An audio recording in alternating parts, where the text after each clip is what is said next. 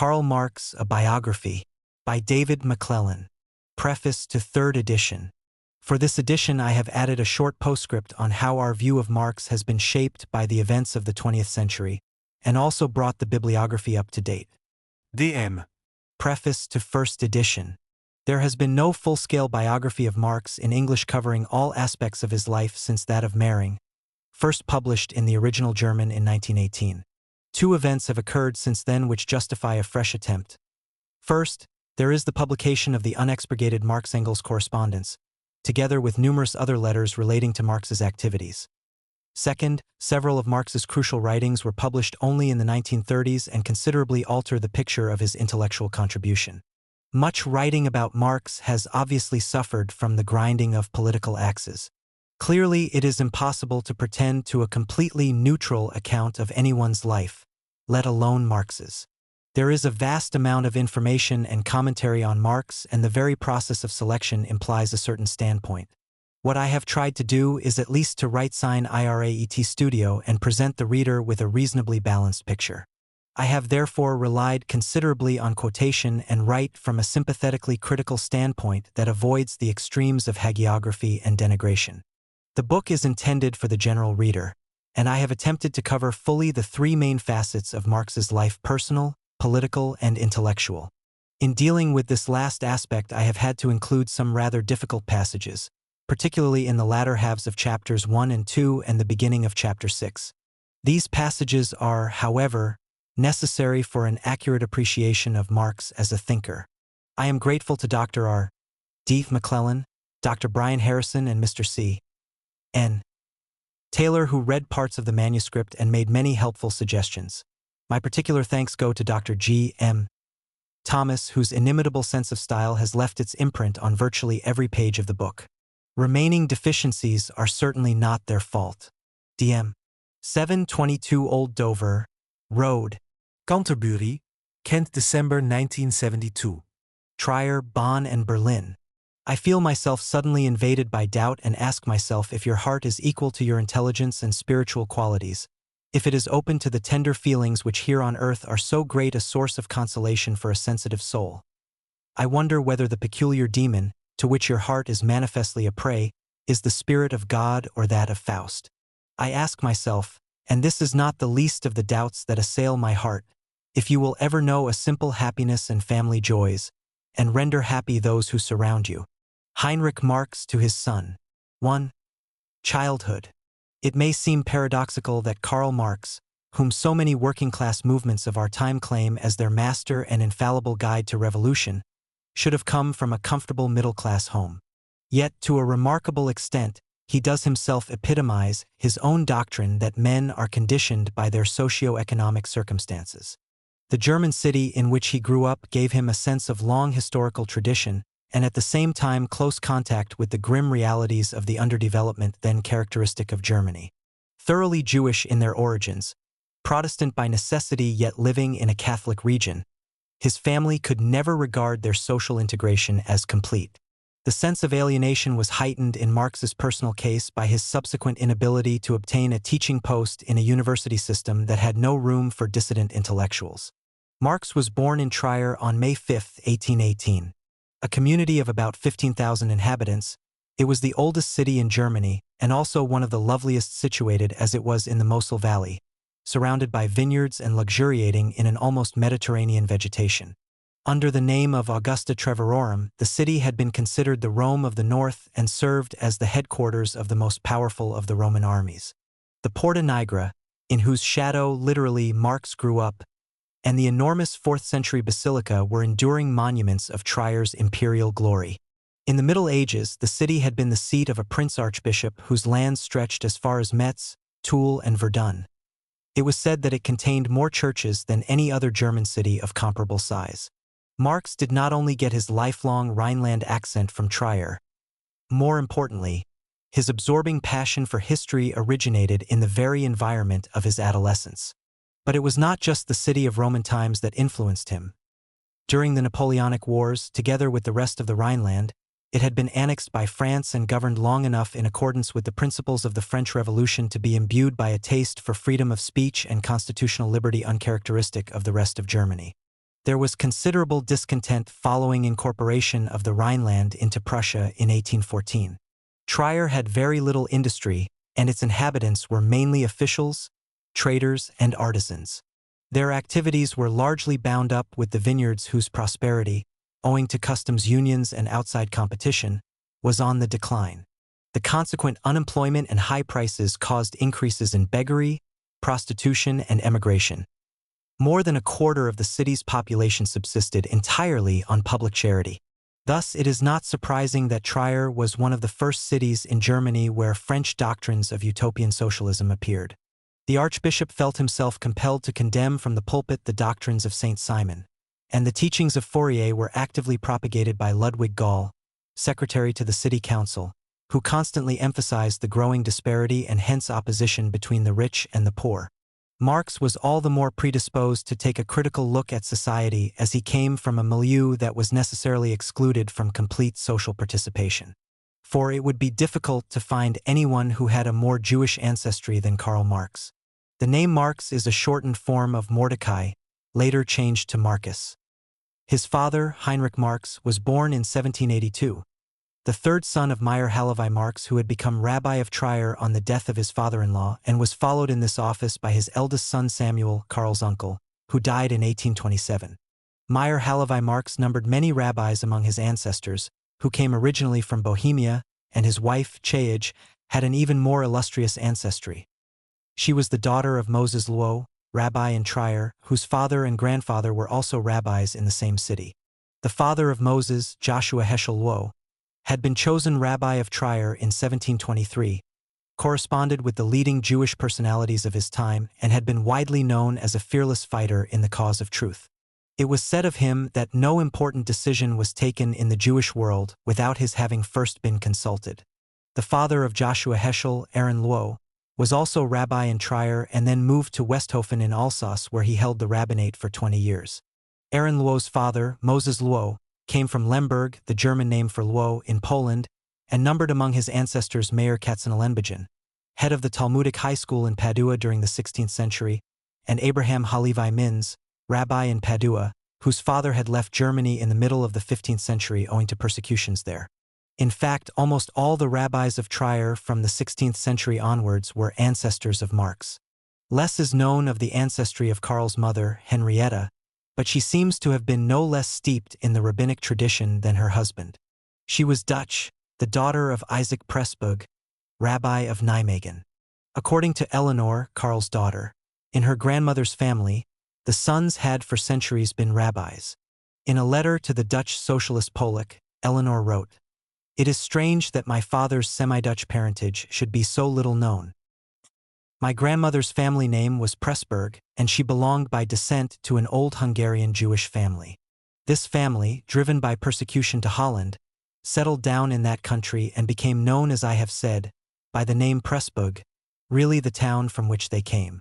Marx's father was remarkably unaffected by this centuries-old tradition of strict Jewish orthodoxy. He had broken early with his family, from whom he claimed to have received nothing apart from, to be fair, the love of my mother, and often mentioned to his son the great difficulties he had gone through at the outset of his career. At the time of Marx's birth, he was counselor at law to the High Court of Appeal in Trier. He also practiced in the Trier County Court, and was awarded the title of Justizrat, very roughly the equivalent of a British QC. For many years he was president of the City Lawyers Association and occupied a respected position in civic society, though he confined himself mostly to the company of his colleagues.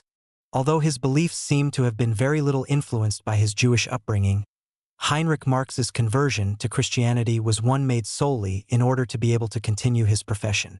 The Napoleonic laws had given Jews in the Rhineland a certain equality but had attempted to impose strict controls over their commercial practices. On the transference of the Rhineland to Prussia, Heinrich Marx addressed a memorandum to the new Governor-General in which he respectfully requested that the laws applying exclusively to Jews be annulled.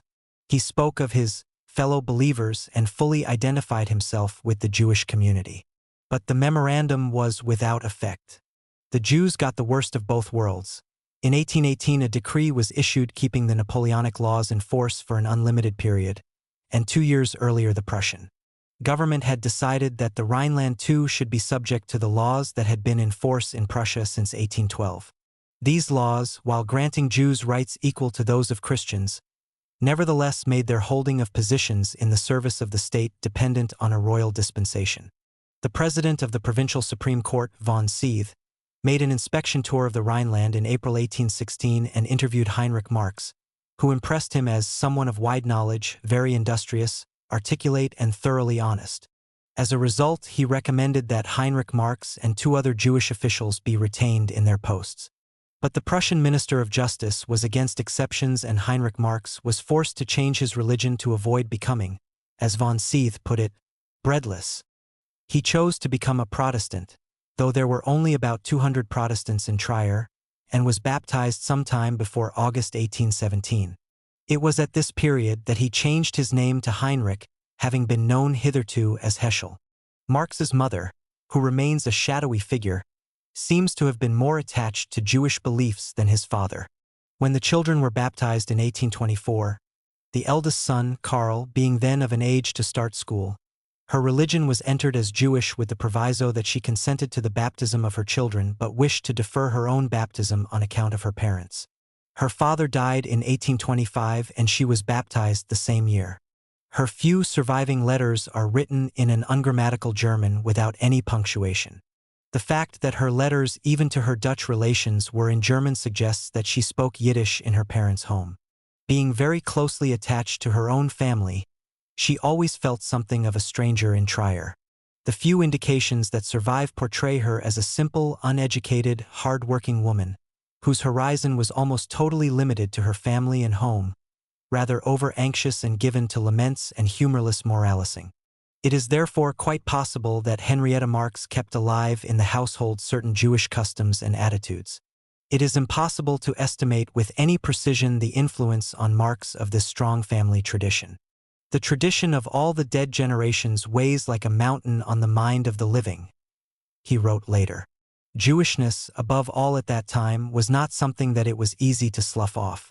Heine and Hess, both intimate friends of Marx, the one a convert to Protestantism for cultural reasons, the other an avowed atheist, both retained their Jewish self-awareness until the end of their lives. Kven Marx's youngest daughter, Eleanor, though only half Jewish, proclaimed constantly, and with a certain defiant pride at workers' meetings in the East End of London, 1 am a Jewess. The position of Jews in the Rhineland, where they were often scapegoats for the farmers' increasing poverty, was calculated to increase their collective self-awareness. Although civil equality had been achieved under the Napoleonic laws, the inauguration of the Holy Alliance and its policy of the Christian state inevitably involved an anti-Semitism on the double count that the religious Jews professed an alien faith and many claimed to be a separate people. In much of the bitterest polemic which Marx engaged in with, for example, Ruge, Proudhon, Bakunin, and Dyring, his Jewishness was dragged into the debate.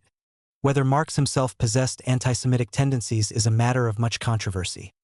Certainly a superficial reading of his pamphlet on the Jewish question would indicate as much, and his letters contain innumerable derogatory epithets concerning Jews. But this does not justify a charge of sustained anti-Semitism. Some students of Marx believe they have found the key to Marx's whole system of ideas in his rabbinic ancestry.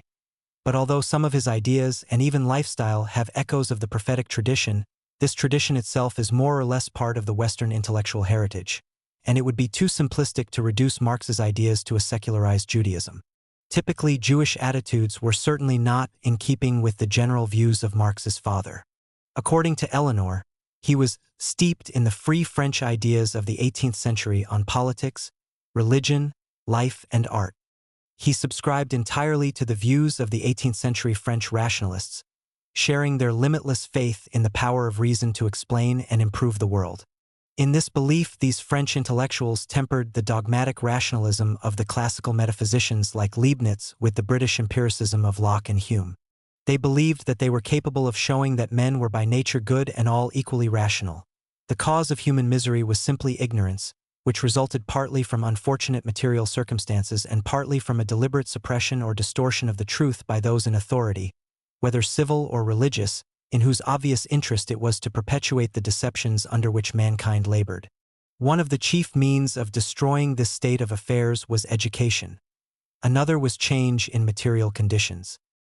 His surviving letters show that Heinrich Marx was indeed, in the words of his granddaughter Eleanor, a real Frenchman of the 18th century who knew his Voltaire and Rousseau by heart. His religion was a shallow and moralizing deism. Edgar von Westphalen, Karl Marx's future brother-in-law, described Heinrich Marx as a Protestant à la Lessing. His outlook on life is well summed up in the advice he gave to Karl. A good support for morality is a simple faith in God. You know that I am the last person to be a fanatic. But sooner or later a man has a real need of this faith, and there are moments in life when even the man who denies God is compelled against his will to pray to the Almighty. Everyone should submit to what was the faith of Newton, Locke, and Leibniz. Heinrich Marx was also closely connected with the Rhineland liberal movement. He was a member of a literary society, the Trier Casino Club, founded during the French occupation and so called from its meeting place. The liberal movement gained force after the 1830 revolution in France, and the club held a dinner in 1834, when Karl was 16, in honor of the liberal deputies from Trier who sat in the Rhineland parliament. This dinner, part of a campaign for more representative constitutions, was the only one held in Prussia, though many such were held in non-Prussian areas of Germany. Although Heinrich Marx was extremely active as one of the 5 organizers of this political dinner, the toast he eventually proposed was characteristically moderate and deferential. The nearest he got to the demands of the liberals was effusively to thank Frederick William III, to whose magnanimity we owe the first institutions of popular representation. He ended, "Let us confidently envisage a happy future, for it rests in the hands of a benevolent father, an equitable king. His noble heart will always give a favorable reception to the justifiable and reasonable wishes of his people." Several revolutionary songs were then sung, and a police report informed the government that Heinrich had joined in the singing. The dinner caused anger in government circles, and this anger was increased by a more radical demonstration 2 weeks later, on the anniversary of the founding of the Casino Club, when the Marseillaise was sung and the tricolor brandished. The Prussian government severely reprimanded the provincial governor and put the Casino Club under increased police surveillance. Heinrich Marx was present at this second demonstration, but this time refrained from joining in the singing. He was no Francophile and hated what he termed Napoleon's mad ideology. Although his liberal ideas were always tempered by a certain Prussian patriotism, Heinrich Marx possessed a sympathy for the rights of the oppressed that cannot have been without influence on his son. The Marx family had enough money to live fairly comfortably. Heinrich's parents had been poor and, although his wife brought a fair dowry, he was a self-made man. The building in which Marx was born was a finely constructed 3-story house with a galleried courtyard. However, Heinrich rented only 2 rooms on the ground floor and 3 on the first floor, in which he housed 7 people as well as exercised his legal practice. 18 months after Karl's birth, the family bought and moved into another house in Trier, considerably smaller than the previous one, but comprising 10 rooms, and with a cottage in the grounds. The family had 2 maids and also owned a vineyard near the city. Nevertheless, the low income tax paid by Heinrich Marx and some of his remarks in letters to his son, he urged Karl to send several of his letters together by parcel post as it was cheaper, suggest that there was not much money to spare. There were 9 children in the Marx family, of whom Karl was the 3rd. But the eldest, Moritz David, died aged for the year after Karl's birth, so that Karl occupied the position of elder son. He had an elder sister, Sophie, to whom he seems to have been particularly attached during his childhood. She later married a lawyer and lived in Maastricht in Holland. Marx's 2 younger brothers both died early from tuberculosis, as did 2 of his sisters. Of the 2 remaining sisters, Louise married a Dutchman, Judah, and emigrated with him to Cape Town, and Emily married an engineer and lived in Trier. Most of the little information about Marx's childhood comes from these sisters, who told their niece, Eleanor, that as a child Marx was a terrible tyrant of his sisters, whom he would drive as his horses down the Markusberg in Trier at full speed, and worse, would insist on their eating the cakes he made with dirty dough and dirtier hands. But they stood the driving and ate the cakes without a murmur, for the sake of the stories Karl would tell them as a reward for their compliance. Up to the age of 12 Marx was probably educated at home. For the subsequent 5 years 1830 to 5, he attended the high school in Trier, which had formerly been a Jesuit school, and then bore the name Frederick William High School. Here he received a typically solid humanist education. The liberal spirit of the Enlightenment had been introduced into the school by the late Prince-Elector of Trier, Clement Wenceslas, who had adopted the principles of his famous predecessor Febronius and tried to reconcile faith and reason from a Kantian standpoint. In order to combat the ignorance of the clergy, he turned the school into a sort of minor seminary. It sank to a very low level under the French occupation, but was reorganized after the annexation of the Rhineland and recruited several very gifted teachers. The chief influence in the school was its headmaster, Hugo Wittenbach, Karl's history teacher and a friend of the Marx family. He had made a favorable impression on Goethe as an adept of Kantian philosophy, and took part in the founding of the Casino Club. After a big demonstration at Hambach in favor of freedom of the press in 1832, Wittenbach was put under police observation and the school was searched. Copies of the Hambach speeches and anti-government satire were found in the possession of pupils. As a result of the Casino affair of 1834, Karl Marx's fourth year at the school, the mathematics teacher was accused of materialism and atheism, and the improve mankind and himself, but left it to him to seek the means by which he must attain this goal, left it to him to choose the position in society which is most appropriate and from which he can best elevate both himself and society. This choice offers a great advantage over other creatures, but at the same time is an act which can destroy man's entire life, defeat all his plans, and make him unhappy.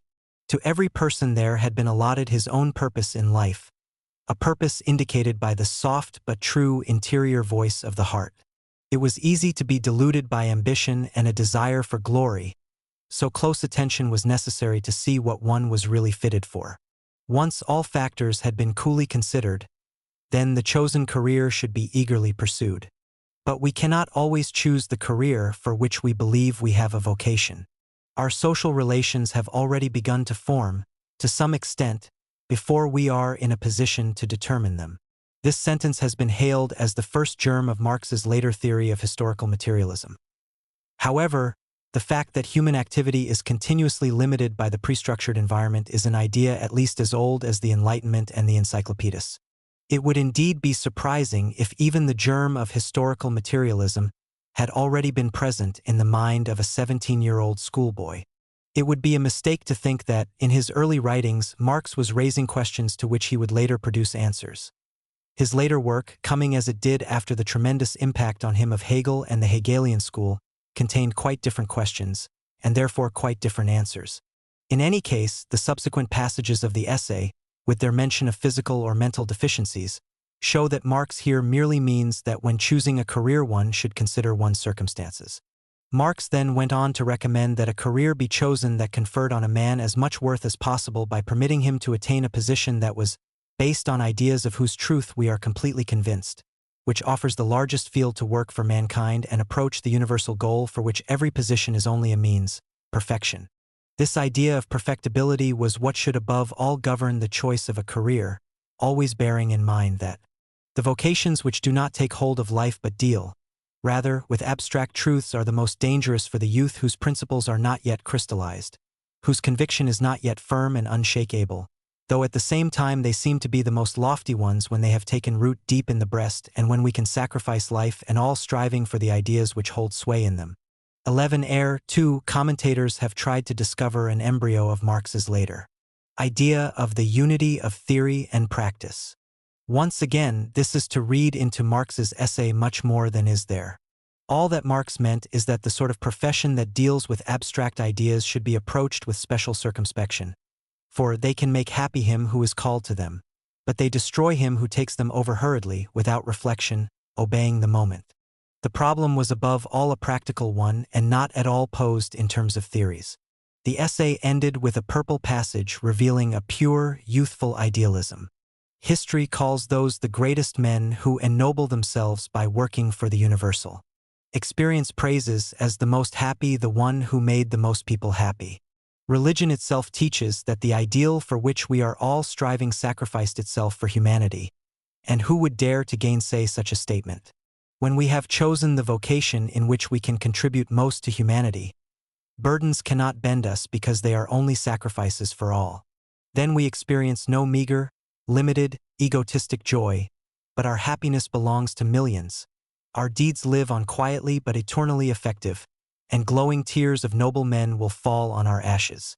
The essay was marked by Wittenbach, who qualified it as fairly good and praised Marx for being rich in ideas and well-organized, though he rightly criticized Marx's exaggerated desire for rare and imaginative expressions. The enthusiasm for excessive imagery and the love of poetry that Marx was to display in his first years at the university were heightened by his friendship with Baron von Westphalen, who was a third important influence on the young Marx in addition to his home and school.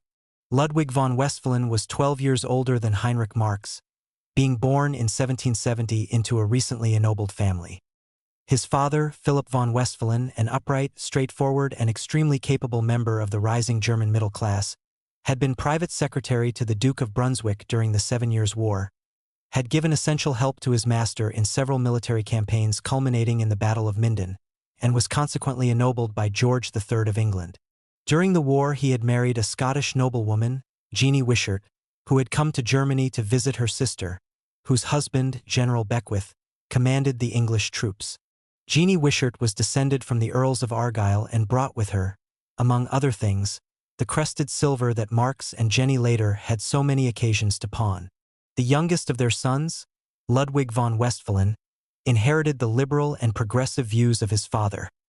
After the defeat of Prussia, he entered the civil service of the Napoleonic Kingdom of Westphalia and then became vice-prefect of the town of Salzwedel in North Saxony.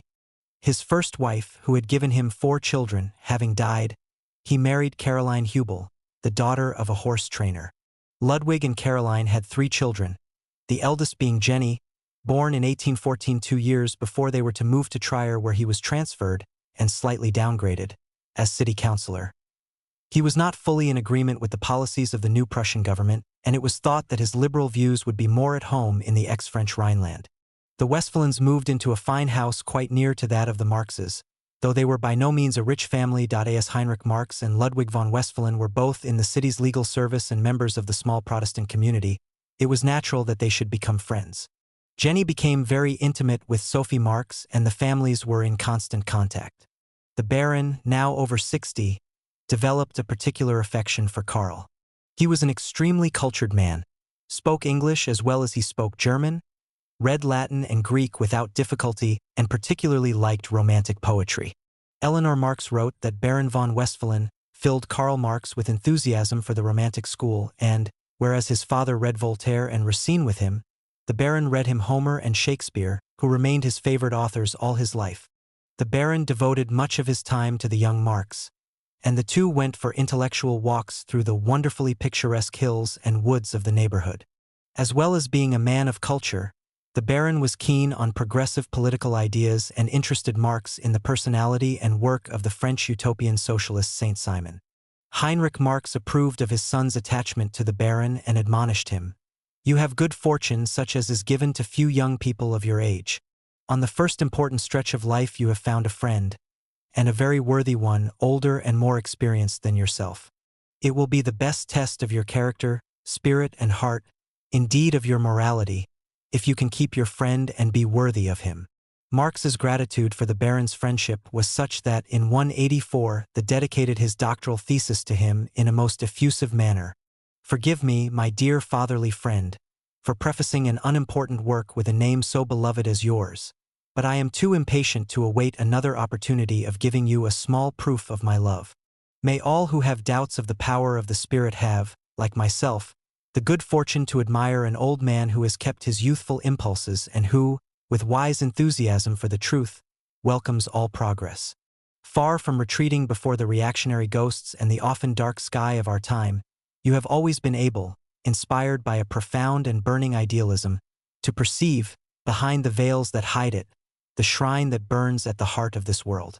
You, my fatherly friend, have always been for me the living proof that idealism is no illusion, but the true reality." 2. Student days. In October 1835, at the early age of 17, Marx left home for the university. His whole family turned out at 4 o'clock in the morning to see him off on the steamer that took 16 hours to travel down the Mosel to Koblenz, where the following day he took a further steamer down the Rhine to Bonn. On the third day he registered himself as a student in the law faculty at the University of Bonn.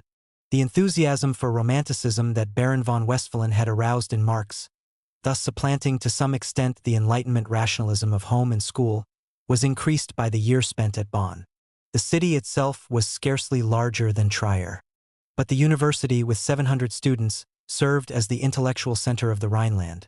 The dominant outlook there was thoroughly romantic, and the most popular lectures, which Marx attended, were those given by the old A.W. Schlegel on philosophy and literature. In general, politics was little discussed. The university, like most in Germany, had experienced a wave of free speech and anti-government activity in the early 1830s, but this had been thoroughly suppressed.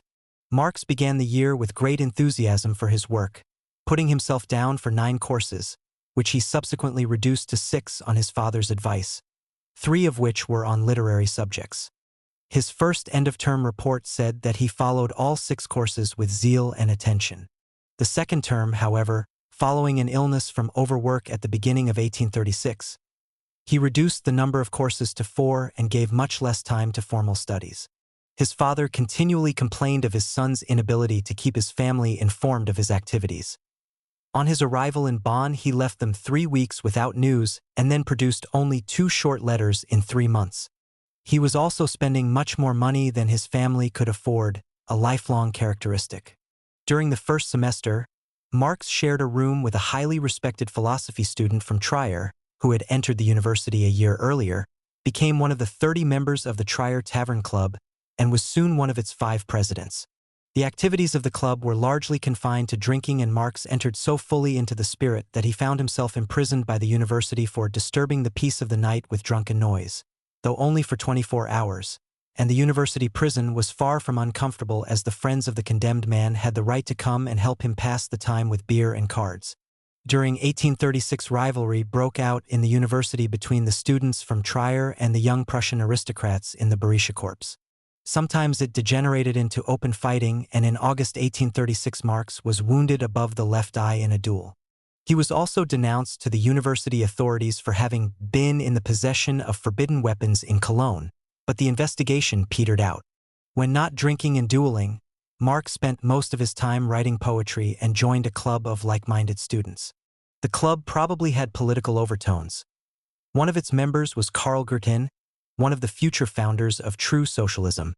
It was under police surveillance and had contacts with other university poetry clubs that were similarly suspect. In his rare letters home, Marx was in the habit of enclosing specimens of his compositions, which his father found quite incomprehensible.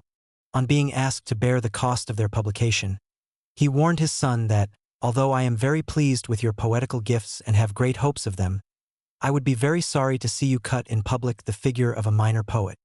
Well before the end of the academic year, Heinrich Marx decided that 1 year at Bonn was quite enough and that his son should transfer to the University of Berlin. Before Marx set out for Berlin, however, another problem arose. Scarcely was the wild rampaging in Bonn finished. Heinrich Marx wrote to him during the summer vacation of 1836, "Scarcely were your debts paid, and they were really of the most varied nature, when to our dismay the sorrows of love appeared." Jenny and Karl had been friends from earliest childhood. Jenny, with her dark auburn hair and green eyes, was widely noticed in Trier and had even been chosen as queen of the ball. The young Marx, who later described himself as a really furious Roland, was an insistent suitor. There had been an understanding between them before Marx left for Bonn, and in the summer of 1836, this was turned into a formal engagement.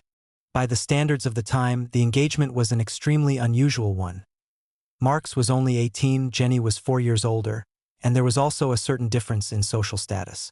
At first, only Marx's parents, and his sister Sophie, who had acted as go-between for the lovers, were let into the secret.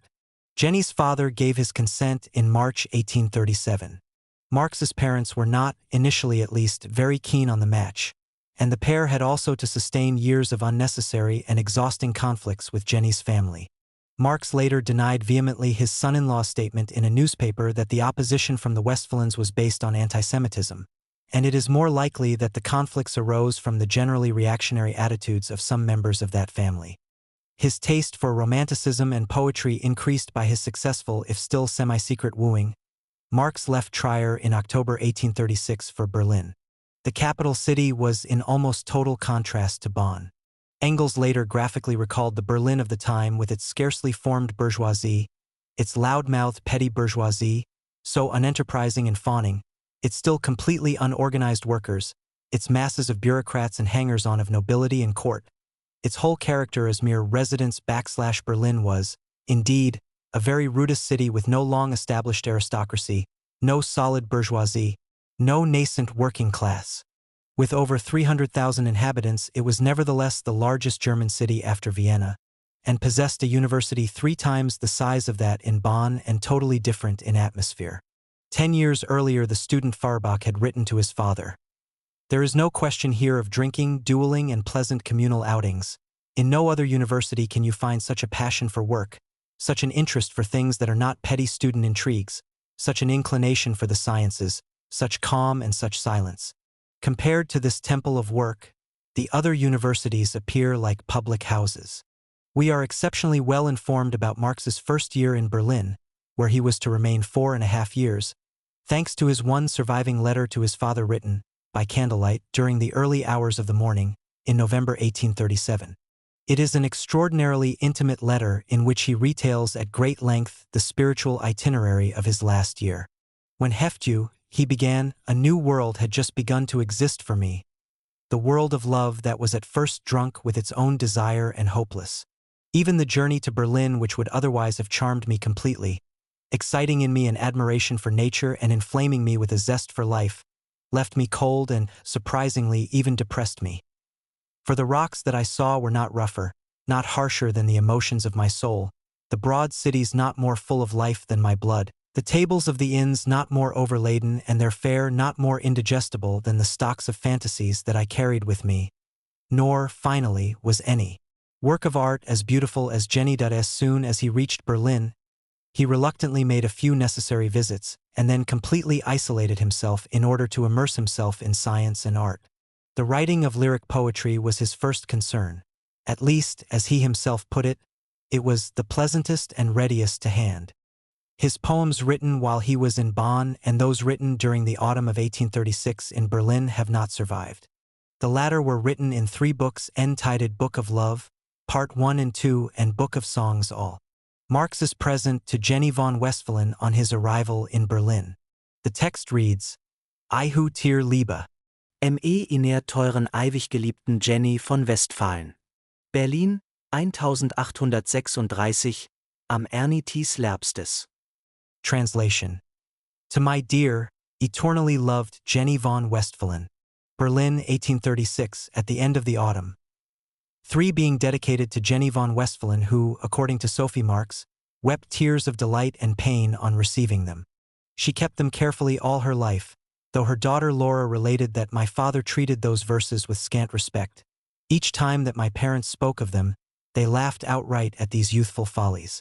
According to the Social Democrat historian Mehring, these poems, with one exception, were all love lyrics and romantic ballads. He had had the opportunity of reading them before the great majority were lost and judged them formless in every sense of the word. They were full of gnomes, sirens, songs to stars and bold knights. Romantic in tone without the magic proper to romanticism. They were, said Marx, in accordance with my attitude and all my previous development, purely idealistic. My heaven and art became a beyond as distant as my love. Everything real began to dissolve and thus lose its finiteness. I attacked the present. Feeling was expressed without moderation or form. Nothing was natural, everything built of moonshine. I believed in a complete opposition between what is and what ought to be, and rhetorical reflections occupied the place of poetic thoughts, though there was perhaps also a certain warmth of emotion and desire for exuberance. These are the characteristics of all the poems of the first 3 volumes that Jenny received from me. Most of the few surviving poems are those written during the first half of 1837, together with fragments of a dramatic fantasy and a comic novel. Marx tried to publish some of these poems and sent them to Adalbert von Chamisso, editor of the annual Deutscher Musenalmanach, but the issue had already gone to press. Although dedicated to his father, the poems were not much to his taste, and Heinrich Marx even encouraged his son to attempt an ode which should glorify Prussia and afford an opportunity of praising the genius of the monarch.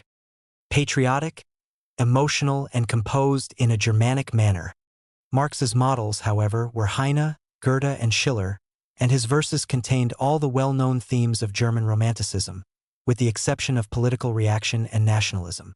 They were full of tragic love and talk of human destiny as the plaything of mysterious forces.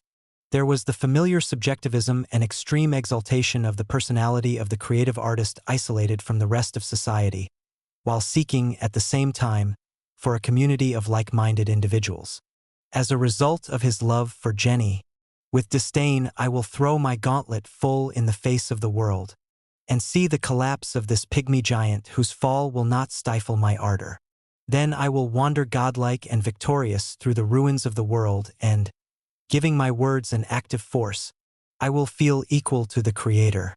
Other poems display a longing for something infinite and a love of death a la novalis, while still others consist entirely of a dream world of mystical imagination. To the aesthetic idealism of these poems was added a series of typically romantic ironical attacks on Philistines, people like doctors and mathematicians who followed utilitarian professions based on an ordered and rational approach to problems. To help him in his composition, Marx had copied out large extracts from Lessing's Laocoon, Salger's Irwin, and Winckelmann's History of Art. Marx's habit of making excerpts from all the books he was reading, and sometimes adding comments of his own, stayed with him all his life, and those notebooks that remain form a valuable guide to the development of his thought. He also wrote a few chapters of a comic novel, Scorpion and Felix, in the style of Sterne, and then gave that up to compose the first scene of Alanum, a contemporary comic thriller whose hero was a feeble copy of the aging Faust. Alanum, too, never got beyond an immensely long first act which contained frenzied reflections on love, in all its forms, death, destruction, and eternity. Finally, there was an interesting series of epigrams on Hegel, whom Marx accused of being arrogant and obscure. In the first epigram, he says, "Because my meditations have discovered the highest of things and also the depths, I am as crude as a god and cloak myself in darkness as he does. In my long researches and journeys on the wavy sea of thought, I found the word and remain firmly attached to my find."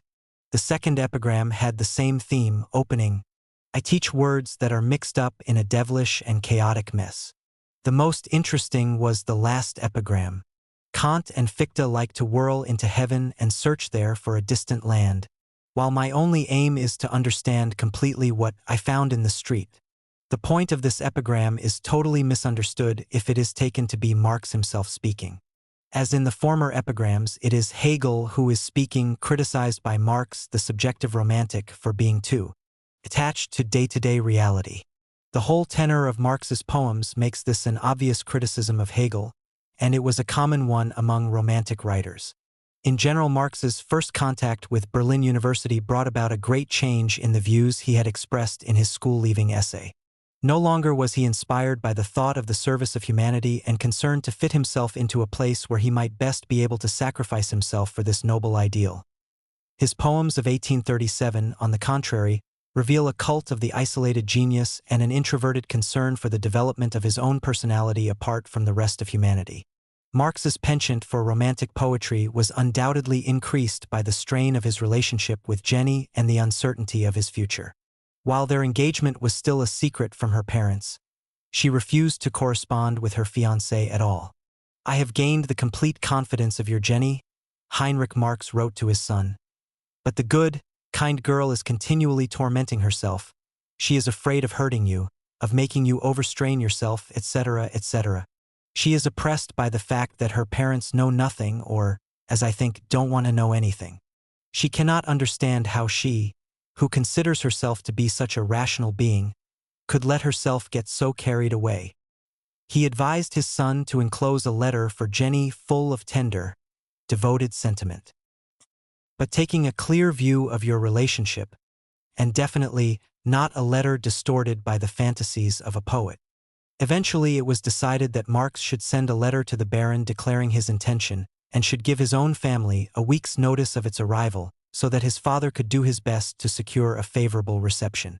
Jenny herself, even when the engagement was accepted by her father, continued to be extremely apprehensive, being already past the age when most girls of her class were married. "She has the idea," Heinrich Marx reported, that it is unnecessary to write to you, but what does that matter? You can be as certain as I am, and you know that I am hard to convince, that even a prince would not be able to steal her affections from you. She is attached to you body and soul. Jenny herself explained her state of mind, that I am not in a condition to return your youthful romantic love. I knew from the very beginning and felt deeply even before it was explained to me so coldly, cleverly, and rationally. Oh, Karl, my distress lies precisely in the fact that your beautiful, touching, passionate love, your indescribably beautiful descriptions of it, the enrapturing images conjured up by your imagination, that would fill any other girl with ineffable delight, only serve to make me anxious and often uncertain. If I gave myself over to this bliss, then my fate would be all the more frightful if your fiery love were to die, and you were to become cold and unwilling. You see, Karl, that is why I am not so completely grateful, so thoroughly enchanted by your love as I ought to be. That is why I am often mindful of external things, of life and reality, instead of holding fast, as you would like, to the world of love, losing myself in it and finding there a higher, dearer spiritual unity with you, enabling I to forget all other things. Occasionally even Heinrich Marx began to regret that he had sanctioned the engagement and was full of sound advice that his son was obviously not in a position to follow. Your exalted and exaggerated love cannot bring back peace to the person to whom you have entirely given yourself, and you run the contrary risk of entirely destroying her. Exemplary conduct, a manly and firm desire rapidly to raise yourself in the world without thereby alienating people's goodwill and favor. This is the only way of creating a satisfactory state of affairs and of both reassuring Jenny and raising her in her own eyes and those of the world. She is making an inestimable sacrifice for you and gives evidence of a self-denial such as only cold reason can fully appreciate.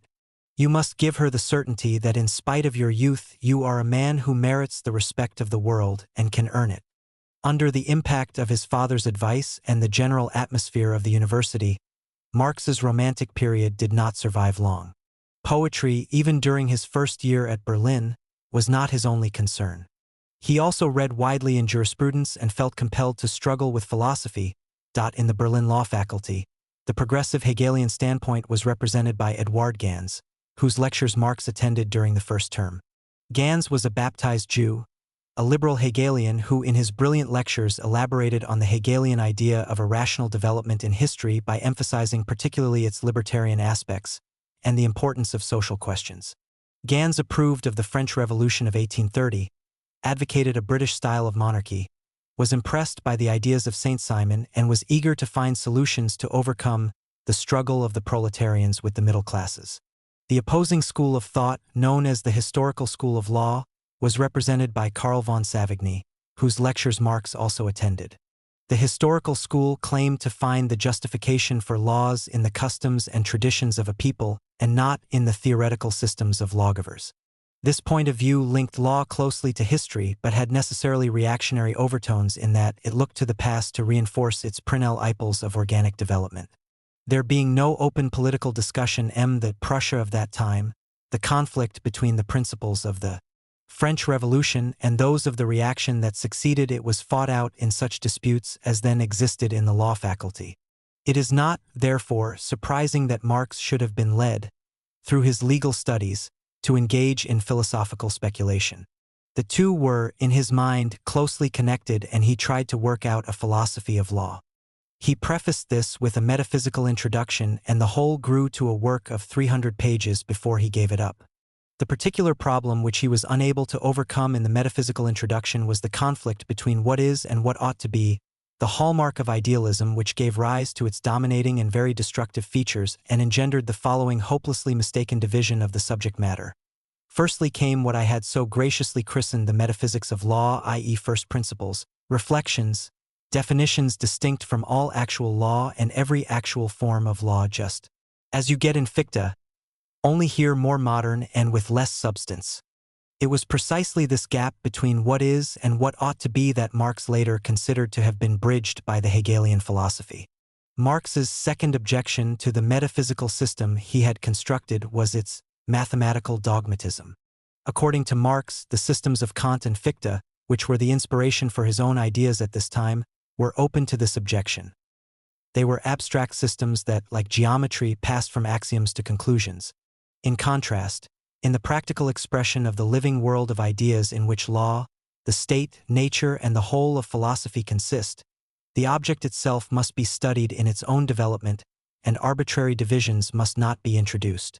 Marx then outlined the complicated schema of his philosophy of law that comprised the second part of his treatise. The main reason for his dissatisfaction with this classification seems to have been that it was essentially empty, a desk, as he put it, into whose drawers he later poured sand. When he got as far as the discussion of material private law, he realized that his enterprise was mistaken. At the end of material private law, I saw the falsity of the whole conception, whose outline borders on the Kantian but when elaborated veers completely away, and it again became plain to me that I could not get by without philosophy. So I was forced again with a quiet conscience to throw myself into her arms, and composed a new basic system of metaphysics at the end of which I was forced to realize the perversity of this and that of all my previous efforts. This brought Marx to the end of his first semester, and he sought refuge from his philosophical problems in writing the poetry discussed above. At the end of the term I again sought the dances of the muses and the music of the satyrs, and in the last volume that I sent you the forced humor of Scorpion and Felix, and the misconceived fantastic drama of Alanum, are shot through with idealism which finally changes completely, dissolving into purely formal and which has no objects to inspire it and no exciting progress of ideas. But this activity, while revealing what poetry could be, at the same time made it impossible for Marx to continue. These last poems were the only ones in which suddenly, as though at the touch of a magic wand, the touch was at first shattering. The kingdom of true poetry glittered opposite me like a distant fairy palace, and all my creations dissolved into nothingness. Not surprisingly, this period of intense intellectual activity in several fields, often involving his working through the night, ended in a period of severe illness. Marx seems to have suffered quite severely from the tendency to tuberculosis that killed so many of his family. The following year his military service was put off because of weakness of the lungs and periodical vomiting of blood. And in 1841 his military obligations were cancelled for good, and he was declared completely invalid, owing to the sensitivity of his lungs. His doctor advised a change of scene, and Marx went to the village of Stralow just outside Berlin. Here his views underwent radical change. A curtain had fallen, my holy of holies was rent asunder, and new gods had to be installed. Heft behind the idealism which, by the way, I had nourished with that of Kant and Fichte, and came to seek the idea in the real itself. If the gods had before dwelt above the earth, they had now become its center. Previously Hegel's conceptual rationalism had been rejected by Marx, the follower of Kant and Fichte, the romantic subjectivist who considered the highest being to be separate from earthly reality. Now, however, it began to seem as though the idea was immanent in the real. Previously Marx had read fragments of Hegel's philosophy, but I did not care for its grotesque and rocky melody. Now he had to resolve his spiritual crisis by a conversion to Hegelianism, a conversion that was as profound as it was sudden. It was probably the most important intellectual step of Marx's whole life. For however much he was to criticize Hegel, accuse him of idealism, and try to stand his dialectic on its feet, Marx was the first to admit that his method stemmed directly from his master of the 1830s. Hegelianism was the dominant philosophy in Berlin, where Hegel had held the chair of philosophy from 1818 until his death in 1831. Building on lie centrality of human reason propounded by Kant, Hegel had united into a comprehensive system the themes of German idealist philosophy, and in particular the philosophy of Fichte and Schelling: immanence, development, and contradiction. The great merit of Hegel's philosophy, wrote Engels, was that for the first time the totality of the natural, historical, and spiritual aspects of the world were conceived and represented as a process of constant transformation and development, and an effort was made to show the organic character of this process. Hegel started from the belief that, as he said of the French Revolution, man's existence has its center in his head, i.e. in reason, under whose inspiration he builds up the world of reality. In his greatest work, The Phenomenology, Hegel traced the development of mind or spirit, reintroducing historical movement into philosophy and asserting that the human mind can attain absolute knowledge. He analyzed the development of human consciousness, from its immediate perception of the here and now to the stage of self-consciousness, the understanding that allows man to analyze the world and order his own actions accordingly. Following this was the stage of reason itself, understanding the real, after which spirit, by means of religion and art, attained absolute knowledge, the level at which man recognized in the world the stages of his own reason. These stages Hegel called alienations, insofar as they were creations of the human mind yet thought of as independent and superior to the human mind. This absolute knowledge is at the same time a sort of recapitulation of the human spirit, for each successive stage retains elements of the previous ones at the same time as it goes beyond them. This movement that suppresses and yet conserves Hegel called Aufhebung, a word that has this double sense in German. Hegel also talked of the power of the negative, thinking that there was always a tension between any present state of affairs and what it was becoming. For any present state of affairs was in the process of being negated, changed into something else. This process was what Hegel meant by dialectic. Faced with the manifest attraction of this philosophy, Marx began to clarify his ideas by writing, a procedure he had adopted before and would adopt many times later. He produced a 24-page dialogue entitled Kleanthes, or the starting point and necessary progress of philosophy. For this purpose he acquainted himself with natural science, history, and a study of the works of Schelling. This dialogue ended with Marx's conversion to Hegelianism. My last sentence was the beginning of Hegel's system and this work which had caused one endless headache. This my dearest child, reared by moonlight, like a false siren delivers me into the arms of the enemy. Thus Marx had gone through the same evolution as classical German philosophy itself, from Kant and Fichte through Schelling to Hegel. This process of giving up his romantic idealism and delivering himself over to the enemy was an extremely radical and painful one for Marx. He described its immediate results. My vexation prevented me from thinking at all for several days, and I ran like a madman around the garden beside the dirty waters of the Spree, which washes souls and makes weak tea. I even went on a hunting party with my landlord and rushed off to Berlin and wanted to embrace every street loafer I saw. My fruitless and failed intellectual endeavors and my consuming anger at having to make an idol of a view that I hated made me ill. One least conversion to Hegel was completed firstly by a thorough reading of I. Hegel. While sick he got to know Hegel, together with most of his disciples, from the beginning to end, and secondly by joining a sort of Hegelian discussion group. Through several gatherings with friends in Strallo I obtained entrance into a graduate club among whose members were several university lecturers and the most intimate of my Berlin friends, Dr. Ruttenberg. In the discussions here many contradictory views appeared, and I attached myself ever more closely to the current philosophy which I had thought it possible to escape.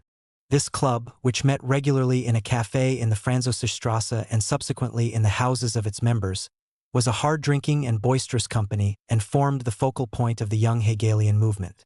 The young Hegelians' attack on the orthodoxies of their time started in the sphere of religion, a much safer area than politics.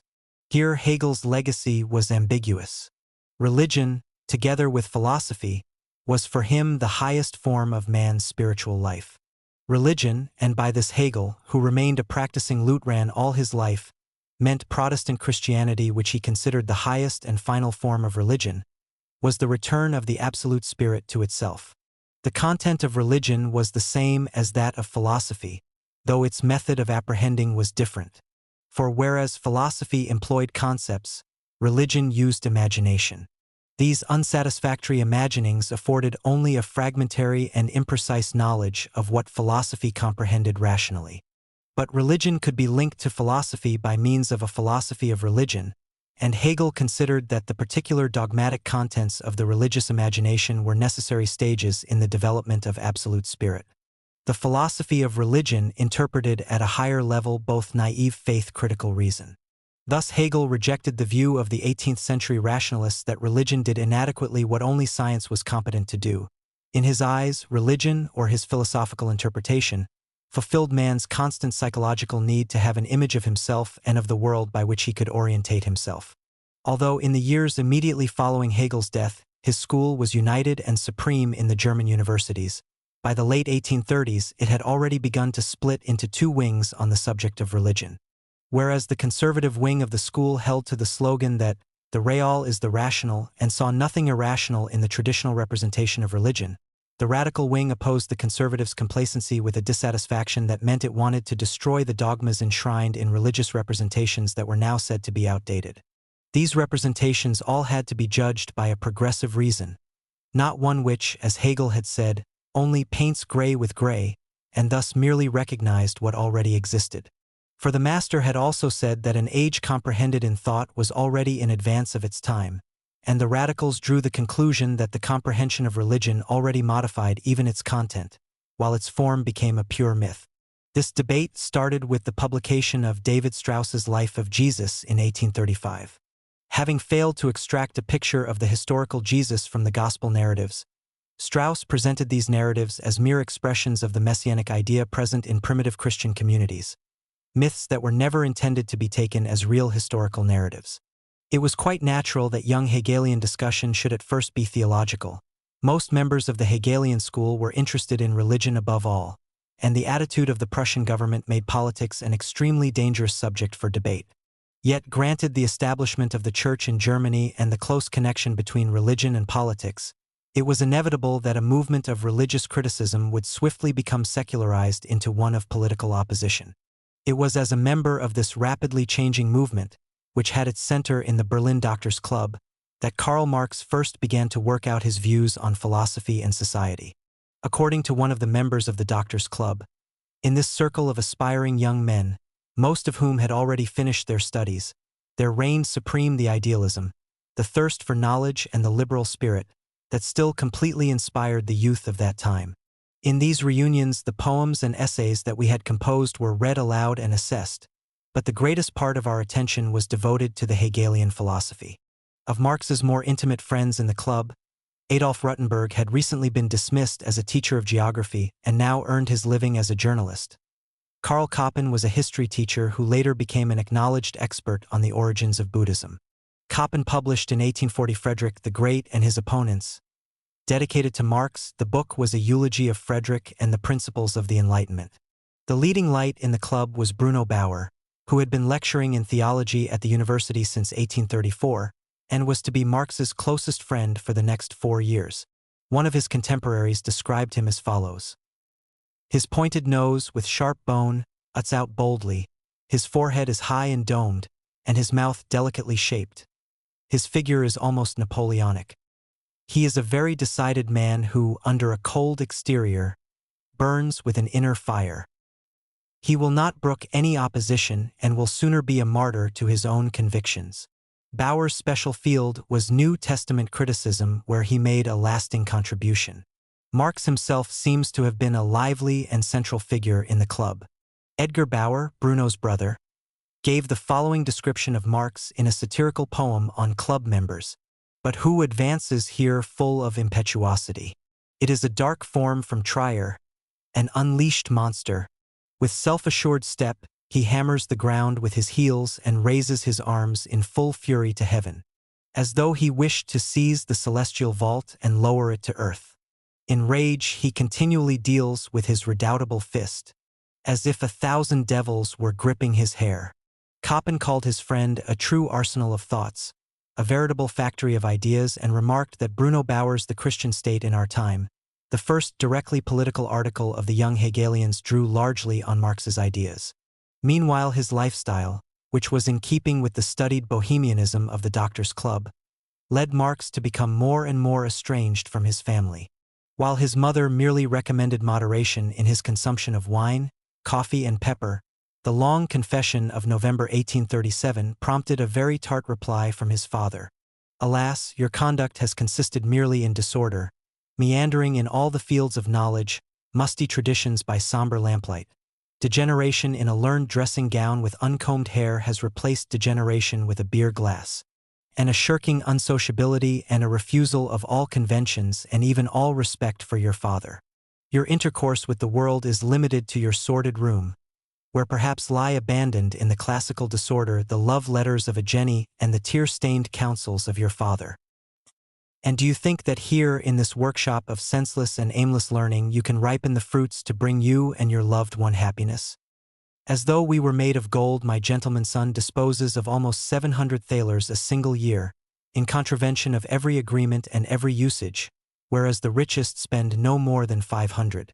In fact, the final report on Marx's university career declared that he had several times been sued for debt, and he had changed his address at least 10 times during his 5-year stay. His family ties were further loosened by the death of his father in May 1838. In spite of their disagreements, Marx always retained a strong affection for his father. "He has never tired of talking about him," wrote Eleanor, "and always carried an old daguerreotype photograph of him. But he would never show the photo to strangers because, he said, it was so unlike the original." On Marx's death, Engels laid the photograph in his coffin. The death of Heinrich Marx naturally reduced the income of the Marx family quite considerably. It also led to increased difficulties with the von Westphalen family, some of whom seemed to have snubbed Henrietta Marx completely. At the same time, Marx's interests began to turn definitely from law to philosophy. Although in his letter of November 1837, he had written to his father about the possibility of his becoming an assistant judge, he began now more and more to opt out of the formal aspects of the university.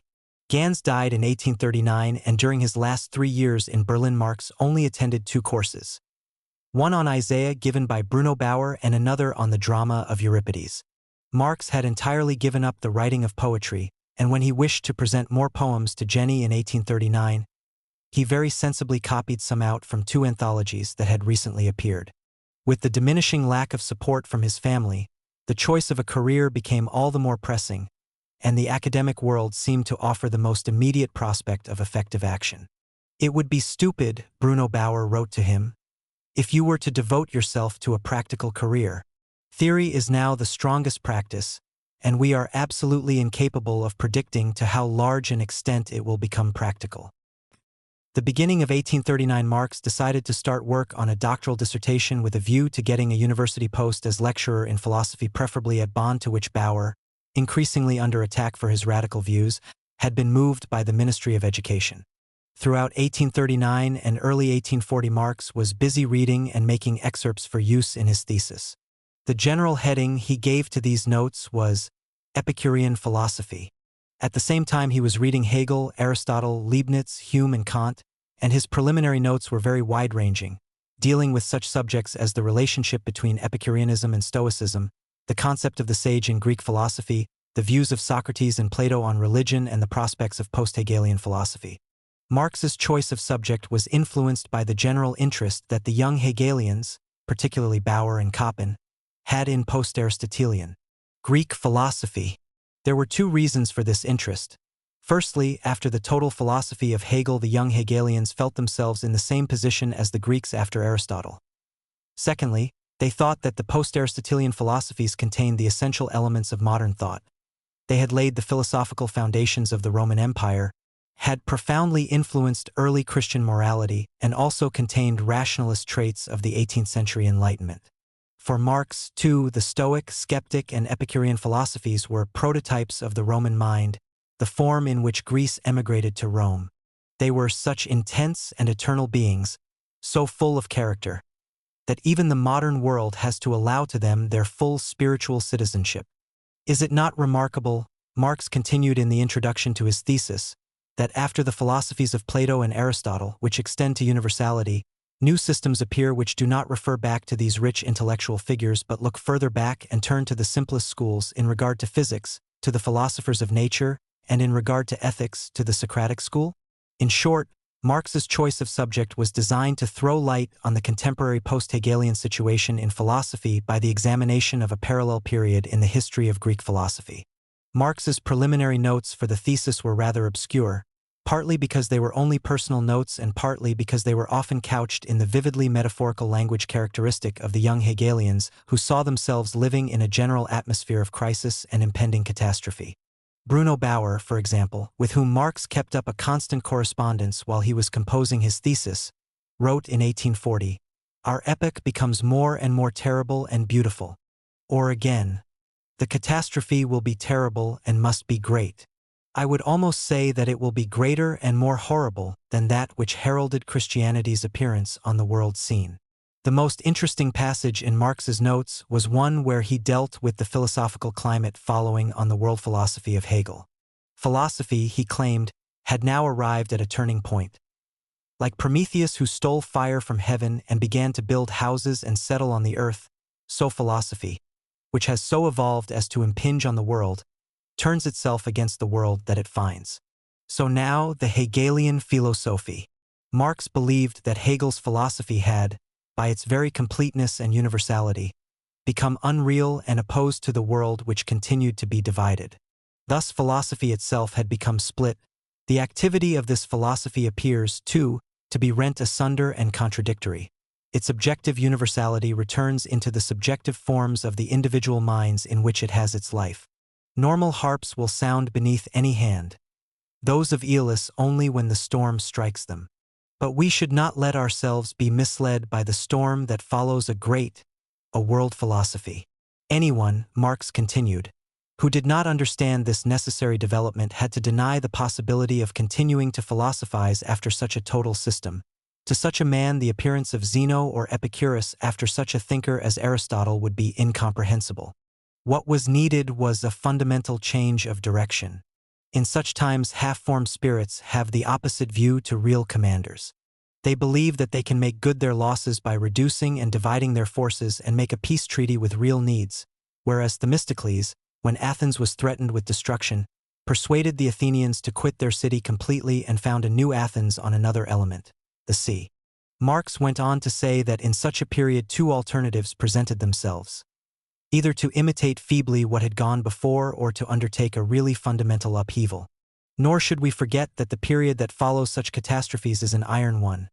Happy if it is marked by titanic struggles, lamentable if it is like the centuries that limp behind the great period of art and busy themselves with imitating in wax, plaster and copper what sprang from Carrara marble like Pallas Athene from the head of Zeus, father of the gods. But those periods are titanic that follow a total philosophy and its subjective forms of development, for the division that forms its unity is gigantic. Thus the Stoic, Epicurean, and Skeptic philosophies are followed by Rome. They are unhappy and iron for their gods are dead, and the new goddess has as yet only the obscure form of fate, of pure light or of pure darkness. In the preface to the thesis itself Marx briefly outlined previous, mistaken interpretations of Epicurus's philosophy and mentioned the insufficiency of Hegel's treatment of the period. He then added a paean in praise of the supremacy of philosophy over all other disciplines, and in particular over theology. To prove his point, Marx quoted Hume: "'Tis certainly a kind of indignity to philosophy, whose sovereign authority ought everywhere to be acknowledged, to oblige her on every occasion to make apologies for her conclusions, and justify herself to every particular art and science, which may be offended at her. This puts one in mind of a king arraigned for high treason against his subjects." Thus Marx made his own the young Hegelian criticism of the master's reconciliation of philosophy and religion. He continued, "As long as a single drop of blood pulses in her world-conquering and totally free heart, philosophy will continually shout at her opponents the cry of Epicurus. Impiety does not consist in destroying the gods of the crowd, but rather in ascribing to the gods the ideas of die crowd. Philosophy makes no secret of it." The proclamation of Prometheus. In one word, I hate all gods is her own profession, her own slogan against all gods of heaven and earth who do not recognize man's self-consciousness as the highest divinity. There shall be none other beside it. This self-consciousness was the central concept of the philosophy that the young Hegelians, and Bruno Bauer in particular, were elaborating. For them, man's self-consciousness developed continually and realized that forces it had thought separate from itself, religion, for example, were really its own creation. Thus, the task of self-consciousness and its principal weapon, philosophical criticism, was to expose all the forces and ideas that stood opposed to the free development of this human self-consciousness. This enthusiasm for the philosophy of self-consciousness was reflected in the body of the thesis, where Marx criticized the mechanistic determinism of Democritus by contrasting it with the Epicurean ethic of liberty. A native of Abdera in Thrace, writing at the end of the 5th century BC, Democritus summed up, in his theory of atoms and the void, the previous 200 years of Greek physical speculation. Epicurus taught more than a century later in an Athens marked by the general social chaos of the post-Alexandrine epoch, and was concerned to supply principles for the conduct of individuals. Marx began his account of the relationship of the two philosophers with a paradox. Epicurus held all appearances to be objectively real, but at the same time, since he wished to conserve freedom of the will, denied that the world was governed by immutable laws and thus in fact seemed to reject the objective reality of nature. Democritus, on the other hand, was very skeptical about the reality of appearance, but yet held the world to be governed by necessity. From this, Marx concluded, rightly, that Epicurus's physics was really only a part of his moral philosophy. Epicurus did not merely copy Democritus's physics, as was commonly thought, but introduced the idea of spontaneity into the movement of the atoms, and to Democritus's world of inanimate nature ruled by mechanical laws he added a world of animate nature in which the human will operated. Marx thus preferred the view of Epicurus for two reasons. Firstly, his emphasis on the absolute autonomy of the human spirit freed men from all superstitions of transcendent objects. Secondly, the emphasis on free individual self-consciousness showed one the way of going beyond the system of a total philosophy. It was above all this liberating aspect of Epicurus that Marx admired. A few years later, in the German ideology, he called Epicurus the genuine radically enlightened mind of antiquity, and often referred to him in similar terms in his later writings. This enthusiasm for Epicurus was also seen in the appendix to the thesis, which attacked Plutarch and particularly his treatise entitled, "It is impossible to live happily by following the principles of Epicurus." Taking each of Plutarch's arguments separately, Marx demonstrated that the opposite conclusion followed. Although now it makes rather dry reading and often interprets the ideas of the ancients in an inappropriately subtle Hegelian perspective, Marx's thesis was a profoundly original work. One of those best qualified to judge has written that it is almost astonishing to see how far he got considering the materials then available. During these years, Marx was not only concerned with writing his thesis. The other projects he was engaged in similarly reflected the young Hegelian climate and the discussions in the Doctors' Club. He had planned to edit a literary review and was much encouraged, since, through the agency of Bauer, who plays a leading role among them, and of my colleague Dr. Ruttenberg, all the aesthetic celebrities of the Hegelian school have promised to contribute. But the only result of Marx's literary endeavors was the appearance of two short poems in the Berlin Review Athenaeum in 1841. These poems were his first published work. In early 1840, Marx was cooperating with Bruno Bauer in editing Hegel's Philosophy of Religion and was thinking of writing a similar book himself. He also considered giving a course of lectures at Bonn attacking Hermes, a Catholic theologian who had tried to reconcile religion and Kantian philosophy. Like all his plans at the time, he discussed the project at length with Bruno Bauer. By the summer of 1840, Marx had finished a book on the subject and sent the manuscript to Bauer enclosing a letter to a publisher. But the book was not in fact published, and Bauer wrote to Marx about the covering letter, "Perhaps you might write in such terms to your washerwoman, but not to a publisher from whom you are asking a favor." At the same time, Marx had the idea of writing a farce entitled Fischer Vapulens, using it as a vehicle to attack Die Idee der Gottheit K.P. Fischer's philosophical attempt to justify theism. Marx was also much concerned with logical problems and wanted to devote a work to dialectic. He took extensive notes on Aristotle and discussed the question in letters to Bauer. He proposed writing a criticism of the contemporary philosopher Trendelenburg and demonstrate that Aristotle was dialectical whereas Trendelenburg was only formal. Meanwhile, Bauer was full of good advice on how to finish his stupid examination and join him in Bonn. He had already written to Marx in 1840, "You can tell Gabler, professor of philosophy in Berlin, of your interests, and he will be all the more enthusiastic and delighted with the examination when he learns that another Hegelian is now getting a chair." And a year later he was writing, "In any event, see that Ladenburg, rector of the University of Berlin, smooths the way for you. Get him to write here on your behalf and anticipate all the sorts of intrigues that there could be. See, too, if you cannot win over Eichhorn, Minister of Culture." Thus encouraged, Marx duly submitted his thesis in April 1841, but not to the University of Berlin. Instead, he sent it to Jena, one of the small universities which greatly facilitated the gaining of the title of doctor. In fact, Jena held the record in the production of doctors of philosophy.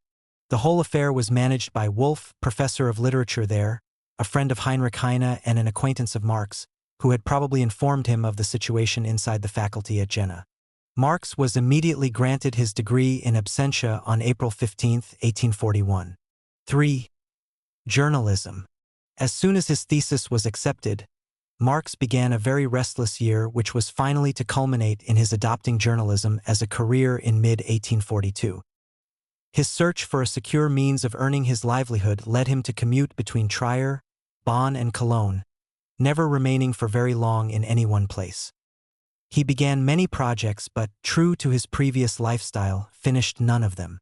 After 6 weeks at his parents' home in Trier, Marx moved to Bonn to pursue his academic career in the company of Bruno Bauer. To obtain a lectureship, the university statutes required a dissertation in addition to a doctoral thesis, so Marx began to revise his thesis for publication and also extend it in a longer dissertation, in which I will present in detail the cycle of Epicurean, Stoic and skeptical philosophy in relation to all Greek speculation. He also appended 2 extended notes to his thesis. The first of the substantial notes that Marx added to his thesis at the end of 1841 was directed primarily against Schelling, who had just been summoned to Berlin by Frederick William IV in order to root out the dragon seed of Hegelianism. In his lectures entitled The Philosophy of Revelation, Schelling drew a distinction between a negative and purely rational philosophy and a positive one whose real content was the evolution of the divine in history and as it was recorded in the various mythologies and religions of mankind. Schelling's lectures were accompanied by much publicity and at first attracted wide attention. Engels, Kierkegaard, and Bakunin were all present at his inaugural lecture. The reaction of the Hegelians was strong and Marx's not least. His technique here was to contrast what Schelling was then saying with his earlier writings, and point out the disparity between his dogmatic Berlin lectures and his earlier belief in the freedom of speculation. Marx went on to claim that Hegel had inverted the traditional proofs for the existence of God and thereby refuted them. For Marx, either the proofs for the existence of God were tautologies or they were nothing but proofs for the existence of an essentially human self-consciousness and elaborations of it. Marx finished his note with its strange mixture of post-Hegelian philosophy and the simple rationalism of the Enlightenment by quoting 2 more passages from the early Schelling. If you presuppose the idea of an objective God, how can you speak of laws that reason independently creates, for autonomy can only be ascribed to an absolutely free being? It is a crime against humanity to conceal principles that are communicable to everyone. The second note appended to the thesis takes up the themes already treated in the passage in the preliminary notes on the future of philosophy after Hegel's total system, and elaborates for the first time, though still in a very idealistic manner, the notions of the abolition of philosophy and praxis that were to be so central to his later thought. At the same time as extending his thesis by means of these rather theoretical discussions, Marx was engaged in more immediate and polemical projects, mostly in collaboration with Bruno Bauer, whose increasing difficulties with the government authorities seemed to be jeopardizing the prospective university careers of both of them. For Bauer was engaged in writing his criticism of the Synoptic Gospels, a work which denied the historicity of Christ and portrayed the Gospels as mythical inventions. Since March 1841, the 2 men had planned to found a review entitled Atheistic Archives, which would take as its foundation Bauer's gospel criticism. Certainly Marx's atheism was of an extremely militant kind. Ruge wrote to a friend, Bruno Bauer, Karl Marx, Christensen and Feuerbach are forming a new Montaigne and making atheism their slogan. God, religion, immortality are cast down from their thrones and man is proclaimed God. And George Jung, a prosperous young Cologne lawyer and supporter of the radical movement, wrote to Ruge, if Marx, Bruno Bauer and Feuerbach come together to found a theological philosophical review, God would do well to surround himself with all his angels and indulge in self-pity, for these 3 will certainly drive him out of his heaven. For Marx, at any rate, the Christian religion is one of the most immortal there is. These plans came to nothing, however. Instead, Bauer published anonymously in November what purported to be an arch-conservative pietist attack on Hegel, entitled The Trump of the Last Judgment on Hegel the Atheist and Antichrist. Under the cover of attacking Hegel, this tract was designed to show that he was really an atheist revolutionary. Marx may well have collaborated with Bauer in writing The Trump, and some indeed thought it was their joint work. At any rate, they certainly intended jointly to produce a sequel, to be called Hegel's Hatred of Religious and Christian Art and His Destruction of All the Laws of the State. Marx therefore began to read a series of books on art and religion. Bauer had finished his part in December 1841, but he had to publish it without his collaborators' contribution. In December 1841, Marx was obliged to return to Trier where Baron von Westphalen had fallen seriously ill. Until his father-in-law's death on March 3, 1842, Marx stayed in the Westphalen house and helped, as Bauer put it, to lighten the days of the dying man. March was a bad month for Marx. Not only did he lose his closest friend and supporter in the Westphalen household, but his hopes of a university career were shattered when Bauer was deprived of his teaching post on account of his unorthodox doctrines. While in Trier, Marx had already composed an article which he sent to Arnold Ruge, who edited the Deutsche Jahrbücher. Ruge, who was to be a close colleague of Marx's for the next 2 years, was also in exile from university teaching. Being refused a chair owing to his unorthodox views, he resigned from the university and devoted himself entirely to journalism. For this he was admirably suited. He was a man of independent means, and although having no very original mind, he wrote quickly and well and had a very wide range of contacts. In 1838, he started the Hallische Jahrbücher, which soon became the leading periodical of the young Hegelians. Although during the early years the contributions to the Hallische Jahrbücher had in general addressed themselves to an enlightened Prussian state, by 1840 overtly political articles were beginning to follow on religious ones, a logic implicit in the notion of the Christian state. As a result, the Jahrbücher was banned in Prussia in June 1841 and moved to Dresden, where it appeared under the title Deutsche Jahrbücher. During 1840 the Berlin young Hegelians had begun to write for it, and by the middle of 1841 Bauer had become a regular contributor. Marx had already been introduced to Ruge by his Berlin friend Koppen, himself a frequent contributor.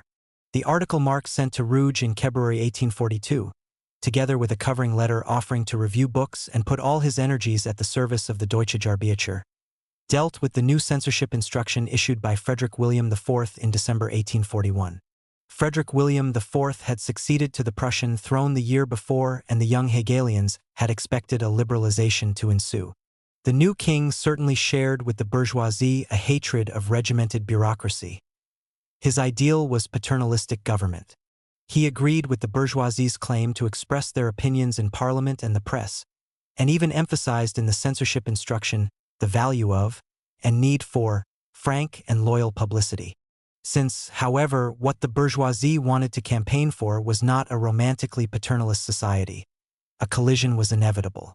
In his article entitled Comments on the Latest Prussian Censorship Instruction, Marx exposed the inconsistencies of the new censorship regulations that were supposed to relax the prevailing ones. Since they forbade attacks on the Christian religion and penalized offenses against discipline, morals, and outward loyalty, he considered that the censorship must reject the great moral thinkers of the past, Kant, Fichte, Spinoza, for example, as irreligious and violating discipline, morals, and social respectability. And these moralists start from a contradiction in principle between morality and religion, for morality is based on the autonomy of the human mind, whereas religion is based on its heteronomy. Further, the new regulations were inimical to good law insofar as they were directed at tendencies and intentions as much as acts. For Marx, this was to create a society in which a single state organ regarded itself as the sole possessor of reason and morality, whereas an ethical state reflects the views of its members even though they may oppose one of its organs or the government itself. He was thus beginning to draw liberal democratic conclusions from Hegel's political philosophy. Marx's article was a masterpiece of polemical exegesis, demonstrating the great pamphleteering talent in the style of Burney that he was to exhibit throughout his life. All his articles of the young Hegelian period and, to a lesser extent, many of his later writings were written in an extremely vivid style. His radical and uncompromising approach, his love of polarization, his method of dealing with opponents' views by reductio ad absurdum, all led him to write very antithetically. Slogan, climax, anaphora, parallelism, antithesis, and chiasmus, especially the last two, were all employed by Marx, sometimes to excess. In the event, the authorities would not pass this particular article of his. It eventually appeared in February 1843 in Switzerland in Anecdota, a collection of articles suppressed by the Prussian censorship and issued in book form by Ruge. Finding the proximity of the Bonn professors insufferable, Marx moved to Cologne in April 1842 with the intention of at least writing something that would find its way into print. While in Bonn, he had made several visits to Cologne, where he found much pleasure in champagne and discussions about Hegel. Jenny wrote to him, "My dark little savage, how glad 1 a.m. that you are happy, that my letter exhilarated you, that you long for me, that you live in well-papered rooms, that you have drunk champagne in Cologne, that there are Hegel clubs there, that you have dreamed and, in short, that you are my darling, my own dark little savage. But the high life in Cologne turned out to be too much for him, as the life here is too noisy and good boisterous friends do not make for better philosophy. So Marx returned to Bonn, where he was able to relax with Bauer. Marx has come back here, his friend wrote. Lately we went out into the open country to enjoy once again all the beautiful views. The trip was marvelous. We were as gay as ever. In Godesberg we hired a couple of donkeys and galloped on them like madmen around the hill and through the village. Bonn society gazed at us as amazed as ever. We hallooed and the donkeys brayed. But their ways soon parted for good when Bauer went to Berlin to try and get his dismissal rescinded. Marx meanwhile continued with his journalism. At the end of April he already had 4 articles to propose to Rouge. His visits to Cologne did not only consist in drinking champagne. He was gradually becoming involved in the city's liberal opposition movement, an involvement in practical politics that eventually led to his breaking with the young Hegelians and taking over the editorship of the Rheinische Zeitung. In spite of Jenny's warning against getting mixed up in politics, an activity she described as the riskiest thing there is, it was an almost inevitable step for a young Rhineland intellectual of progressive views. The political atmosphere in the Rhineland was quite different from Berlin. Rhineland-Westphalia, annexed by France from 1795 to 1814, had had the benefit of economic, administrative, and political reforms. What had before been 108 small states were reorganized into 4 districts. Feudalism was abolished and various administrative anomalies, as regards the political, juridical, and financial systems, were eliminated. The corporations and customs barriers were done away with, much could be exported to France, and producers were protected against competition from England. Expansion, led by the textile industry, was so rapid that by 1810 the prefect of the Ruhr plausibly claimed that it was the most industrial region in Europe. The majority of progressive figures in Germany of that time came from the Rhineland. The leaders of the liberal opposition, and many future activists in the 1848 revolutions, and poets such as Heine and Burney. One of the focal points of this political activity was the Cologne Circle, the Rhineland's more down-to-earth equivalent of the Doctors' Hub, which Marx joined as soon as he established himself in Bonn. In many ways, the central figure of the Cologne Circle was George Jung, who had also been a member of the Berlin Doctors' Club. He quickly became Marx's closest friend in the circle, whose other members included individuals such as the financiers Camphausen and Hansmann, both future prime ministers of Prussia, the industrialists Mclellan and Mallinckrodt, and a large number of young intellectuals such as Moses Hess, who had perhaps the best claim to have introduced communist ideas into Germany. It was natural that the circle should welcome the idea of a newspaper to propagate their doctrines. Already in 1840, a paper with the title Rheinische Allgemeine Zeitung had been founded by a group who considered that the Kölnische Zeitung did not adequately defend their social and economic interests. When it was evident that this paper would soon become bankrupt, George Jung and Moses Hess persuaded leading rich liberals of the Rhineland, including Camphausen, Mclellan, and Oppenheim, to form a company which bought out the Rheinische Allgemeine Zeitung, in order to avoid having to renegotiate a concession, and republished it from January 1, 1842 under the title Rheinische Zeitung. The subheading of the paper was For Politics, Commerce, and Industry, and its declared object was to defend the interests of the numerous Rhineland middle class whose aims were to safeguard the Napoleonic Code Civil and the principle of equality of all citizens before the law, and ultimately to bring about the political and economic unification of all Germany, aspirations that necessarily led them to oppose Prussia's religious policies and semi-feudal absolutism. The holding company of the Rheinische Zeitung had no lack of money and started with a share capital of over 30,000 thalers. They were, however, unlucky in their initial choice of editors. Moses Hess had taken the leading part in founding the paper and had consequently expected to be appointed editor. But the financial backers did not want a revolutionary in the editorial chair. Their chief aim was to campaign for measures that would help the expansion of industry and commerce, such as an extension of the customs unions, accelerated railway construction, and reduced postal charges. So the shareholders offered the editorship first to the protectionist economist Friedrich List, and then, when he was forced to decline for health reasons, to Höfgen, editor of the Augsburger Allgemeine Zeitung and a follower of List. Swallowing his pride, Hess accepted a post as sub-editor with special reference to France. Renard, Oppenheim, and Jung were appointed directors. Since Oppenheim and particularly Jung had been converted by Hess to young Hegelian radicalism, friction soon developed between them and Höfgen. He refused to accept articles from the Berlin Young Hegelians and was obliged to resign on January 18, 1842, declaring himself no adept of neo-Hegelianism. Höfgen was replaced by Rutenberg, brother-in-law of Bruno Bauer. He was supported by Marx, who had taken part in discussions on the organization of the paper since September of the previous year. The new appointment made the authorities so anxious as to the tendency of the paper that suppression was suggested by the central government. But the president of the Rhineland province, fearing that this would create popular unrest, only promised closer supervision. From the start, Marx enjoyed a great reputation in the Cologne circle. Jung said of him that, although a devil of a revolutionary, Dr. Marx is one of the most penetrating minds I know.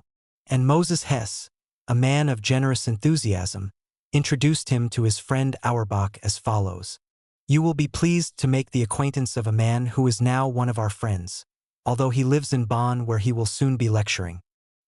He made a considerable impression on me, although our fields are very close. In brief, prepare to meet the greatest, perhaps the only genuine philosopher now alive, who will soon attract the eyes of all Germany. Dr. Marx will give medieval religion and politics their coup de grace. He combines the deepest philosophical seriousness with the most biting wit. Imagine Rousseau, Voltaire, Holbach, Lessing, Heine, and Hegel fused into one person. I say fused, not juxtaposed. And you have Dr. Marx." Marx had already been asked in January by Bauer why he did not write for the Rheinische Zeitung. And in March, pressed by Jung, he began to transfer his major effort from Ruge's journal to that newspaper. One of his first contributions, though it was not published until August, was a criticism of the historical school of law. Written in April 1842, this article was occasioned by the appointment of Karl von Savigny as Minister of Justice, who was expected to introduce into the legal system the romantic and reactionary ideas of the new king. Thus, it was indirectly an attack on the institutions of the Prussian Christian state. The historical school of law had just published a manifesto in honor of their founder Gustav Hugo, 1764 to 1844, who held that historical existence was the prime justification of any law. Marx's main point was that this position forced Hugo to adopt an absolute skepticism which deprived him of any criterion of judgment. Against this position, Marx employed a rationalism based on Spinoza and Kant, both of whom refused to equate the positive with the rational. Hugo desecrates everything that is sacred to lawful, moral, political man. He smashes what is sacred so that he can revere it as an historical relic. He violates it before the eyes of reason so that he can later honor it before the eyes of history. At the same time, he also wants to honor historical eyes. In short, the historical school of law had only one principle: the law of arbitrary power. At the same time as writing the attack on Hugo, Marx decided to devote a series of articles to the debates of the Rhineland Parliament that had held a long session in Düsseldorf in mid-1841. He originally proposed a series of 5 articles on the debates, of which the first was to be the one written in early April and entitled Debates on the Freedom of the Press and on the Publication of the Parliamentary Proceedings. The other 4 were to deal with the Cologne affair, the laws on theft of wood, on poaching, and the really earthy question in all its vital extent, the division of land. But the only articles to be published were those on the freedom of the press and the theft of wood. In the parliamentary debates on the freedom of the press, Marx found that the characteristic outlook of each class was nowhere more clearly expressed than in these debates. The speakers did not regard freedom as a natural gift to all rational men. For them it was an individual characteristic of certain persons and classes. Such an attitude was incapable of drawing up any laws to govern the press. Marx went on to criticize in particular the feudal romanticism of the Prussian regime, and developed ideas on evasion and projection that later turned into a full theory of ideology. Because the real situation of these gentlemen in the modern state bears no relation at all to the conception that they have of their situation. Because they live in a world situated beyond the real world, and because in consequence their imagination holds the place of their head and their heart, they necessarily turn towards theory, being unsatisfied with practice, but it is towards the theory of the transcendent, i.e. religion. However, in their hands religion acquires a polemical bitterness impregnated with political tendencies and becomes, in a more or less conscious manner, simply a sacred cloak to hide desires that are both very secular and at the same time very imaginary. Thus, we shall find in our speaker that he opposes a mystical/religious theory of his imagination to practical demands, and that to what is reasonable from the human point of view, he opposes superhuman sacred entities. Marx finished by outlining the part laws should play in the state. A press law is a true law because it is the positive existence of freedom. It treats freedom as the normal condition of the press. Marx went on to draw conclusions about the nature of law in general. Laws are not rules that repress freedom any more than the law of gravity is a law that represses movement. Laws are rather positive lights, general norms, in which freedom has obtained an impersonal, theoretical existence that is independent of any arbitrary individual. Its law book is a people's Bible of freedom. In this case, it was nonsense to speak of preventive laws, for true laws could not prevent the activities of man, but were the inner, vital laws of human activity, the conscious mirror of human life. This article, the first Marx ever published, was greeted enthusiastically by his friends. Jung wrote to him that your article on the freedom of the press is superb, and Rouge wrote in similar vein. Your commentary in the paper on the freedom of the press is marvelous. It is certainly the best that has been written on the subject. Marx was all the more eager to earn a living through journalism as he quarreled definitively with his mother at the end of June 1842 and was deprived of all financial help from his family. For 6 weeks, he wrote, I had to stay in Trier because of a new death, and the rest of the time was wasted and upset through the most disagreeable of family controversies. My family has put difficulties in my way which, despite their own prosperity, subject me to the most straitened circumstances. This quarrel was so violent that Marx left the family house in the Simonstrasse and put up in a nearby guest house. He remained in Trier until the wedding of his sister Sophie, and in mid-July left for Bonn, where he could devote himself uninterruptedly to journalism.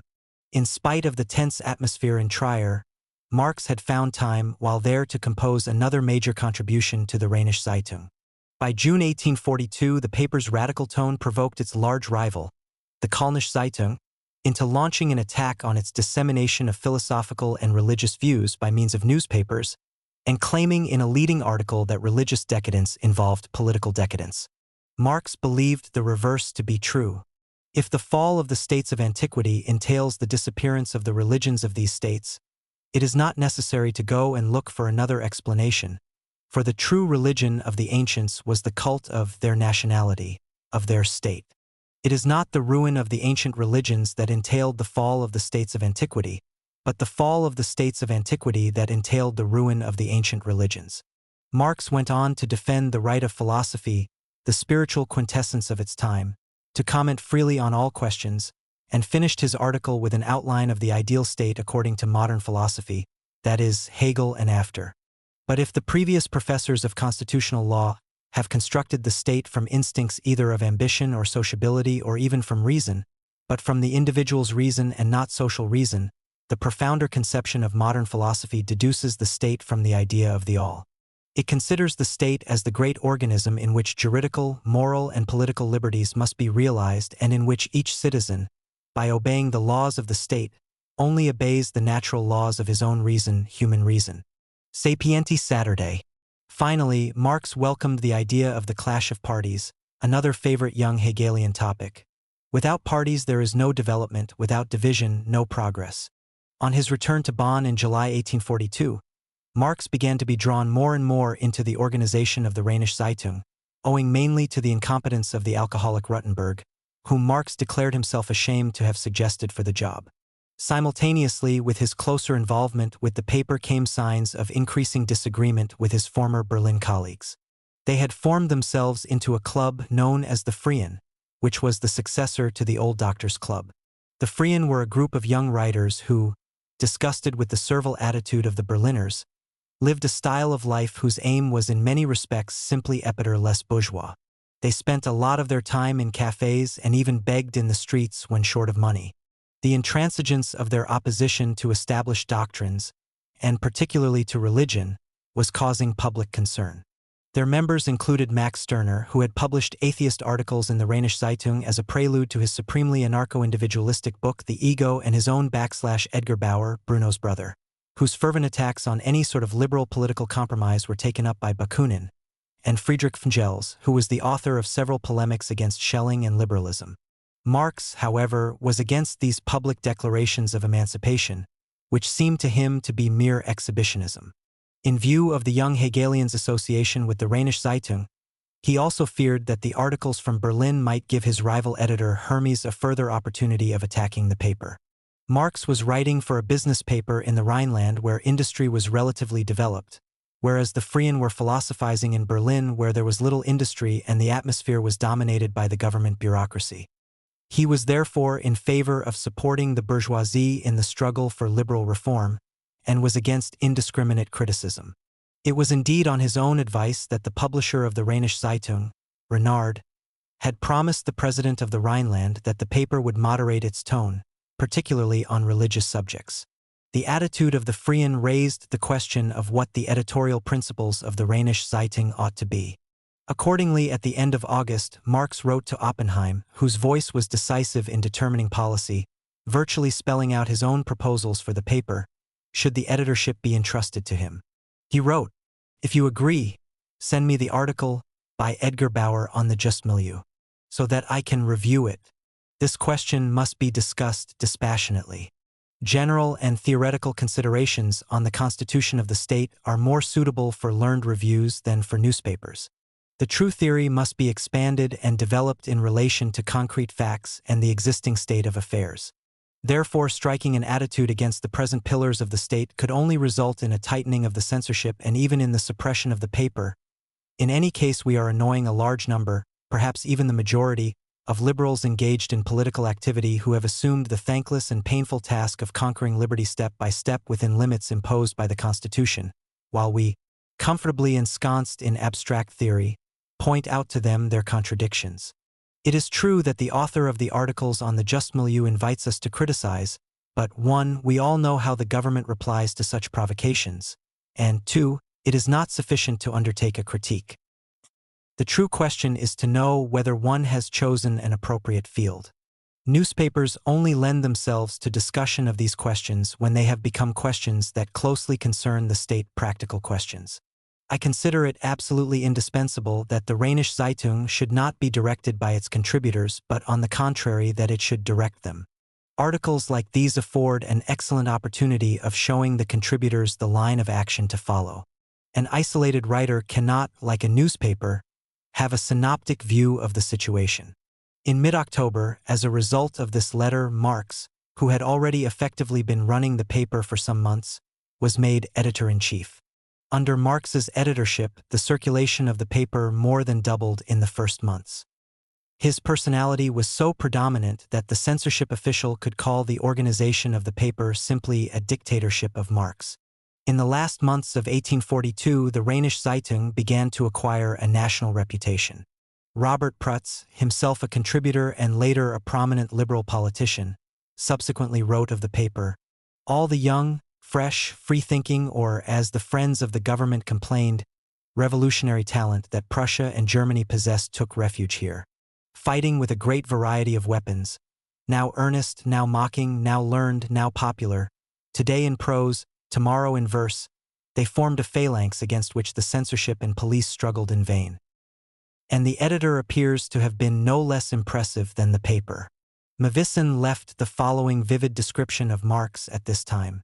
Karl Marx from Trier was a powerful man of 24 whose thick black hair sprung from his cheeks, arms, nose, and ears.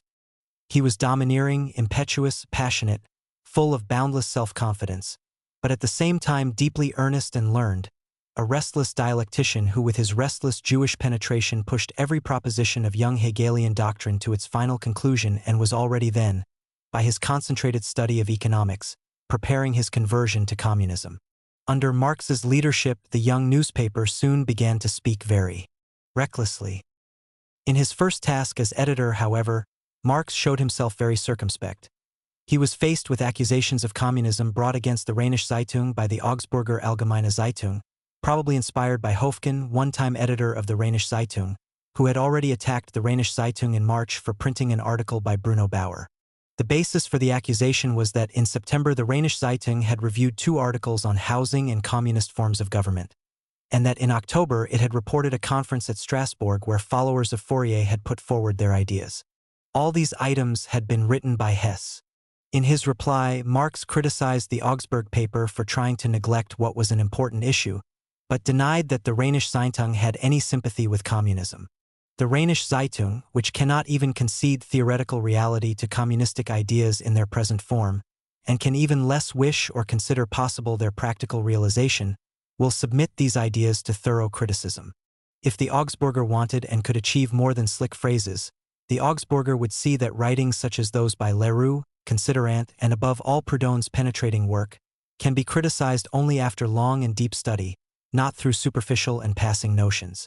But these notions had to be taken seriously, for ideas were very powerful. Because of this disagreement, we have to take such theoretical works all the more seriously. We are firmly convinced that it is not the practical effort but rather the theoretical explication of communist ideas which is the real danger. Dangerous practical attempts, even those on a large scale, can be answered with cannon, but ideas won by our intelligence, embodied in our outlook, and forged in our conscience, are chains from which we cannot tear ourselves away without breaking our hearts. They are demons we can overcome only by submitting to them. This reply reflected the general policy of the Rheinische Zeitung, which certainly treated poverty as a social and not merely a political question, but which did not see the proletariat as a new social class but only as the innocent victim of bad economic organization. It was not among the German working classes that socialist ideas either originated or initially took root. Germany was only just beginning to become an industrialist country, and industrial workers were far from being the majority of the population. They did not have sufficient organization and, being mostly ex-artisans, were nostalgic for the past rather than revolutionary. Socialist ideas were spread by a party of the intellectual Sixth Light, who saw the proletarian masses as a possible instrument of social renewal. French utopian socialism began to have an influence inside Germany during the 1830s. In Trier itself, where Marx was born, Ludwig Gall spread Fourierist ideas. But in Berlin, the poems of Heine and the lectures of Gans gained a wider audience. The first book by a native German communist was The Sacred History of Mankind, written by Moses Hess, who had picked up communist ideas after running away to Paris from his father's factory in Cologne. The book was mystical and meandering, but contained quite clearly the idea of the polarization of classes and the imminence of a proletarian revolution. Hess went on to convert Engels to communism and published much covert communist propaganda in the Rheinische Zeitung. A year later, a tailor, Wilhelm Weitling, active in the expatriate German Workers' Association in Paris and Switzerland, published a booklet entitled Mankind as It Is and As It Ought to Be. It was a messianic work which defended, against the rich and powerful of the earth who caused all inequality and injustice, the right of all to education and happiness by means of social equality and justice. The book which most helped to spread knowledge of socialism was Lorenz von Stein's inquiry, The Socialism and Communism of Present-Day France. It was due to Stein's book that socialism and communism, the terms were generally used interchangeably in Germany at this time, began to attract attention in 1842. Commissioned by the Prussian government, Stein had conducted an investigation into the spread of French socialism among German immigrant workers in Paris. Though the author was far from sympathetic to socialists, his published report helped enormously to spread information about and even generate enthusiasm for their cause. The climate of opinion in Cologne was particularly favorable to the reception of socialist ideas. The Rhineland liberals, unlike their Manchester counterparts, were very socially conscious and considered that the state had far-reaching duties towards society. Mclellan, for example, had been very struck when visiting England by the decrease in wages, and had become converted to Saint-Simonianism during a stay in Paris. In the offices of the Rheinische Zeitung, social questions were regularly discussed at the meetings of a group, founded by Moses Hess, which was effectively the editorial committee of the paper. Its members also included Jung and the future communists Karl Dester and Annika. It met monthly, papers were read, and a discussion followed among the members, who did not necessarily share the same political viewpoint but were all interested in social questions. Marx joined this group when he moved to Cologne in October 1842. The interest aroused in social questions by these seminars was heightened, for Marx, by his study of socio-economic conditions in the Rhineland. In his first important article as editor, the fourth in the planned series of 5 dealing with the debates in the Rhineland Parliament. He discussed the more stringent laws recently proposed in regard to thefts of timber. The gathering of deadwood had traditionally been unrestricted, but the scarcities caused by the agrarian crises of the 1820s and the growing needs of industry led to legal controls. The situation had become unmanageable. 5/6 of all prosecutions in Prussia dealt with wood, and the proportion was even higher in the Rhineland. So it was now being proposed that the keeper be the sole arbiter of an alleged offense and that he alone assess the damages. Marx discussed these questions from a legal and political standpoint, without much social and historical detail, and claimed that the state should defend customary law against the rapacity of the rich. For some things could never become the private property of an individual without injustice. Moreover, if every violation of property, without distinction or more precise determination, is theft, would not all private property be theft? Through my private property, do not I deprive another person of this property? Do I not thus violate his right to property? Marx here used the language of Proudhon, but not his spirit, for he confined himself to strict legal grounds. Men's social relationships would become fetishes, dead things that maintained a secret domination over living men. The natural relationships of domination and possession were reversed, and man was determined by timber, because timber was a commodity that was merely an objectified expression of socio-political relationships.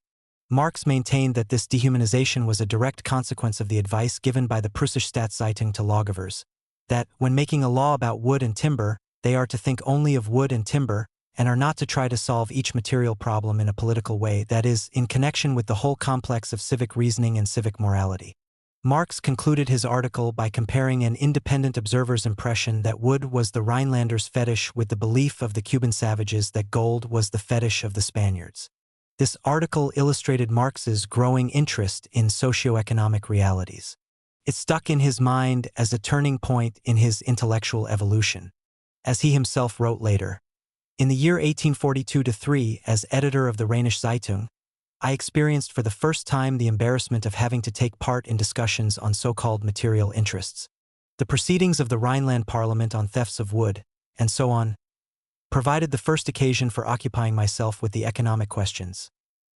Engels, too, said later that he had always heard from Marx that it was precisely through concentrating on the law of thefts of wood and the situation of the Mosel wine growers that he was led from pure politics to economic relationships and so to socialism. The Rheinische Zeitung's growing success, together with its criticism of the Rhineland Parliament, so annoyed the government that the president of the province wrote in November to the Minister of the Interior that he intended to prosecute the author of the article on theft of wood. Relations had already been strained by the publication in the Rheinische Zeitung in October of a secret government project to reform the divorce law, the first of Frederick William Ivy's measures to Christianize the law. The paper followed up this exposure with 3 critical articles, the third of which, in mid-December, was by Marx. He agreed that the present law was too individualistic and did not take into account the ethical substance of marriage in family and children. The law still thinks only of 2 individuals and forgets the family. But he could not welcome the new proposals, for it treated marriage not as an ethical, but as a religious institution and thus did not recognize its secular nature. By the end of November, the break between Marx and his former Berlin colleagues was complete. Matters came to a head with the visit of Ruge and the poet Herwegh to Berlin, where they wished to invite the Freien to cooperate in the founding of a new university.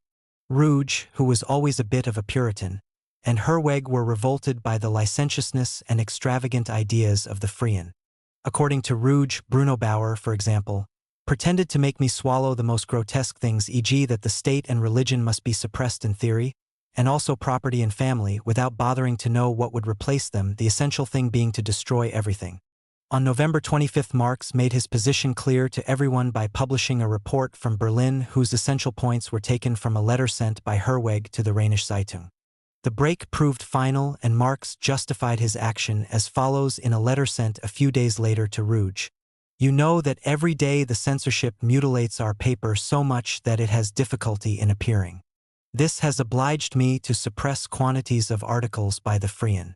I allowed myself to annul as many as the censor. Mayen and company sent us heaps of scrawls pregnant with world revolutions and empty of thought. written in a slovenly style and flavored with some atheism and communism, which these gentlemen have never studied. I declared that I considered the smuggling of communist and socialist ideas into casual theater reviews was unsuitable, indeed immoral, and a very different and more fundamental treatment of communism was required if it was going to be discussed at all. I then asked that religion be criticized more through a criticism of the political situation than that the political situation be criticized through religion. For this approach is more suited to the manner of a newspaper and the education of the public, because religion has no content of its own and lives not from heaven but from earth, and falls of itself with the dissolution of the inverted reality whose theory it is. The furor caused by the publication of the draft law on divorce had increased governmental pressure on the Rheinische Zeitung, and Marx found that more and more of his time was taken up in dealing with censorship officials. The Rheinische Zeitung wrote Engels managed almost always to get through the most important articles. We first of all fed smaller fodder to the censor until he either gave up his of own accord or was forced to do so by the threat. In that case, the paper will not appear tomorrow. Until December 1842, the censorship was exercised by an official so crass that he was said to have censored an advertisement for a translation of Dante's Divine Comedy, saying that divine things were no fit subject for comedy. He was frequently not astute enough to note what it was important to censor and, on being reprimanded by his superiors for his negligence, was wont to approach his daily task with the words, "Now my livelihood is at stake. Now I'll cut at everything." Bios related a story told him by Marx about the same official. He had been invited, with his wife and nubile daughter, to a grand ball given by the president of the province. Before leaving, he had to finish work on the censorship. But on precisely this evening the proofs did not arrive. The bewildered censor went in his carriage to Marx's lodging, which was quite a distance. It was almost 11 o'clock. After much bell ringing, Marx stuck his head out of a third-story window. "The proofs," bellowed the censor. "Aren't any," Marx yelled down. "But we're not publishing tomorrow." Thereupon Marx shut the window. The censor, thus fooled, was at a loss for words. But he was much more polite thereafter. In January 1843, Marx published a piece of research on poverty that was to be his last substantial contribution to the Rheinische Zeitung.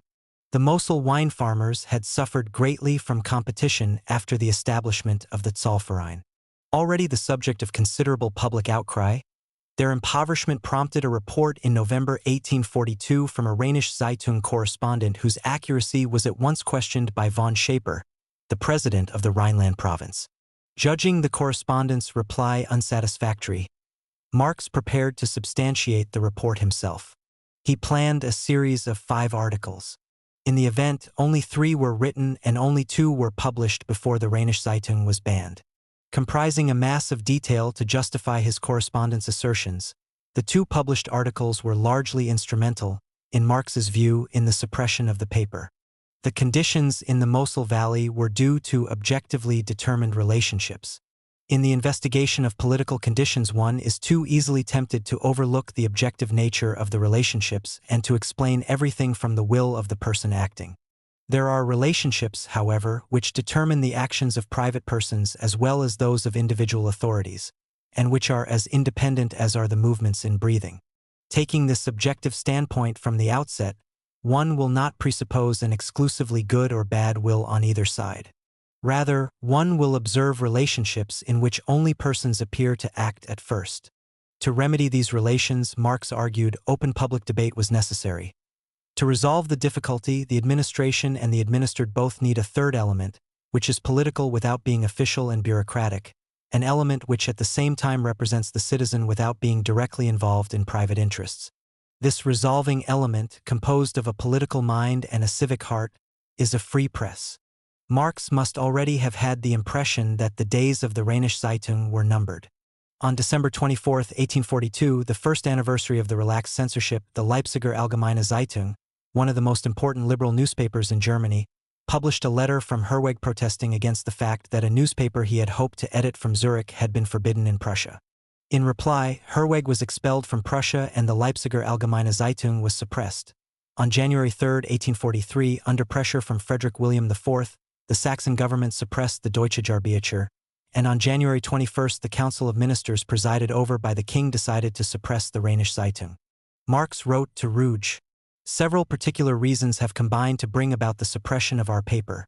Our increase in circulation, my justification of the Mosul correspondent which inculpated highly placed politicians, our obstinacy in not naming the person who informed us of the divorce law project, the convocation of the parliaments which we would be able to influence, and finally our criticism of the suppression of the Leipziger Allgemeine Zeitung and Deutsche Jahrbücher. In addition, the Tsar had personally protested to the Prussian government against anti-Russian articles in the Rheinische Zeitung. Marx had offered to resign earlier in the hope of saving the paper, but the government's decision was final. The date picked for the final issue of the paper was March 31, 1843, but the censorship was so intolerable that Marx preferred to resign on March 17. In a declaration published in the newspaper, Marx said that his resignation was due to the present state of the censorship, though later he ascribed it to the desire of the shareholders to compromise with the government. During the last few months, Marx had certainly been the main force behind the paper. By the end of December, its circulation had mounted to 3,500. On March 18, the censor, St. Paul, wrote, "Today the wind has changed. Yesterday the man who was the spiritus rector, the soul of the whole enterprise, finally resigned. I am well content, and today I have given to censoring scarcely a quarter of the time that it usually took." Marx's views were certainly strongly held. St. Paul wrote that Marx would die for his views, of whose truth he is absolutely convinced. The decision to suppress the Rheinische Zeitung came as a release for Marx. "The government," he said, "have given me back my liberty." Although he was still writing, he was certain that his future lay abroad. "In Germany I cannot start on anything fresh. Here you are obliged to falsify yourself." His decision to emigrate was already taken. The only remaining questions were when and where. Paris. "We are going to France, the threshold of a new world. May it live up to our dreams. At the end of our journey we will find the vast valley of Paris, the cradle of the new Europe, the great laboratory where world history is formed and has its ever-fresh source. It is in Paris that we shall live our victories and our defeats. Even our philosophy, the field where we are in advance of our time, will only be able to triumph when proclaimed in Paris and impregnated with the French spirit."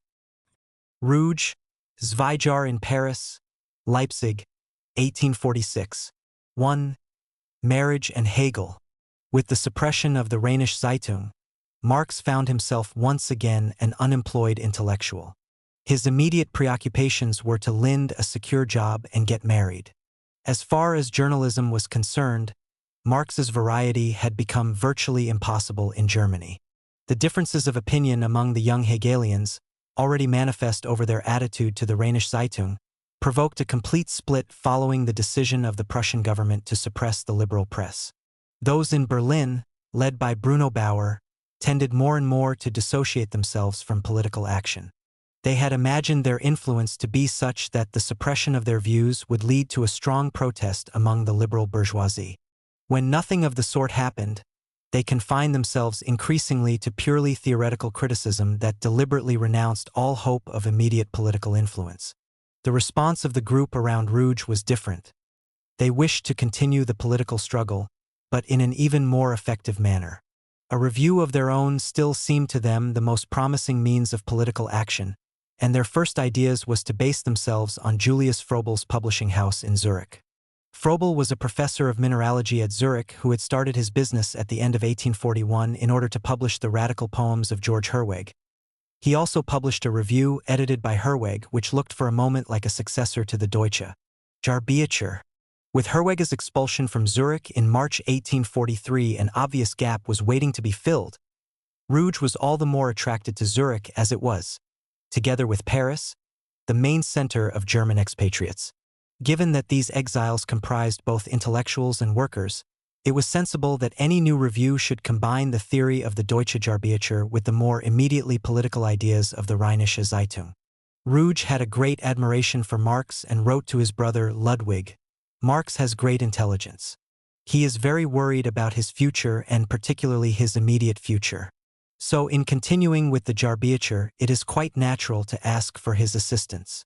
So when Rouge proposed in January 1843 that he and Marx be co-editors, Marx accepted with enthusiasm. Naturally, Marx's conception of the review was conditioned by his estimate of Germany's political future, which he regarded as revolutionary. In March 1843 he wrote, "You could probably let a shipload of fools sail before the wind for a good while, but it would run into its fate just because the fools did not believe in it. This fate is the revolution which stands before us." In a letter to Rouge, written 2 months later for publication in the forthcoming review, Marx took him to task for his pessimistic view of Germany's future. "It is true," he wrote, "that the old world is in the possession of the Philistine, but we should not treat him as a scarecrow and turn back frightened. Let the dead bury and mourn their dead. In contrast, it is enviable to be the first to go alive into the new life, and this shall be our lot." After a lengthy analysis of the Philistine nature of contemporary Germany, Marx declared that "it is only its own desperate situation that fills me with hope."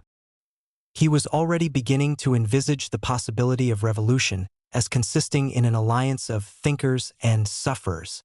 The system of profit and commerce, of property and human exploitation, leads much more quickly than an increase of population to a rift inside contemporary society that the old society is incapable of healing, because it never heals or creates but only exists and enjoys. The existence of a suffering humanity which thinks and a thinking humanity which is oppressed must of necessity be disagreeable and unacceptable for the animal world of Philistines who neither act nor think but merely enjoy. On our side, the old world must be brought right out into the light of day and the new one given a positive form. The longer that events allow thinking humanity time to recollect itself and suffering humanity time to assemble itself, the more perfect will be the birth of the product that the present carries in its womb. In view of his revolutionary optimism, Marx was definitely against simply continuing the Deutsche Jarbiatur. Even if the Jarbiatur were once again permitted, all we could achieve would be a pale imitation of the extinct review, and that is no longer sufficient.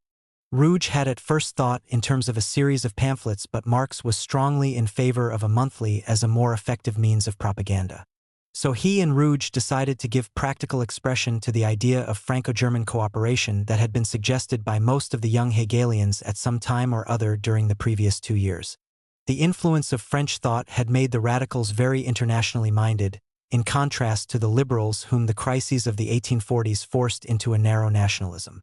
Hess and Weitling had both learned their socialism in France, and Feuerbach had forcefully expressed the idea that the new philosophy, if it wished to be at all effective, would have to combine a German head with a French heart. Marx was extremely enthusiastic at the prospect.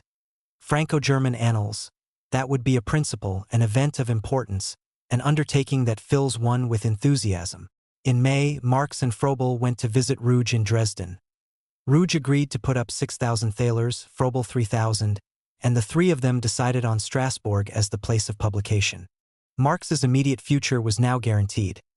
As co-editor of the review, he had a salary of 550 thalers, and earned a further 250 or so from royalties.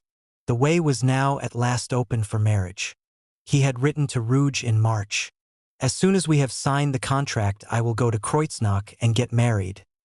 Without romanticizing, I can tell you that I am head over heels in love, and it is as serious as can be. I have been engaged for more than 7 years, and my fiancée has been involved on my behalf in the toughest of struggles that have ruined her health. These have been in part against her pietist and aristocratic relations, for whom the Lord in heaven and the Lord in Berlin are the objects of an equal veneration, and in part against my own family, where certain radicals and other sworn enemies have insinuated themselves. For years, my fiancée and I have been fighting more useless and exhausting battles than many other persons 3 times our age, who are forever talking of their experience, a word particularly dear to our partisans of the just milieu. The difficulties with Jenny's family had been increased by the arrival of her stepbrother Ferdinand, a career civil servant and later Prussian minister of the Interior, who in 1838 had been appointed to an important post in Trier. It was possibly to avoid his influence that Jenny moved with her mother, probably as early as July 1842, to the spa of Kreuznach, about 50 miles east of Trier. Marx paid a visit to her there in March to make plans for the marriage. As soon as he left, Jenny wrote to him, "I think that you have never been as dear, as sweet, as charming. Every time we parted before, I was certainly enraptured with you, and would have had you back to tell you once more how dear, how completely dear you are to me. But this last time you left triumphant. I did not know how dear you were to me in my deepest heart until I no longer saw you in the flesh. I have only the one faithful portrait of you standing so full of life before my soul in all its angelic mildness and goodness, heightened love and spiritual luster. If you were back here again, my dear little Karl, what a capacity for happiness you would find in your brave little girl. And even if you showed a still worse tendency and even nastier intentions, I would still not take reactionary measures. I would patiently lay down my head, sacrificing it to my naughty boy. Do you still remember our twilight conversation, our beckoning games, our hours of slumber? Dear heart, how good, how loving, how attentive, how joyful you were. The letter also contained careful instructions as to what to buy and what not to buy for the wedding which took place in the Protestant Church and Registry Office in Kreuznach on June 19, 1843. The official registration described the couple as Herr Karl Marx, Doctor of Philosophy, residing in Cologne, and Fräulein Johanna Bertha Julie Jenny von Westphalen, no occupation, residing in Kreuznach. From the two families, only Jenny's mother and brother Edgar were present, the witnesses being acquaintances from Kreuznach. Marx and Jenny left immediately for a honeymoon of several weeks. They first went to Switzerland to see the Rhine Falls near Schaffhausen, and then, traveling through the province of Baden, they took their time on the journey back to Kreuznach. Jenny later told a story that illustrated how extraordinarily irresponsible they both were, and continued to be, in their attitude to money. Jenny's mother had given them some money for the honeymoon and they took it with them, in a chest. They had it with them in the coach during their journey and took it into the different hotels. When they had visits from needy friends, they left it open on the table in their room and anyone could take as much as he pleased. Needless to say, it was soon empty. On returning to Kreuznach, Marx and Jenny lived for 3 months in her mother's house, which enabled Marx to withdraw from the public stage into my study and get down to writing for the Deutsch-Französische Jahrbuch. It was clear that the Jahrbuch would be a specifically political review, although Marx had dealt with political subjects in his articles for the Rheinische Zeitung. His approach, as was normal in polemical articles, had been very eclectic with lines of argument drawn from Spinoza, Kant and Hegel. Now he felt the need for a more systematic framework of criticism and decided to try to come to terms with Hegel's political philosophy, particularly as expressed in the philosophy of right. All Hegel's disciples had sooner or later to do this when it became clear that the Prussian government showed no possibility of becoming Hegel's rational state. Marx had had the idea for at least a year. In March 1842 he had written to Ruge, "Another article that I also intend for the Deutsche Jahrbuch is a critique of the part of Hegel's natural right where he talks of the Constitution. The essential part of it is the critique of constitutional monarchy, a bastard, contradictory, and unjustifiable institution."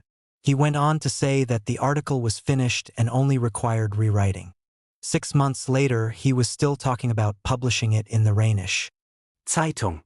The critique of Hegel's politics that Marx elaborated in the 3 months he spent at Kreuznach is much richer than the purely logical political approach of the previous year.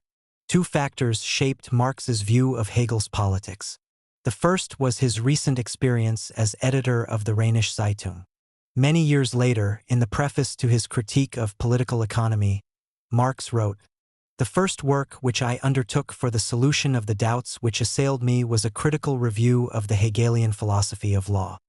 My investigation led to the conclusion, firstly, that legal relations as well as forms of state are to be understood neither in themselves nor from the so-called general development of the human mind, but rather have their roots in the material conditions of life, the sum total of which Hegel, following the example of the Englishmen and Frenchmen of the 18th century, combines under the name of civil society.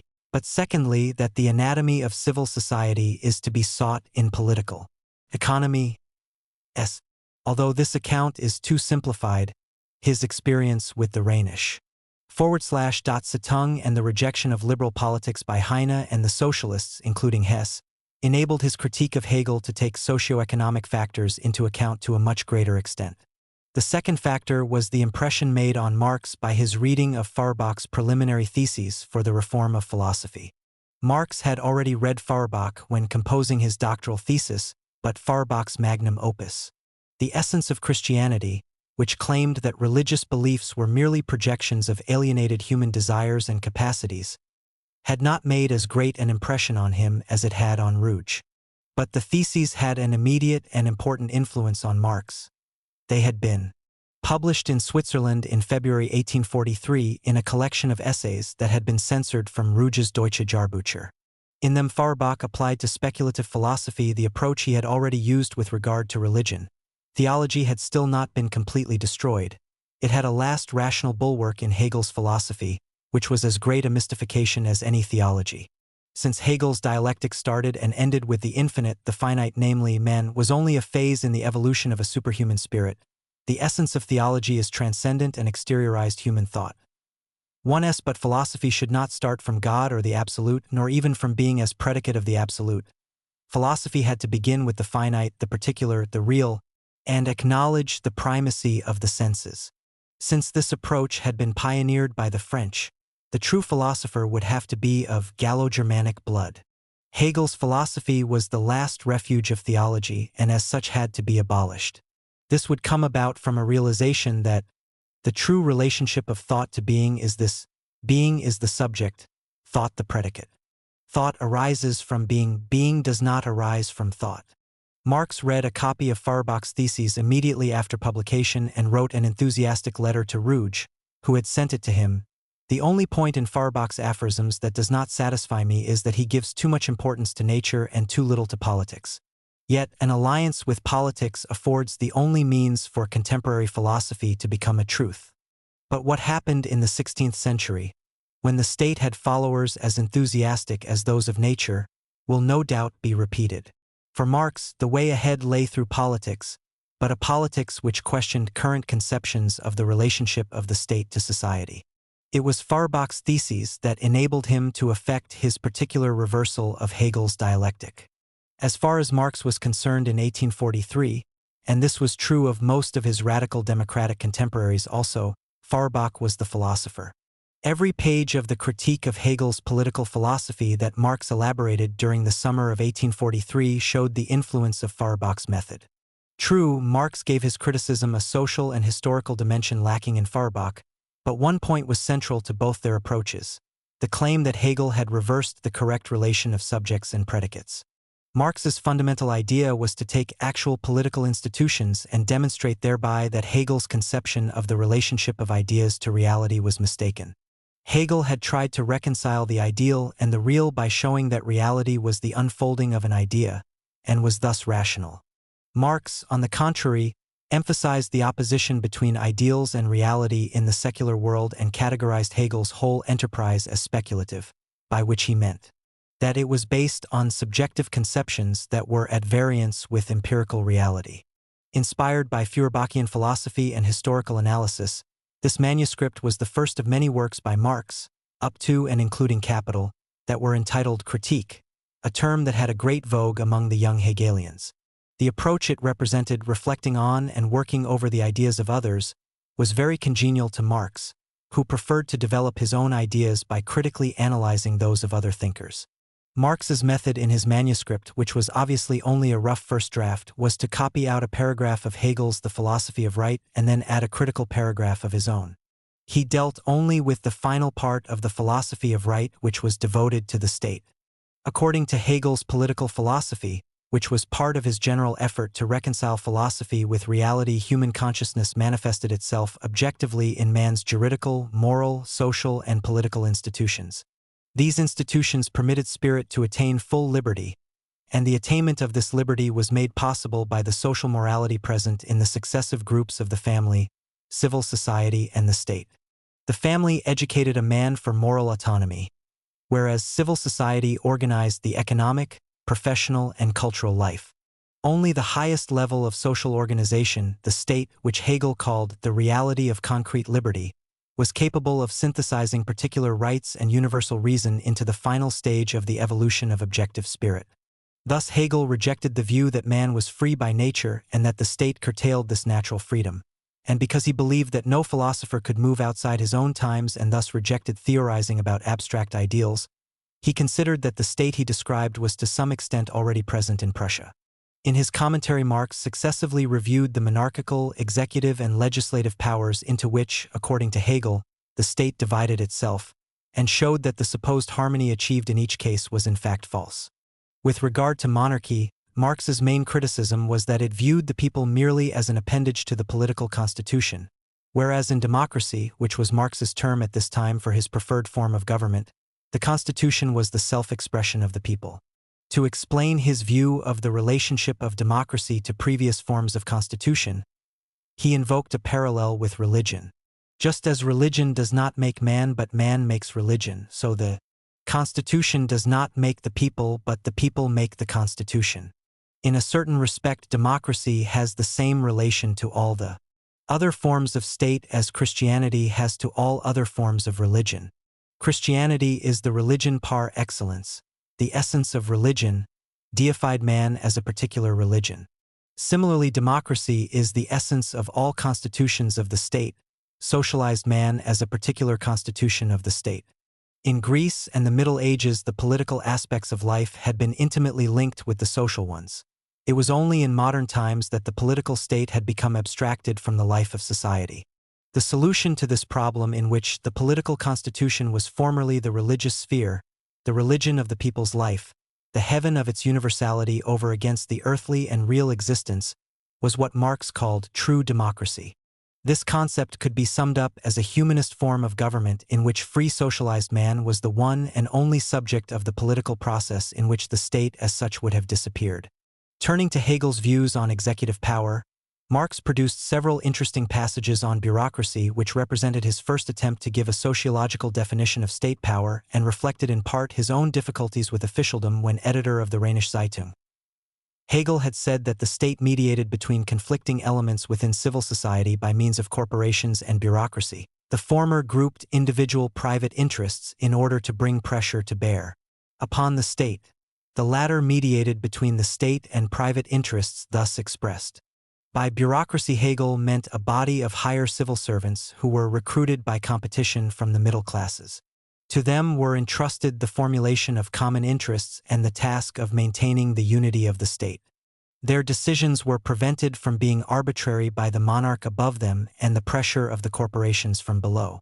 Marx began by denouncing this attempted mediation that did not resolve, and at best only masked, historically determined oppositions. Hegel had well understood the process of the dissolution of medieval estates, the growth of industry, and the economic war of all against all. Indeed, some of Marx's most striking characterizations of the capitalist ethic were taken almost directly from Hegel. But in trying nevertheless to construct a formal state unity, Hegel only created a further alienation. Man's being, which was already alienated in monarchy, was now even more alienated in the growing power of the executive, the bureaucracy. All that he offered was an empirical description of bureaucracy, partly as it was, and partly as it pretended to be. Marx rejected Hegel's claim that the bureaucracy was an impartial and thus universal class. He reversed the Hegelian dialectic by asserting that, though their function was in principle a universal one, the bureaucrats had in practice ended by turning it into their own private affair, by creating a group interest separate from society. Thus, bureaucracy, being a particular, closed society within the state, appropriated the consciousness, will, and power of the state. In the battle against the medieval corporations, the bureaucracy was necessarily victorious, as each corporation needed it to combat other corporations, whereas the bureaucracy was self-sufficient. Bureaucracy, which came into existence to solve problems and then engendered them in order to provide itself with a permanent raison d'etre, became an end rather than a means and thus achieved nothing. It was this process that accounted for all the characteristics of bureaucracy: the formalism, the hierarchy, the mystique, the identification of its own ends with those of the state. Marx summed up these characteristics in a passage whose insight and incisiveness merit lengthy quotation. Bureaucracy counts in its own eyes as the final aim of the state. The aims of the state are transformed into the aims of the bureaus, and the aims of the bureaus into the aims of the state. Bureaucracy is a circle from which no one can escape. Its hierarchy is a hierarchy of knowledge. The apex entrusts the lower echelon with insight into the individual, while the lower echelon leaves insight into the universal to the apex, and so each deceives the other. Bureaucracy constitutes an imaginary state alongside the real state and is the spiritualism of the state. Thus, every object has a dual meaning, a real one and a bureaucratic one, just as knowledge is dual, real and bureaucratic, and it is the same with the will. But the real thing is treated according to its bureaucratic essence, its otherworldly spiritual essence. Bureaucracy holds in its possession the essence of the state, the spiritual essence of society. The state is its private property. The general ethos of bureaucracy is secrecy, mystery, safeguarded within by hierarchy and without by its nature as a closed corporation. Thus, public political spirit and also political mentality appear to bureaucracy as a betrayal of its secret. The principle of its knowledge is therefore authority, and its mentality is the idolatry of authority. But within bureaucracy, the spiritualism turns into a crass materialism, the materialism of passive obedience, faith in authority, the mechanism of fixed and formal behavior, fixed principles, attitudes, traditions. As far as the individual bureaucrat is concerned, the aim of the state becomes his private aim, in the form of competition for higher posts, careerism. He considers the real life as a material one, for the spirit of this life has its own separate existence in bureaucracy. Marx's fundamental criticism of Hegel was the same as that contained in the preceding sections. The attributes of humanity as a whole had been transferred to a particular individual or class, which thus represented the illusory universality of modern political life. Finally, Marx dealt with Hegel's discussion of legislative power and particularly the Prussian estates, which, according to Hegel, constituted a synthesis between the state and civil society. Marx objected that such a view in fact presupposed the separation of the state and civil society, regarding them as entities to be reconciled, and therein lay the whole problem, since the separation of the political state from civil society appears necessarily as a separation of political man, the citizen, from civil society, from his own actual empirical reality. In order to give himself a historical perspective from which to criticize Hegel, during the summer of 1843 Marx had not only immersed himself in the political theories of Machiavelli, Montesquieu, and Rousseau. He also took extensive notes on recent French, English, American, and even Swedish history, and wrote a chronological table of the period AD 600–1589 that covered 80 pages.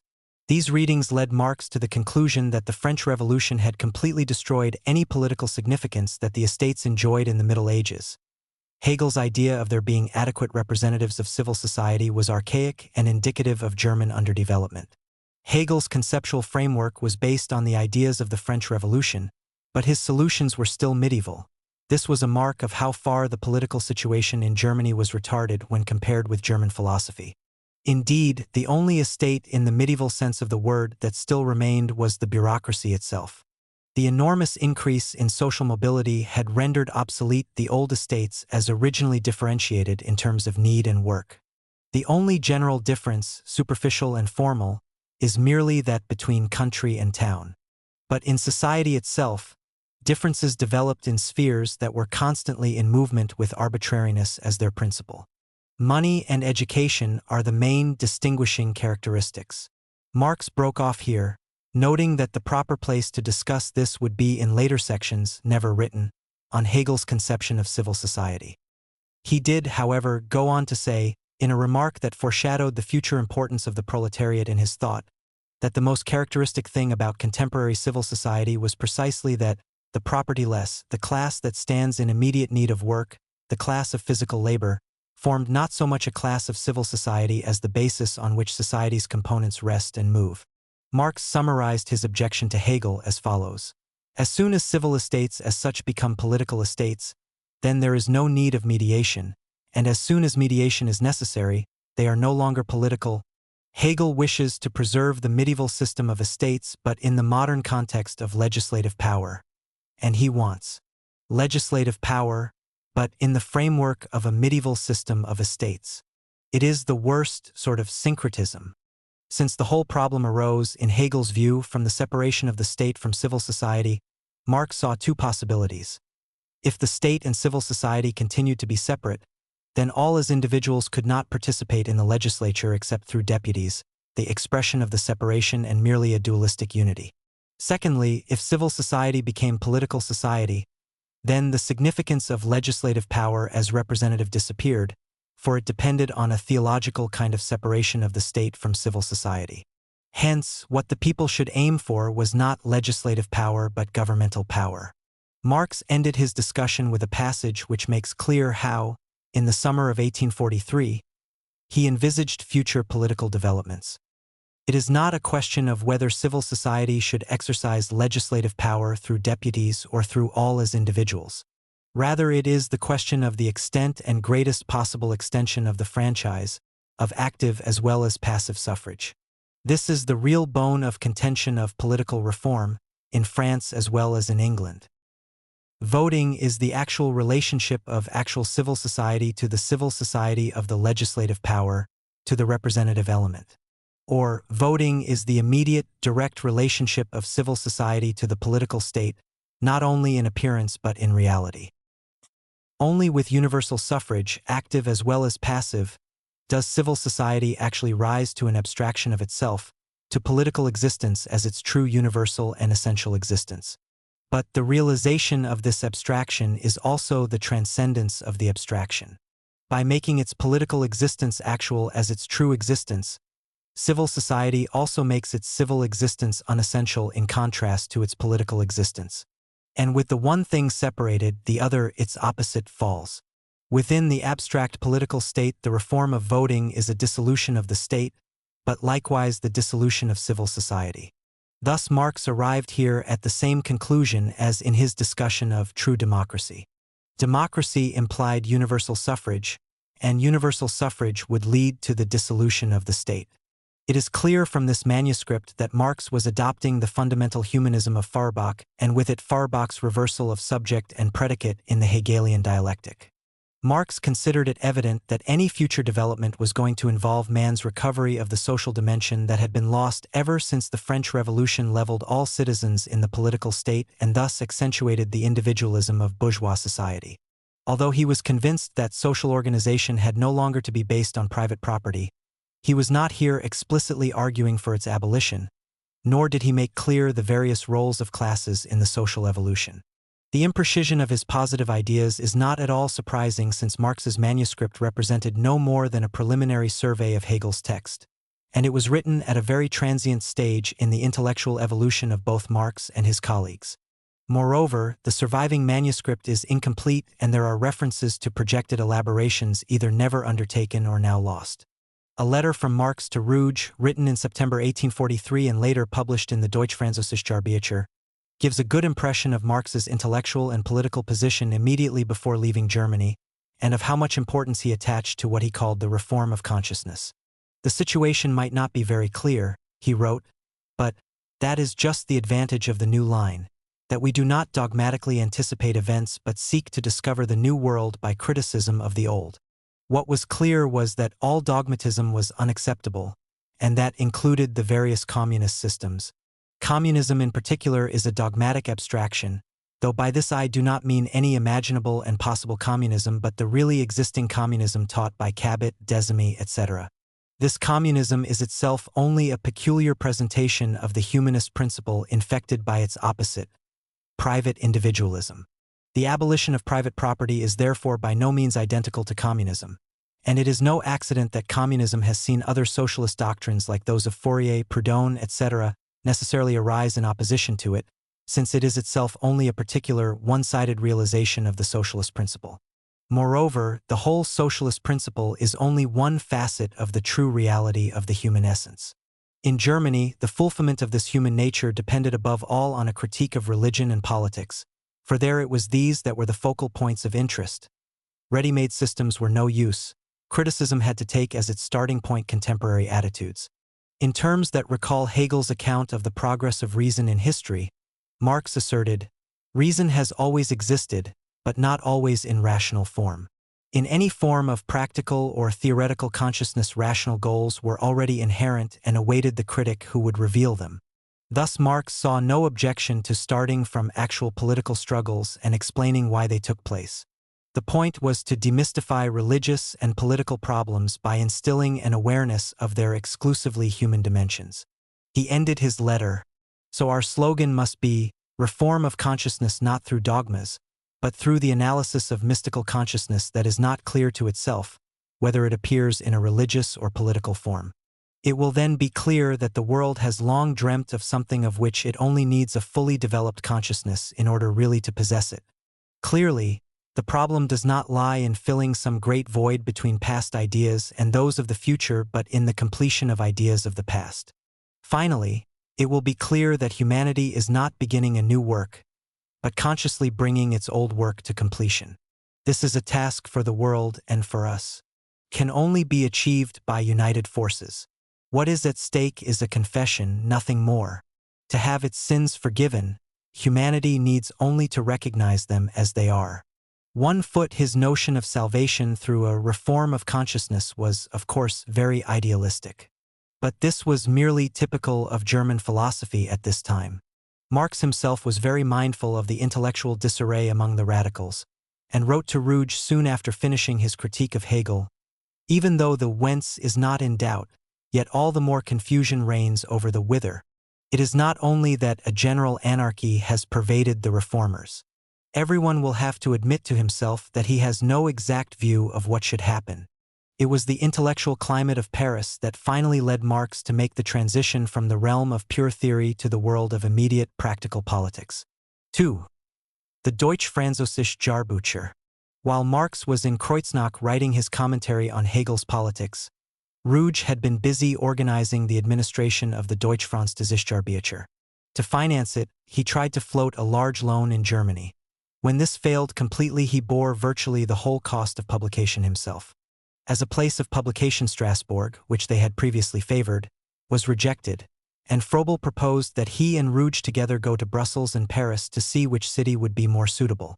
At the end of July, Ruge traveled west, stopped at Kreuznach to see Marx, and then, joining forces with Hess and Froebel at Cologne, went on to Belgium. Brussels also proved unsatisfactory, for, though its press enjoyed comparative freedom, the city was too small and not politically minded. So in August 1843, Hess and Ruge moved on to Paris with a view to establishing the Deutsch-Französische Jahrbucher there. It proved difficult to attract contributors, especially ones with a common viewpoint. Both Ruge and Froebel were very active in trying to get German participation, but the liberal writers refused, and of the Berlin young Hegelians only Bruno Bauer agreed, and in the end even he contributed nothing. So the contributors were reduced to those already associated with Froebel through his Zurich publications: Hess, Engels, Bakunin, and Herweg. Their views were diverse. Hess and Bakunin proclaimed their own brand of eclectic anarcho-communism, whereas Froebel, Herweg, and Ruge vaguely called themselves Democrats and emphasized the importance of popular education. As French influence increased the political awareness of the young Hegelians, the slogan radicalism began to give way to the more specifically political term democracy. But the unity of Ruge's group amounted to little more than a wish to further the political application of Feuerbach's philosophy, and their favorite term was humanism. But Feuerbach himself was unwilling to cooperate. Marx considered that Schelling was enjoying a quite unjustified reputation among the French. Just before leaving Kreuznach for Paris, he accordingly wrote to Feuerbach suggesting that he contribute a critique of him. These sincere youthful ideas which, with Schelling, remained an imaginative dream of his youth, have with you become truth, reality, and virile earnestness. Schelling is therefore an anticipatory caricature of you, and as soon as the reality appears opposite the caricature it must dissolve into dust or fog. Thus I consider you the necessary and natural opponent of Schelling, summoned by their majesties, nature and history. Your struggle with him is the struggle of an imaginary philosophy with philosophy itself. Feuerbach, however, replied that in his opinion the time was not yet ripe for a transition from theory to practice, for the theory had still to be perfected. He told Marx and Ruge bluntly, they were too impatient for action. All the contributors to the Deutsch-Französische Jahrbucher were at least united in regarding Paris as both a haven and an inspiration. Their expectations were justified insofar as the revolutions of 1789 and 1830 had made Paris the undisputed center of socialist thought.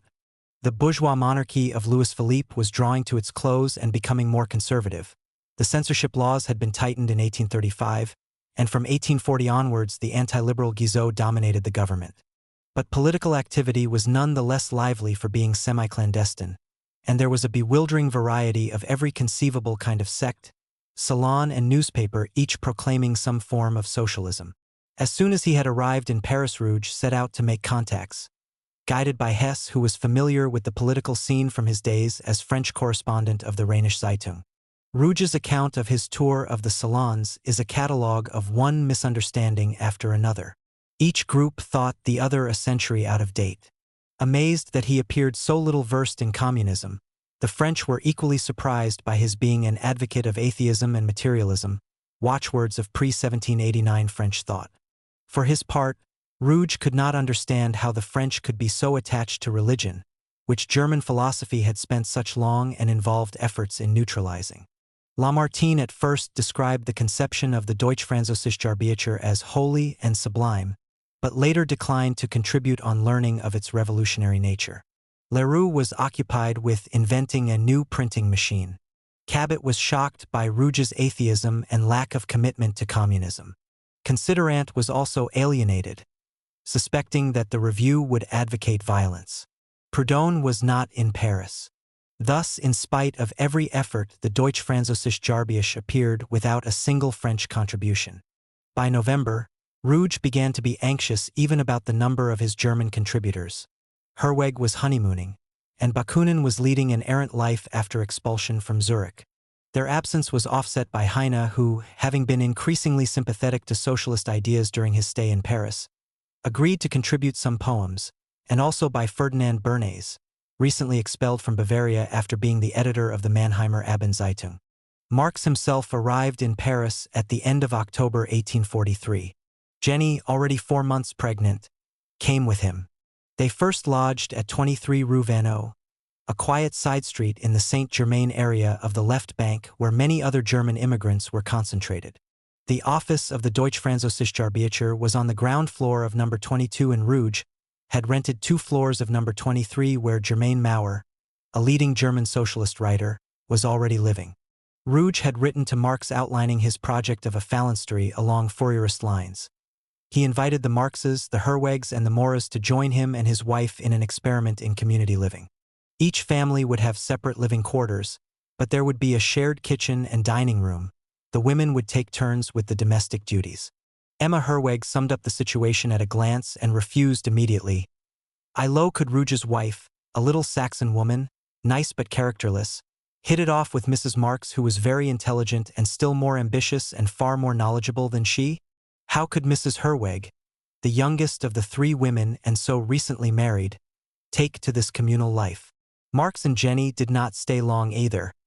Within 2 weeks they had moved to number 31, and then in December finally settled at 38 Rue Vanneau, where they stayed for the rest of their time in Paris. Marx had brought with him from Kreuznach an essay entitled On the Jewish Question, a distillation of his reading the previous summer on France and America. His central problem was still the contemporary separation of the state from civil society and the consequent failure of liberal politics to solve social questions. The question of Jewish emancipation was now of general interest in Prussia, where, since 1816, the Jews had enjoyed rights far inferior to those of Christians. Marx himself had been thinking about this issue for some time. As early as August 1842, he had asked Oppenheim to send him all the anti-Semitic articles of Hermes, editor of the Kölnische Zeitung, who favored a sort of apartheid for Jews in Germany. Marx made little use of this material, but in November 1842 Bauer published a series of articles on the problem in Rouge's Deutsche Jahrhüter. Marx considered that Bauer's view were too abstract, and decided that a lengthy review would be a convenient peg on which to hang his criticism of the liberal state. In his articles, Bauer had claimed that, in order to be able to live together, both Jews and Christians had to renounce what separated them. Neither Christians nor Jews as such could have human rights. So it was not only Jews but all men who needed emancipation. Civil rights were inconceivable under an absolute system. Religious prejudice and religious separation would vanish when civil and political castes and privileges were done away with and all men enjoyed equal rights in a liberal, secular state.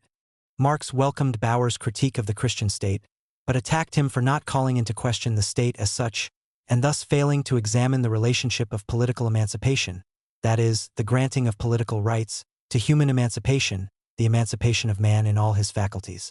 Society could not be cured of its ills simply by emancipating the political sphere from religious influence.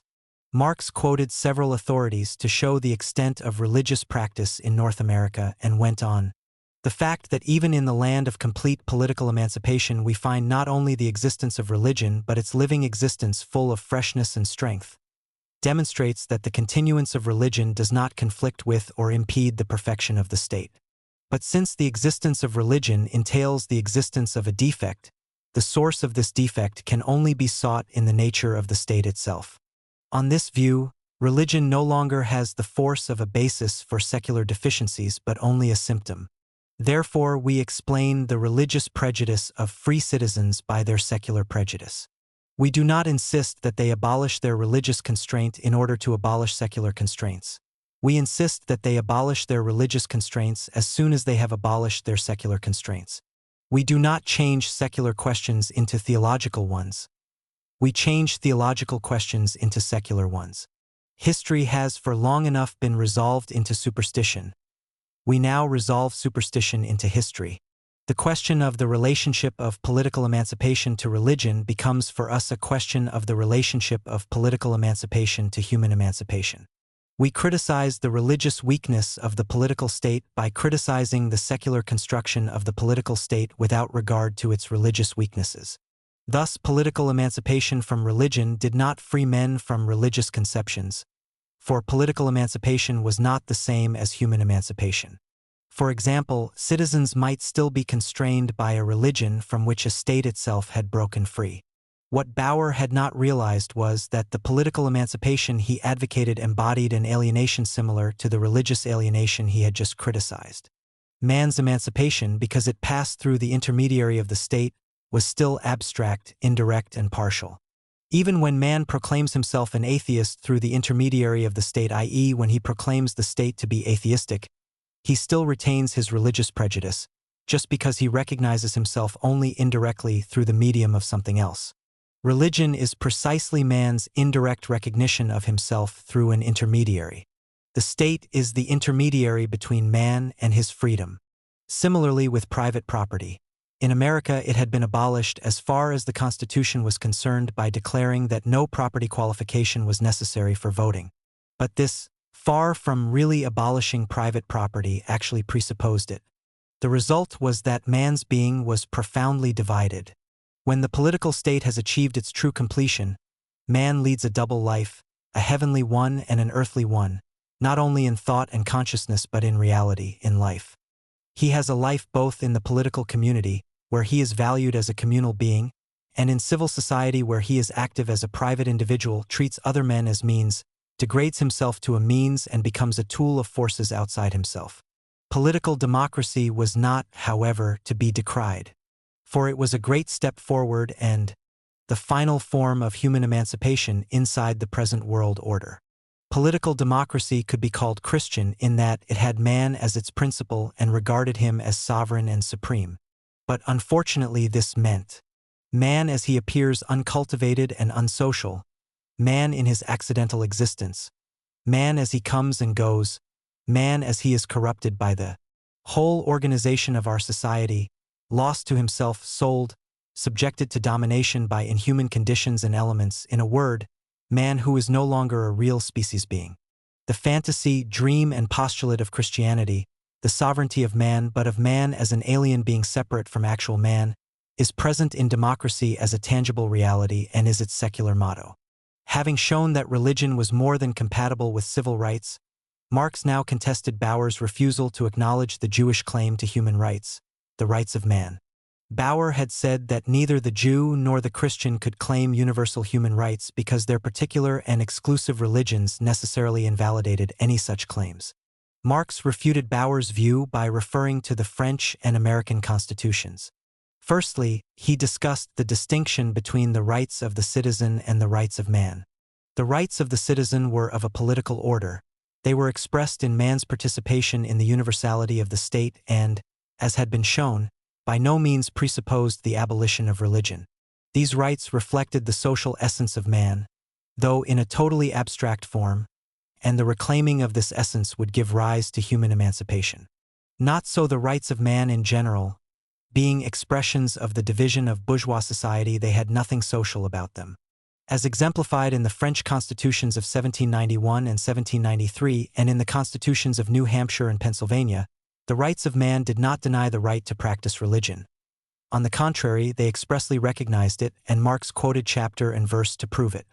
Marx then asked, "Why are these rights called the rights of man?" Because they were the rights of man regarded as a member of civil society. And why was the member of civil society identified with man? Because the rights of man were egoistic and antisocial. This was the case with all the constitutions in question, even the most radical. None succeeded in subordinating man to the citizen. All the rights of man that they proclaimed had the same character. Liberty, for example, the right to do and perform what does not harm others, was, according to Marx, not based on the union of man with man but on the separation of man from man.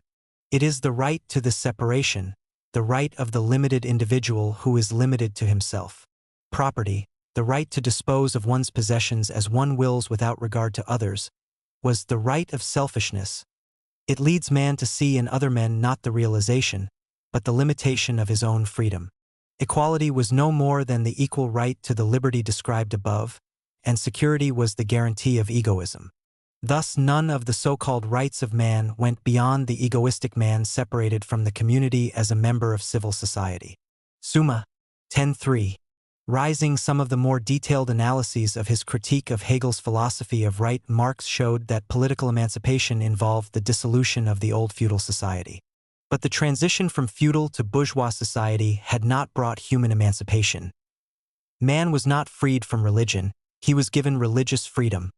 Marx finished his review by declaring, "The actual individual man must take back into himself the abstract citizen and, as an individual man in his empirical life, in his individual work and individual relationships become a species being.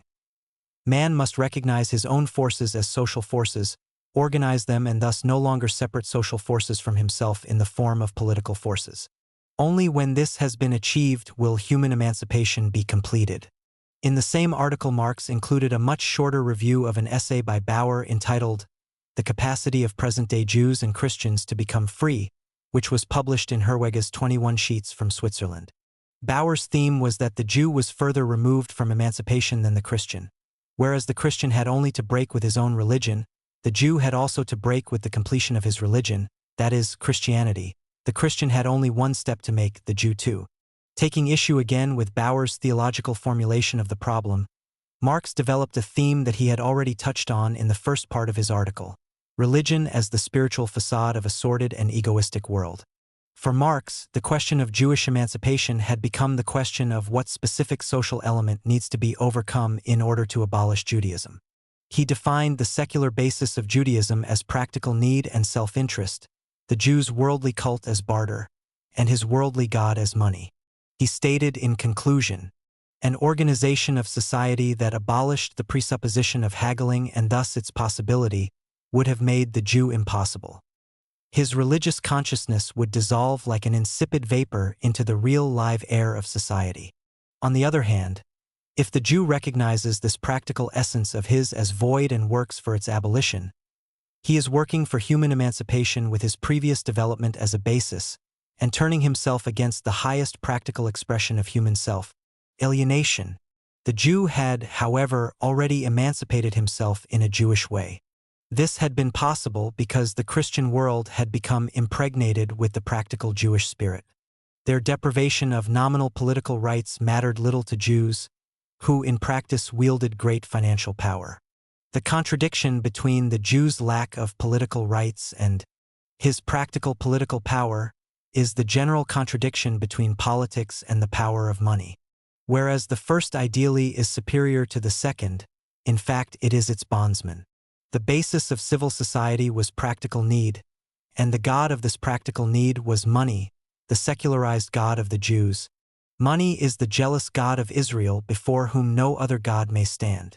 Money debases all the gods of man and turns them into commodities. Money is the universal, self-constituted value of all things.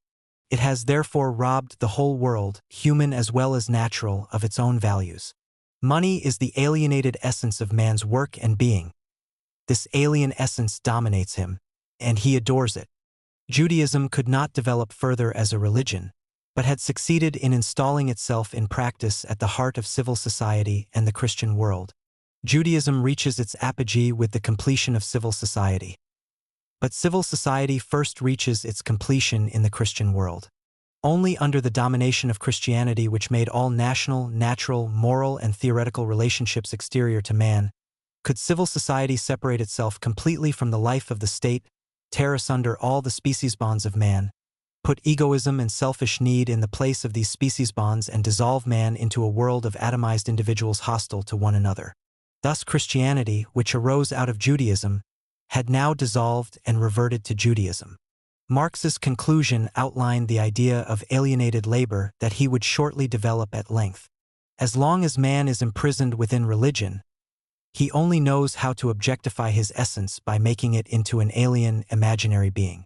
Similarly, under the domination of egoistic need, he can only become practical, only create practical objects by putting his products and his activity under the domination of an alien entity and lending them the significance of this alien entity, money. It is largely this article that has given rise to the view that Marx was an anti-Semite. It is true that a quick and unreflective reading of, particularly, the briefer second section leaves a nasty impression. It is also true that Marx indulged elsewhere in anti-Jewish remarks, though none as sustained as here. He was himself attacked as a Jew by many of his most prominent opponents, Ruge, Proudhon, Bakunin, and Dyring. But there is virtually no trace of Jewish self-consciousness either in his published writings or in his private letters. An incident that occurred while Marx was in Cologne throws some light on his attitude. 10.3. Just now, he wrote to Ruge in March 1843, "The president of the Israelites here has paid me a visit and asked me to help with a parliamentary petition on behalf of the Jews, and I agreed. However obnoxious I find the Israelite beliefs, Bauer's view seems to me nevertheless to be too abstract. The point is to punch as many holes as possible in the Christian state and smuggle in rational views as far as we can. That must at least be our aim, and the bitterness grows with each rejected petition."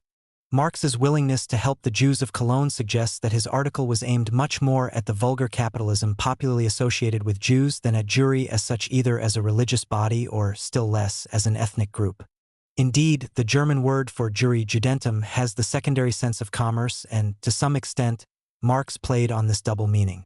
It is significant, moreover, that some of the main points in the second section of Marx's article, including the attack on Judaism as the embodiment of a money fetishism, were taken over almost verbatim from an article by Hess, who was the very opposite of an anti-Semite. Messe's article, entitled On the Essence of Money, had been submitted for publication in the Deutsch-Französische Jahrbücher, but the journal collapsed before it could appear. The second of Marx's articles in the Deutsch-Französische Jahrbücher was written after his arrival in Paris. It revealed the immense impact made on him by his discovery there of the class to whose emancipation he was to devote the rest of his life. Paris, the cultural capital of Europe, had a large population of German immigrant workers, almost 100,000. Some had come to perfect the techniques of their various trades. Some had come simply because they could find no work in Germany. Marx was immediately impressed. When communist artisans form associations, education and propaganda are their first aims. But the very act of associating creates a new need, the need for society, and what appeared to be a means has become an end. The most striking results of this practical development are to be seen when French socialist workers meet together.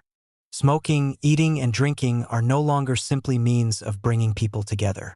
Company, association, entertainment, which also has society as its aim, are sufficient for them. The brotherhood of man is no empty phrase but a reality, and the nobility of man shines forth upon us from their toil-worn bodies. Marx attended the meetings of most of the French workers' associations, but was naturally closer to the Germans, particularly to the League of Elie Just, the most radical of the German secret societies and composed of émigré artisans whose aim was to introduce a social republic in Germany. He knew intimately both its leaders, Uerbeck, a doctor, and Maurer, who had been a member of Ruge's short-lived phalanstery. But he did not actually join any of the societies. Although Marx's second article ended with the forthright proclamation of the proletariat's destiny, the first part was a reworking of old themes. It was written as an introduction to a proposed rewriting of his critique of Hegel's philosophy of right, In fact, several of the arguments outlined in the critique had already been developed in the Jewish question. Being only an introduction, it was in the nature of a summary, ordering its themes in a way that reflected the different phases of Marx's own development: religious, philosophical, political, revolutionary. Taken as a whole, it formed a manifesto whose incisiveness and dogmatism anticipated the Communist Manifesto of 1848. All the elements of the article were already contained in the critique of Hegel's philosophy of right, but there was now a quite new emphasis on the proletariat as future emancipator of society. Although written in Paris, the whole article was orientated towards Germany and the possibility of a German revolution. Accordingly, it started with religion and went on to politics, the two most pressing subjects in Germany, according to his programmatic letter to Rouge of September 1843. Marx began with a brilliant passage on religion summarizing the whole work of the young Hegelian school from Strauss to Feuerbach. So far as Germany is concerned, he wrote, the criticism of religion is essentially complete, and criticism of religion is the presupposition of all criticism. This latter assertion doubtless depended on two main factors. In Germany, religion was one of the chief pillars of the Prussian state and had to be knocked away before any fundamental political change could be contemplated. More generally, Marx believed that religion was the most extreme form of alienation and the point where any process of secularization had to start, and this supplied him with a model for criticism of other forms of alienation. But he differed from Feuerbach in this: it was not simply a question of reduction, of reducing religious elements to others that were more fundamental. Religion's false consciousness of man and the world existed as such because man and the world were radically vitiated. The foundation of irreligious criticism is this: man makes religion, religion does not make man. But man is no abstract being squatting outside the world. Man is the world of man, the state, society. This state and this society produce religion's inverted attitude to the world because they are an inverted world themselves. Religion was the necessary idealistic completion of a deficient material world, and Marx heaped metaphor on metaphor. Religion is the general theory of this world, its encyclopedic compendium, its logic in popular form, its spiritual point d'honneur, its enthusiasm, its moral sanction, its solemn complement, its universal basis for consolation and justification. Marx continued with a series of brilliant metaphors to show that religion was at one and the same time both the symptom of a deep social malaise and a protest against it.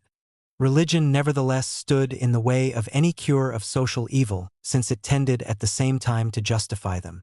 Thus, the struggle against religion is indirectly the struggle against that world whose spiritual aroma is religion. Religious suffering is at the same time an expression of real suffering and a protest against real suffering. Religion is the sigh of the oppressed creature, the feeling of a heartless world and the soul of soulless circumstances. It is the opium of the people. The criticism of religion is therefore the germ of the criticism of the Valley of Tears, whose halo is religion. Marx did not write much about religion, Engels wrote much more, and this is the most detailed passage in all his writings. What he said here, that religion is a fantasy of alienated man, is thoroughly in keeping with his early thought. Later, the element of class ideology was to be much more dominant. He thought religion at once important and unimportant. Important because the purely spiritual compensation that it afforded men detracted from efforts at material betterment. Unimportant because its true nature had been fully exposed, in his view, by his colleagues, particularly by Feuerbach. It was only a secondary phenomenon and, being dependent on socio-economic circumstances, merited no independent criticism. Attempts to characterize Marxism as a religion, although plausible within their own terms, confuse the issue, as also do attempts to claim that Marx was not really an atheist. This is the usual approach of writers who stress the parallel between Marxism and the Judeo-Christian history of salvation, though some say that Marx took over this tradition when already secularized by Schelling or Hegel into an aesthetic or philosophical revelation. It is true that Marx had in mind the religion of contemporary Germany dominated by a dogmatic and over-spiritual Lutheranism, but he wrote about religion in general and his rejection was absolute. Unlike so many early socialists, Weitling, Saint-Simon, Fourier, he would brook no compromise. Atheism was inseparable from humanism, he maintained. Indeed, given the terms in which he posed the problem, this was undeniable. It is, of course, legitimate to change the meaning of atheism in order to make Marx a believer malgré lui, but this tends to make the question senseless by blurring too many distinctions. Marx then turned from a summary of past criticism and what it had achieved to current developments. Criticism has plucked the imaginary flowers from the chains not so that man may bear chains without any imagination or comfort, but so that he may throw away the chains and pluck living flowers. The criticism of religion disillusions man so that he may think, act and fashion his own reality as a disillusioned man come to his senses, so that he may revolve around himself as his real sun.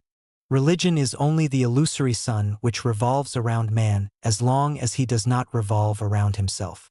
Criticism had, consequently, to turn to a deeper alienation, that of politics. It is therefore the task of history, now the truth is no longer in the beyond, to establish the truth of the here and now. The first task of philosophy, which is in the service of history, once the holy form of human self-alienation has been discovered, is to discover self-alienation in its non-religious forms. Following this introduction, the body of Marx's article consisted of two parts: an analysis of the gap between the reactionary nature of German politics and the progressive state of German philosophy, and the possibilities of revolution arising from this contrast. Marx began by pointing out that even the necessary negation of Germany's present was anachronistic and would still leave Germany 50 years behind France. Indeed, German history can congratulate itself on following a path that no people in the historical firmament have taken before and none will take after it. For we have shared with modern peoples in restorations without sharing their revolutions. We have had restorations, firstly because other peoples dared to make a revolution, and then because they suffered a counter-revolution, because our masters were at the one moment afraid and at another not afraid. Without shepherds at our head, we always found ourselves in the company of freedom only once, on the day of its burial. But there was, Marx argued, one aspect in which Germany was actually in advance of other nations and which afforded her the opportunity for a radical revolution: her philosophy. This view, shared by all the contributors to the Deutsch-Französische Arbeitet, made them appear to the French as some sort of missionaries. It had been current in the young Hegelian movement since Heine, in his History of Religion and Philosophy in Germany, written in 1835, had drawn a parallel between German philosophy and French politics and prophesied a radical revolution for Germany as a consequence. To be at the heart of contemporary questions, it was German philosophy that had to be criticized. In Germany, it was only political philosophy that was abreast of modern conditions. Marx then clarified his own position by pointing to two different attitudes, both of which seemed to him to be inadequate. The first, which in some respects recalled the views of Feuerbach, Marx called the practical political party. This party is justified in demanding the negation of philosophy. Their error consists not in their demand, but in being content with a demand that they do not and cannot really meet. They believe that they can complete that negation by turning their back on philosophy. You ask that we start from the real seeds of life, but forget that until now the real seed of the German people has only flourished inside its skull. In a word, you cannot transcend philosophy without giving it practical effect. The second attitude, characteristic of the theoretical party, by which Marx meant Bruno Bauer and his followers, committed the same error but from the opposite direction. It sees in the present struggle nothing but the critical struggle of philosophy with the German world and does not reflect that earlier philosophy itself has belonged to this world and is its completion, albeit in ideas. Its principal fault can be summed up thus: it thought it could give practical expression to philosophy without transcending it. Bauer's philosophy, because it refused any mediation with the real, was undialectical and condemned to sterility. What Marx proposed was a synthesis of the two views he condemned: a mediation with the real that would abolish philosophy as philosophy while giving it practical expression. This was akin to his later advocacy of the unity of theory and practice, and took up a theme that had been in his mind since his doctoral thesis, if not before that of the secularization of philosophy. From Tsiolkovsky's Praxis in 1838 to Hesse's Philosophy of Action in 1843, this was a theme central to Hegel's disciples trying to break loose from their master system so as to get to grips with contemporary events. It was along these lines that Marx saw the only possible way of solving Germany's political problems. In the second part of his article, Marx then turned to an exploration of the possibility of a revolution that would not only eliminate Germany's backwardness, but also thrust her into the forefront of European nations by making her the first to have achieved emancipation that was not merely political. Thus he put the question, can Germany achieve a praxis that will be equal to her principles, i.e. can she achieve a revolution that will not only raise her to the official level of modern peoples but to the human level that is the immediate future of these peoples? By way of a preliminary answer, Marx recapitulated his previous conclusion. The weapon of criticism cannot, of course, supplant the criticism of weapons. Material force must be overthrown by material force. But theory, too, will become material force as soon as it seizes the masses. Theory is capable of seizing the masses as soon as its proofs are ad hominem, and its proofs are ad hominem as soon as it is radical. To be radical is to grasp the matter by the root. But for man the root is man himself. The manifest proof of the radicalism of German theory and its practical energy is that it starts from the decisive and positive abolition of religion. The criticism of religion ends with the doctrine that man is for himself the highest being, that is, with the categorical imperative to overthrow all systems in which man is humiliated, enslaved, abandoned, and despised. The importance of the weapon of criticism for Germany was shown by Luther's revolution of theory, the Reformation. Of course, this revolution was an incomplete one. Luther had merely internalized man's religious consciousness. He had destroyed faith in authority by restoring the authority of faith. But although Protestantism had not found the true solution, at least its formulation of the problem had been correct. The present situation of Germany was similar to that which preceded the Reformation. The only difference was that philosophy took the place of theology, and the result would be a human emancipation instead of one that took place entirely within the sphere of religion. In the final, pregnant pages of the article, Marx drew from his somber review of the Germans seen the optimistic conclusion that the revolution in Germany, as opposed to France, could not be partial and had to be radical, and only the proletariat, in alliance with philosophy, would be capable of carrying it out. Marx began with the difficulties that seemed to stand in the way of a radical German revolution. Revolutions need a passive element, a material basis. A theory will only be implemented among a people insofar as it is the implementation of what it needs. And a radical revolution can only be a revolution of radical needs whose presuppositions and breeding ground seem precisely to be lacking. But the very fact that Germany was so deficient politically indicated the sort of future that awaited her. Germany is the political deficiencies of the present constituted into a world of their own, and as such will not be able to break down specifically German barriers without breaking down the general barriers of the political present. What was utopian for Germany was not a radical revolution that would achieve the complete emancipation of mankind, but a partial revolution, a revolution that was merely political, a revolution that leaves the pillars of the house still standing. Marx then characterized a purely political revolution, obviously taking the French Revolution as his paradigm. A part of civil society emancipates itself and achieves universal domination. A particular class undertakes the general emancipation of society from its particular situation. This class frees the whole of society, but only on the supposition that the whole of society is in the same situation as this class, that it possesses or can easily acquire, for example, money and education. No class could occupy this special situation in society without arousing an impulse of enthusiasm in itself and among the masses. It is a moment when the class fraternizes with society in general and merges with society. It is identified with society and is felt and recognized as society's general representative. Its claims and rights are truly the claims and rights of society itself, of which it is the real social head and heart. And for a class to be able to seize this emancipatory position, there had to be a polarization of classes. One particular class must be a class that rouses universal reprobation and incorporates all deficiencies. One particular social sphere must be regarded as the notorious crime of the whole society, so that the liberation of this sphere appears as universal self-liberation. So that one class par excellence may appear as the class of liberation, another class must conversely be the manifest class of oppression. This, according to Marx, was the situation in France before 1789, when the universally negative significance of the French nobility and clergy determined the universally positive significance of the class nearest to them and opposed to them, the bourgeoisie.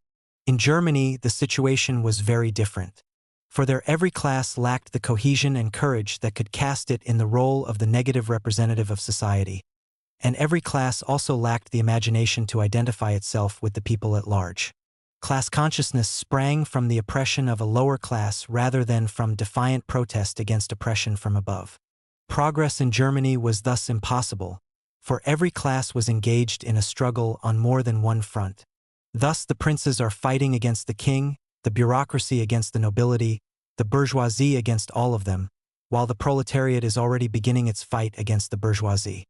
The middle class scarcely dares to conceive of emancipation from its own point of view, and already development in social circumstances and political theory make this point of view itself antiquated or at least problematical.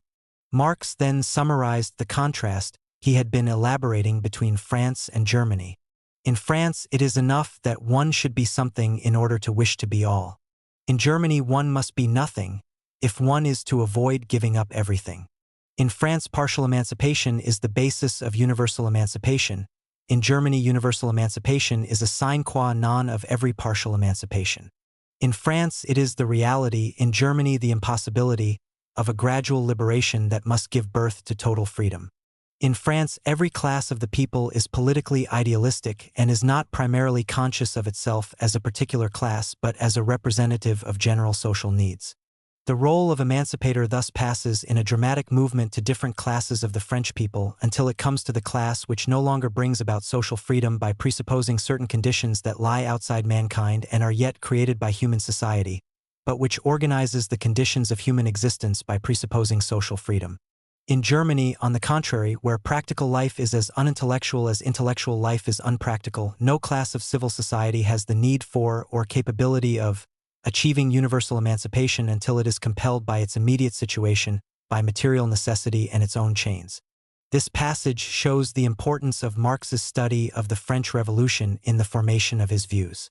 The Rhineland, where he was born and spent his early life, had been French until 1814, and had enjoyed the benefits of the French Revolution, where civil emancipation was a genuine experience and not a possession of foreigners only, to be envied from afar. To all German intellectuals, the French Revolution was the revolution, and Marx and his young Hegelian friends constantly compared themselves to the heroes of 1789. It was his reading of the history of the French Revolution in the summer of 1843 that showed him the role of class struggle in social development. Approaching the conclusion of his article, Marx introduced the denouement with the question, "So where is the real possibility of German emancipation?" His answer was, in the formation of a class with radical chains, a class in civil society that is not a class of civil society, the formation of a social group that is the dissolution of all social groups, the formation of a sphere that has a universal character because of its universal sufferings and lays claim to no particular right, because it is the object of no particular injustice but of injustice in general. This class can no longer lay claim to a historical status, but only to a human one.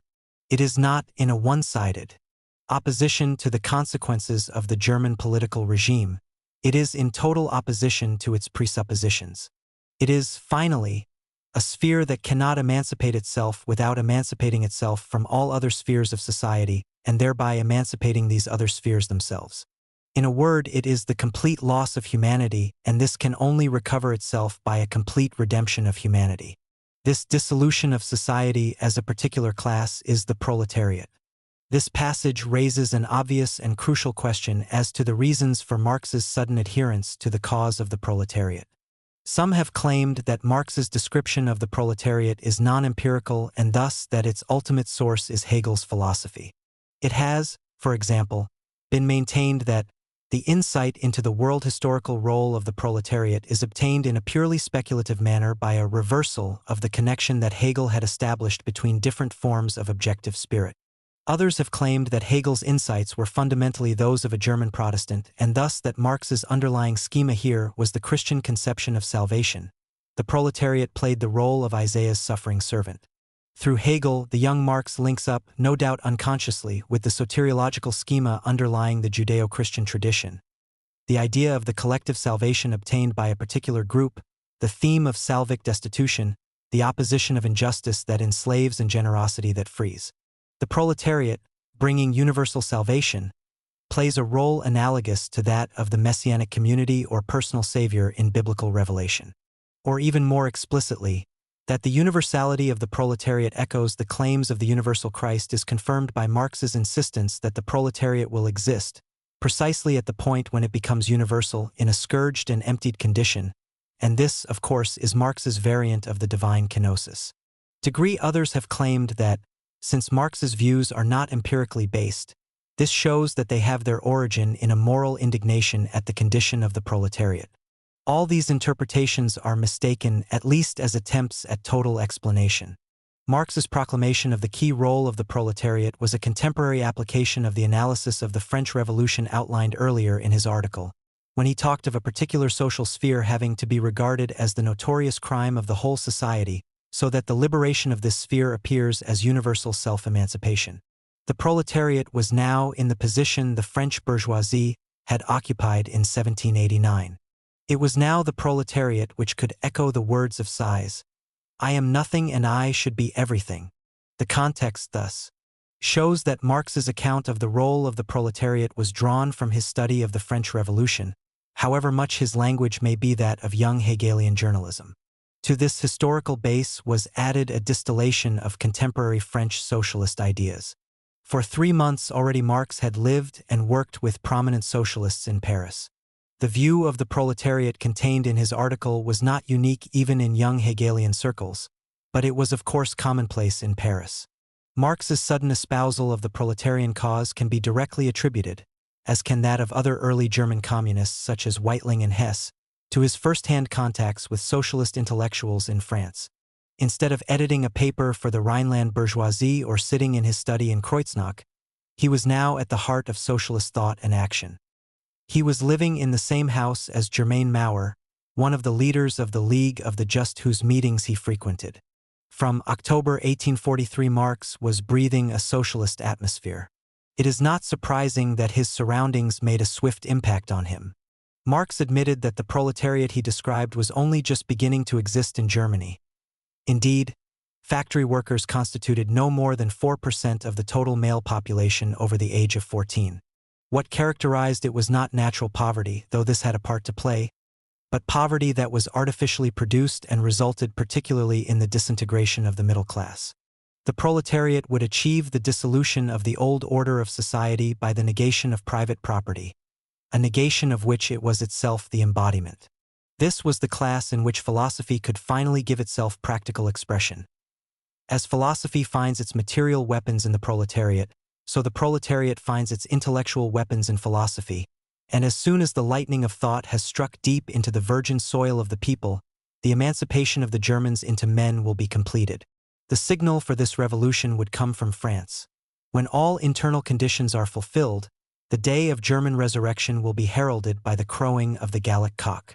The first double number of the Deutsch-Französische Jahrbücher was also the last. Having clamped down on the press inside Prussia, the government there was particularly anxious to avoid the importation of seditious literature. The propagation of communist ideas was explicitly forbidden in Prussia, and several of the articles in the Jahrbücher had a distinctly socialist flavor. The German authorities acted swiftly.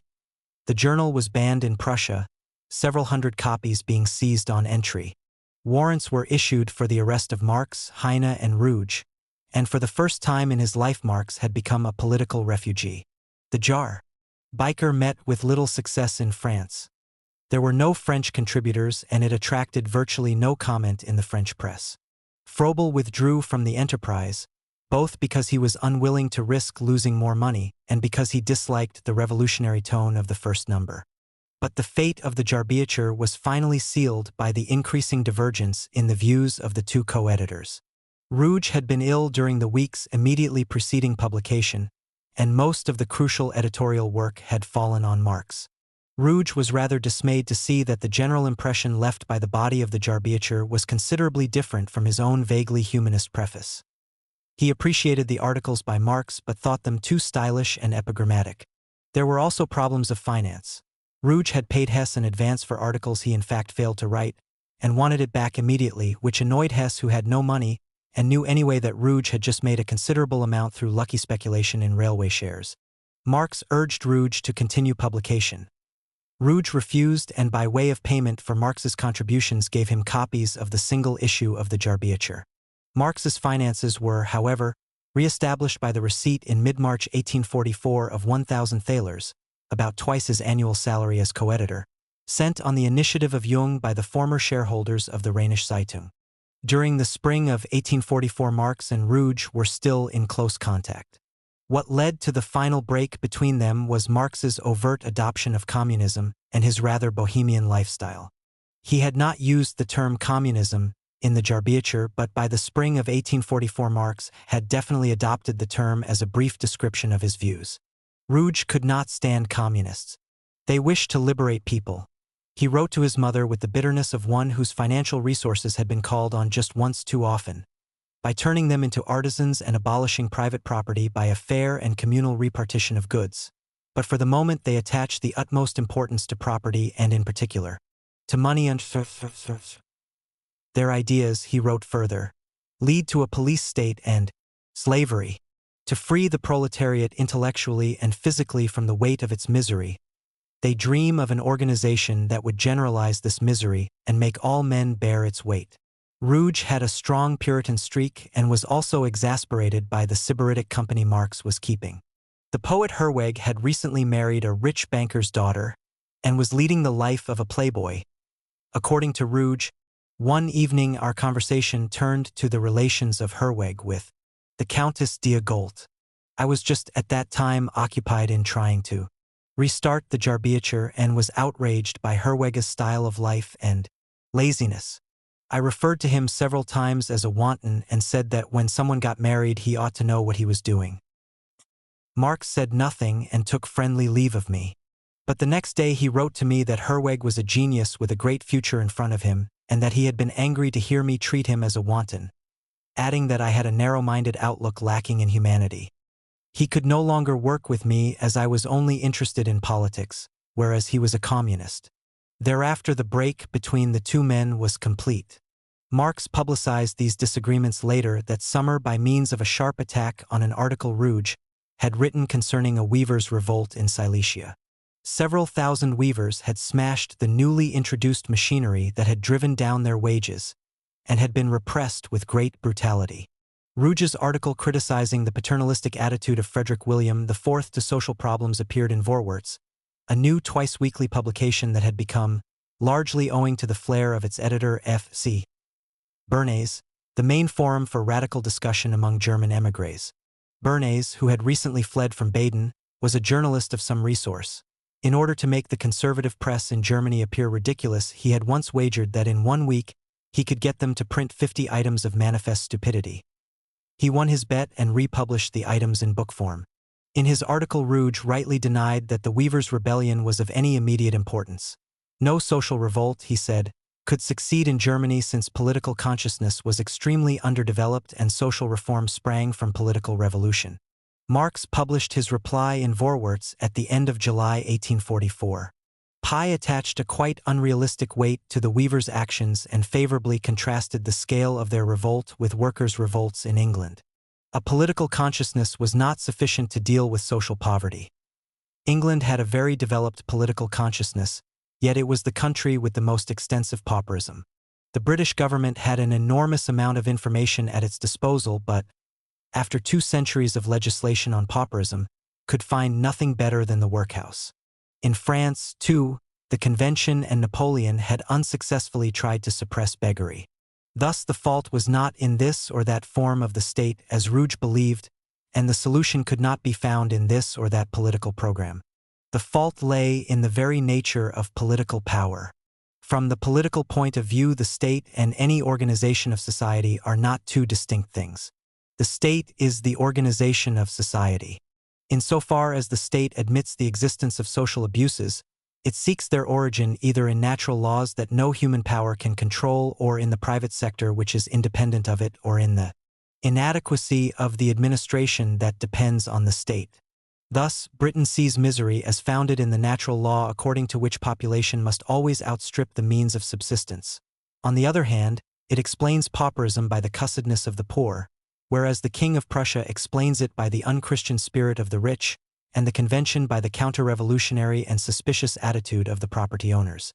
Therefore, Britain punishes the poor, the King of Prussia exhorts the rich, and the Convention beheads the property owners. Thus, if the state wanted to transcend the impotence of its administration, it would have to abolish itself, For the more powerful the state and the more developed the political consciousness of a nation, the less it was disposed to seek the cause of social ills in the state itself. Marx once again substantiated his point by reference to the French Revolution, whose heroes, far from seeing the source of social defects in the state, see in social defects the source of political misfortunes. Thus, for Marx, it was not political consciousness that was important. The Silesian Revolt was even more important than revolts in England and France because it showed a more developed class consciousness. After favorably comparing Weitling's works with those of Proudhon and the German bourgeoisie, Marx repeated his prediction made in the Deutsch-Französische Arbeiter of the role of the proletariat and the chances of a radical revolution. The German proletariat is the theoretician of the European proletariat, as the English proletariat is its economist and the French its politician.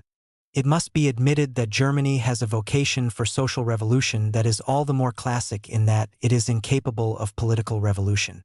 It is only in socialism that a philosophical people can find a corresponding activity, and thus only in the proletariat that it finds the active element of its Freedom. 10s. Marx finished his article with a passage that gave a concise summary of his studies of social change. A social revolution, even though it be limited to a single industrial district, affects the totality, because it is a human protest against a dehumanized life, because it starts from the standpoint of the single, real individual, because the collectivity against whose separation from himself the individual reacts is the true collectivity of man, the human essence.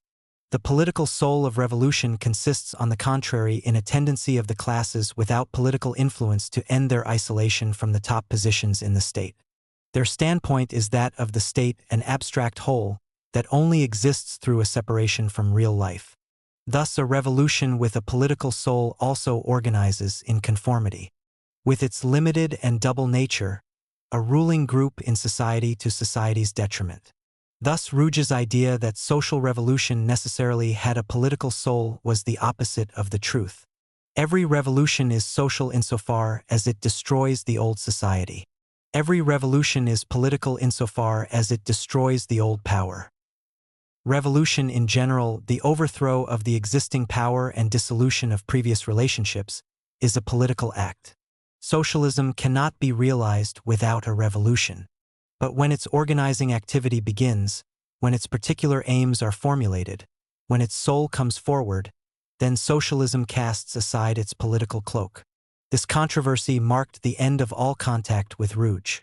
Although Marx continued his friendship with Herwegh, this also did not last long, and Marx soon admitted that there was something after all in Rouge's strictures. Herwegh's sybaritic character and his sentimental version of communism could never harmonize with the temperament and ideas of Marx, of whom Herwegh wrote at the time that he would have been the perfect incarnation of the last scholastic. A tireless worker and great savant, he knew the world more in theory than in practice. He was fully conscious of his own value.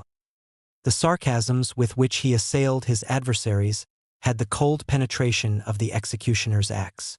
Disillusioned with Herwegh, Marx spent more and more time with Heine, the only person he declared himself sorry to leave behind on his expulsion from Paris. Heine had made Paris his base immediately after the 1830 revolution there. As well as flourishing as a poet in a city which could boast Musset, Vigny, Sainte-Beuve, Ingres, and Chopin among many other famous cultural figures, Heine was much attracted to the doctrines of Saint-Simon and the later French socialists.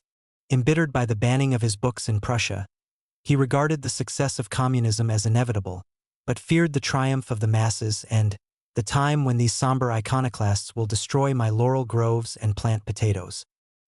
His friendship with Marx coincided with much of his best satirical verse, in which Marx is said to have encouraged him with the words, "Leave your everlasting complaints of love and show the satiric poets the real way of going about it with a whip."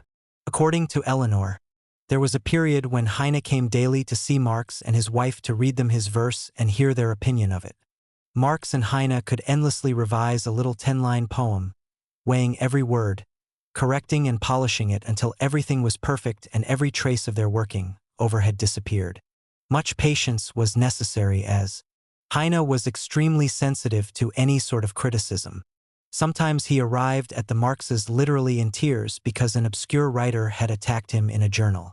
Marx's best tactic then was to address him to his wife, whose kindness and wit soon brought the despairing poet to reason. Heine also had the distinction of saving the life of the Marx's first baby. He arrived one day to find the child having convulsions and both parents at their wits' end. He immediately prescribed a hot bath, prepared it himself, and bathed the baby, who at once recovered. Marx also spent a lot of his time in the company of Russian aristocratic émigrés who, he said later, fêted him throughout his stay. These included his later adversary Bakunin, with whom Marx seems to have been on friendly terms. The same cannot be said of the Polish Count Siskowski, author of a seminal book at the beginning of the young Hegelian movement, of whom Marx later recalled that he so bored me that I wouldn't and couldn't look at anything that he later perpetrated. Marx naturally passed much of his time with French socialists such as Louis Blanc, and particularly Proudhon, also a subsequent adversary, whose unique brand of anarcho-socialism had already made him the most prominent left-wing thinker in Paris. Marx later claimed that he was responsible for teaching Proudhon about German idealism. In long discussions that often last the whole night, I injected him with large doses of Hegelianism.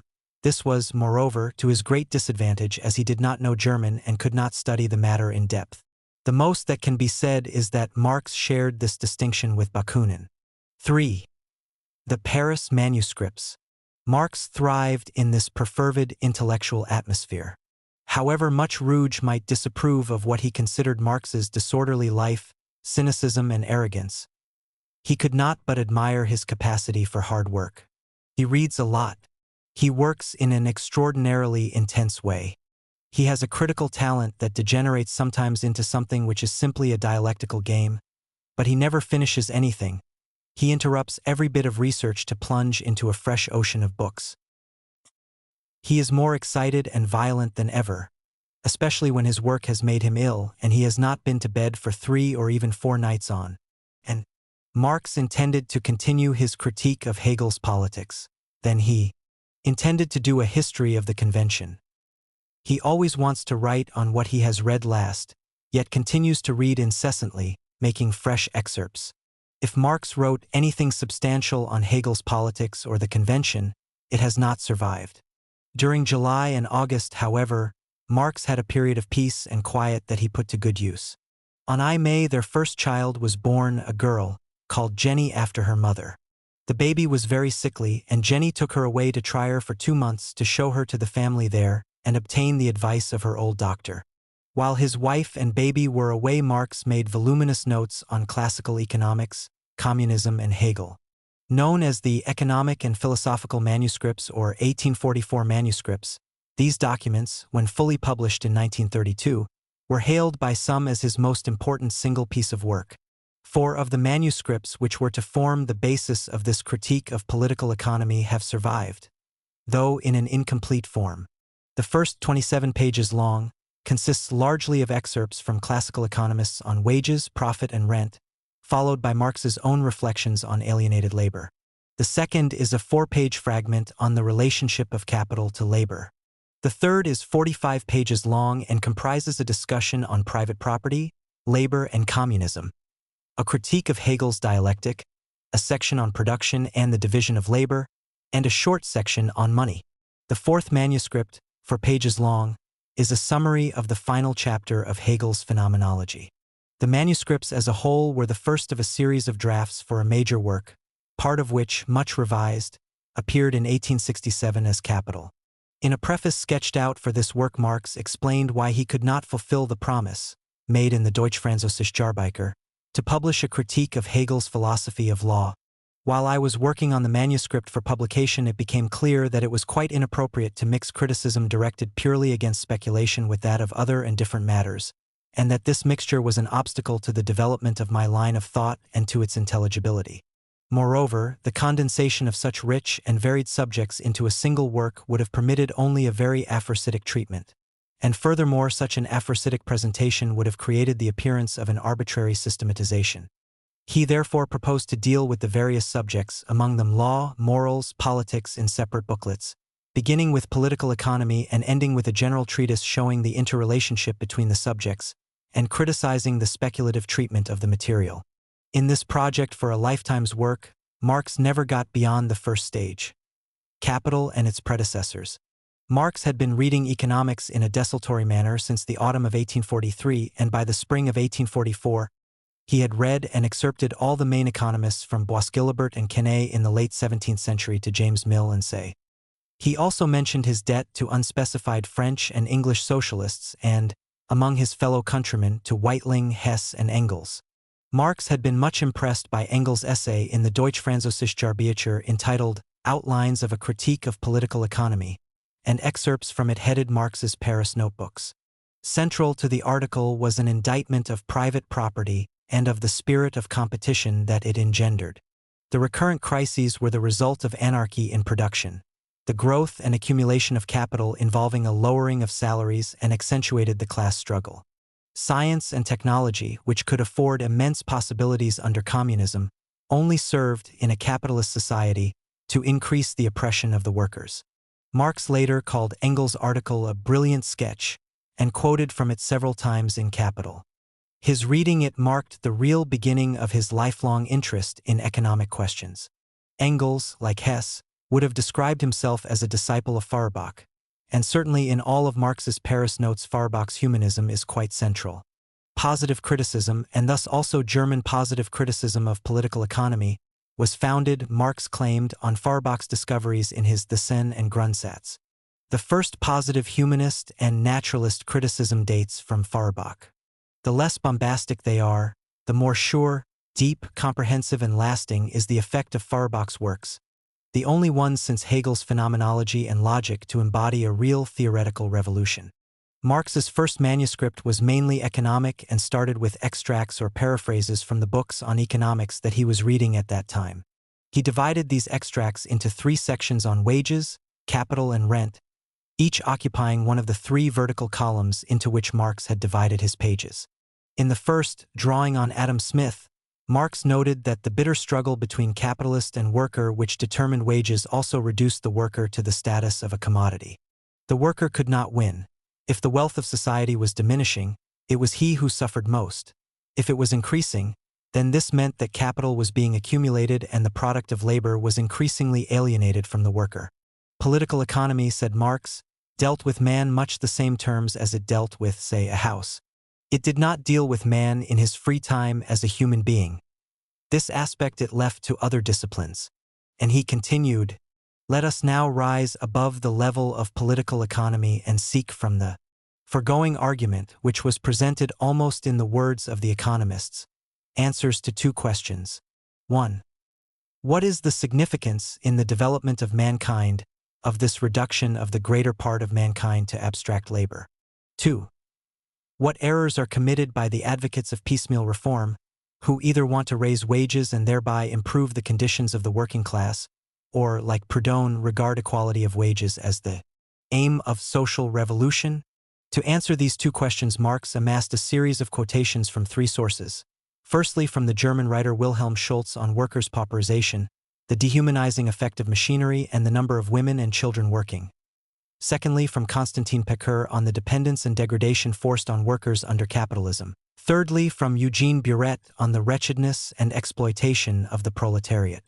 In his second section, Marx noted a number of passages under the heading Profit of Capital. First, quoting Adam Smith, he defined capital as the power of command over labor and its products. He then described the means by which capitalists made a profit both from wages and from raw materials advanced, the motives that inspired the capitalist, and the accumulation of capital and competition among capitalists. Marx's third section was on rent, and he outlined the similarities between landlord and capitalist. In the last analysis, there was no distinction between them, and society was divided into 2 classes only, workers and capitalists. The character of landed property had been utterly transformed since feudal times, and neither the preservation of large estates nor their division into small properties could avoid precipitating a crisis. Later in the manuscript, Marx offered his own trenchant critique of the Protestant ethic, enshrined in the classical economists. Thus, despite its worldly and pleasure-seeking appearance, it is a truly moral science and the most moral of all sciences. Its principal thesis is the renunciation of life and of human needs. The less you eat, drink, buy books, go to the theater or to balls, or to the public house, and the less you think, love, theorize, sing, paint, fence, etc., the more you will be able to save, and the greater will become your treasure, which neither moth nor rust will corrupt your capital. The less you are, the less you express your life, the more you have, the greater is your alienated life, and the greater is the saving of your alienated being. At this point in his manuscript, Marx broke off writing in 3 parallel columns and began to write straight across the page. He also changed his style, writing now without recourse to quotation from other writers. This passage on alienated labor is the best written part of the manuscripts. In it, Marx criticized the concept of labor found in the classical economists from whom he had just been quoting, on the general grounds that their conceptions were superficial and abstract, whereas his own gave a coherent account of the essential nature of economics. Having started from their presuppositions, Marx claimed to show that the more the worker produced, the poorer he became. But this analysis remained superficial. Political economy starts with the fact of private property. It does not explain it to us. It conceives of the material process that private property in fact goes through in general abstract formulae, which then have for it the value of laws. But political economy tells us nothing about how far these external, apparently fortuitous circumstances are merely the expression of a necessary development. We have seen how it regards exchange itself as something fortuitous. The only wheels that political economy sets in motion are greed and war among the greedy. Competition.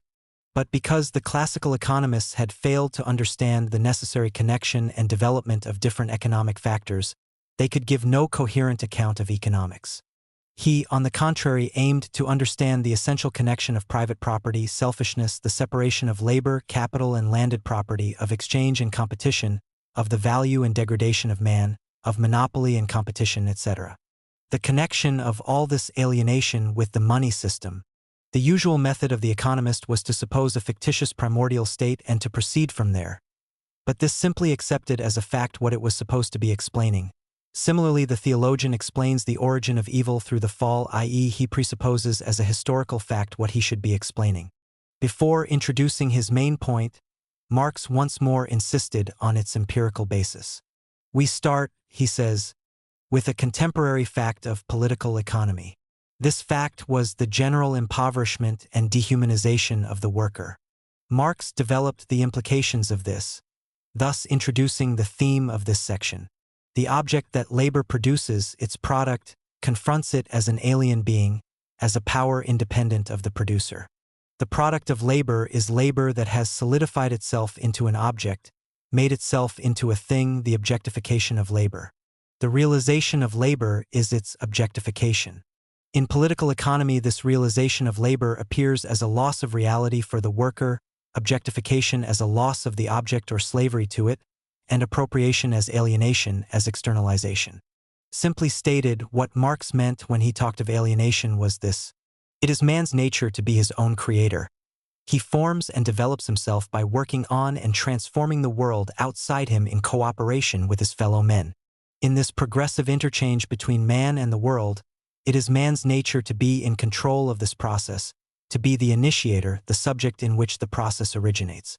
However, this nature has become alien to man. That is, it is no longer his and belongs to another person or thing. In religion, for example, it is God who is the subject of the historical process. It is God who holds the initiative and man is in a state of dependence. In economics, according to Marx, it is money or the cash nexus that maneuvers men around as though they were objects instead of the reverse. The central point is that man has lost control of his own destiny and has seen this control invested in other entities. What is proper to man has become alien to him, being the attribute of something else. Having discussed this relationship of the worker to the objects of his production, Marx defined and analyzed 3 further characteristics of alienated man. The second was his alienation in the act of production.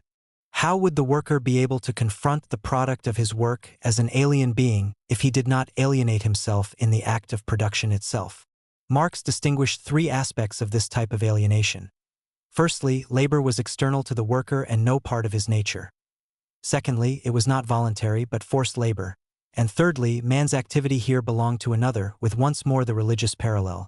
As in religion, the human imagination's own activity, the activity of man's head and his heart, reacts independently on the individual as an alien activity of gods or devils. So the activity of the worker is not his own. spontaneous activity.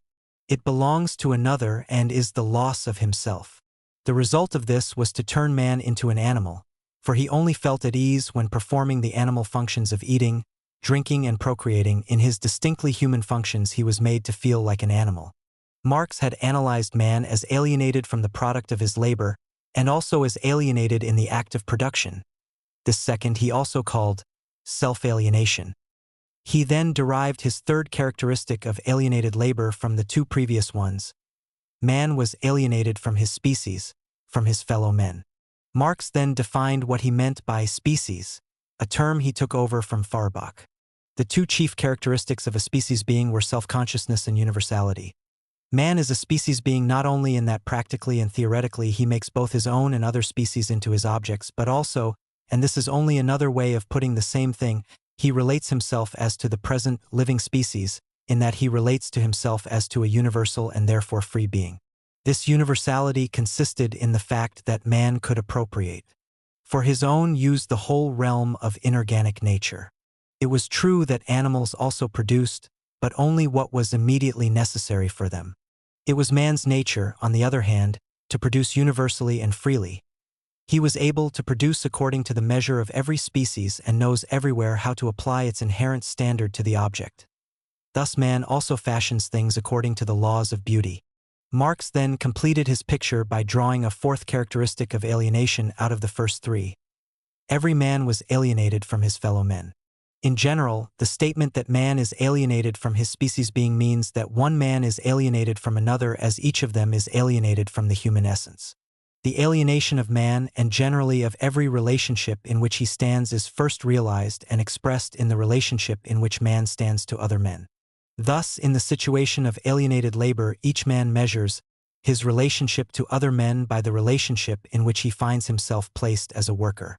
The fact that both the product of man's labor and the activity of production had become alien to him meant that another man had to control his product and his activity. Every self-alienation of man from himself and nature appears in the relationship in which he places himself and nature to other men distinct from himself.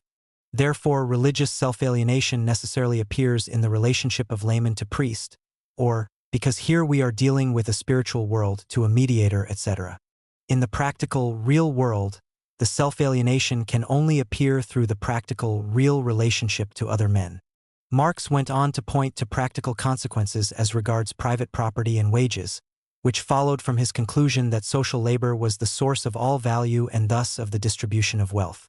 He used his conclusion to resolve two contemporary problems. The first was the utter rejection of any system that involved the paying of wages. Wages only served to reinforce the notion of private property, and thus even the proposal of Proudhon that all wages should be equal was quite misconceived.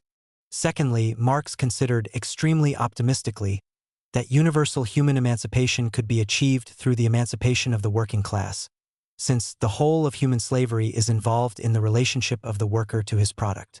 He next planned to extend the entire discussion to all aspects of classical economics: barter, competition, capital, money, and also to a comparison of the relative alienations of the capitalist and the worker. 140, but the manuscript broke off unfinished. In spite of the incompleteness of the manuscript, it is possible to infer what the remaining portion would have contained.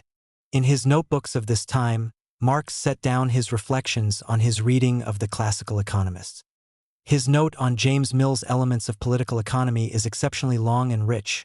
In it, Marx dealt with the categories of classical economics he had planned to discuss in the unfinished part of his manuscript on alienated labor, barter, competition, capital, and money.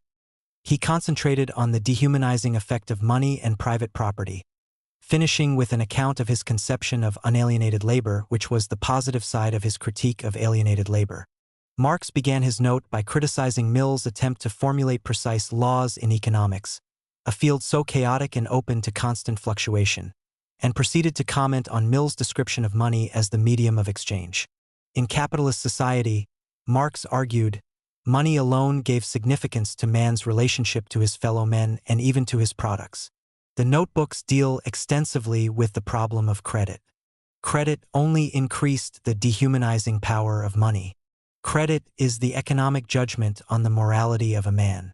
In credit, man himself, instead of metal or paper, has become the mediator of exchange, but not as man, but as the existence of capital and interest.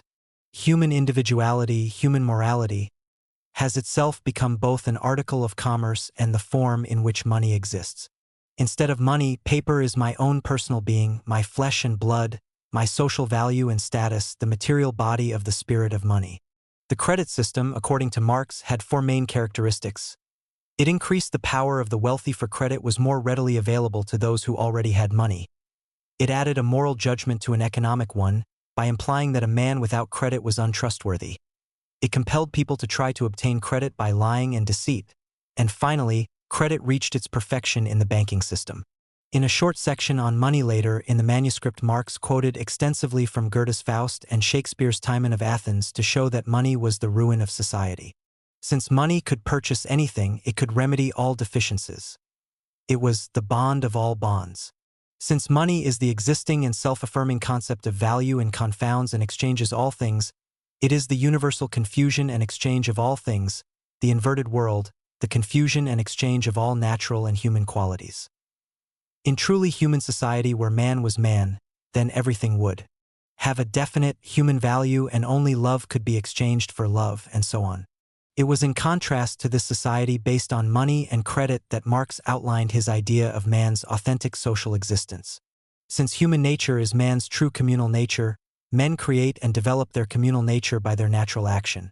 They develop their social being, which is no abstract, universal power as opposed to single individuals, but the nature of each individual, his own activity, his own life, his own enjoyment, his own wealth. Therefore, this true communal nature does not originate in reflection. It takes shape through the need and egoism of individuals, i.e., it is produced directly by the effect of their being. It is not dependent on man whether this communal being exists or not. But so long as man has not recognized himself as man and has not organized the world in a human way, this communal nature appears in the form of alienation because its subject, man, is a self-alienated being. Men, not in the abstract but as real, living, particular individuals, are this nature. With the transformation of labor into wage labor, this alienation was inevitable. In primitive barter, men only exchanged the surplus of their own produce. But soon men produced with the sole object of exchanging, and finally, it becomes quite accidental and inessential whether the producer derives immediate satisfaction from a product that he personally needs, and equally whether the very activity of his labor enables him to fulfill his personality, realize his natural capacities and spiritual aims. This process was only accelerated by the division of labor that increased with civilization and meant that you have no relationship to my object as a human being because I myself have no human relation to it. Marx finished his note on money with a description of unalienated labor, and this is one of the few passages where he described in any detail his picture of the future communist society. It is therefore worth quoting at length. Supposing that we had produced in a human manner, in his production each of us would have doubly affirmed himself and his fellow men. 1. I would have objectified in my production my individuality and its peculiarity, and would thus have enjoyed in my activity an individual expression of my life, and would have also had, in looking at the object, the individual pleasure of realizing that my personality was objective, visible to the senses, and therefore a power raised beyond all doubt.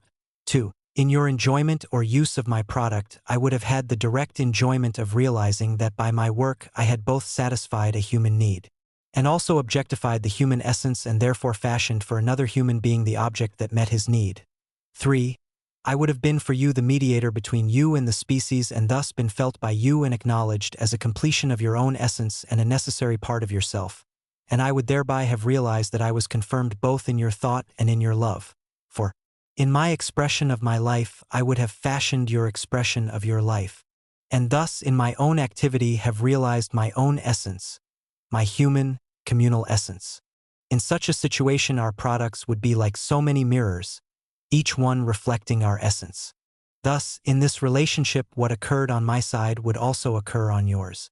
My work would be a free expression of my life, and therefore a free enjoyment of my life. In work, the peculiarity of my individuality would have been affirmed, since it is my individual life. Work would thus be genuine, active property. Presupposing private property, my individuality is so far externalized that I hate my activity. It is a torment to me and only the appearance of an activity and thus also merely a forced activity that is laid upon me through an external, arbitrary need, not an inner and necessary one. Marx's basic thesis was thus that man's objectification of himself in capitalist society denied his species being instead of confirming it. He asserted that this was a judgment based purely on a study of economic facts. He claimed to be using the evidence presented by the classical economists themselves and only criticizing their premises. Several times he claimed merely to be giving expression to economic facts, and in the introduction to the manuscripts as a whole, he wrote, "I do not need to reassure the reader who is familiar with political economy that my results have been obtained through a completely empirical analysis founded on a conscientious and critical study of political economy." However, his use of terms like alienation and the realization of the human essence plainly show that Marx's analysis was not a purely scientific one. Nor was it empirical, if this is taken to mean devoid of value judgments. For Marx's description was full of dramatically oversimplified pronouncements that bordered on the epigrammatic. And while the economic analysis was taken over from classical economics, the moral judgments were inspired by the reading, noted above, of Schultz, Pecker, Sismondi, and Buret.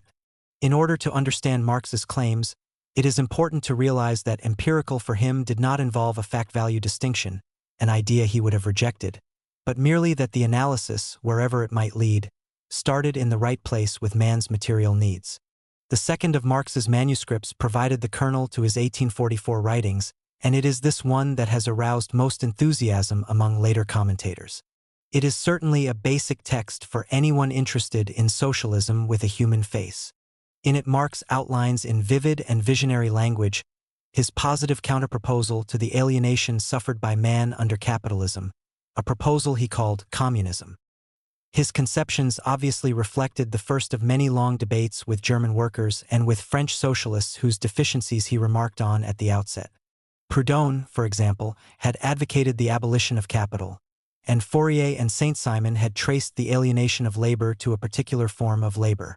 Fourier had consequently advocated a return to agricultural labor, whereas Saint-Simon saw the essential solution in terms of the correct organization of industrial labor. Communism, however, went further than these partial insights and represented the positive expression of the overcoming of private property. Naturally, the idea of communism had its own intellectual history and developed only by stages. The first form to appear, what Marx called crude communism, was merely the universalization of private property. This sort of communism is faced with such a great domination of material property that it seeks to destroy everything that cannot be possessed by everybody as private property. It wishes to abstract forcibly from talent, etc. It considers immediate physical ownership as the sole aim of life and being. This conception of communism had its counterpart in the proposal to abolish marriage and substitute the community of women. For it was the relationship between the sexes that was the immediate, natural, and necessary relationship of human being to human being. By systematically denying the personality of man, this communism is merely the consistent expression of private property, which is just this negation. Universal envy setting itself up as a power is the concealed form of greed, which merely asserts itself and satisfies itself in another way. How little this abolition of private property constitutes a real appropriation is proved by the abstract negation of the whole world of culture and civilization, a regression to the unnatural simplicity of the poor man without any needs who has not even arrived at the stage of private property, let alone got beyond it. The second form of communism that Marx branded as inadequate was of two sorts. The first he described as still political in nature, whether democratic or despotic, and the second as achieving the abolition of the state, but still incomplete and under the influence of private property, i.e., of the alienation of man. Of both these forms Marx commented rather obscurely. Communism knows itself already to be the reintegration or return of man into himself, the abolition of man's self-alienation. But since it has not yet grasped the positive essence of private property nor the human nature of needs, it is still imprisoned and contaminated by private property. It has understood its concept, but not yet its essence. The democratic communism that Marx mentioned here must have been the utopian, non-violent sort advocated by Etienne Cabot, which was increasingly popular in Paris about this time, particularly in the League of the Just, The despotic type probably alluded to the transitory dictatorship of the proletariat advocated by the followers of Babeuf. The second type of communism, involving the abolition of the state, was represented by Desemy, who coined the famous phrase about an accountant and a register being all that was necessary to ensure the perfect functioning of the future communist society. Thirdly, Marx described in a few tightly written and pregnant pages his own idea of communism, the culmination of previous inadequate conceptions. Communism is the positive abolition of private property and thus of human self-alienation, and therefore the real reappropriation of the human essence by and for man. This is communism as the complete and conscious return of man, conserving all the riches of previous development for man himself as a social, i.e. human, being. Communism as completed naturalism is humanism, and as completed humanism is naturalism. It is the genuine resolution of the antagonism between man and nature and between man and man. It is the true resolution of the struggle between existence and essence, between objectification and self-affirmation, between freedom and necessity, between individual and species. It is the solution to the riddle of history and knows itself to be this solution. Having thus outlined his own conception of communism, Marx went on to enlarge on three of its particular aspects: its historical basis, its social character, and its regard for the individual. Dealing with the first aspect, the historical basis of communism, Marx drew a further distinction between his own communism and the underdeveloped variety. The latter types, he cited as examples the utopian communism of Cabot and Villegardel, tried to justify themselves by appealing to certain historical forms of community that were opposed to private property. For Marx, this choice of isolated aspects or epochs implied that the rest of history did not provide the case for communism. In his own version, on the other hand, both as regards the real engendering of this communism, the birth of its empirical existence, and also as regards its consciousness and thought, the whole movement of history is the consciously comprehended process of its becoming. Thus, the whole revolutionary movement finds not so much its empirical as its theoretical basis in the development of private property, and particularly of the economic system. This was so because the alienation of human life was expressed in the existence of private property, and it was in the movement of private property, in production and consumption, that man had hitherto attempted to realize himself. Religion, family, state, law, morality, science, and art are only particular forms of production and fall under its general law. The positive abolition of private property and the appropriation of human life is therefore the positive abolition of all alienation, thus the return of man out of religion, family, state, etc. into his human, i.e. social, being. The basic alienation, Marx went on, took place in the economic sphere. Religious alienation only occurred in the consciousness of man, whereas economic alienation occurred in his real life, and thus its supersession involved the supersession of all alienations. Of course, the preaching of atheism might be important where religion was strong, but atheism was only a stage on the path to communism, and an abstract one at that. Only communism proposed a doctrine of action that affected what was real. Secondly, Marx emphasized the social character of communism and extended the reciprocal relation of man and society to man and nature. Only to social man is nature available as a bond with other men, as the basis of his own existence for others and theirs for him, and as the vital element in human reality. Only to social man is nature the foundation of his own human existence. Only as such has his natural existence become a human existence and nature itself become human. Thus society completes the essential unity of man and nature. It is the genuine resurrection of nature, the accomplished naturalism of man and the accomplished humanism of nature. This passage, and other similar ones, show Marx very much under the influence of Hegel, to such an extent that he almost said that nature was created by man. As regards the social aspect, Marx showed that the capacities peculiar to man were evolved in social intercourse. Even when a man was working in isolation, he performed a social act simply by virtue of his being human. Even thought, since it used language, was a social activity.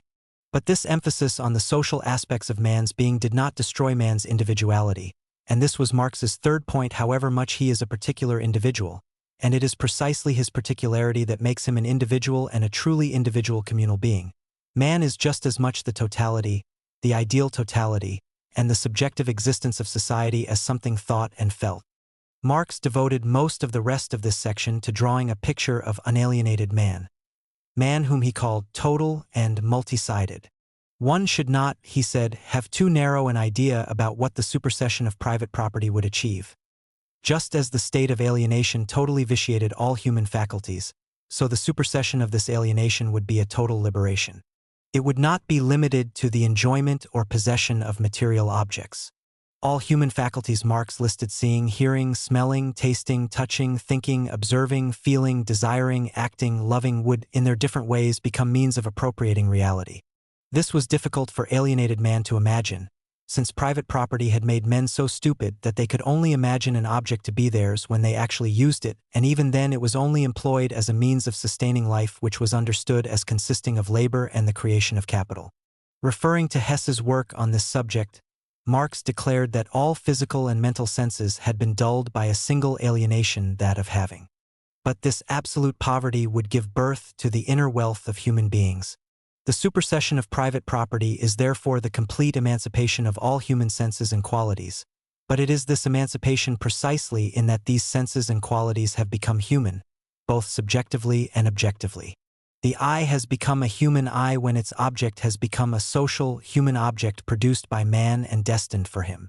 Thus, in practice, the senses have become direct theoreticians. They relate to the thing for its own sake, but the thing itself is an objective human relationship to itself and to man and vice versa.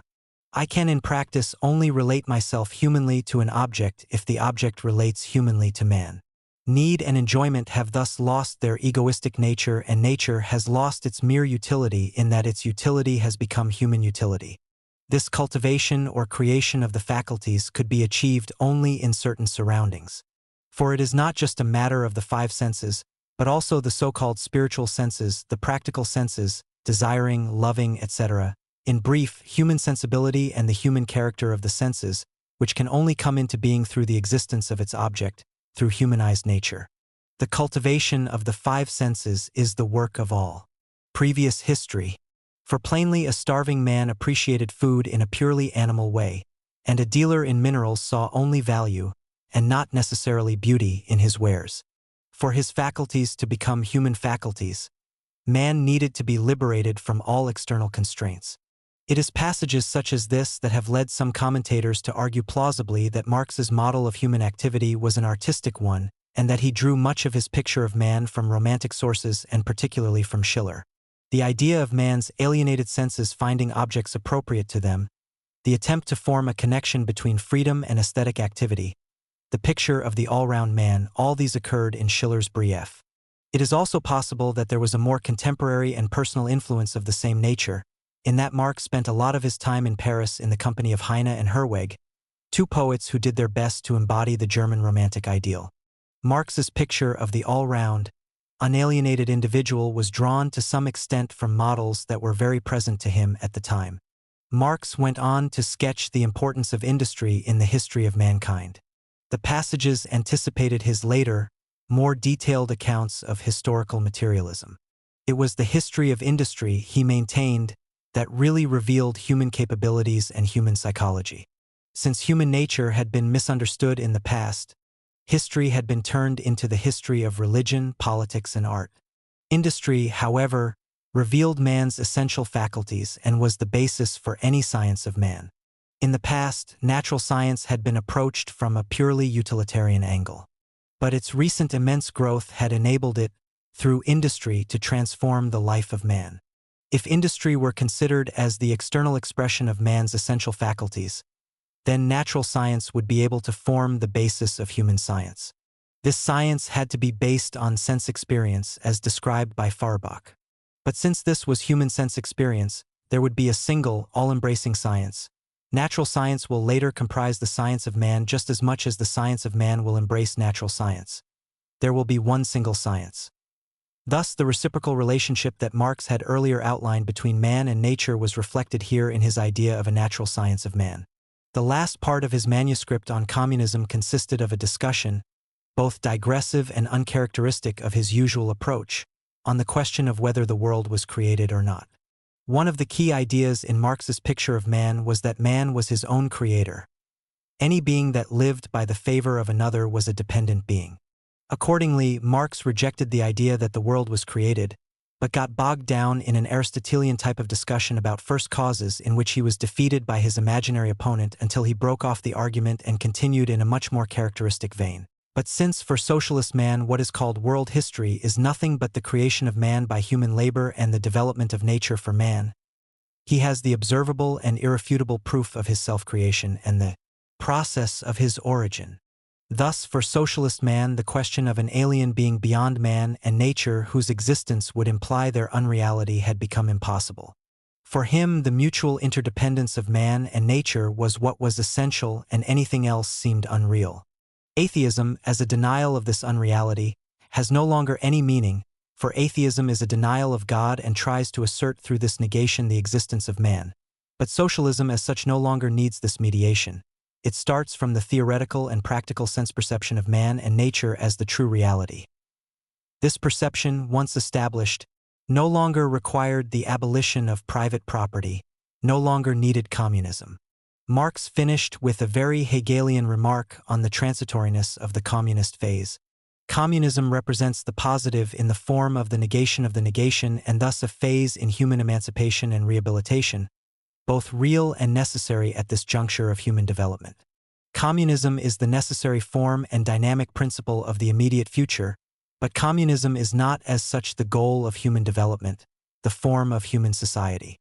Here communism seems to be viewed as merely a stage in the dialectical evolution, a stage that at a given moment would have served its purpose and be superseded.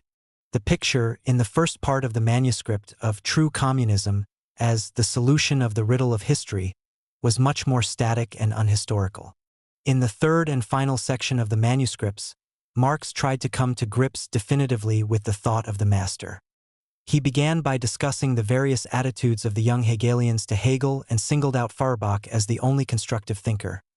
He then used Hegel to show up the weaknesses in Feuerbach's approach. Finally, he settled down to a long analysis of Hegel's fundamental error, evident generally in the phenomenology and particularly in the last chapter. Marx's style is here often obscure, involved and extremely repetitive, as he was constantly working over and reformulating his attitude to Hegel. In his doctoral thesis, he had rejected the idea that Hegel was guilty of accommodation and demanded that apparent contradictions be resolved by appeal to Hegel's essential consciousness. In his critique of Hegel's philosophy of right, he showed by reference to particular examples that Hegel's principles inevitably involved accommodation. But it was not until he transferred his attention from Hegel's philosophy of right to his phenomenology that he was able to formulate a general criticism of Hegel's dialectic. Here it was clear that Marx, although still at home with Hegel's concepts and terminology, did not confine himself to criticism on Hegel's own terms. At the same time, he still respected Hegel as a great thinker and considered his dialectic a valuable instrument for investigating the world. He also credited Hegel with having discovered, though in a mystified form, the process of man's alienation and the means by which it could be overcome. According to Marx, none of Hegel's disciples had ever attempted to face the crucial question of the validity of their master's dialectical method.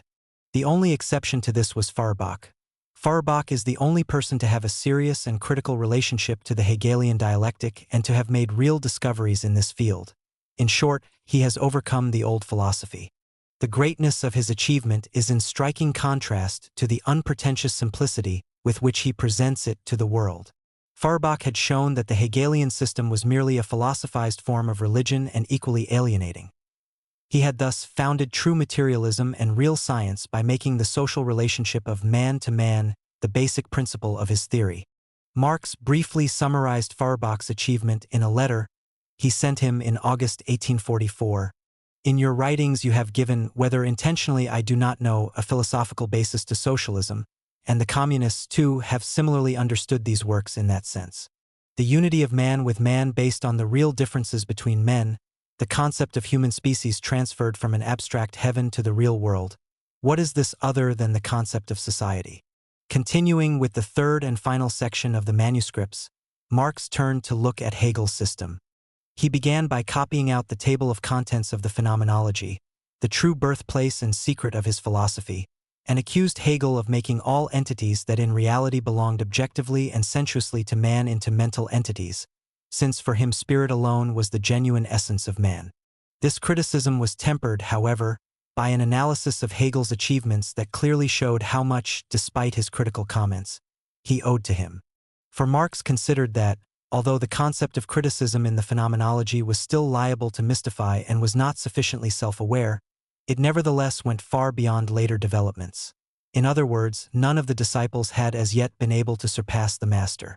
Indeed, Marx made the astonishing claim for the phenomenology that it contains all the elements of criticism, concealed but often already prepared and elaborated in a way that far surpasses Hegel's own point of view. The unhappy consciousness, the honest consciousness, the struggle of the noble and base consciousness, etc., etc.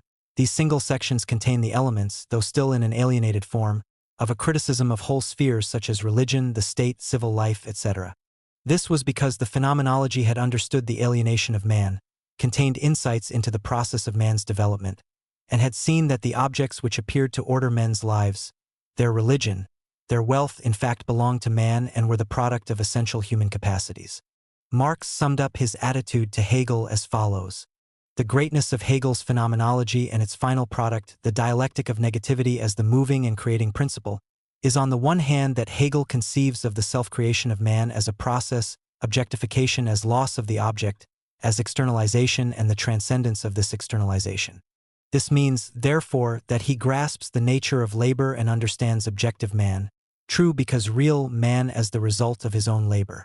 Thus, although Hegel did grasp labor as the self-confirming essence of man, yet, the only labor Hegel knows and recognizes is abstract, mental labor. Although Marx's language was, as often, involved, and his arrangement somewhat haphazard, this is the passage where he gave his fullest and clearest account of his debt to, and disagreements with, Hegel. Hegel thought that reality was spirit realizing itself. In this process spirit produced a world which it thought at first was external.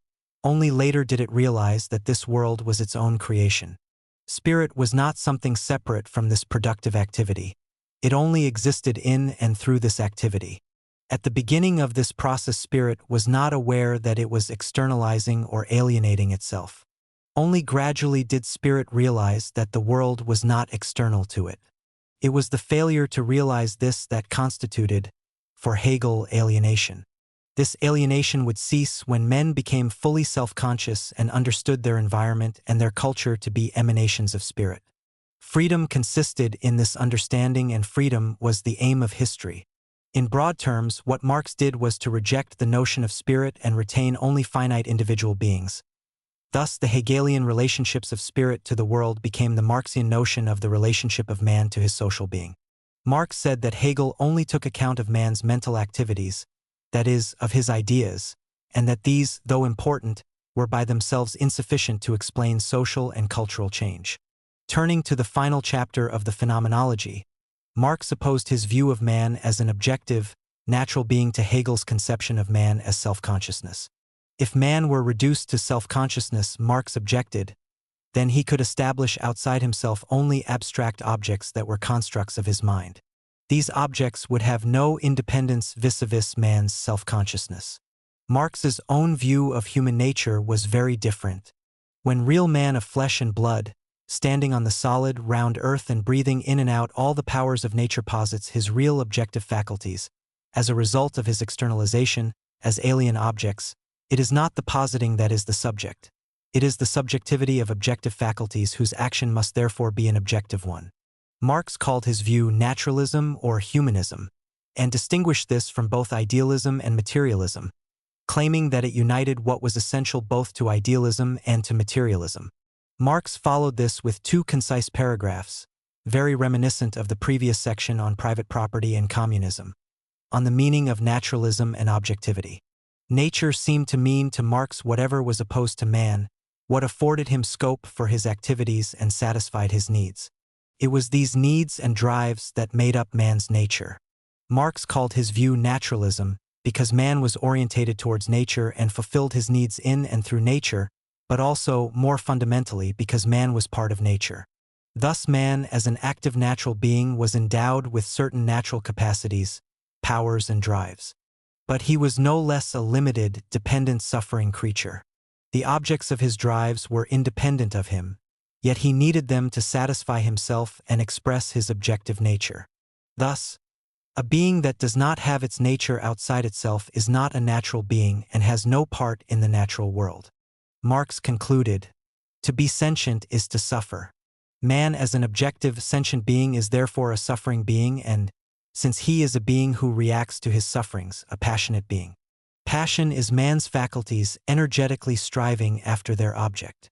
This contained echoes of the 18th century French materialists Holbach and Helvetius, but the main source for Marx's ideas and terminology when discussing nature and objectivity was Feuerbach's philosophy of the future. Following this digression on his own concept of human nature, Marx continued with his critique of the phenomenology by emphasizing that Hegel seemed to equate alienation with any sort of objectivity and thus only transcended alienation in thought. The consequence was that, for Hegel, man was truly human only when he was engaging in philosophy and that, for example, the most authentically religious man was the philosopher of religion. The last few pages of the manuscript degenerate into absolute obscurity. Indeed, throughout this whole section where Marx was wrestling so tortuously with Hegel's dialectic, the modern reader must find the arguments rather difficult to follow. Insofar as the arguments can be grasped, common sense would tend to agree with Marx as against Hegel, though it is, of course, a Hegel refracted through Marx himself. What must be remembered, however, is the dense idealist fog created particularly by Hegel's disciples that Marx had to disperse in order to arrive at any sort of empirical view. Marx himself supplied no conclusion to the Paris manuscripts, and it is impossible to draw one from such a disjointed work which included discussions of economics, social criticism, philosophy, history, logic, dialectics, and metaphysics. Although each section was dominated by a separate subject, to some extent all were approached in similar fashion. Here for the first time there appeared together, if not yet united, what Engels described as the three constituent elements in Marx's thought: German idealist philosophy, French socialism, and English economics. It is above all these manuscripts which, in the West at least, reorientated many people's interpretation of Marx, to the extent of their even being considered as his major work. They were not published until the early 1930s and did not attract public attention until after the Second World War. Certain facets of the manuscripts were soon assimilated to the existentialism and humanism then so much in vogue and presented an altogether more attractive basis for non-Stalinist socialism than textbooks on dialectical materialism. Seen in their proper perspective, these manuscripts were in fact no more than a starting point for Marx, an initial, exuberant outpouring of ideas to be taken up and developed in subsequent economic writings, particularly in the Grundrisse and in Capital. In these later works, the themes of the 1844 manuscripts would certainly be pursued more systematically, in greater detail, and against a much more solid economic and historical background. But the central inspiration or vision was to remain unaltered: man's alienation in capitalist society, and the possibility of his emancipation, of his controlling his own destiny through communism. For last months in Paris, while Marx had been feverishly composing his manuscripts in Paris, Jenny was re-immersing herself in the provincial life of Trier. She was glad to be reunited with her mother, for whom she had so often wept in France. But the genteel poverty in which the Westphalen household was compelled to live and the sponging of her spineless brother Edgar depressed her. The baby, now provided with a wet nurse, was soon out of danger, and was the subject of long paragraphs of loving description in Jenny's letters to Marx. When her old friends and acquaintances came to see her and view the baby, she felt as though she were holding court. She fended off as best she could inquiries about exactly what sort of a job Marx had acquired in Paris. In fact, she was filled with misgivings which she confided to her husband. "Dear heart, I have too great an anxiety about our future, both in the long and the short term, and I think that I shall be punished for my present high spirits and exuberance. If you can, please calm my fears on this point. People talk far too much about a steady income." Full of anxiety, she made the difficult trip to her mother-in-law, whose attitude, she was surprised to find, had quite changed since the marriage. Marx's mother and his three sisters, still living at home, received her with open arms. A change of heart she could only attribute to the impression made by their new prosperity with the 1,000 thalers sent by Jung. She finished her first letter to Marx with a delightful admonition, unfortunately little heeded, of his style. "Please do not write in such a bitter and irritated style.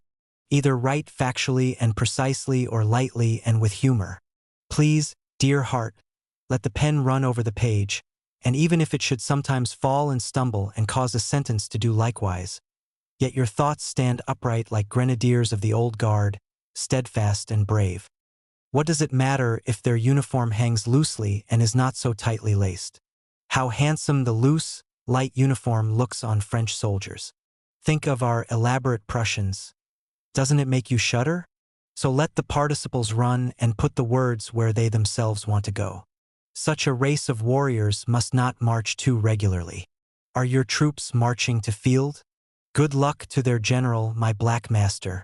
Farewell, dear heart, darling and only life. A later letter, however, written from a trier grown suddenly feverish with the influx of nearly 1 million pilgrims to see the Holy Coat, was more worried. She was anxious to return to Paris lest Marx be led astray by the temptations of the city. At the same time she feared, and the event proved her right, that a second baby would be on its way soon after her return. Though the exchequer may be full at the moment, she wrote, reflect how easily it empties itself again, and how difficult it is to fill it. She returned to Paris in September 1844 with the wet nurse and her 4-tooth baby to find that Marx had just formed the most important friendship of his life, that with Friedrich Engels.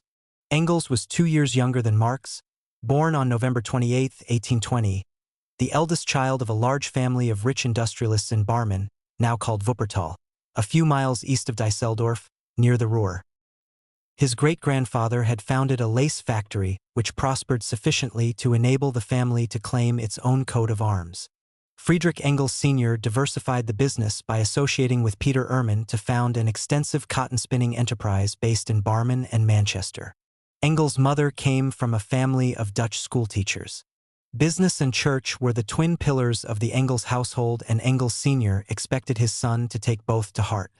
Young Engels was an excellent pupil at school, particularly in languages, but he left before his final year and entered his father's factory to gain practical experience.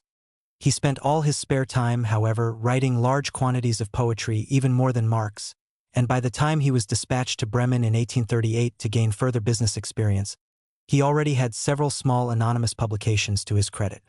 Although he was lodged with a clergyman's family, the atmosphere in the city of Bremen was very different from the biblical, puritanical, and intransigent form of Christianity that imbued his family back in Prussia. During his 3 years in Bremen, he struggled hard to rid himself of his fundamentalist upbringing, and particularly of the notion of predestination. Strauss's Life of Jesus made a strong impression on him, and, through Schleiermacher, he made a swift progression to young Hegelianism. Berlin was the obvious place to pursue his literary interests, and he willingly underwent his military service, as an artilleryman in a barracks on the outskirts of the capital, arriving a few months after Marx had left. He gravitated quickly towards the Freien, composed a striking pamphlet against Schelling, and wrote for the Rheinische Zeitung. When his year in the army was finished, his father sent him to work in the Manchester branch of the firm. On his way he passed through the Rhineland, had a lengthy meeting with Hess from which he emerged a first-class revolutionary. He also called on the editor of the Rheinische Zeitung. Marx, however, received Engels coldly, seeing in him an emissary of the Freien with whom he had just severed all contacts. In Manchester, Engels wrote for Owen's New Moral World and got to know several leading Chartists, particularly George Julian Harney. He also continued from Manchester to write for the Rheinische Zeitung and sent 2 pieces to the Deutsch-Französische Jahrbücher, a critique of Carlyle's past and present and the essay entitled Outlines of a Critique of Political Economy, whose stark and clear prediction of the impending doom of capitalism caused Marx to revise his opinion of Engels, with whom he began to correspond. Already, from his observation of conditions in Manchester, Engels was beginning to collect material for his masterpiece, The Situation of the Working Class in England, probably the bitterest criticism of early capitalism overwritten. At the end of August 1844, Engels passed through Paris on his way back to Germany. His historic meeting with Marx occurred on August 28 in the Café de la Régence, one of the most famous Parisian cafés of the time, which had counted among its clients Voltaire, Benjamin Franklin, Diderot, Grimm, Louis Napoleon, Sainte-Beuve, and Musset. Their long, initial conversation persuaded them to spend the next 10 days in each other's company in the Rue Vanneau. Our complete agreement in all theoretical fields became obvious wrote Engels, and our joint work dates from that time. At the end of his life, looking back on this cooperation, Engels summed up his view as follows. Both before and during my 40 years collaboration with Marx, I had a certain independent share in laying the foundations of the theory, and more particularly in its elaboration. But the greater part of its leading basic principles, especially in the realm of economics and history, and, above all, their final trenchant formulation, belonged to Marx. For all that I contributed, at any rate with the exception of my work in a few special fields, Marx could very well have done without me. What Marx accomplished I would not have achieved.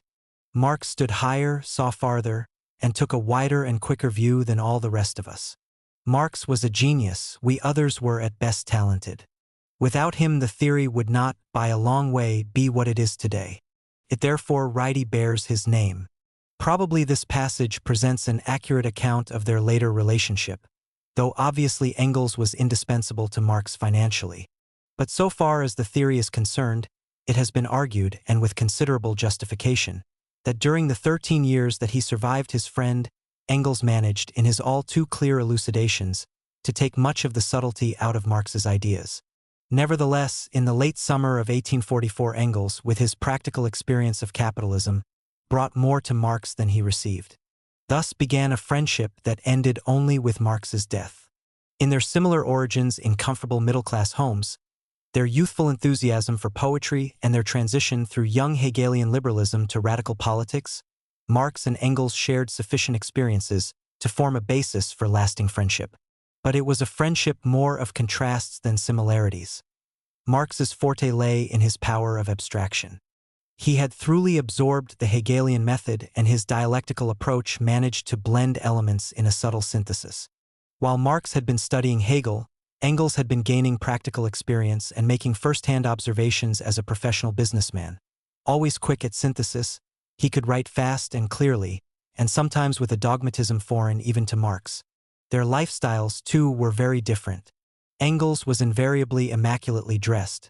His study was invariably tidy, and he was precise, businesslike, and responsible in money matters. Marx was careless about his clothing, had a very disorderly order in his study, and had no notion of how to manage money. Marx was, moreover, very definitely a family man, however much he might sometimes regret it. Engels was a great womanizer, and although capable of long attachments, always refused marriage. During their first 10 days together, the two men decided to publicize their newly agreed viewpoint by means of a pamphlet which finally disposed of Bruno Bauer. Jung particularly urged Marx to enter the lists against Bauer, and Marx had already announced in the preface to the Paris manuscripts his intention of dealing with the critical criticism Bauer was propagating in a newly founded journal, the Allgemeine Literaturzeitung. Engels wrote the 15 pages or so that he conceived to be his half of the pamphlet, and departed to propagandize with Hess in the Rhineland, where interest in communism was growing fast. Marx took until the end of November to draft his contribution and, typically, soon found that the pamphlet had grown to a book of almost 300 pages, which was published in February 1845 under the ironic title, referring to the Bauer brothers, of the Holy Family, subtitled Critique of Critical Criticism. The modern reader is likely to share the view of Engels expressed when he learnt of the scope of the book, namely that the sovereign derision that we accord to the Allgemeine Literaturzeitung is in stark contrast to the considerable number of pages that we devote to its criticism. The book was extremely discursive, being a critique of random articles in the Allgemeine Literaturzeitung. Much of Marx's attack consisted of hair-splitting and deliberate misrepresentation which distorted their opponents' articles to the point of absurdity. This sort of approach had a particular vogue at that time and, more importantly, it was directed at precisely the kind of esoteric circle able to grasp some of the rather baroque points. There was little, indeed, of permanent interest. This was particularly so of the two long sections dealing with the comments made by Bauer's followers on Eugene Sue's enormous Gothic novel, The Mysteries of Paris. These comments endeavored to show, in a Hegelian manner, that Sue's novel contained the key to the mysteries of modern society. Marx criticized at great length both this vaporizing interpretation and also the moralizing tone of the novelist himself. The three sections of real interest in the book were Marx's replies to Bauer's attacks on Proudhon, on the role of the masses in history, and on materialism. Marx praised Proudhon as the first thinker to have questioned the existence of private property and to have demonstrated the inhuman effects it had on society. He then summarized his own view of the relationship between private property and the proletariat. The propertied class and the class of the proletariat present the same human self-alienation. But the former class finds in this self-alienation its confirmation and its good, its own power. It has in it a semblance of human existence. The class of the proletariat feels annihilated in its self-alienation. It sees in it its own powerlessness and the reality of an inhuman existence. The proletariat executes the sentence that private property pronounced on itself by begetting the proletariat, just as it carries out the sentence that wage labor pronounced on itself by bringing forth wealth for others and misery for itself. When the proletariat is victorious, it by no means becomes the absolute side of society, for it is victorious only by abolishing itself and its opposite. The then proletariat disappears as well as the opposite which determines it, private property. In answer to the criticism that socialist writers, by attributing this historic role to the proletariat, seem to consider it a god, Marx continued, the question is not what this or that proletarian, or even the whole of the proletariat at the moment considers as its aim. The question is what the proletariat is and what, consequent on that being, it will be compelled to do. Its aim and historical action are irrevocably and obviously demonstrated in its own life situation as well as in the whole organization of bourgeois society today. Bauer wished to dissociate his philosophy from the mass of the people and considered the operative force in society to be the idea of even a personalized history. Marx's view was the opposite. History does not use man to achieve its own ends, as though it were a particular person. It is merely the activity of man pursuing his own objectives. Or again, ideas never lead beyond the established situation, they only lead beyond the ideas of the established situation. Ideas can accomplish absolutely nothing. To become real, ideas require men who apply practical force. For Bauer, the ideas of an intellectual elite were threatened by popular contact, and he believed that the ideas of the French Revolution had been contaminated by the enthusiasm of the masses. For Marx, on the other hand, these ideas had not sufficiently penetrated the masses, and the bourgeoisie had consequently been able to turn the French Revolution to its own profit. Bauer made much of the human rights embodied in the French Revolution, but Marx, pursuing the theme of his on the Jewish question, declared that it was only a ruthless selfishness that had been really emancipated. On the significance of French materialism, Marx also disagreed with Bauer, who held that the materialist movement in France was a direct descendant of Spinoza's metaphysical monism. Marx wished to emphasize the anti-metaphysical humanist aspects of French materialists such as Helvetius and Holbach. He traced the influence on socialism and communism of the materialist doctrine of the 18th century social philosophers. If man draws all his knowledge, sensation, etc., from the world of the senses and the experience gained in it, the empirical world must be arranged so that in it man experiences and gets used to what is really human and becomes aware of himself as man. If correctly understood, interest is the principle of all morals. Man's private interest must be made to coincide with the interest of humanity. If man is unfree in the materialist sense, i.e., is free not through the negative power to avoid this or that, but through the positive power to assert his true individuality, crime must be not punished in the individual, but the antisocial source of crime must be destroyed, and each man must be given social scope for the vital manifestation of his being. If man is shaped by his surroundings must be made human. If man is social by nature, he will develop his true nature only in society, and the strength of his nature must be measured not by the strength of separate individuals but by the power of society. The Holy Family was little read at the time of its publication and was certainly not one of Marx's major works. But several of the themes of what was to become the materialistic conception of history appeared there for the first time, in Marx, rereading the book after 12 years, was able to comment, "I was pleasantly surprised to find that we do not need to be ashamed of our work, although the cult of Feuerbach strikes me as very amusing." Before the Holy Family was published, Marx had to leave Paris. The Prussian government became more insistent in its complaints about Vorwärts, and even Louis Philippe is said to have explained, "We must purge Paris of German philosophers." On January 25, 1845, Guizot, the Minister of the Interior, closed down Vorwärts and issued an order expelling its leading personnel, including Marx, Heine, and Rouge.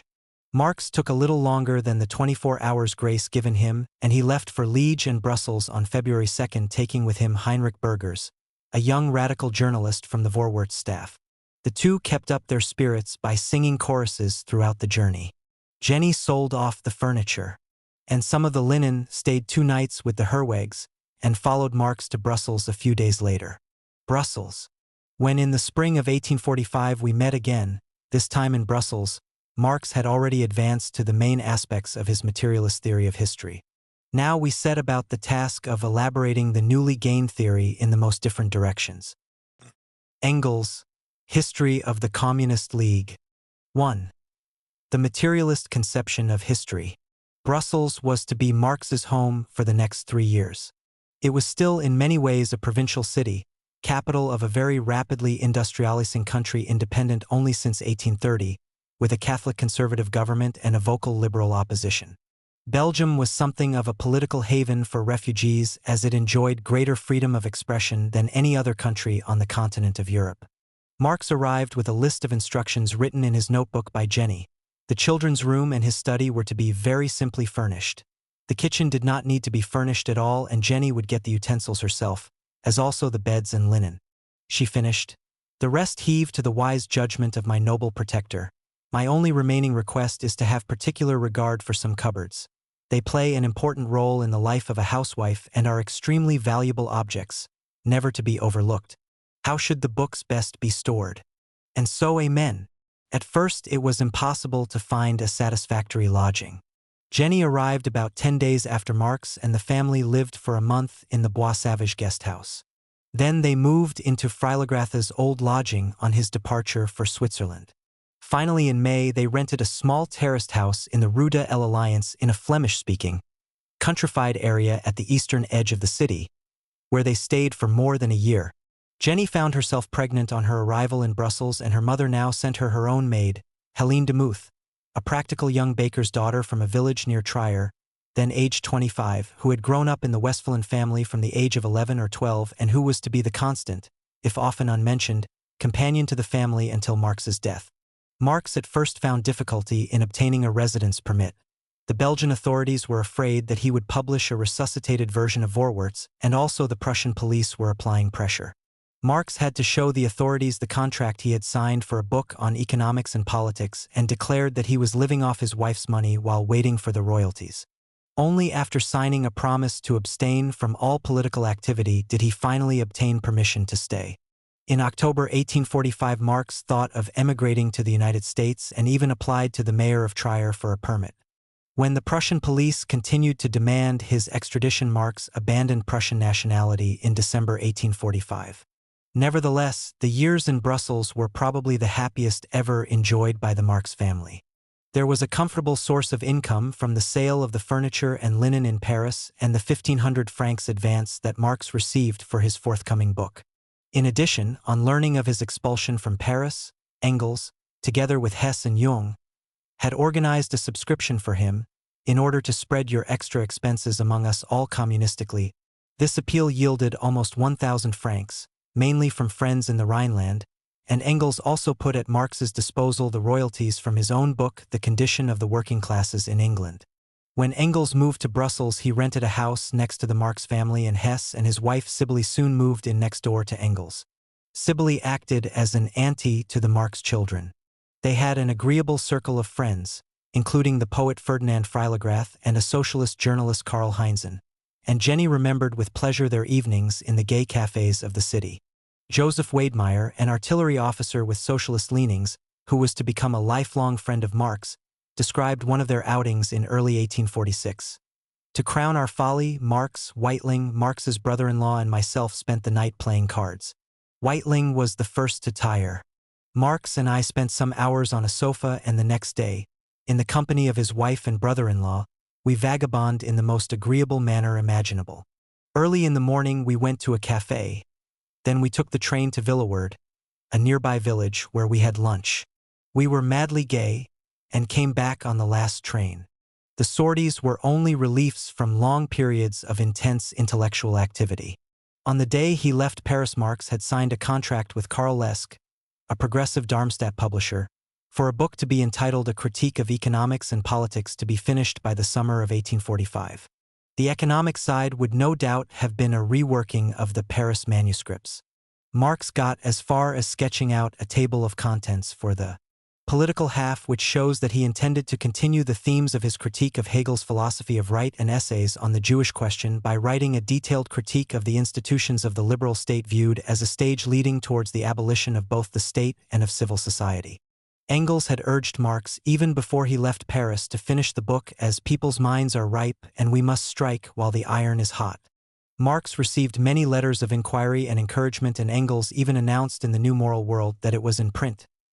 Engels, who was sitting in his parents' home in Barmen finishing off his Condition of the Working Classes in England and in close contact with the Rhineland socialists, produced a constant stream of publishing projects. On two of these Marx agreed to collaborate: a critique of Friedrich List as the chief proponent of protective tariffs as a means to ensure Germany's economic development, and a series of translations of utopian socialists with critical introductions, beginning with Fourier, Owen, Morelli, and the Saint-Simonians. But neither of these projects came to anything. But Marx was never a man to be hurried in his researches, and during the first few months in Brussels he buried himself in the municipal library to read books in French on economic and social problems in an effort to understand more fully the workings of bourgeois society, the factors that determined the general historical process, and the possibilities of proletarian emancipation. Engels said later that when he moved to Brussels at the beginning of April, Marx had already advanced from these principles, that politics and its history have to be explained from the economic conditions and their evolution and not vice versa, to the main aspects of his materialist theory of history. And in the preface to the English edition of the Communist Manifesto he wrote that Marx had already worked out his theory in the spring of 1845, and put it before me in terms almost as clear as those in which I have stated it here. The only writing of Marx's surviving from this period are the famous 11 Theses on Feuerbach, rightly called by Engels the first document in which the brilliant kernel of the new worldview is revealed. From his first reading of Feuerbach in the early 1840s, Marx had never been entirely uncritical. But both in the Paris manuscripts and in the Holy Family, Marx had nothing but praise for Feuerbach's real humanism. Marx was now becoming identified too closely as a mere disciple of Feuerbach, from whose static and unhistorical views Marx was bound to diverge owing to the growing attention he was paying to economics.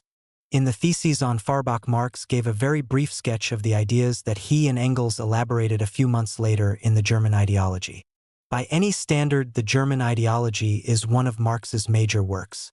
In it, by criticizing Feuerbach, the most secular of the young Hegelians, he and Engels completed the settling of accounts with our erstwhile philosophical consciousness, a process which had lasted since the doctoral thesis of 1841. The first thesis contained the essence of Marx's criticism of Feuerbach's materialism.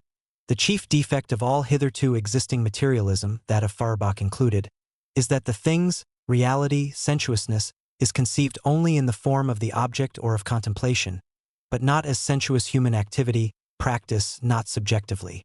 In the second thesis, Marx outlined his ideas on the unity of theory and practice. The question whether objective truth can be achieved by human thinking is not a question of theory but is a practical question. Man must prove the truth, i.e., the reality and power, the this-sidedness of his thinking in practice. The dispute over the reality or non-reality of thinking that is isolated from practice is a purely scholastic question. And in the third thesis, Marx pointed out the deficiencies of the French materialists of the previous century, who had not realized that their own thinking was just as much a part of the historical process as anybody else's. The materialist doctrine concerning the changing of circumstances and upbringing forgets that circumstances are changed by men and that it is essential to educate the educator himself. This doctrine must, therefore, divide society into two parts, one of which is superior to society. In the following theses, Marx declared that Feuerbach was correct in resolving religion into its secular basis. But he had failed to account for the existence of religion, and this can only be explained by the cleavages and contradictions within this secular basis. The latter must, therefore, in itself be both understood in its contradiction and revolutionized in practice. The final and the best known thesis read, "The philosophers have only interpreted the world in various ways. The point is to change it." In the 3 months following Engels' arrival, he and Marx set about the task of elaborating the newly gained theory in the most different directions. For Engels, this took the form of a large-scale history of English society, and for Marx, his critique of economics and politics. In July 1845, they both undertook a 6-week trip to England. According to a subsequent letter from Marx to his publisher, this journey was undertaken exclusively for research on his book. Most of the time they spent in Manchester reading economic works by writers such as Petty, Tooke, Cooper, Thomson, and Cobbett in the Old Chatham Library. Much later, Engels still recalled with pleasure the small alcove and the four-sided desk where we sat 24 years ago. I like the place a lot. Because of the stained glass window, it always seems fine and sunny there. On their return, Marx and Engels stayed a few days in London, where they met the Chartist leader George Julian Harney, editor of the most influential working-class paper, the Northern Star. Engels also introduced Marx to the leaders of the German workers' organizations in London, contacts that were to become the center of Marx's preoccupations the following year, and together they attended a meeting of the leaders of various national groups to discuss the founding of some form of international democratic association. This took form as the Fraternal Democrats in September 1845. While Marx was away in England, Jenny went to stay with her mother in Trier for 2 months. Their second daughter, Laura, was to be born at the end of September, and Jenny prolonged her stay as long as possible in order to keep her lonely mother company. She wrote to Marx on his return from England, "The little house will have to do. Anyway, in winter a lot of room is not necessary. When I have finished the big business on the upper floor, I will move downstairs again. Then you can sleep in your present study and set up tent in the big lounge. That's fine. Then the children's noise is sealed off below. You are undisturbed above. I can join you in peaceful moments and we can keep the room in some sort of order. In any case, a good hot stove with accessories must be installed in the room as soon as possible. That is Brewer's affair, since nobody rents a room that is impossible to heat. Everything else I will see to later." Once back from England, Marx's socio-economic studies were interrupted by his decision to write a definitive critique of the young Hegelians. In a letter of explanation to Lesch, he wrote, "It seemed to me very important that a work polemicizing against German philosophy and current German socialism should precede my positive construction.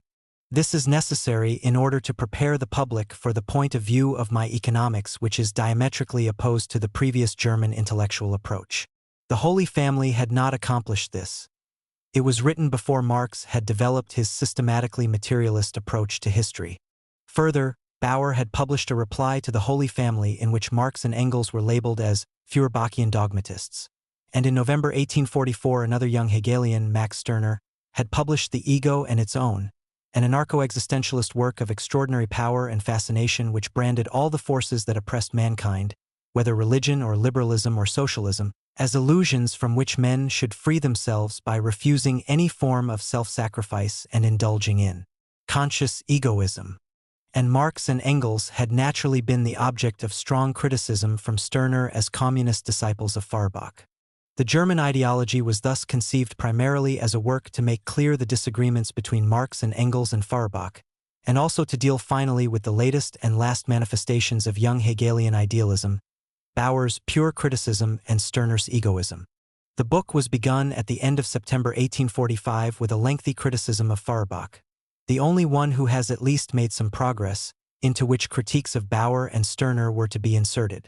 By April 1846, these critiques had grown to the size of a large book in its own right, which was prepared for publication and taken to Germany by Wedemeyer, who had been staying with the Marx family for the first few months of 1846. The section on Feuerbach, however, remained unfinished and, in fact, contained very little on Feuerbach himself. The second volume dealt with current socialist trends in Germany. It reached only 100 or so pages, and work on the manuscript was abandoned in August 1846. By far the most important part of the German ideology is the unfinished section on Feuerbach. Marx and Engels began by making fun of the philosophical pretensions of the young Hegelians, which they described as the putrescence of absolute spirit, and characterized as follows: "In the general chaos, mighty empires have arisen only to meet with immediate doom. Heroes have emerged momentarily only to be hurled back into obscurity by bolder and stronger rivals. It was a revolution beside which the French Revolution was child's play, a world struggle beside which the struggles of the Diadochi appear insignificant. Principles ousted one another, heroes of the mind overthrew each other with unheard of rapidity, and in the 3 years 1842 to 45 more of the past was swept away in Germany than at other times in 3 centuries. All this is supposed to have taken place in the realm of pure thought. The main body of the section is then divided into 3 parts: a general statement of the historical and materialist approach in contrast to that of the young Hegelians, a historical analysis employing this method, and an account of the present state of society and its immediate future, a communist revolution. Marx and Engels began by stating their general position, which deserves lengthy quotation as it is the first concise statement of historical materialism. The premises from which we begin are not arbitrary ones, not dogmas, but real premises from which abstraction can only be made in the imagination. We begin with real individual men, their activity and the material conditions under which they live, both those which they find already existing and those produced by their activity. These premises can thus be verified in a purely empirical way. The first premise of all human history is, of course, the existence of living human beings. Thus, the first fact to be established is the physical organization of these individuals and their consequent relation to the rest of nature. Men can be distinguished from animals by consciousness, by religion, or anything else you like. They themselves begin to distinguish themselves from animals as soon as they begin to produce their means of subsistence, a step which is conditioned by their physical organization. By producing their means of subsistence, men are indirectly producing their actual material life. The way in which men produce their means of subsistence depends first of all on the nature of the actual means of subsistence they find in existence and have to reproduce. This mode of production must not be considered simply as being the reproduction of the physical existence of the individuals. Rather, it is a definite form of activity of these individuals, a definite form of expressing their life, a definite mode of life on their part. As individuals express their life, so they are. What they are, therefore, coincides with their production, both with what they produce and with how they produce. The nature of individuals thus depends on the material conditions determining their production. Marx and Engels went on to state that how far the productive forces of a nation are developed is shown most manifestly by the degree to which the division of labor has been carried. They showed how the division of labor led to the separation of town and country and then to the separation of industrial from commercial labor and so on. Next, they summarized the different stages of ownership that had corresponded to the stages in the division of labor: tribal ownership, communal and state ownership, feudal or estate ownership. Marx and Engels summarized their conclusions so far as follows. The fact is, therefore, that definite individuals who are productively active in a definite way enter into these definite social and political relations. Empirical observation must in each separate instance bring out empirically, and without any mystification and speculation, the connection of the social and political structure with production.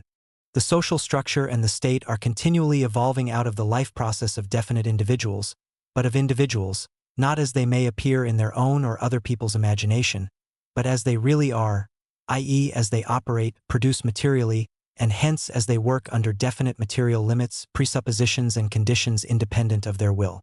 Marx and Engels then reiterated their general approach, stating that consciousness does not determine life, but life determines consciousness, and showed how the division of labor, leading to private property, created social inequality, class struggle, and the erection of political structures.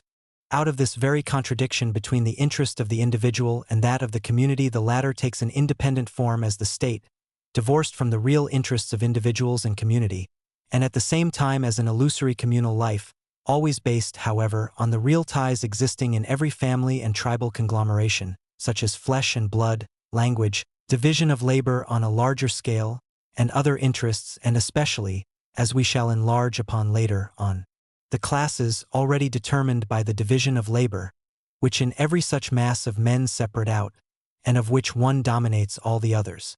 It follows from this that the struggles within the state, the struggle between democracy, aristocracy, and monarchy, the struggle for the franchise, etc., are merely the illusory forms in which the real struggles of the different classes are fought out among one another. Marx and Engels then took up the question of premises, and repeated their criticism of the young Hegelians who considered that philosophical ideas were themselves productive of revolutions. On the contrary, These conditions of life, which different generations find in existence, decide also whether or not the periodically recurring revolutionary convulsion will be strong enough to overthrow the basis of the entire existing system. And if these material elements of a complete revolution are not present, namely on the one hand the existing productive forces, on the other the formulation of a revolutionary mass, which revolts not only against separate conditions of society up till then, but against the very production of life, till then the total activity on which it was based, then, as far as practical development is concerned, it is absolutely immaterial whether the idea of this revolution has been expressed 100 times already, as the history of communism proves. Elaborating on Marx's theses, the text continued with a passage specifically devoted to Feuerbach. Taking as an example the cherry tree, imported into Europe for commercial reasons, Marx and Engels pointed out that an increasing number of objects could not be grasped by mere observation, but had to be understood as a result of social development, industry, and commerce. With Feuerbach, however, in as far as he is a materialist he does not deal with history, and in as far as he considers history he is not a materialist. For no ideas could claim an eternal, objective validity. They changed in accordance with changing socioeconomic relationships, and it would be found that the ideas of the ruling class are in every epoch the ruling ideas. There followed a lengthy section on the division of labor, particularly in the Middle Ages and the transition to capitalism. Then a section on the influence of the division of labor on the evolving forms of the state, the legal system, and property relations. The final section was on communism. Communism, it had already been stated, is not for us a state of affairs which is to be established, an ideal to which reality will have to adjust itself. We call communism the real movement which abolishes the present state of things. This real movement differed from all previous movements in that it overturns the basis of all earlier relations of production and intercourse, and for the first time consciously treats all natural premises as the creatures of hitherto existing men, strips them of their natural character and subjugates them to the power of the united individuals. Its organization is, therefore, essentially economic, the material production of the conditions of this unity. It turns existing conditions into conditions of unity. The reality, which communism is creating, is precisely the true basis for rendering it impossible that anything should exist independently of individuals, insofar as reality is only a product of the preceding intercourse of individuals themselves. The key factor in the establishment of communism was the abolition of the division of labor. But the only example that Marx gave of this here was drawn from a rural community. In communist society, where nobody has one exclusive sphere of activity but each can become accomplished in any branch he wishes, society regulates the general production and thus makes it possible for me to do one thing today and another tomorrow, to hunt in the morning, fish in the afternoon, rear cattle in the evening, criticize after dinner, just as I have a mind, without ever becoming hunter, fisherman, cowboy, or critic.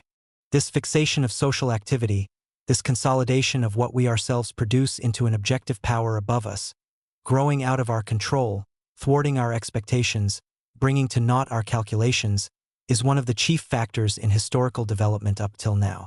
At least the means to the end was clear.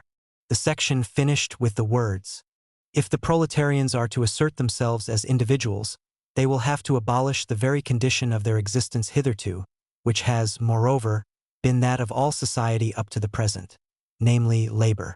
Thus they find themselves directly opposed to the form in which, hitherto, the individuals of which society consists have given themselves collective expression, that is, the state. In order, therefore, to assert themselves as individuals, they must overthrow the state." The section of the German ideology dealing with Bruno Bauer is very short. Marx had already dealt with Bauer's ideas at length in The Holy Family and restricted himself here to reiterating in a few pages the complete barrenness of critical criticism and refuting Bauer's attacks on Feuerbach. The section on Stirner, on the other hand, is much longer than all the other parts of the German ideology put together. When Stirner's book first appeared, Engels considered that it contained several positive elements that could serve as a basis for communist ideas, but Marx soon disabused him of any such notion. Marx's plans in December 1844 to write an article criticizing Stirner had been upset by his expulsion from Paris and the banning of Vorwärts. In the German ideology, he and Engels certainly spared no effort. Their onslaught on St. Max, as they called him, equals in length and easily surpasses in tedium Stirner's own book. There is the occasional flash of brilliance, but the quite correct portrayal of Stirner as the final product of the young Hegelian school, who carried to its logical extreme the subjective side of the Hegelian dialectic, too often degenerates into pages of mere wordplay and hairsplitting. The central criticism made by Marx and Engels is that Stirner's fundamental opposition of egoism to altruism is itself a superficial view. Communist theoreticians, the only ones who have time to devote to the study of history, are distinguished precisely because they alone have discovered that throughout history the general interest is created by individuals who are defined as private persons. They know that this contradiction is only a seeming one because one side of it, the so-called general, is constantly being produced by the other side, private interest, and by no means opposes the latter as an independent force with an independent history, so that this contradiction is in practice always being destroyed and reproduced.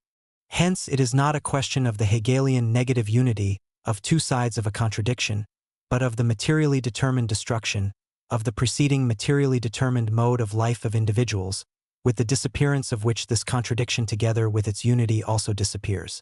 Equally, Stirner's view of might as right was not sufficient. If one regards power as the basis of right, as Hobbes and others do, then right, law, etc., are merely the symptoms, the expression of other relations upon which state power rests. The material life of individuals, which by no means depends merely on their will, their mode of production and form of intercourse, which mutually determine each other, these are the real basis of the state and remain so at all the stages at which division of labor and private property are still necessary, quite independently of the will of individuals. These actual relations are in no way created by the state power. On the contrary, they are the power creating it.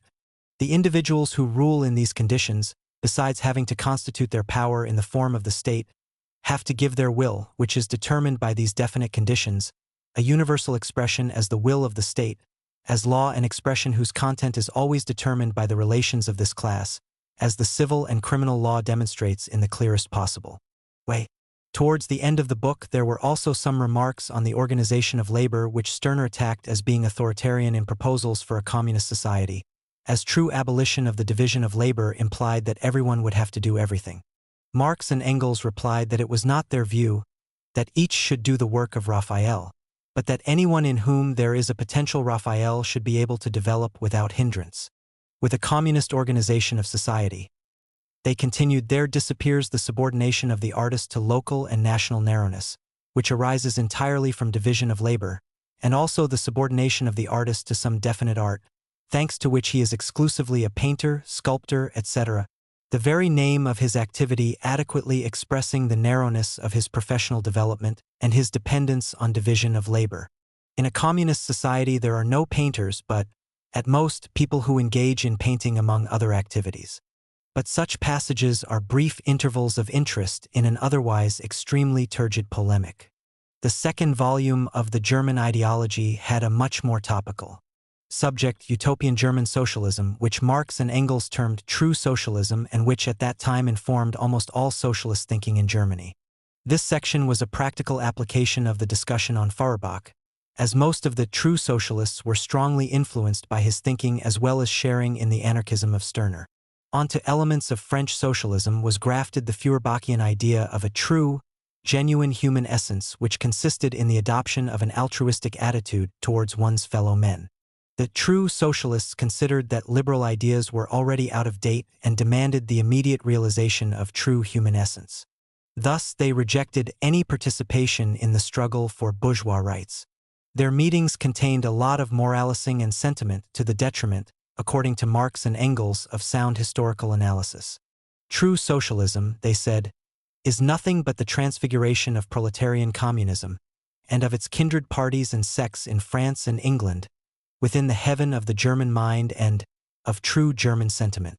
Inevitably, in so stagnant a country as Germany, they replaced revolutionary enthusiasm with the universal love of mankind and relied mainly on the petty bourgeoisie. The comments of Marx and Engels on the true socialists were contained in 3 review articles. The first attacked an anonymous essay which advocated the German philosophical socialism of Feuerbach and Hess as opposed to the crudeness of French communism and regarded humanism as the synthesis of both. The second review attacked Karl Grimm, a close disciple of Feuerbach and friend of Marx in his earliest university days, whom Marx referred to later as a teacher of German philosophy who had over me the advantage that he understood nothing about it himself. Grin had failed to grasp the essential points of French socialists, even when he plagiarized them, and concentrated on vague notions of human consumption as opposed to studying real relationships of production. The third short essay dealt with a Dr. Kielman, who was not a true socialist at all but a bogus Swiss preacher of messianic communism. The section of the German ideology on Feuerbach was one of the most central of Marx's works. It was a tremendous achievement in view of the low level of socialist writing and thought prevalent at the time. Marx never subsequently stated his materialist conception of history at such length and in detail. It remains a masterpiece today for the cogency and clarity of its presentation. Yet it remained unknown for almost a century. From the beginning of 1846, Marx and Engels made great efforts to find a publisher for the German ideology. Wedemeyer and Hess conducted lengthy negotiations with Rempel and Meyer, two Westphalian businessmen who sympathized with true socialism and had agreed to put up the necessary money. At least 6 other prospective publishers were approached. The manuscript was sent to Cologne and even split up into sections to be published separately. The authors continued their efforts up till the end of 1847, but only the short review of Grin was ever published. This failure was due to the strict censorship regulations and the serious financial risks incurred in publishing radical works, though Marx considered that the refusals were motivated by the publisher's opposition to his ideas. Thus, as Marx wrote later, "We abandoned the manuscript to the gnawing of the mice all the more willingly as we had achieved our main purpose, self-clarification." And, in fact, the manuscript as it survives does bear considerable traces of mice's teeth. Marx nevertheless continued to work frantically on his economics and politics. His publisher Lesk had threatened to cancel the contract. Marx duly promised the first volume by the end of November, but he was distracted by his polemic with Proudhon. Lesk accordingly canceled the contract in February 1847, though he was still trying to recover his advance in 1871, to Weitling and Proudhon. With the German ideology, Marx and Engels clarified their fundamental differences with the young Hegelians and, more importantly, with contemporary German socialists. They now turned their attention to impress their newly acquired insights on the very varied existing left-wing groups, and to win over to our convictions the European proletariat in general and the German proletariat in particular. Brussels was an ideal vantage point from which to build up contacts among German socialists, for it was in the middle of a triangle formed by Paris and London, where the largest colonies of expatriate German workers had congregated, and Cologne, capital of the Rhineland, the German province by far the most receptive to communist ideas. In Brussels, a colony of gifted German exiles soon began to form around Marx. He had been accompanied on his journey from Paris by Heinrich Burgers, a young journalist who had contributed to the Rheinische Zeitung and become a communist in Paris. The morning after their arrival, Marx insisted that they call on the poet Ferdinand Freiligrath, who had been attacked by the Rheinische Zeitung for subservience to the Prussian government, which had none the less later exiled him for his radical writings. Their meeting was a cordial one in which Freiligrath found Marx an interesting fellow, agreeable and unpretentious. Through Freiligrath and the German solicitor Karl Marx, Marx met the leading Belgian Democrats, in particular the lawyer Ayushyn Jotrand, and the leader of the Polish exiles Lelewel, and also Philippe Gigot, a young Belgian paleographist in the Ministry of the Interior. Among the Germans who were closely connected with Marx were Sebastian Seiler, a former Swiss contributor to the Rheinische Zeitung who ran a left-orientated news agency in Brussels, Karl Heinzen, a radical journalist then in the insurance business, Hermann Krieg, a journalist and disciple of Weitling, Wilhelm Wolff, who had arrived unheralded on the Marx's doorstep in 1846 straight from Silesia, where he had escaped from arrest for communist propaganda among the peasantry, and George Worth, a representative for a German commercial firm who, though still in his early 20s, had already made a reputation as a poet. Jenny's unstable but likable brother, Edgar, who had a temporary job in Seiler's agency, also formed part of the group. Marx was also visited by Stefan Born, a young typesetter who was to play a central role in the 1848 revolution. After a brief stay in the Bois Savage guest house, for economy reasons, he told Wedemeyer, the Marx family moved in October 1846 to Ixelles, a southern suburb of Brussels. Here, Marx's first son, the ill-fated Edgar, was born. Marx's financial situation was becoming very difficult, and he was forced to write begging letters to Herweg and Anenkoff. He managed to get a loan from burghers in Cologne and also from his brother-in-law, but the situation only improved when in early 1848, his mother granted him a sizable advance on his inheritance. Jenny was glad of the opportunities afforded by Brussels to extend her horizons beyond the household. In Germany, she wrote to Marx at the beginning of their stay, "A child is still a very great honor. The cooking pot and needle still bring respect, and moreover one still has the satisfaction of a duty fulfilled in return for all the days spent washing, sewing, and minding the children. But when these old things no longer count as duties and honors and so on, when people progress so far that they even consider such old expressions to be obsolete, from then on one feels no more impulse to the small duties of life. One wants to enjoy, become active, and experience in oneself the happiness of mankind." In his memoirs written some 50 years later, Stefan Born left the following account of his visit to Marx in late 1847. "I found him in a very simple, I might almost say poor little dwelling in a suburb of Brussels. He received me in a friendly fashion, asking me about the success of my propaganda trip, and complimented me on my pamphlet against Heinzen. His wife joined him in this and gave me a friendly welcome. I have seldom known so happy a marriage in which joy and suffering, the latter in most abundant measure, were shared and all sorrow overcome in the consciousness of full and mutual dependency. Moreover, I have seldom known a woman who in outward appearance as well as in spirit was so well balanced and so immediately captivating as Mrs. Marx. She was fair-haired, and the children, who were then still young, had their father's dark hair and eyes. Marx's mother, who lived in Trier, contributed to the expenses of the household, though the writer's pen no doubt had to find the greater part. After his stay in Brussels, Marx made very few close friendships. Most of those he made or strengthened in Brussels remained so for life. Even before the German ideology was finished, Marx had started to establish a communist correspondence committee in which Engels and Gigot were to take the most active part. This committee was the embryo of all the subsequent communist internationals. It was designed as an instrument to harmonize and coordinate communist theory and practice in the European capitals. Marx described the aim as providing both a discussion of scientific questions and a critical appraisal of popular writings and socialist propaganda that can be conducted in Germany by these means. But the main aim of our correspondence will be to put German socialists in touch with English and French socialists, to keep foreigners informed of the socialist movements that will develop in Germany, and to inform the Germans in Germany of the progress of socialism in France and England. In this way, differences of opinion will be brought to light, and we shall obtain an exchange of ideas and impartial criticism. This correspondence committee, and the subsequent Communist League which followed it, were Marx's first ventures into practical politics. The foundation of the committee was to account for two controversies that raised questions central to the communist movement of that time. The first, with Weitling, carried into practical politics the polemic against true socialism in the German ideology.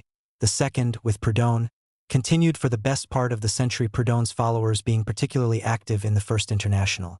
Weitling was the illegitimate son of a French officer and a German laundrywoman, and earned his living as an itinerant tailor while absorbing the writings of the French socialists. His first book, Mankind as It Is and As It Ought to Be, had been written in 1838 at the request of the League of the Just in Paris, and he had been very effective in his propaganda in Switzerland, where his imprisonment had earned him the additional distinction of a martyr's halo. Thus he was widely welcomed on his arrival in London in 1844. During 1845, however, his preacher's style, the quasi-religious terms in which he expounded his ideas, his demands for immediate revolution, his proposals for a dictatorship à la Babeuf, and the marked psychological deterioration caused by his imprisonment. All these factors ended by alienating the majority of the London German communists, who felt his approach to be impractical and unrealistic. On his way back to the continent in early 1846, Weitling stopped in Brussels, and the newly founded Correspondence Committee invited him to a discussion in Marx's house. Among those present were Engels, Gigot, Edgar von Westphalen, Wedemeyer, Seiler, a journalist Heilberg, and a visitor by special invitation, Paul Anenkoff, a well-to-do Russian tourist whom Marx had known in Paris. Weitling struck him as a handsome, fair-haired young man in a coat of elegant cut, a coquettishly trimmed small beard, someone more like a commercial traveler than the stern, embittered worker that I had expected to meet. Anenkoff continued. We introduced ourselves to each other casually, with a touch of elaborate courtesy on Whiteling's side, however, and took our places at the small green table. Marx sat at one end of it with a pencil in his hand and his leonine head bent over a sheet of paper, while Engels, his inseparable fellow worker and comrade in propaganda, tall and erect and as dignified and serious as an Englishman, made the opening speech. He spoke of the necessity for people, who have devoted themselves to transforming labor, to explain their views to one another and agree on a single common doctrine that could be a banner for all their followers who lacked the time and opportunity to study theory. Engels had not finished his speech when Marx raised his head, turned to Whiteling and said, "Tell us, Whiteling, you who have made such a noise in Germany with your preaching. On what grounds do you justify your activity and what do you intend to base it on in the future?" I remember quite well the form of the blunt question, because it was the beginning of a heated discussion, which, as we shall see, was very brief. Whiteling apparently wanted to keep the conference within the bounds of commonplace liberal talk. With a serious, somewhat worried face, he started to explain that his aim was not to create new economic theories but to adopt those that were most appropriate, as experience in France had shown, to open the eyes of the workers to the horrors of their condition and all the injustices which it had become the motto of the rulers and societies to inflict on them, and to teach them never more to believe any promises of the latter, but to rely only upon themselves, and to organize in democratic and Communiste Association. He spoke for a long time, but, to my astonishment and in contrast to Engels, confusedly and not too well from the literary point of view, often repeating and correcting himself and arriving with difficulty at his conclusions, which either came too late or preceded his propositions. He now had quite different listeners from those who generally surrounded him at his work or read his newspaper and pamphlets on the contemporary economic system. He therefore lost his ease of thought and speech. Whiteling would probably have gone on talking had not Marx checked him with an angry frown and started his reply. Marx's sarcastic speech boiled down to this: to rouse the population without giving them any firm, well-thought-out reasons for their activity would be simply to deceive them. The raising of fantastic hopes just spoken of, Marx continued, led only to the final ruin and not to the saving of the sufferers. To call to the workers without any strictly scientific ideas or constructive doctrine, especially in Germany, was equivalent to vain dishonest play at preaching which assumed on the one side an inspired prophet and on the other only gaping asses. Whiteling's pale cheeks colored and he regained his liveliness and ease of speech. In a voice trembling with emotion, he started trying to prove that a man who had rallied hundreds of people under the same banner in the name of justice, solidarity, and mutual brotherly assistance could not be called completely vain and useless. Whiteling consoled himself for the evening's attacks by remembering the hundreds of letters and declarations of gratitude that he had received from all parts of his native land, and by the thought that his modest spadework was perhaps of greater weight for the common cause than criticism and armchair analysis of doctrines far from the world of the suffering and afflicted people. On hearing these last words, Marx finally lost control of himself and thumped so hard with his fist on the table that the lamp on it rung and shook. He jumped up saying, "Ignorance never yet helped anybody." We followed his example and left the table. The sitting ended, and as Marx paced up and down the room, extraordinarily irritated and angry, I hurriedly took leave of him and his interlocutors and went home, amazed at all I had seen and heard. The day after this discussion, Whiteling wrote to Hess that Marx had insisted on vetting party members, that for Marx the question of financial resources was all-important. Whiteling had the impression that Marx wished to exclude him from the Westphalian publishing project. There was to be no propaganda based on emotional appeals, and lastly, there can be no talk at present of achieving communism. The bourgeoisie must first come to the helm. Whiteling continued, "I see in Marx's head only a good encyclopedia, but no genius. He owes his influence to other people. Rich men back him in journalism, that's all." This was not the end of all contact between Whiteling and Marx. For the next few weeks Whiteling continued to accept a midday meal from Marx. But Marx went on with his campaign by issuing a circular against Hermann Krieg, a young Westphalian journalist who had been a member of the Brussels group before going to London and finally emigrating to America, where he published a weekly entitled Volksstreben.6s. Krieg's views were much more representative of true socialism than Whiteling's, and this lengthy circular condemned Krieg's ideas as not communism. They were childish and pompous, an imaginary and sentimental exaltation that compromised the communist movement in America and demoralized the workers. There followed sections in which derision was poured on Krieg's metaphysical and religious phraseology. His use of the word love 35 times in a single article, and his naive scheme of dividing up the soil of America equally between all citizens, which aimed at turning all men into owners of private property. Weitling was the only member of the Correspondence Committee who voted against the circular. He left Brussels immediately for Luxembourg and then some months later moved to New York on Krieg's invitation. The circular aroused a considerable volume of protest. Hess wrote to Marx about Weitling, "You have made him quite crazy, and don't be surprised. I want to have nothing more to do with the whole business. It's enough to make one sick." And a week later he wrote that he himself wished to have nothing more to do with your party. The London communists also reacted strongly against the circular. This attack on Krieg was apparently only one of many such pamphlets, for Marx wrote later, "We published at the same time a series of pamphlets, partly printed, partly lithographed, in which we subjected to a merciless criticism the mixture of French-English socialism or communism and German philosophy, which at the time constituted the secret doctrine of the League. We established in its place the scientific understanding of the economic structure of bourgeois society as the only tenable theoretical foundation. We also explained in popular form that our task was not the fulfillment of some utopian system but the conscious participation in the historical process of social revolution that was taking place before our eyes." At the same time Marx tried to forge links with Paris, where the most influential socialist was Proudhon.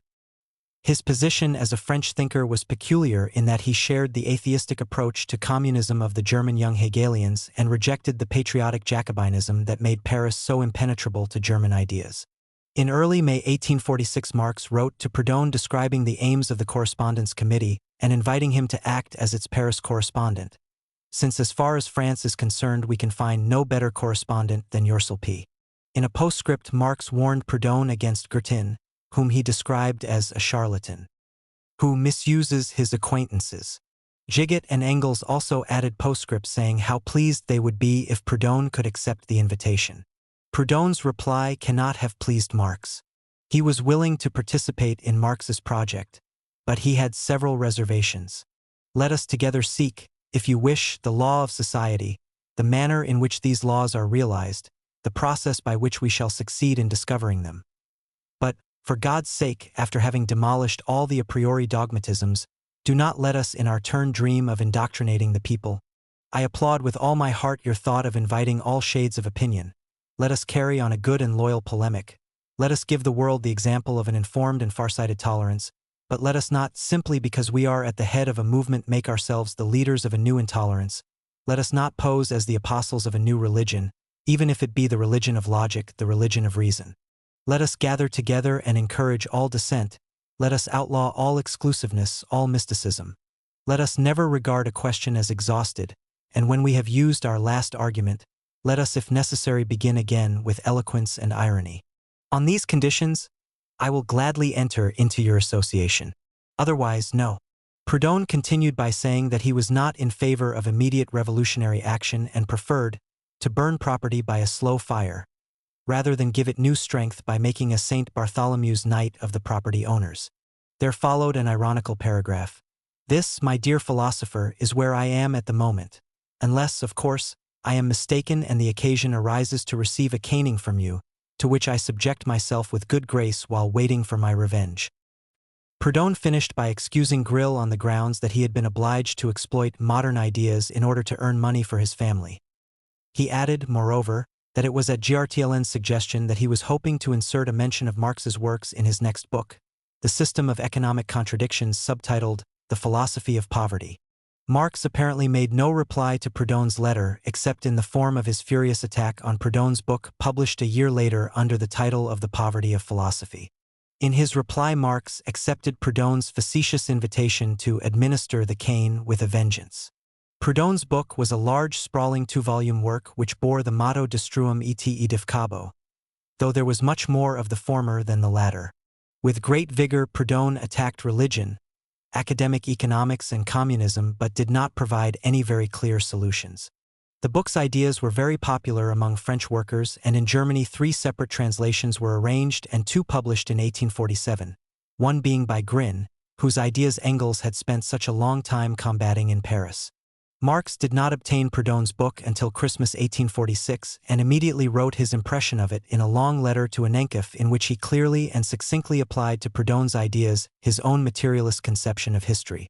The center of Marx's criticism was that Proudhon did not grasp the historical development of humanity and thus had recourse to eternal concepts such as reason and justice. Marx wrote, "What is society, whatever its form may be? The product of men's reciprocal action. Are men free to choose this or that form of society for themselves? By no means. Assume a particular state of development in the productive forces of man, and you will get a particular form of commerce and consumption. Assume particular stages of development in production, commerce, and consumption, and you will have a corresponding social constitution, a corresponding organization of the family, of orders or of classes, in a word, a corresponding civil society. Assume a particular civil society, and you will get particular political conditions which are only the official expression of civil society." Proudhon will never understand this because he thinks he is doing something great by appealing from the state to society, that is to say, from the official synopsis of society to official society. It is superfluous to add that men are not free to choose their productive forces, which are the basis of all their history, for every productive force is an acquired force, the product of former activity. A coherence arises in human history. A history of humanity takes shape, which is all the more a history of humanity as the productive forces of man and therefore his social relations have been more developed. Hence it necessarily follows that the social history of men is never anything but the history of their individual development, whether they are conscious of it or not. Their material relations are the basis of all their relations. These material relations are only the necessary forms in which their material and individual activity is realized. Marx did, however, grant that Proudhon, by trying to mediate between bourgeois economics and socialist ideas, had the merit of being the scientific interpreter of the French petty bourgeoisie, a genuine merit because the petty bourgeoisie will form an integral part of all the impending social revolutions. These criticisms were elaborated on in his 2-part book, The Poverty of Philosophy.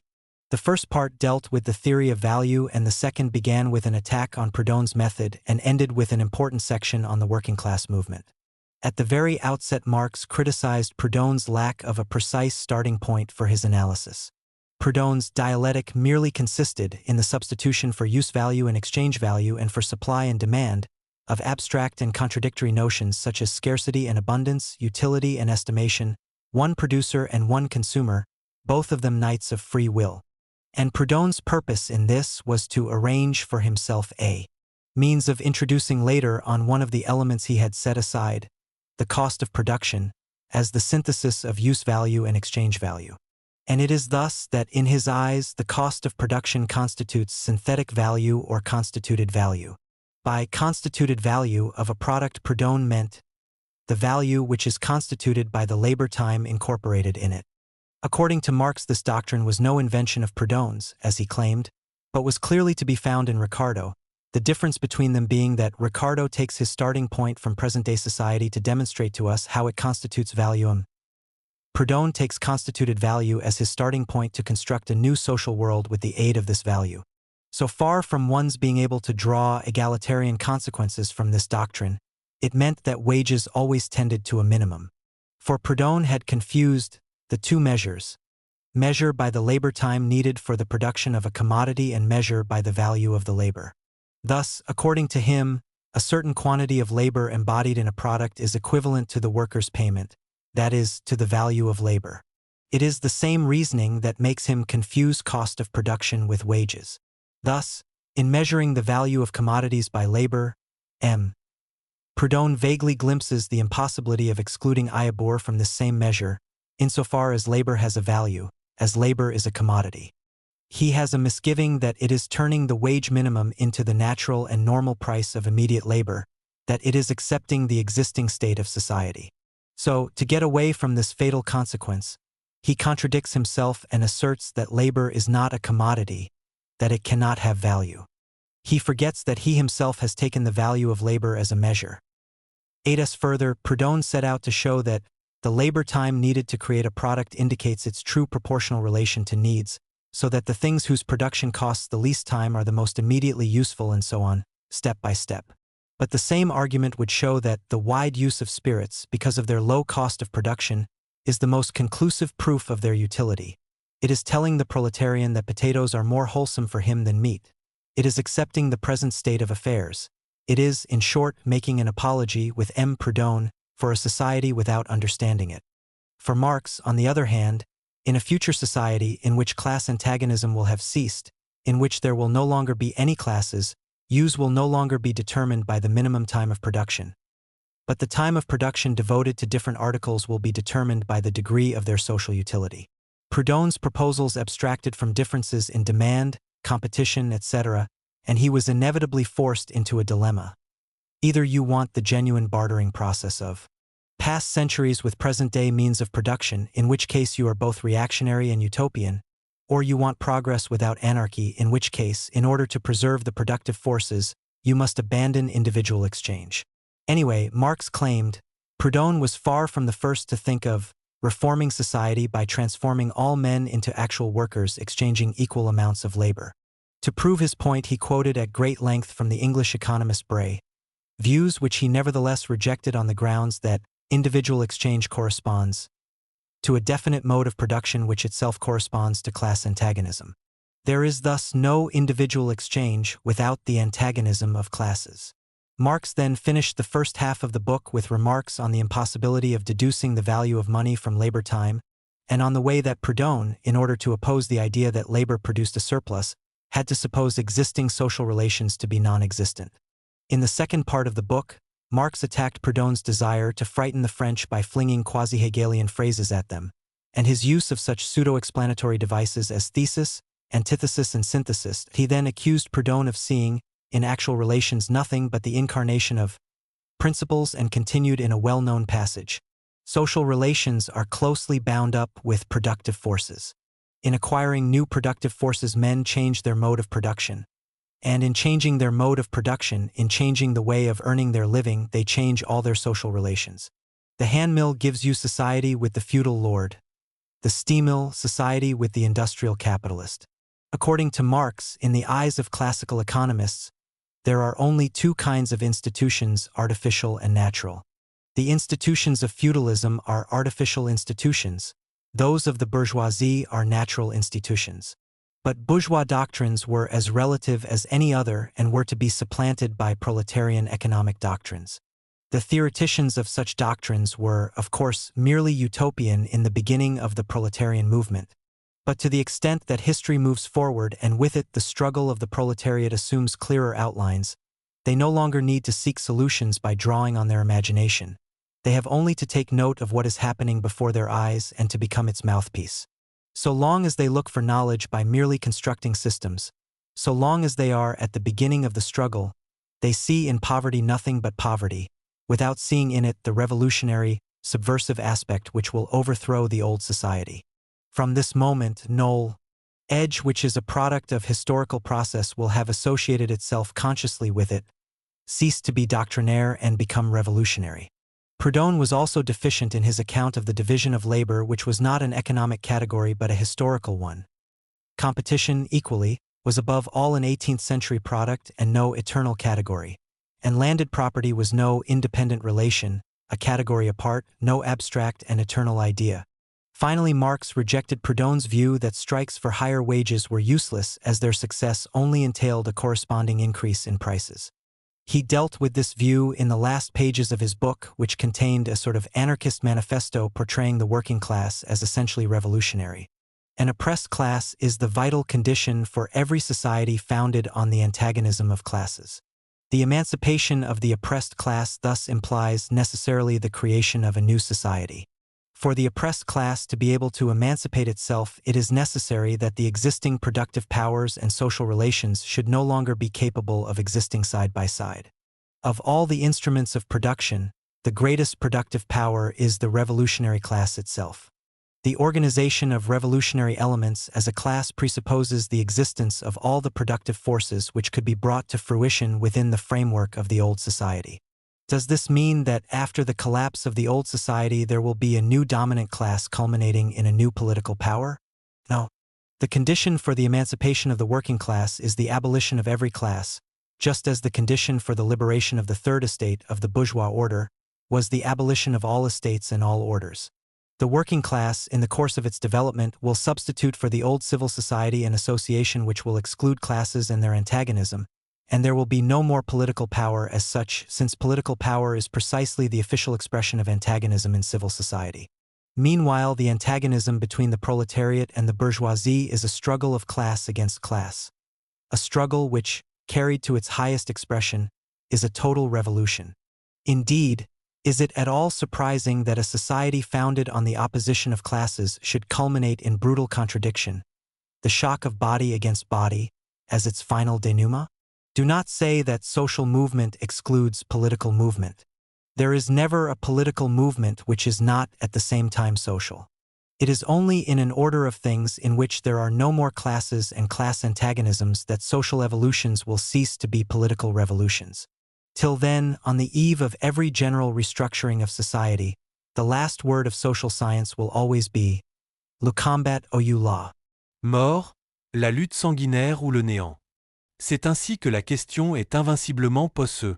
George Sand. Marx's book contained the first published and systematic statement of the materialist conception of history, and he himself recommended it as an introduction to Capital.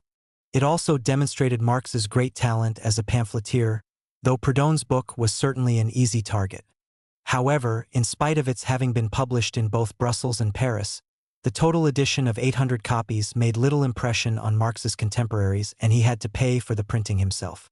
Proudhon called the book a tissue of abuse, falsification, and plagiarism, and its author the tapeworm of socialism.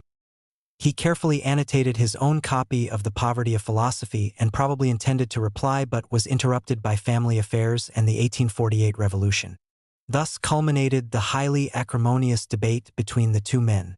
Proudhon was only one of several Paris socialists that the Brussels Correspondence Committee sought to recruit. The others, however, were not much more fruitful. There was a brief exchange of letters with Louis Blanc, and Dr. Uerbeck, who espoused a sort of peaceful communist humanism based on Cabot's ideas, served as a rallying point for what remained of the League of the Just.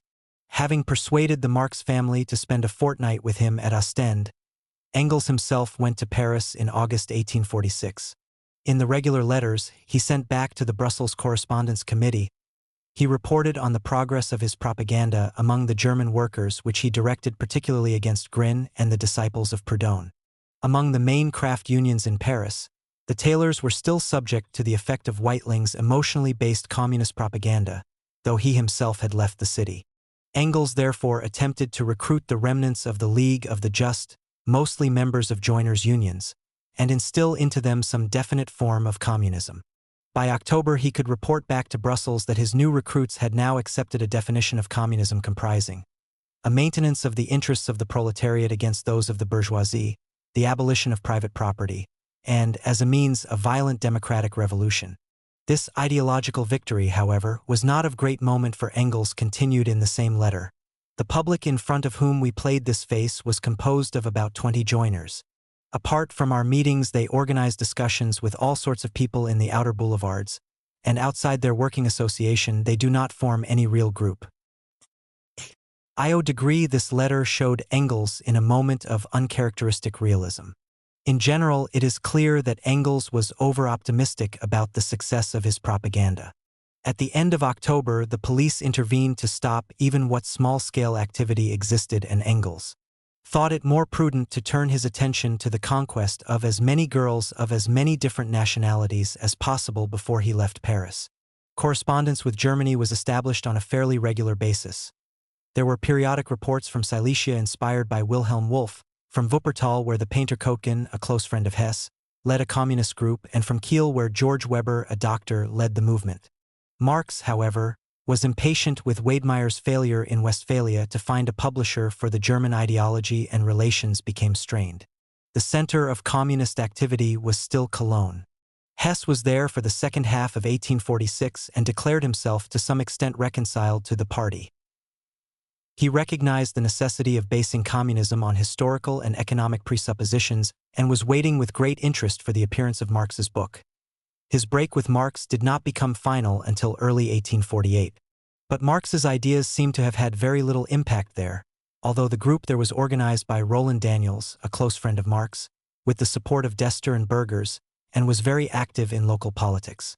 The only letter that has survived from the Brussels Communists to Germany is one to Kochen written in June 1846.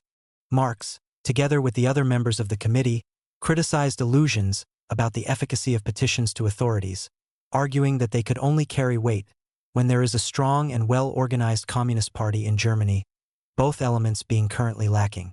Meanwhile, the Wuppertal Communists should act Jesuitically and support bourgeois demands for freedom of the press, constitutional government, etc.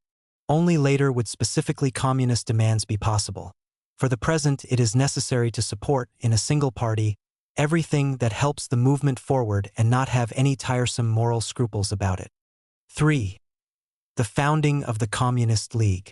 The most important result of the Correspondence Committee was to create close ties between Marx and Engels and the London Communists, who at that time were the largest and best organized colony of German workers.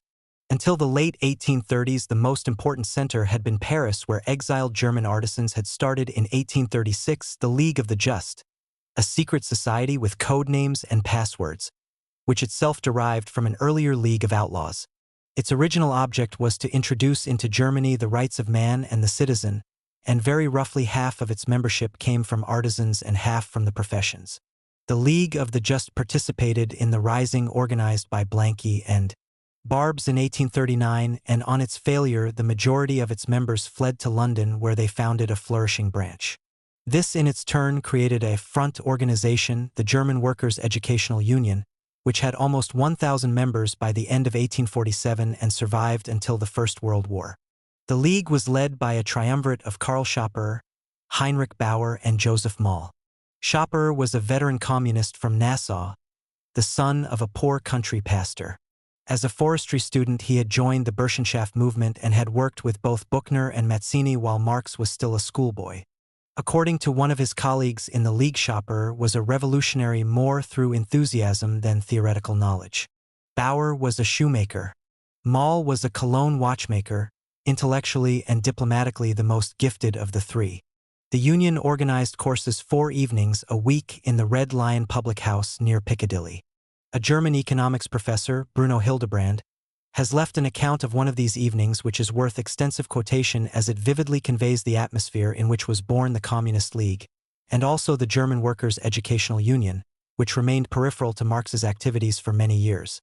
Hildebrand described an evening in April 1846, just at the time when Marx was beginning to establish regular contact with the London Communists.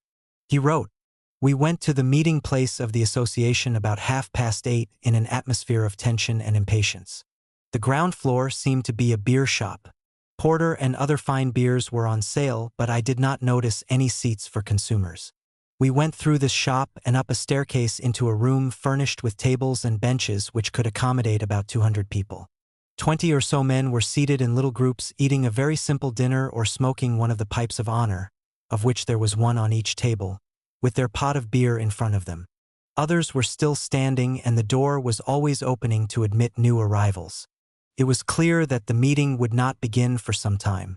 The clothes were very proper, the behavior had a simplicity that did not exclude dignity, but most of the faces were evidently those of workers. The main language was German, but we could also hear French and English. At the end of the room there was a grand piano with some music books on it, and this, in a London that was so unmusical, showed us that we had come to the right place. We had been scarcely noticed and sat down at a table opposite the door. While waiting for Schapperer, the friend who had invited us, we ordered porter and the traditional little penny packet of tobacco. Soon we saw a man enter who was tall and strong, a picture of health. He had a black mustache, a clear and penetrating look, and an imperious manner. He seemed to be about 36. He was introduced to me as Schapperer. Schapper invited us to sit with him at the back of the room. On the way he showed me a poster with the heading, "Statutes of the German Workers' Educational Union." The main principle of the Union is that men can only come to liberty and self-consciousness by cultivating their intellectual faculties. Consequently, all the evening meetings are devoted to instruction. On one evening, English is taught, on another geography, on the third history, on the fourth drawing and physics, on the fifth singing, on the sixth dancing, and on the seventh communist politics. We sat in the places allotted to us. Meanwhile, the room had filled up completely. The president, who was unknown to me, I was told he was a doctor, opened the meeting. When a solemn silence had been established and everyone had taken his pipe from his mouth, the secretary, a working tailor whose descriptive talent seemed to me to be truly enviable, declared that Citizen Schopper had invited Citizen Hildebrand and Citizen Diefenbach and asked if anyone had an objection to make. Then we went on to current politics and Citizen Schopper delivered a report on the week's events. His speech was eloquent, very detailed, and full of interest. It was evident that he and the association had many sources of information. Naturally, a strong communist tendency was always plain, and the proletariat was the constant theme and the one real thread running through the entire speech. I admit that I can stand a good dose of liberalism, but certain passages made my hair stand on end. Ponto 16. At first, the German communists in London had been under the influence of Cabot's peaceful utopian communism, following the failure of their attempt at a putsch in Paris in alliance with the Blanquists. Cabot had also persuaded them to give up their conspiratorial methods, though they necessarily remained a secret society. But they rejected Cabot's proposal to found a communist colony in America. By that time, Weitling's influence had become important. But his notions of immediate revolution soon alienated the majority of the London communists, who began to be much influenced by their personal experience of Oneite schemes, by Chartism, and by the tangible success of the British trade unions. Weitling held the view that mankind is either always ripe or it never will be _____. Revolutions arise like storms, and no one can chart their operations beforehand. The intellect has only a poor role to play and without emotion can do nothing. The greatest deeds are accomplished by the emotions that move the masses. Schopper's view, on the other hand, was that it is as easy to compel a tree to grow as to inculcate new ideas into mankind by force. Let us avoid physical violence. It is crude, and mankind does not need it. Let us view ourselves as leaves on the great tree of humanity, and posterity will reap what we with our calm activity have sown. This debate went on for several months in the meetings of the association, and Weitling was ably supported by Krieg, but the majority of the workers eventually sided with Schopper. The London communists had broken off all contact with Weitling by the time that Marx, in mid-May 1846, suggested that they form a communist correspondence bureau in regular liaison with Brussels. As early as March, Engels had formally asked Harney to act as correspondent with Brussels. But Harney, who had himself become a member of the League in February, insisted that Schopper and the leaders of the League be consulted first, suggesting that they were mistrustful of the literary characters in Brussels, and Marx's ideas were indeed far from popular with them. According to Schopper, and his letters reflected the views of the League leaders as a whole, revolutions could not be made to order, and a spiritual awakening would have to precede a physical uprising. The task of the League was seen by its leaders as one of enlightening the people and propaganda for the community of goods. They were also opposed to Marx's attitude to Krieg and complained of the intellectual arrogance of the Brussels communists. Schopper did agree, however, to Marx's proposal in July 1846 that a Congress be held in London at some future date to hammer out differences and bring force and unity into our propaganda. As late as December 1846, Engels was suggesting to Marx, in a letter which is a good example of their intellectual arrogance, that they might have to let the correspondence with the Londoners drop quietly and try to reach some agreement with Harney. But it was clear that the German communists in London, in terms of numbers and organization, represented for Marx and Engels by far the most promising entree into working-class politics, particularly because Marx's various European correspondence committees never really got off the ground. In November, the Central Committee of the League of the Just, which had remained in Paris, was formally transferred to London. Together with the attempt at organizational reform that this implied, there was the growing feeling that, after the rejection of the communism of Cabot and Weitling, firmer theoretical foundations for the League were needed. On January 20, 1847, the London Correspondence Committee decided to send Moll, whose views were noticeably closer to Marx's than were Schapper's, to Brussels to solicit the help of Marx and invite him to join the League. Marx wrote later, "Whatever objections we had against this proposal were met by Moll's statement that the Central Committee planned to call together a Congress of the League in London. There the critical position we had taken would be adopted in a public manifesto as the doctrine of the League. Antiquated and dissident views could only be counteracted by our personal collaboration, but this was only possible if we joined the League."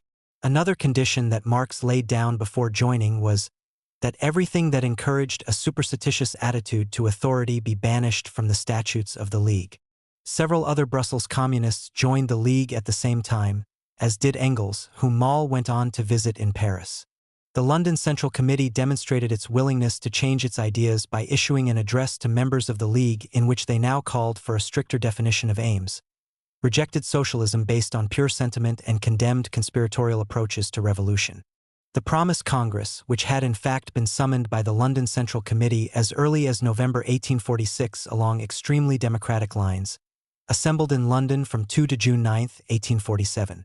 Marx did not attend, pleading lack of money, so Wolff went as a delegate of the Brussels Communists, and Engels represented the Parisians. It was decided to reorganize the democratic basis of the League, to change the name of the League to the Communist League, to emphasize the inappropriateness of the conspiratorial approach, and to issue a periodical. The first and last issue of this periodical, written mainly by Schapper and entitled Kommunistische Zeitung, appeared in September. In the new statutes, the previous slogan, "All men are brothers," was replaced by "Proletarians of all countries, unite." Marx was said to have declared that there were many men whose brother he wished on no account to be. Yet the statutes as a whole still represented a compromise between Marx's views and those of the London Communists. Their first article read, "The League aims at the abolition of man's enslavement by propagating the theory of the community of goods and by its implementation as soon as possible." A three-tiered structure was now proposed for the League. The Commune, the Circle Committee, comprising the chairman and treasurers of the relevant communes, and the Central Committee, together with an annual Congress, all officials being elected for 1 year and subject to instant recall. A draft confession of faith, drawn up by Engels, was circulated to the branches to be discussed at a second Congress in the following November. The success of the June Congress inspired Marx in early August formally to turn the Brussels Correspondence Committee into a branch of the Communist League with himself as president. It was the general practice of the League, which was a secret society, to set up non-clandestine workers' associations. In late August, a German workers' association was formed in Brussels with Karl Wallau, a typesetter, as president and Moses Hess as vice president. It had 37 members to begin with and increased rapidly. In addition to many social activities, there were lectures on Wednesdays, sometimes given by Marx, and a review of the week's politics on Sundays by Wilhelm Wolff. Marx was pleased with its quite parliamentary discussions and found the public activity that it afforded him infinitely refreshing. At the same time, Marx managed to secure ready access to a newspaper as a vehicle for his views. The Deutsche Brüsseler Zeitung was published twice weekly from the beginning of 1847 by Adalbert von Bornstedt, who had previously edited Vorwärts in Paris. Bornstedt had been a spy for both the Prussians and the Austrians in the 1830s and early 1840s, and many in Brussels suspected that he was continuing those activities. However, the paper took on an increasingly radical and anti-Prussian tone.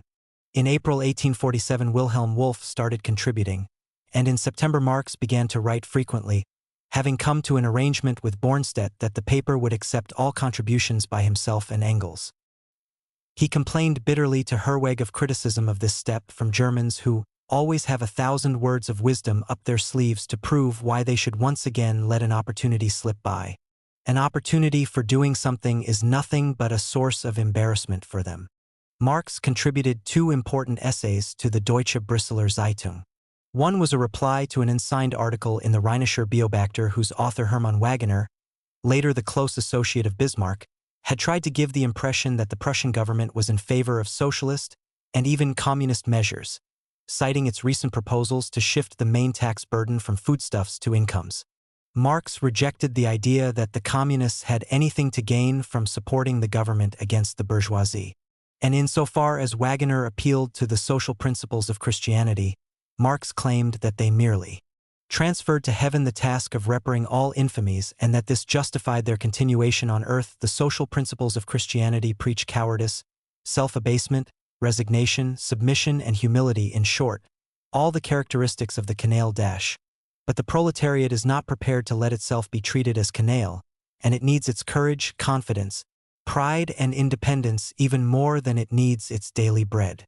The social principles of Christianity are sneaking and hypocritical whilst the proletariat is revolutionary. In Germany, the proletariat had to ally itself with the bourgeoisie, for the aristocracy can only be overthrown by an alliance of the bourgeoisie and the people.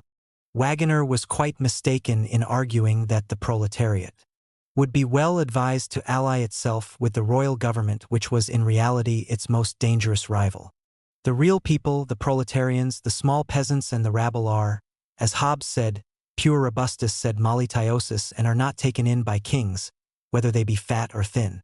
This people would above all extract from His Majesty a constitution with universal suffrage, freedom of association, freedom of the press, and other unpleasant things. The second of Marx's articles was a polemic against Heinzen, who commented later that Marx was the sort of man who brought up heavy artillery in order to smash a windowpane. Heinzen had written for the Rheinische Zeitung in 1842 and spent much time in Marx's company in 1845, but he attacked not only communism but also true socialism on his emigration to Switzerland, where he had become friendly with Rouge. Heinzen was a thoroughgoing Republican who saw the monarchy as the foundation of all social evil to which the proclamation of a republic would put an end. But the bourgeoisie was growing ever more powerful and already found itself in opposition to the proletariat. The solemn idea of humanity would never, as Heinzen hoped, cause classes to melt away. The task of the proletariat was to overthrow the political power that the bourgeoisie already has in its hands. They must themselves become a power, and first of all a revolutionary power. From 16 to September 18, 1847, a Congress of Professional Economists, in effect, a pressure group for free trade, was held in Brussels. Marx attended by invitation. George Worth was a dissident voice in declaring it a scandal that in all the eulogies they made of free trade there was no mention of the misery inflicted on the working class. Marx intended to deliver a speech in support of Worth, but the list of speakers was closed to prevent his intervention.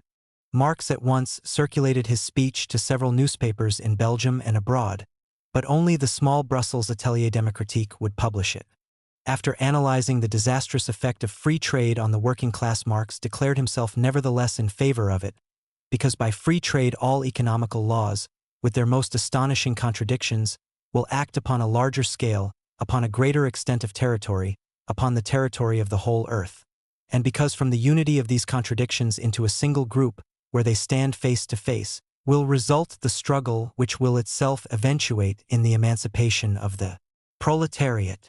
On September 29, a dinner was held in order to inaugurate in Brussels what was to become the International Democratic Association, a body modeled on the Fraternal Democrats in London. At this time, many political meetings were held under the guise of dinners, as they were more difficult for the police to control. The dinner had been arranged on the initiative of Bornstedt. Marx had briefly gone to Maastricht to see his brother-in-law on family business. Although Engels regarded the holding of the dinner as an anti-communist move, he managed to be chosen as one of its vice presidents and also a member of the committee that was to establish the association. Engels promptly delegated his place to Marx and left for Paris, where he renewed his contacts with French socialists and Republican leaders, and Marx was duly chosen as vice president of the association. The association held meetings, established a number of branches in Belgium, and issued addresses on such subjects as the threat to freedom in Switzerland and the anniversary of the Polish Revolution. But Marx had other and more pressing business to attend to. At the end of October, he received a letter from the Central Committee of the Communist League in London telling him that the Congress had been put off until the end of November and urging him to attend in person. On November 27, Marx left Brussels in the company of Worth and Victor Tedesco. He met Engels at Ostend on the 28th and, with Tedesco, they crossed the Channel on the 29th. Ostensibly, Marx went as a delegate of the Democratic Association to attend a meeting of the Fraternal Democrats in celebration of the Polish uprising of 1830. The evening after his arrival in London, Marx duly delivered an energetic speech to the Fraternal Democrats, meeting in the headquarters of the German Workers' Educational Association at 20 Great Windmill Street, near Piccadilly. The downfall of the established order, he told them, is no loss for those who have nothing to lose in the old society, and this is the case in all countries for the great majority. They have, rather, everything to gain from the collapse of the old society, which is the condition for the building of a new society no longer based on class opposition. Marx concluded by proposing Brussels as the venue for the following year's meeting, but this proposal was overtaken by events. The next day, in the same building, the Second Congress of the Communist League began. According to Engels, Marx defended the new theory during fairly lengthy debates. All opposition and doubt was at last overcome, and the new principles were unanimously accepted. The debates lasted a full 10 days, during which new statutes were drawn up, making it quite clear that the Communist League, although necessarily operating largely in secret, was to have a democratic structure ultimately dependent on an annual Congress and have as its principal purpose the propagation of publicly declared doctrines. The statutes, adopted in June, with their somewhat utopian notions of community of goods, were set aside, and the aims of the League were proclaimed as the overthrow of the bourgeoisie, the domination of the proletariat, the abolition of the old bourgeois society based on class antagonisms, and the establishment of a new society without classes and without private property. At the end of the Congress, Marx and Engels were given the task of writing a manifesto to publicize the doctrines of the League. There are no surviving records of these discussions, but the following vivid description of the impression made by Marx at that time was written much later by Friedrich Lessner. Marx was then still a young man, about 28 years old, but he greatly impressed us all. He was of medium height, broad-shouldered, powerful in build, and vigorous in his movements. His forehead was high and finely shaped, his hair thick and pitch-black, his gaze piercing. His mouth already had the sarcastic curl that his opponents feared so much. Marx was a born leader of the people. His speech was brief, convincing, and compelling in its logic. He never said a superfluous word. Every sentence contained an idea, and every idea was an essential link in the chain of his argument. Marx had nothing of the dreamer about him. The more I realized the difference between the communism of Weitling's time and that of the Communist Manifesto, the more clearly I saw that Marx represented the manhood of socialist thought. On his return to Brussels, Marx had little time to compose his manifesto. He immediately began to give a course of lectures on wages to the German Workers' Educational Association. Here Marx was chiefly concerned to go beyond the idea of capital as simply composed of raw materials, instruments of production, and so forth. He insisted that it was only in given social conditions that such things constituted capital. Capital also is a social relation of production. It is a bourgeois production relation, a production relation of bourgeois society. Are not the means of subsistence, the instrument of labor, the raw materials of which capital consists, produced and accumulated under given social conditions, in definite social relations? Are they not utilized for new production under given social conditions, in definite social relations? And is it not just this definite social character which turns the products necessary to new production into capital? In order for capital to exist, there had to be a class which possesses nothing but its capacity for labor. 13s capital and wage labor were complementary in function and entirely opposed in interest. Although for a time working conditions might improve, this only meant that the working class could consider itself content with forging for itself the golden chains, by which the bourgeoisie drags it in its wake. And Marx went on to issue a categorical statement, to be revised in his later works, that with the increase in productive capacity and machinery wages would fall. In February, Marx started writing up these lectures for publication, but was to be interrupted by his expulsion from Belgium.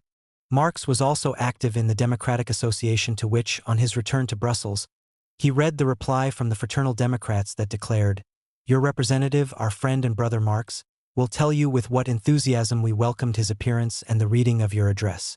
All eyes shone with joy, all voices shouted a welcome, and all hands stretched out fraternally to your representative. We accept, with the liveliest feelings of satisfaction, the alliance you have offered us. Marx helped to found a new branch in Ghent and was prominent in the meeting to celebrate the new year, where Jenny was complimented on her social capacity. It was on one of these occasions, too, that Jenny Marx refused categorically to be introduced to Mary Burns, Engels's mistress, whom Engels had had the temerity to bring with him. Stephen Bourne recalled that, in matters of honor and purity of morals, the noble lady was intransigent. He also introduced Bakunin and Dester into the Democratic Association. Bakunin, however, would have nothing to do with the League or even with the Workers' Association. In his view, Marx was spoiling the workers by making logic choppers of them, and it was impossible to breathe freely in the company of Marx and Engels. Nevertheless, Marx managed to get his ideas across to the Democratic Association in a speech on free trade he delivered on January 9th. It was along the same lines as one that he would have delivered at the September Economic Congress, had he been allowed to speak. He summed up his thesis as follows: at the present time, the system of protection is conservative, whereas the system of free trade is destructive. It dissolves old nationalities and pushes to the extreme the antagonism between bourgeoisie and proletariat. In a word, the system of commercial freedom hastens the social revolution. Meanwhile, Marx had been working on the manifesto. The London Communists had supplied him with a sheaf of material that included at least 3 separate tentative drafts for the manifesto. Engels had composed a draft incorporating the views of the First League Congress in June 1847, and this draft was discussed in the various groups in late summer and autumn. Moses Hess had proposed an alternative version which Engels ironically described as divinely improved. Hess's version does not survive, but 2 confessions of faith that he composed around this time show differences from Marx and Engels both in ideas, in that Hess believed in appealing to eternal principles to justify his policies, and in tactics, in that Hess considered that the next revolution should be a proletarian one. On behalf of the League's Paris branch, Engels produced a 3rd draft of which he wrote to Marx just before they left for London. Think over the confession of faith a bit. I think it would be better to drop the catechistic form and call the thing a communist manifesto. As a certain amount of history will have to be brought in, I think the present form is unsuitable. I am bringing along what I have done here. It is in simple narrative form, but miserably edited and done in a terrible hurry. This draft, entitled Principles of Communism, a catechism of 25 questions and answers, was drawn on quite extensively by Marx. In places, however, there is a noticeable difference between the optimistic, determinist approach of Engels, which stemmed from the Enlightenment and his experiences in industrial England, and the greater emphasis given by Marx to politics in the light of experiences of the French working class. 14s Engels said later that it was essentially Marx's work and that the basic thought belongs solely and exclusively to Marx. Notwithstanding the appearance of their 2 names on the title page and the persistent assumption about joint authorship, the actual writing of the Communist Manifesto was done exclusively by Marx. The Communist Manifesto has 4 sections. The first section gives a history of society as class society since the Middle Ages and ends with a prophecy of the victory of the proletariat over the present ruling class, the bourgeoisie. The second section describes the position of communists within the proletarian class, rejects bourgeois objections to communism, and then characterizes the communist revolution, the measures to be taken by the victorious proletariat, and the nature of the future communist society. The third section contains an extended criticism of other types of socialism: reactionary, bourgeois, and utopian. The final section contains a short description of communist tactics towards other opposition parties and finishes with an appeal for proletarian unity. The opening words typify Marx's approach to history. The history of all hitherto existing society is the history of class struggles. Freeman and slave, patrician and plebeian, lord and serf, guildmaster and journeyman, in a word, oppressor and oppressed, stood in constant opposition to one another, carried on an uninterrupted, now hidden, now open fight, a fight that each time ended, either in a revolutionary reconstitution of society at large, or in the common ruin of the contending classes. The present age, he continued, in a passage that summarized conclusions reached in the first part of the German ideology, was unique in that class antagonisms had been so simplified that there were now 2 hostile camps facing each other: bourgeoisie and proletariat. The bourgeoisie, from its origins in feudal society, helped by the discovery of America, the development of a world market and modern industry, had everywhere imposed the domination of its class and its ideas. In a well-known phrase that fitted contemporary France more than any other country, Marx described the modern state as merely a committee for managing the common affairs of the whole bourgeoisie. Historically, the bourgeoisie had been a most revolutionary class. It has accomplished wonders far surpassing Egyptian pyramids, Roman aqueducts, and Gothic cathedrals. It has conducted expeditions that put in the shade all former exoduses of nations and crusades. But this progress had to continue. The bourgeoisie could not exist without constantly revolutionizing the means of production. And just as the bourgeoisie had caused the downfall of feudal society, so now they were preparing their own downfall, like the sorcerer who is no longer able to control the powers of the netherworld whom he has called up by his spells. For the bourgeoisie had not only forged the weapons of their destruction, they had also created in the proletariat the men who were to wield those weapons. Marx then described the revolutionary nature of the proletariat. Workers had become mere appendages of machines. To the extent that the use of machinery and division of labor increased, so the wages of the workers got less in spite of the longer hours they worked. The lower middle class was forced down into the proletariat. The lower strata of the middle class, the small tradespeople, shopkeepers, and retired tradesmen generally, the handicraftsmen and peasants, all these sink gradually into the proletariat, partly because their diminutive capital does not suffice for the scale on which modern industry is carried on, and is swamped in the competition with the large capitalists, partly because their specialized skill is rendered worthless by new methods of production. Thus, the proletariat is recruited from all classes of the population. The proletariat itself went through several stages. At first, their principal aim had been to restore to the working man the status he had lost since the Middle Ages. With increase of numbers, they began to form trade unions. Finally, the class struggle became a political struggle. As the struggle neared its decisive hour, a process of dissolution set in within the ruling class, and a small section of bourgeois ideologists in particular went over to the proletariat.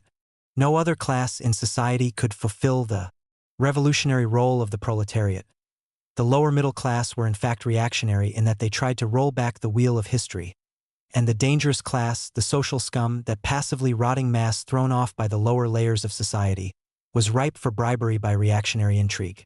Marx summed up this section with the words, "The advance of industry, whose involuntary promoter is the bourgeoisie, replaces the isolation of the laborers, due to competition, by their revolutionary combination, due to association.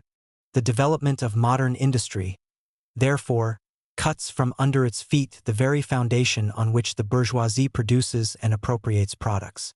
What the bourgeoisie, therefore, produces, above all, is its own gravediggers. Its fall and the victory of the proletariat are equally inevitable." Obviously, Marx was here projecting into the future tendencies he saw at work in the present. In Germany at that time, the proletariat in fact comprised less than 5% of the population, and even in England the rule of the bourgeoisie was far from being universal. In the second section, Marx raised the question of the relationship of the communists to the proletariat as a whole. The communists were not opposed to other working-class parties. Their interests were those of the proletariat as a whole. Two factors distinguished them from other working-class groups. They were international, and they understood the significance of the proletarian movement. Communist ideas were not invented or discovered. They merely expressed actual relations springing from an existing class struggle and could be summed up in a single sentence: abolition of private property. Marx then dealt with objections. The first objection was that communists desired to abolish the right of personally acquiring property as the fruit of a man's own labor. His reply was that the property of the petty artisan and small farmer was being abolished anyway by the power of capital. The proletariat did not have any property, and capital, being a collective product and the result of the united action of all members of society, should be owned collectively. Private property was bourgeois property, and all arguments against its abolition were bourgeois arguments. Similarly, in reply to a second criticism, he argued that the abolition of the family meant the abolition of the bourgeois family, whose counterpart was the practical absence of family life among proletarians and public prostitution. To meet a third objection, Marx maintained that the real point about the so-called community of women was to do away with the status of women as mere instruments of production. The present system was merely public and private prostitution. It was also said that communists wished to abolish countries and nationality. But working men had no country. Modern industry was abolishing national differences, and, with the disappearance of class antagonisms, hostility between nations would also end. sweeping value-laden condemnation of communism was not worthy, in Marx's view, of serious consideration. In a passage which minimized to the point of caricature the role of ideas in society, Marx asked, "Does it require intuition to comprehend that man's ideas, views, and conceptions, in one word, man's consciousness, changes with every change in the conditions of his material existence, in his social relations, and in his social life? What else does the history of ideas prove than that intellectual production changes its character in proportion as material production is changed? The ruling ideas of each age have ever been the ideas of its ruling class." Having dealt with these objections, Marx outlined the measures that would be taken by the proletariat once it had become the ruling class. The proletariat will use its political supremacy to wrest, by degrees, all capital from the bourgeoisie, to centralize all instruments of production in the hands of the state, i.e. of the proletariat organized as the ruling class, and to increase the total of productive forces as rapidly as possible. In a section that was very largely inspired by Engels' draft, there followed a program which included the abolition of landed property and inheritance, the imposition of income tax, the centralization of credit and communications, state ownership of factories, and free education. He concluded, "When, in the course of development, class distinctions have disappeared and all production has been concentrated in the hands of a vast association of the whole nation, the public power will lose its political character. Political power, properly so called, is merely the organized power of one class for oppressing another. If the proletariat during its contest with the bourgeoisie is compelled, by the force of circumstances, to organize itself as a class, if, by means of a revolution, it makes itself the ruling class, and as such sweeps away by force the old condition of production, then it will, along with these conditions, have swept away the conditions for the existence of class antagonisms and of classes generally, and will thereby have abolished its own supremacy as a class. In place of the old bourgeois society, with its classes and class antagonisms, we shall have an association, in which the free development of each is the condition for the free development of all." The third section of the Communist Manifesto contained criticism of three types of socialism: reactionary, bourgeois, and utopian. The first was a feudal socialism preached by the aristocracy to revenge themselves on the bourgeoisie who had supplanted them as the ruling class. Hand in hand with feudal socialism went Christian socialism, which Marx simply dismissed as the holy water with which the priest consecrates the heartburnings of the aristocrat. The second type, petty bourgeois socialism, was chiefly represented by the French economist Sismondi. This school had well analyzed the contradictions inherent in modern methods of production. But in its positive proposals it was reactionary, wishing to restore corporate guilds in manufacture and patriarchal relations in agriculture. The third party, labeled by Marx reactionary socialists, were the true socialists. These were the German philosophers, mainly the followers of Feuerbach, who had emasculated French socialism by turning it into a metaphysical system. This was inevitable in an economically backward country like Germany, where ideas tended not to reflect the struggle of one class with another. These philosophers thus claimed to represent not true requirements, but the requirements of truth, not the interests of the proletariat, but the interests of human nature, of man in general, who belongs to no class, has no reality, who exists only in the misty realm of philosophical fantasy. In the Manifestos, Review of Socialist and Communist Literature, the second section, devoted to bourgeois socialism, was short. Proudhon was the main representative of this tendency, and Marx had already devoted considerable space to examining his theories.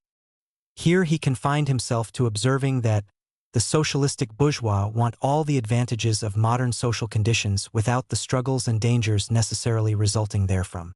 They desire the existing state of society minus its revolutionary and disintegrating elements. They wish for a bourgeoisie without a proletariat. Thus, the reforms advocated by these socialists in no respect affected the relations between capital and labor, but they did at least lessen the cost and simplify the administrative work of bourgeois government. The final school discussed was the critical utopian school, represented by such writers as Saint-Simon, Fourier, and Owen. It originated during the early, inchoate period of the struggle between the bourgeoisie and the proletariat. These writers had perceived class antagonisms, but in their time the proletariat was still insufficiently developed to be a credible force for social change. Hence they wished to attain their ends by peaceful means and small-scale experiments, rejecting political, and in particular revolutionary action. Their utopias, envisaged at a time when the proletariat was still underdeveloped, correspond with the first instinctive yearnings of that class for a general reconstruction of society. But at the same time, these utopian writings also contained critical elements. Since they attacked every principle of existing society, they were full of insights valuable to the enlightenment of the working class. But as the modern class struggle gathered strength, these utopian solutions lost all practical value or theoretical justification. Thus, although the originators of these systems were, in many respects, revolutionary, their disciples have, in every case, formed mere reactionary sects. The fourth and concluding section of the Manifesto dealt with the attitude of communists to various opposition parties. In France, they supported the Social Democrats, in Switzerland the Radicals, in Poland the peasant revolutionaries, in Germany the bourgeoisie. Nevertheless, in Germany they never ceased to instill into the working class the clearest possible recognition of the inherent antagonism between bourgeoisie and proletariat. The communists directed their attention chiefly to Germany, which they believed to be on the eve of a bourgeois revolution. The Manifesto ended. The communists disdain to conceal their views and aims. They openly declare that their ends can be attained only by the forcible overthrow of all existing social conditions. Let the ruling classes tremble at a communistic revolution. The proletarians have nothing to lose but their chains. They have a world to win. Working men of all countries, unite. In a sense, of course, virtually all the ideas contained in the Communist Manifesto had been enunciated before, particularly among French socialists in whose tradition the Manifesto is firmly situated. Babeuf's ideas on revolution, Saint-Simon's periodization of history and emphasis on industry, considerance, manifest, all inspired aspects of Marx's work. And Lai himself was the first to admit that the concept he began with, that of class, was used long before by French bourgeois historians. But the powerful, all-embracing synthesis and the consistently materialist approach were quite new. The Manifesto. Marx and Engels considered in 1872 that the general principles expounded in the document are on the whole as correct today as ever, though they would doubtless have modified radically some of its ideas, particularly, in the light of the Paris Commune, those relating to the proletariat's taking over of the state apparatus and the rather simplistic statements on pauperization and class polarization. For all the clarity and force that later made it a classic, the publication of the Manifesto went virtually unnoticed. Before it was off the presses, the 1848 revolutions had already begun. Cologne. No German newspaper, before or since, has ever had the same power and influence or been able to electrify the proletarian masses as effectively as the Neue Rheinische Zeitung, and that it owed above all to Marx. Engels, Marx and the Neue Rheinische Zeitung. 1. From Brussels to Paris. The revolutionary movement that swept over Europe in 1848-9 began in Switzerland in November 1847, when the unwillingness of Austria to intervene in support of reactionary cantons against the radicals severely diminished her prestige in Italy. Shortly afterwards, the Bourbon King Ferdinand of Naples was overthrown and republics proclaimed in Naples, Turin, and Florence. In France, Louis Philippe continued complacently to believe that the Parisians never revolted in winter, but when his troops fired on unarmed demonstrators, a rash of barricades sprang up. The king was exiled and a provisional republican government formed. News of the revolution in Paris reached Brussels on February 26. At first, the Belgian government acted very cautiously and the king even offered to abdicate. But once its forces had been concentrated, the government's policy became tougher. A mild demonstration on February 28 was broken up. Wilhelm Wolff was arrested and a list of foreigners to be deported was drawn up, with Marx's name at the top. The Democratic Association had already demanded that the government arm the workers, and sent a congratulatory address to the provisional French government. Weeks earlier, Marx had inherited 6,000 francs from his mother, probably as much as his total income for the 3 previous years, and the police suspected, there was no evidence, that he was using it to finance the revolutionary movement. They even went as far as asking the authorities in Trier to question Marx's mother, who protested that the only reason she had for sending the money at that time was that her son had long been asking her for money for his family, and this was an advance on his inheritance. On March 3, Marx received an order, signed by the king, to leave Belgium within 24 hours.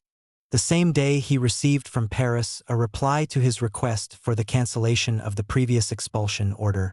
Brave and loyal Marx, the soil of the French Republic is a place of refuge for all friends of freedom. Tyranny has banished you. Free France opens her doors to you and all those who fight for the holy cause, the fraternal cause of all peoples.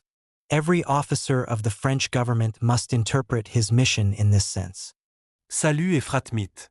Ferdinand Flocon, member of the Provisional Government. Yet Marx was not left to depart in peace. The same evening, the Central Committee of the Communist League met in the Bois Savage guest house where Marx had moved a week earlier on receipt of his inheritance, and decided to transfer the seat of the Central Committee to Paris and to give Marx discretionary powers over all the League's affairs.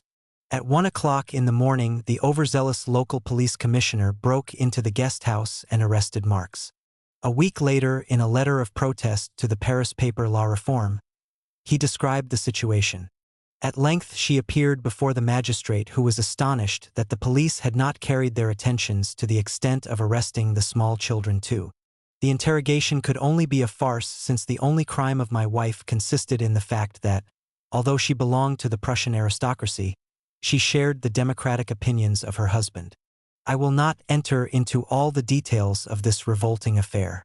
I will only say that, on our release, the 24 hours had just expired and we had to leave without even being able to take away our most indispensable belongings.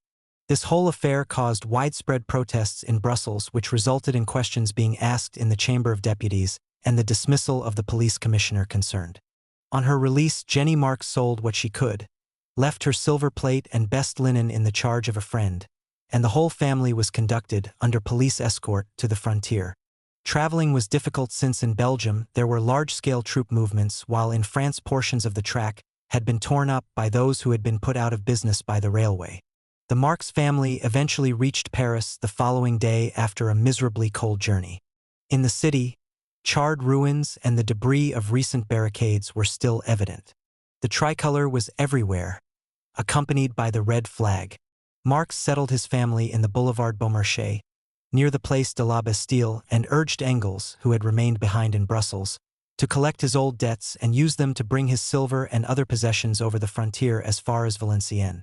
Revolutionary enthusiasm was still strong in Paris, and Marx took an active part in the meetings of the Society of the Rights of Man, one of the largest of the 147 political clubs in existence in Paris in early 1848. The club had been sponsored by Ledru-Rollin and Flocon, and Marx joined it the same day he arrived in the city. Later, he is known to have spoken in favor of deferring the elections to the National Assembly and for the easier recruitment of working men into the National Guard. Marx's main activities, however, were naturally among the expatriate Germans, many of whom were quite carried away by revolutionary enthusiasm. Before Marx's arrival, the German Democratic Association had decided, as had the other main émigré groups, to form a German legion. Recruits soon numbered several thousand, and exercises were held on the Champ de Mars throughout March. The Provisional Government, by no means unwilling to see the departure of so many possible troublemakers, placed barracks at the disposal of the Legion and granted them 50 centimes a day per man for the march to the frontier. Following the tradition of 1789, the leaders of the Legion, Bornstedt, who was a member of the Communist League, and Herweg, the poet, believed that a revolutionary war was inevitable after a successful revolution, and this time proposed themselves to contribute the vanguard of liberating forces. Marx was utterly opposed to these adventures. Sebastian Seiler, a member of the Communist League, later wrote, "The socialists and communists declared themselves decidedly against any armed imposition of a German republic from without.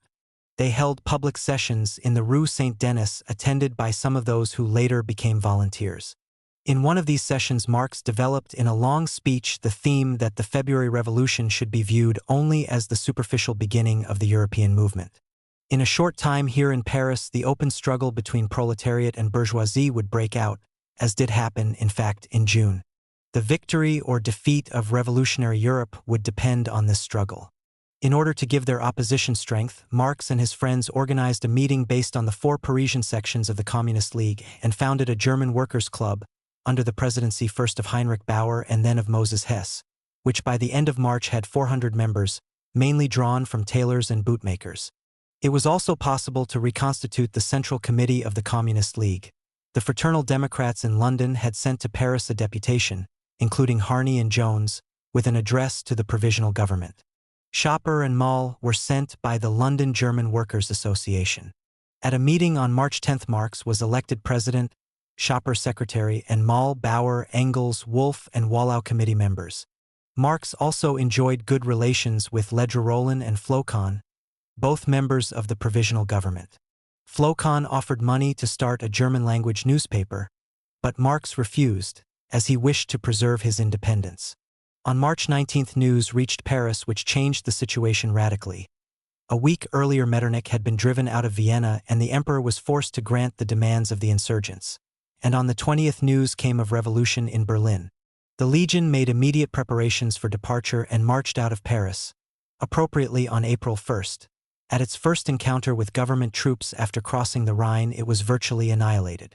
Marx and his followers also decided to return to Germany, but in a less spectacular manner.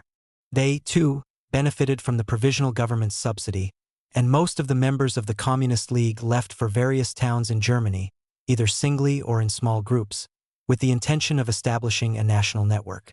They carried with them 2 propaganda documents.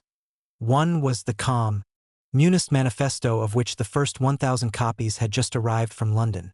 The other was a flysheet listing 17 points elaborated by Marx and Engels in the last half of March and entitled The Demands of the Communist Party in Germany. Marx himself paid for the printing of the demands, which were an attempt to adapt the proposals of the Communist Manifesto to Germany. Only 4 of the 10 points of the manifesto were included: a state bank, nationalization of transport, progressive income tax, and free education.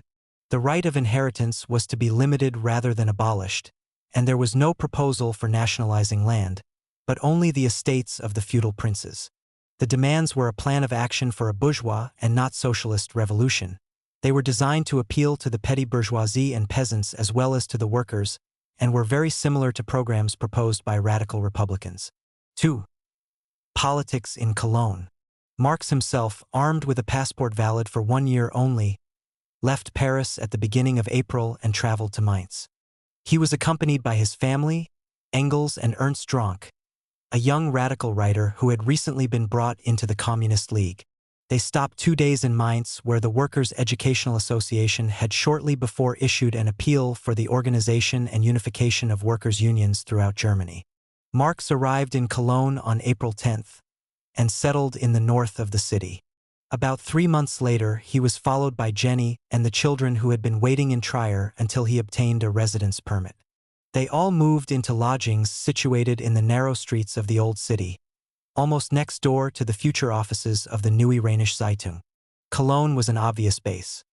It was the 3rd biggest town in Prussia with nearly 100,000 inhabitants and was situated in the most industrialist region of Germany. Marx had many old contacts there, and the Rhineland laws were known to be more liberal than those of any other German state. There was also a group of the Communist League there which in mid-1847 met twice weekly for singing, discussion, and propaganda, though by the time of Marx's arrival in Cologne, Wolff reported it to be vegetating and disorganized. Its leading members had been Andreas Gottschalk, gifted son of a Jewish butcher who practiced as a doctor among the poor of Cologne, and August Willich and Friedrich Anneke, both ex-Prussian officers. Cologne had also been the first city to witness mass action by the workers.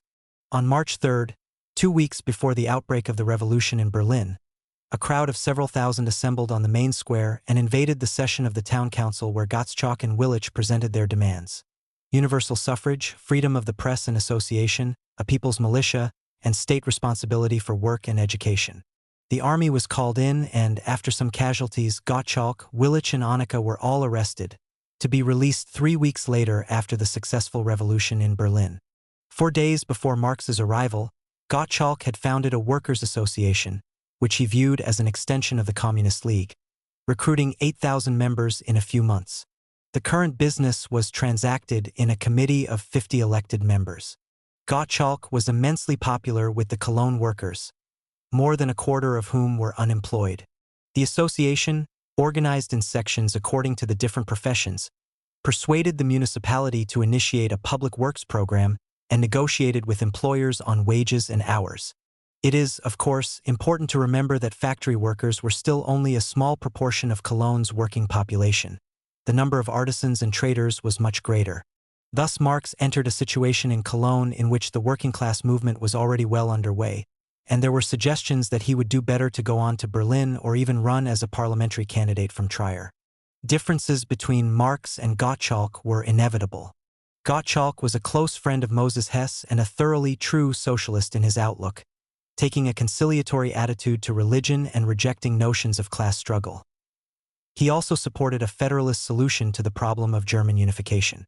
Soon after his arrival, Marx attacked Gottschalk's organization of the Workers' Association, no doubt because he considered its activities too limited to purely economic demands. But the immediate quarrel between Marx and Gottschalk was over tactics, whether or not to participate in the elections at the beginning of May, to the Prussian Assembly and the National Parliament at Frankfurt. Although Gottschalk's immediate demands were moderate, he thought that the workers should agitate on the basis of monarchy with a Chartist base. He could not approve of participation in elections based on an indirect voting system, which in some states came near to disenfranchising the workers completely. He also thought that elections could only be successful when the working-class movement had developed considerably further and wished to dissuade the workers from taking part in a struggle for a bourgeois republic in which the fruits of victory would not go to them. Marx strongly criticized this isolation of the workers from the political process, and himself helped to found and preside over a democratic society in Cologne which successfully sponsored Franz Ravoux as candidate for the Frankfurt Parliament.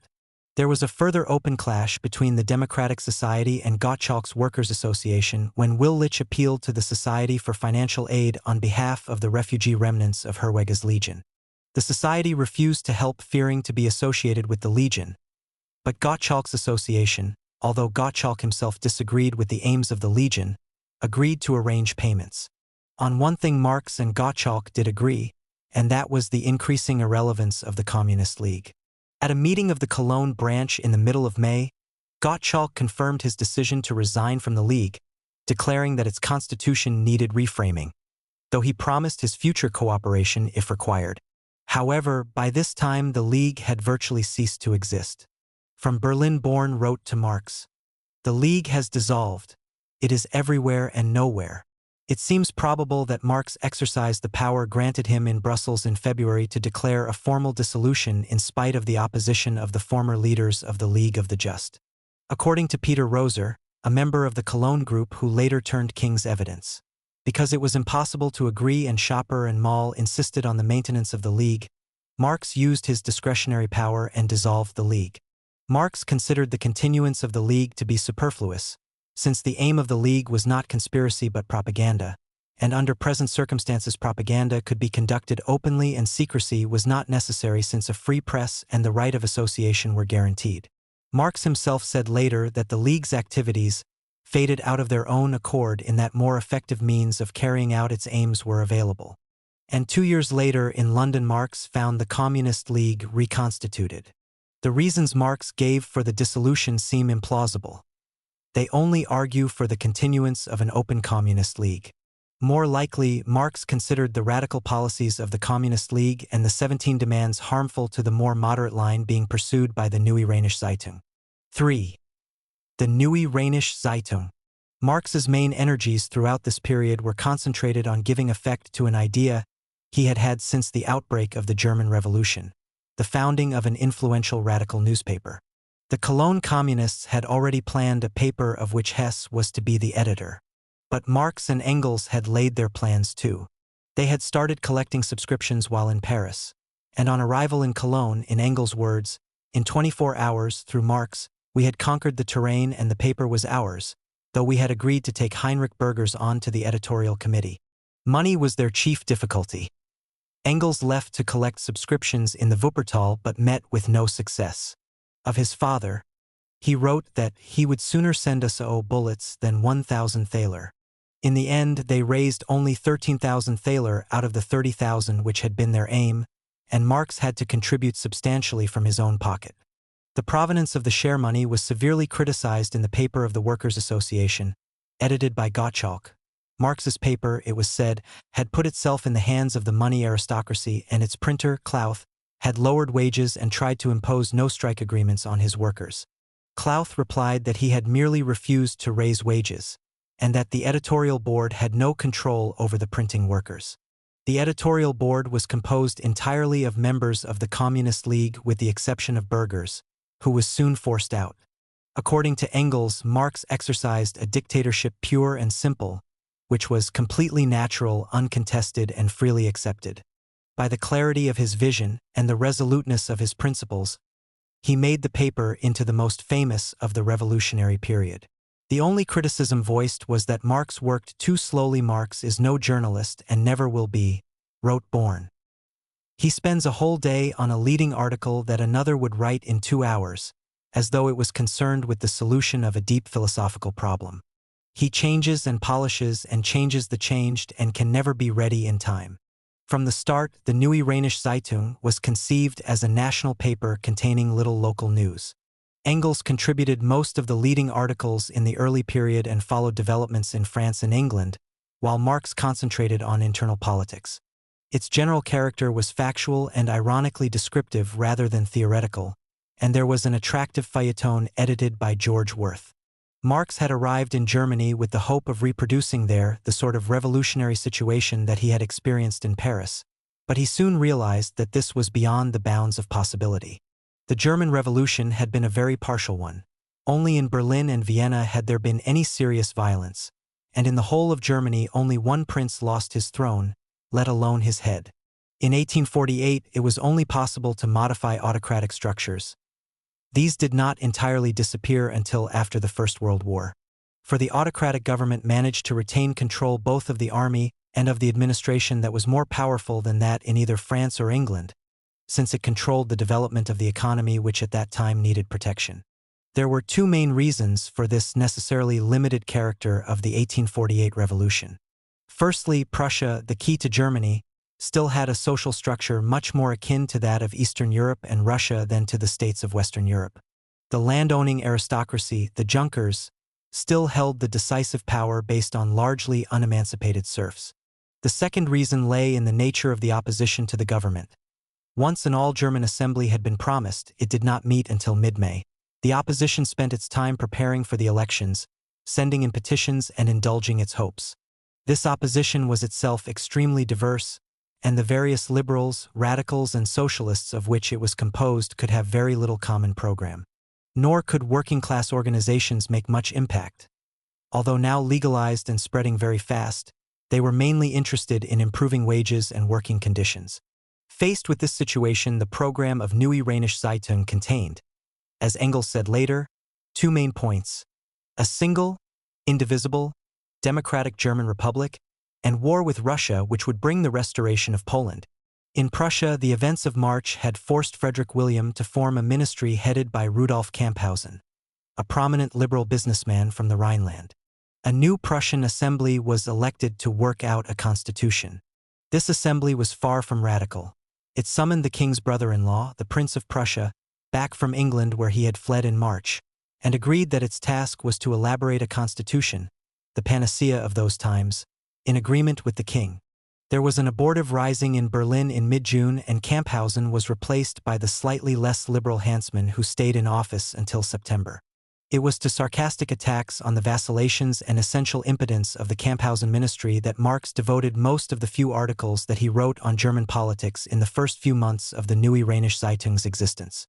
According to Marx, the provisional political circumstances that follow a revolution always require a dictatorship, and an energetic one at that. From the beginning we reproached Camphausen with not acting dictatorially, with not immediately breaking and abolishing the remains of the old institutions. One particular field in which Marx felt compelled to attack the Prussian assembly was their decision that peasants could buy their freedom, but at a prohibitively high price. This was a serious mistake. The French bourgeoisie of 1789 did not for a moment forsake its allies, the peasants. It knew that the basis of its rule was the destruction of rural feudalism, and the creation of a free, landowning peasant class. The German bourgeoisie of 1848 without any hesitation betrays its peasants who are its most natural allies, flesh of its flesh, without whom it is powerless against the nobility. In an article on the Frankfurt Assembly published in the first issue of the paper, Engels attacked the Assembly for not defending the sovereignty of the people and a corresponding constitution. This immediately cost the paper half its shareholders. And a week later Marx gave the left in Frankfurt the following advice. We do not make the utopian demand that a single indivisible German republic be proclaimed a priori, but we do demand of the so-called Radical Democratic Party that it should not confuse the beginning of the struggle and revolutionary movement with its final aim. German unity and a German constitution can only be the end results of a movement in which both internal conflicts and war with the East can be pushed to a decisive point. But the paper in general paid very little attention to the Frankfurt Parliament, which it rightly considered increasingly irrelevant to the evolution of German affairs. Although it contained many highly gifted men, the method of election yielded a narrowly middle-class parliament and, bereft of any executive authority, it found itself discussing in a void. As the months went by, it also became aware of irreconcilable divisions between the big Germans who wanted a united Germany to include Austria and the little Germans who looked exclusively to Prussia for hegemony. And with the decline of the workers' movements from June onwards, the middle class found itself increasingly isolated and vulnerable in face of the government. With the Berlin and Frankfurt assemblies so weak, where could the Neue Rheinische Zeitung look for support? Engels was quite clear. When we founded a wide circulation paper in Germany, our slogan presented itself automatically. It could only be the slogan of democracy, but one that emphasized everywhere and in detail its specifically proletarian character, which it could not yet inscribe on its banner once and for all. If one refused this, if we were unwilling to join the movement on its most progressive and proletarian wing, there was nothing left for us but to preach communism in a small corner magazine and found a small sect instead of a large party of action. But we were no good at crying in the wilderness. We had studied the utopians too well for that. The subtitle of the Neue Rheinische Zeitung was An Organ of Democracy, and it supported a united front of all democratic forces. A mark of this was Marx's support for the Democratic Society in Cologne in spite of the fact that its newspaper condemned the June uprising of the Paris proletariat. Following the principles of the Communist Manifesto, Marx considered it the workers' main task to aid the bourgeois revolution to achieve its aims by supporting the radical wing of the bourgeoisie.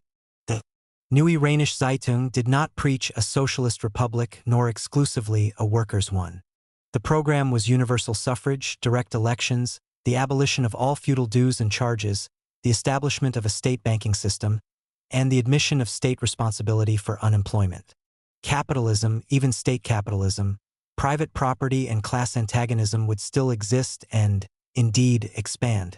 The essence of the program was the emancipation of the bourgeoisie with some concessions to workers and peasants.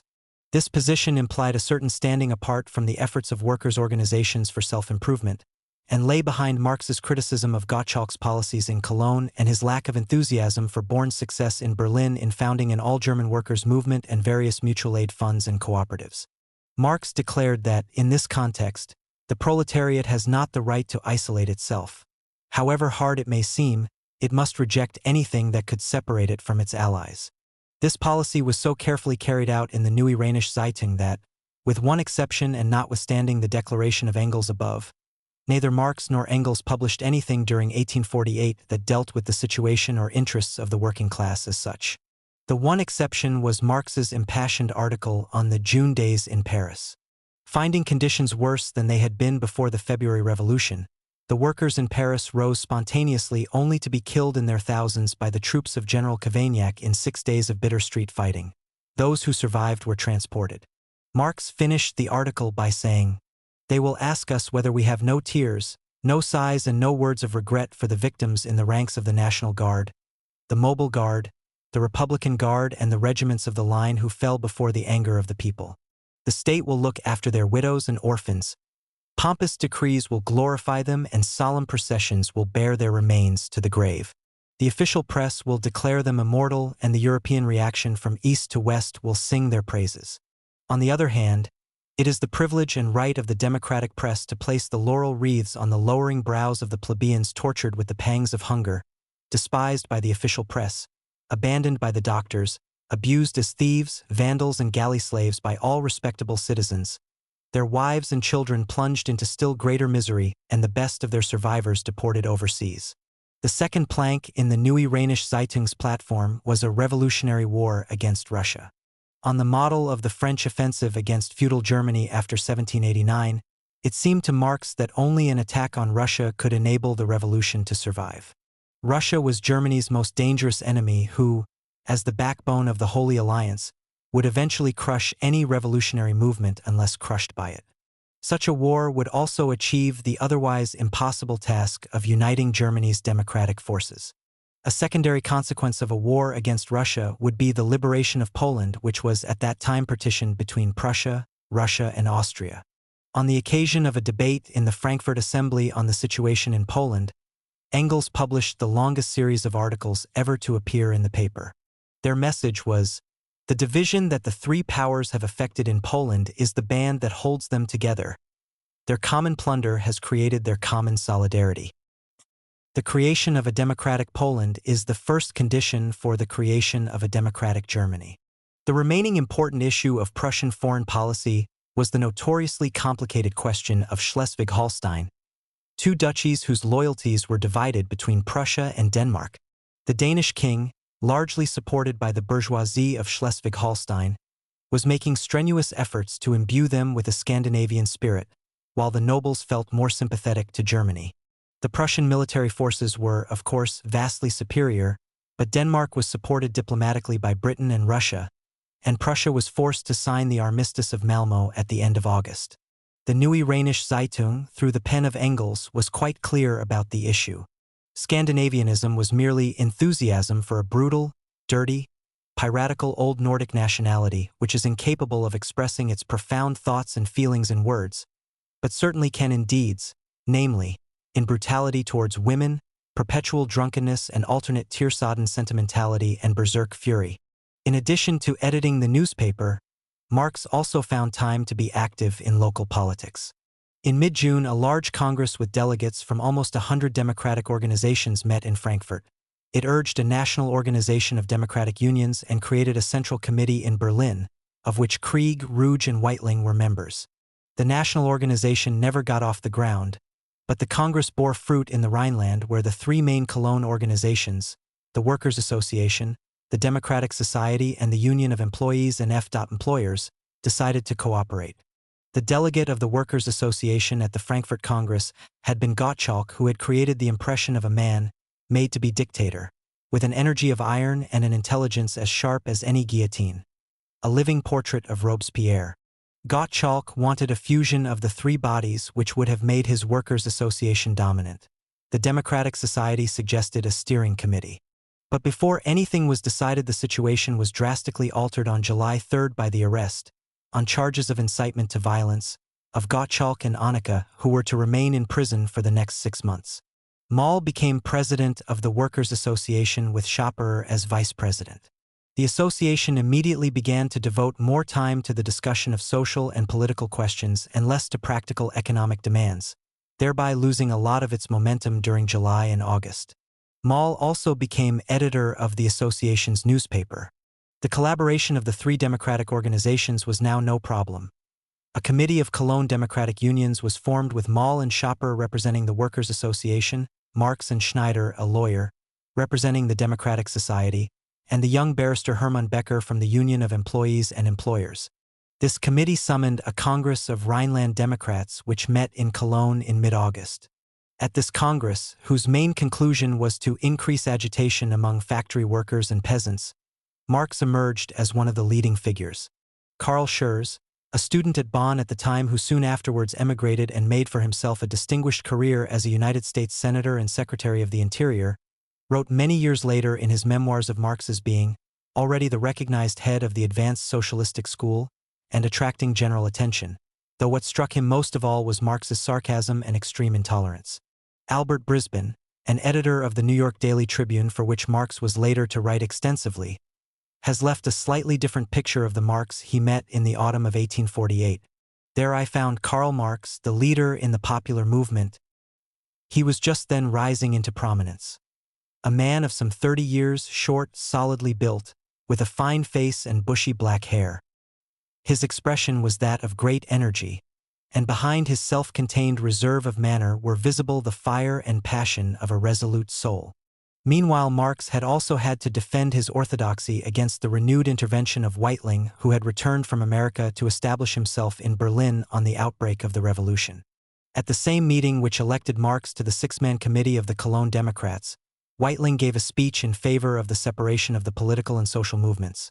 In his view, a democracy at the present time could only lead to chaos, and he proposed a dictatorship of those with most insight. Marx replied in a plenary session 2 weeks later that only the interaction of social and political elements could achieve success for either, and that the solution to political problems was not to be found in a dictatorship but in a democratic government composed of the most heterogeneous elements which, by exchanging their ideas, would have to evolve a suitable political program. Although the Neue Rheinische Zeitung had achieved a circulation of around 5,000, which made it one of the largest in Germany, share capital was no longer available to it. It had therefore to rely on its subscriptions. During July, difficulties increased.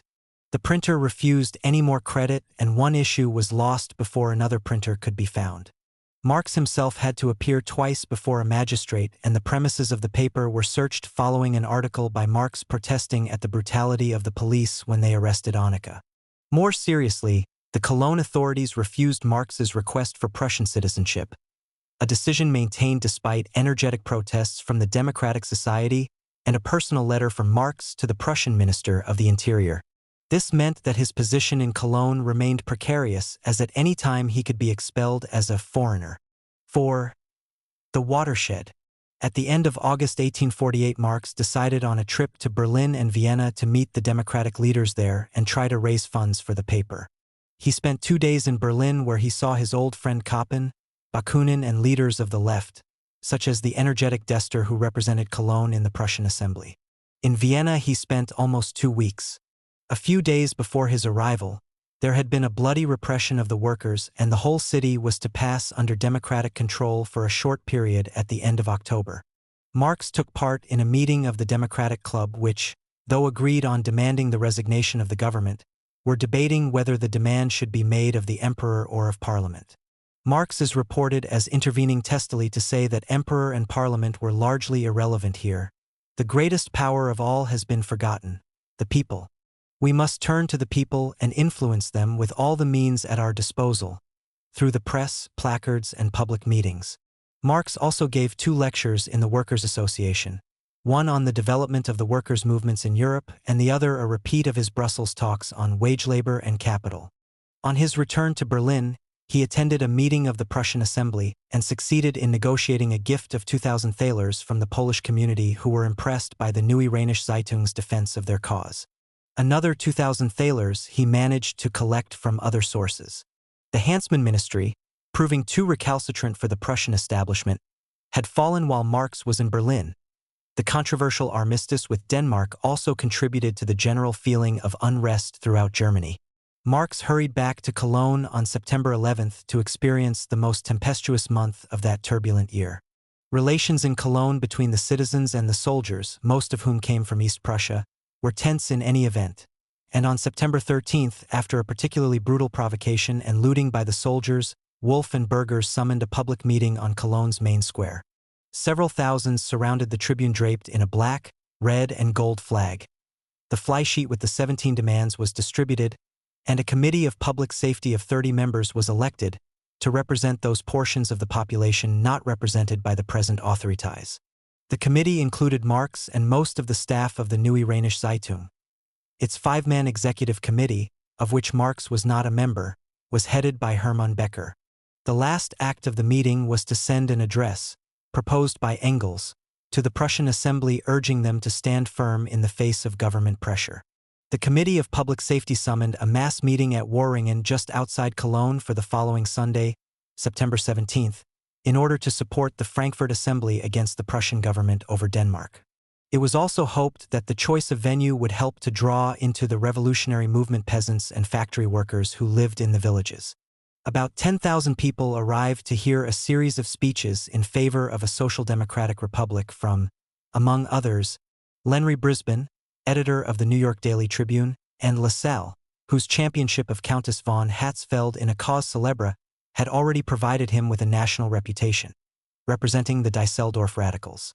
On Engels' proposal, a motion was carried that, if a conflict broke out between Prussia and the other German states, the participants would give life and limb for Germany.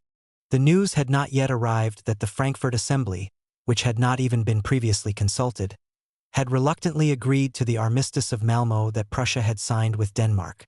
This aroused nationwide protests, particularly from Democrats who considered that Prussia had merely dishonored Germany and had rejected all aspirations towards national unity. Barricades were erected in Frankfurt and 2 conservative deputies were lynched. The momentum of protest in Cologne was continued on September 20th with a mass meeting called in support of the Frankfurt insurgents by the Democratic Society and the Workers' Association as well as the Committee of Public Safety. The Neue Rheinische Zeitung opened a subscription for them and their families. But the movement had already passed its zenith. The Frankfurt Uprising was suppressed and the king nominated General Pfuel to form an administration that could no longer be called liberal. The Second Congress of the Rhineland Democrats had been called for September 25th. But early in the morning of the same day, the authorities struck. Becker and Schopper were arrested, and only the gathering of a hostile crowd gave Moll time to escape. Warrants were also issued for the arrest of Engels, Dronk, Wolff and Burgers, the charge in every case being conspiracy to overthrow the regime. Marx himself could not be prosecuted as he had taken no active part in the recent public meetings. A meeting of the Democratic Society that afternoon, which Marx attended, decided to do everything to avoid a confrontation with the soldiers. Marx wrote 2 weeks later, "The Democrats told the workers that under no circumstances did they want a putsch. At this moment, there was no burning question to bring the people as a whole into the struggle, and every revolt must therefore fail. It was even more senseless since in a few days violent events could occur, and we would have made ourselves incapable of fighting even before the day of decision." A few barricades were raised, and although these were dismantled without violence, the authorities being thereby deprived of the clash that they had hoped to provoke, martial law was declared that evening. The civil guard was disbanded, all political organizations were forbidden, and the Neue Rheinische Zeitung, together with 3 smaller newspapers, was suppressed. Martial law lasted for a week. It was lifted on October 3rd on orders from Berlin following pressure from the Cologne City Council and the Prussian Assembly. The Neue Rheinische Zeitung had been hard hit. Marx had planned to bring out the newspaper in Düsseldorf had martial law continued. But even so, it was impossible to put an issue together before October 13th. Engels and Dronk had gone to Belgium, Wolff to Pfalz, and Marx and Wirth were the only editors left. The one fresh recruit was the poet Ferdinand Freiligrath. Marx had to contribute yet more of his own and Jenny's money to get the paper restarted, and it became legally his own property. When it did reappear, the paper was full of reports on Vienna. The city had fallen under the control of the Democrats on October 6th, and the emperor had been forced to flee for a second time. He was reinstated at the end of the month by loyalist troops under Prince Windesgratz, who had struck the first blow for the counter-revolution as early as June when he suppressed the rising of the Czechs in Prague. Austria set the example for Prussia. On November 2nd, General Pfuel was replaced by Count Brandenburg, illegitimate son of Frederick William II and an energetic conservative, and on November 9th the Prussian Assembly was transferred to the small provincial town of Brandenburg. At first it refused to move and had to be hounded ignominiously from one hall to another. But finally it agreed, merely appealing to the people not to pay their taxes as a protest. These events marked the definite end of any revolutionary prospect for Germany. In response to the new situation, there was a sharp change in the content and editorial policies of the Neue Rheinische Zeitung. Much less space was given to purely political questions and more to problems of direct concern to the working class. The notion of class struggle was much more to the fore, and the whole tone became more radical. Owing to the depletion in the paper's staff, Marx wrote more of the articles himself. He appears to have believed, for a moment at least, in the possible success of an armed uprising. On November 1st the paper carried an appeal, inserted independently of the editorial board, for arms and volunteers for Vienna. On November 6th, Marx himself announced the fall of Vienna to a somber meeting of the Workers' Association, and laid the blame for Windesgratz's victory on the manifold treachery of the Viennese bourgeoisie. He elaborated this accusation in the article, Victory of the Counter-Revolution in Vienna. Published in the Neue Rheinische Zeitung on November 7th. The article ended. Granted that the counter-revolution is alive throughout Europe thanks to weapons, it will die throughout Europe thanks to money. The destiny that will abolish victory is European bankruptcy, state bankruptcy. Bayonet tips break on economic points, like dry tinder. The useless butcheries of the June and October days, the wearisome feast of victims since February and March, the cannibalism of the counter-revolution will itself convince the people that there is only one means to shorten, simplify and concentrate the death agony of the old society and the bloody birth pangs of the new. One means only revolutionary terrorism. And when it seemed that the civil guard in Berlin might refuse to surrender their weapons and support the assembly, Marx proclaimed, "It is the duty of the Rhine province to hasten to the aid of the Berlin National Assembly with men and arms." On November 18th, the Committee of Rhineland Democrats proclaimed a three-point program signed by Marx, Schapper, and Schneider. It was published in the Neue Rheinische Zeitung and led to Marx's subsequent prosecution. The program consisted in resistance to tax collection, the organization of a popular levy for defense against the enemy, and for those without resources, weapons and munitions are to be procured at the expense of the communes and through voluntary subscription. And thirdly, any refusal to obey the National Assembly was to be answered by the creation of committees of public safety. A People's Committee was set up in Cologne. Marx was not a member. But the feeble reactions of the Assembly precluded any recourse to arms, and tax refusal was the only point in the program that was implemented. From November 19th until mid-December, the Neue Rheinische Zeitung carried the slogan, "No more taxes," underneath its masthead, and the paper devoted much space to reporting the progress of the campaign. Marx had already given the historical and economic background to this campaign a month earlier in a popular application of his materialist conceptions. After God had created the world and kings by the grace of God, he left smaller-scale industry to men. Weapons and lieutenants' uniforms are made in a profane manner, and the profane way of production cannot, like heavenly industry, create out of nothing. It needs raw materials, tools, and wages, weighty things that are categorized under the modest term of production costs. These production costs are offset for the state through taxes, and taxes are offset through the nation's work. From the economic point of view, therefore, it remains an enigma how any king can give any people anything. The people must first make weapons and give them to the king in order to be able to receive them from the king. The king can only give what has already been given to him. This from the economic point of view. However, constitutional kings arise at precisely those moments when people are beginning to understand the economic mystery. Thus, the first beginnings of the fall of kings by the grace of God have always been questions of taxes. So too in Prussia. In spite of its vigorous campaigning, the Neue Rheinische Zeitung was getting more difficult to produce. At the end of October, Marx wrote to Engels, "I am up to my ears in work and find it impossible to do anything detailed. Moreover, the authorities do everything to steal my time." Engels had wandered through France during the month of October, compiling a delightful travel diary in which his admiration for the way of life of the French peasants was mingled with disgust at their political ignorance. Once he arrived in Switzerland, Marx kept him supplied with money, a strange reversal of their later roles. The stupid reactionary shareholders had thought that economies would be possible now that the editorial board had shrunk. But Marx replied, "It is up to me to pay as high a fee as I wish, and thus they will get no financial advantage."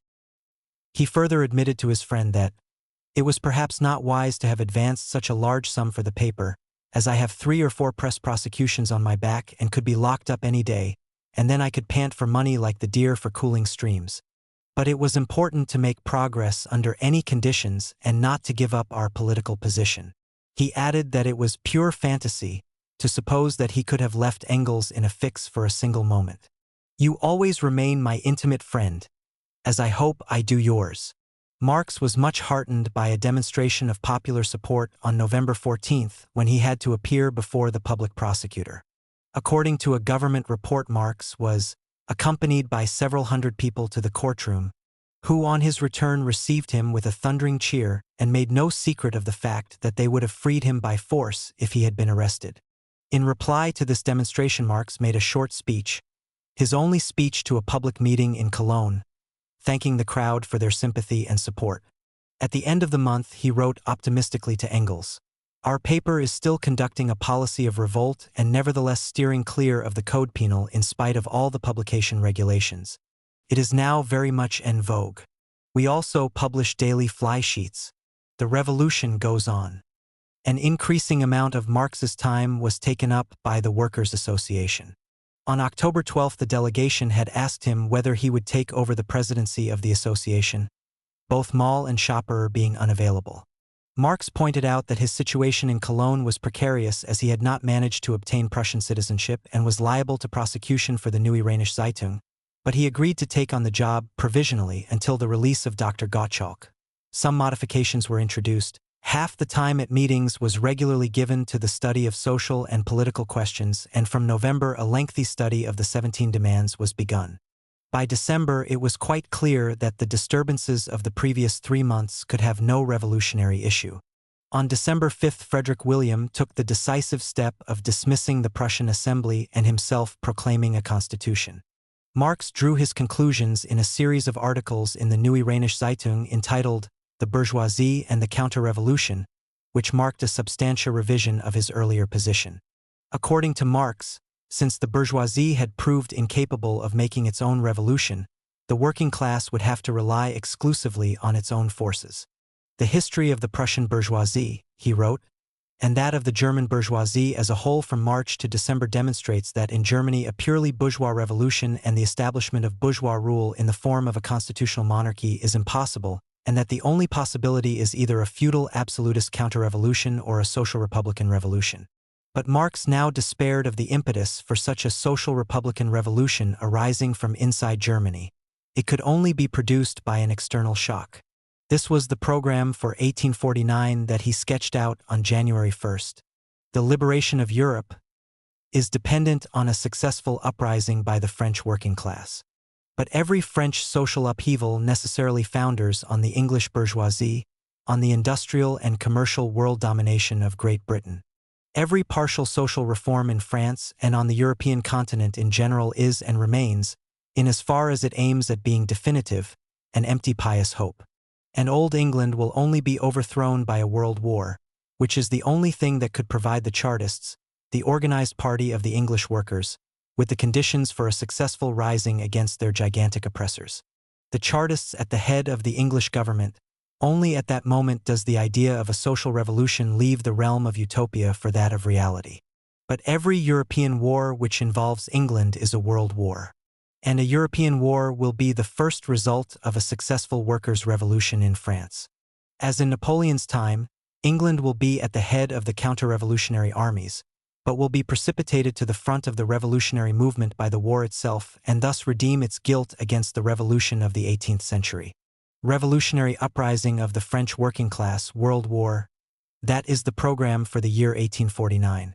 But however much Marx might see World War as the solution to Germany's problems, there was still the more immediate question of the elections to be held under the new constitution at the end of February.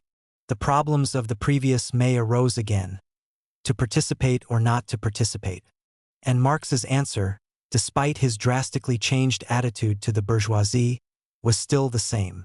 When Annika proposed in the committee meeting of January 15 that the Workers' Association put up its own candidates, the minutes record Marx as saying that the Workers' Association as such could not run any candidates at the present moment.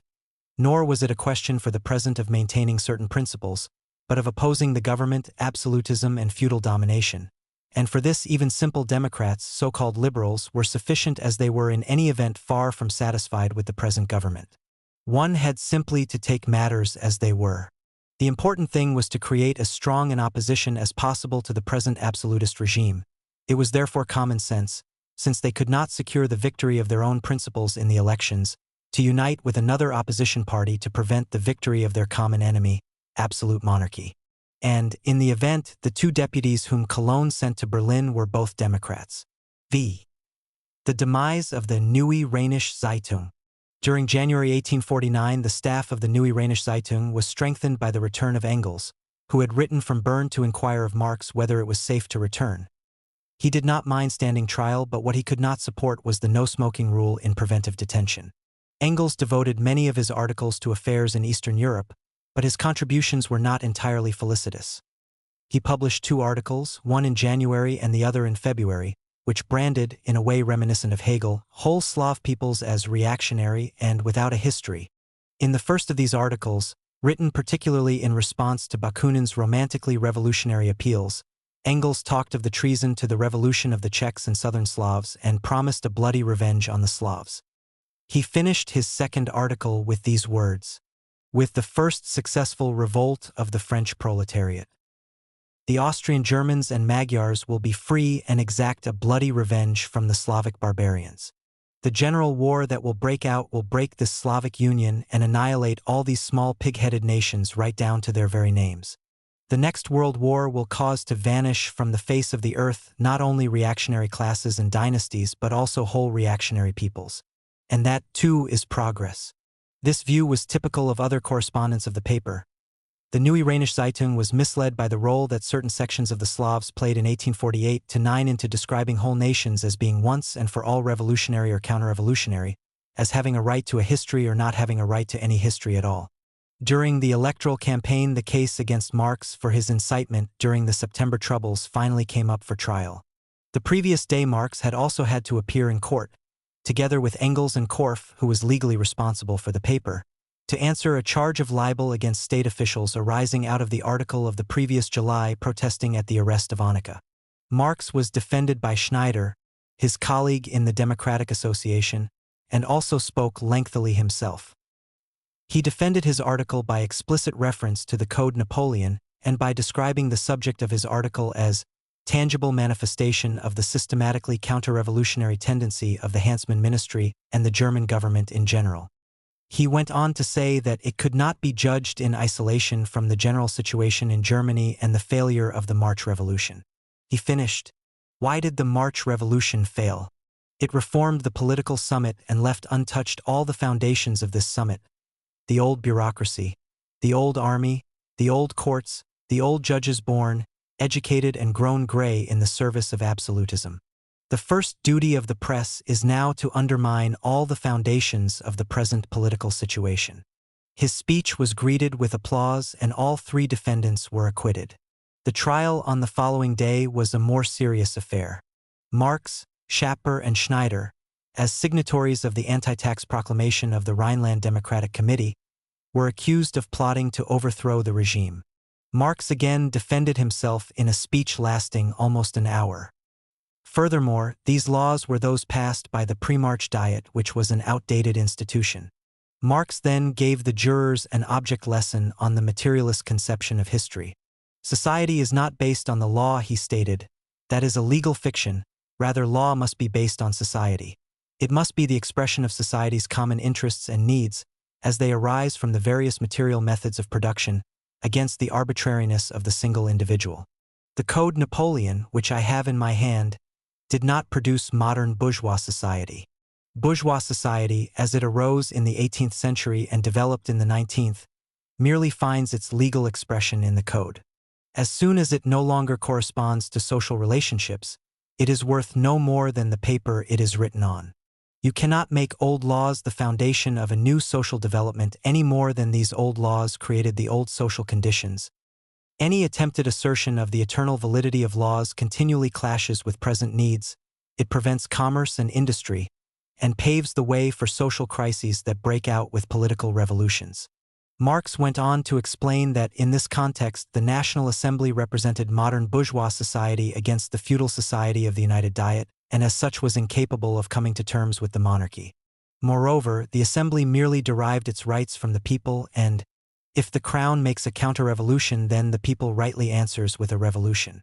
Marx concluded with a prophecy: whatever way the new National Assembly may go, the necessary result can only be a complete victory of the counter-revolution or a fresh and successful revolution.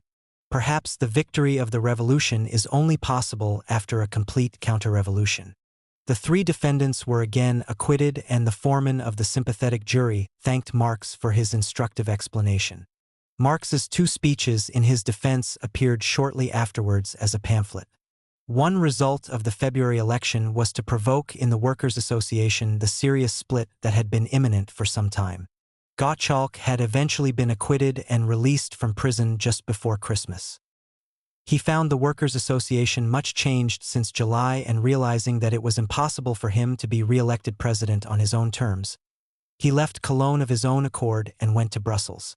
But he still continued to follow the affairs of the association with interest and expressed his views through the association's newspaper, whose editor, Prinz, was a close friend.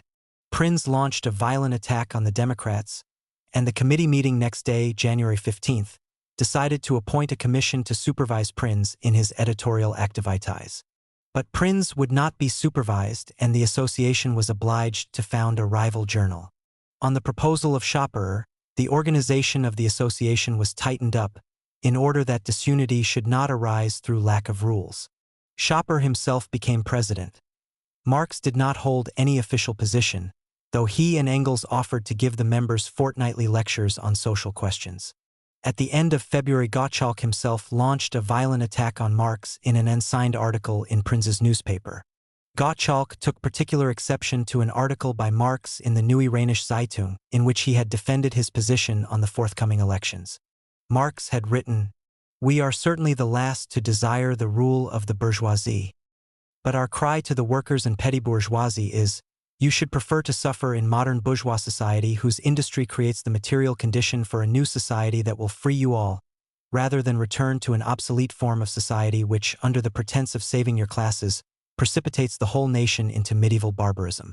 This did, in fact, seem to mark a change from the stark choice between social republican revolution and feudal reaction that Marx had proclaimed in December.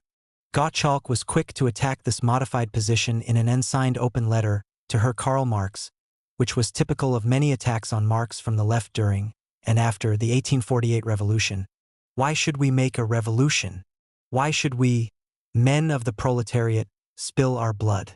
Should we really, as you, Mr. Preacher, proclaim to us, escape the hell of the Middle Ages by precipitating ourselves voluntarily into the purgatory of decrepit capitalist rule in order to arrive at the cloudy heaven of your communist credo?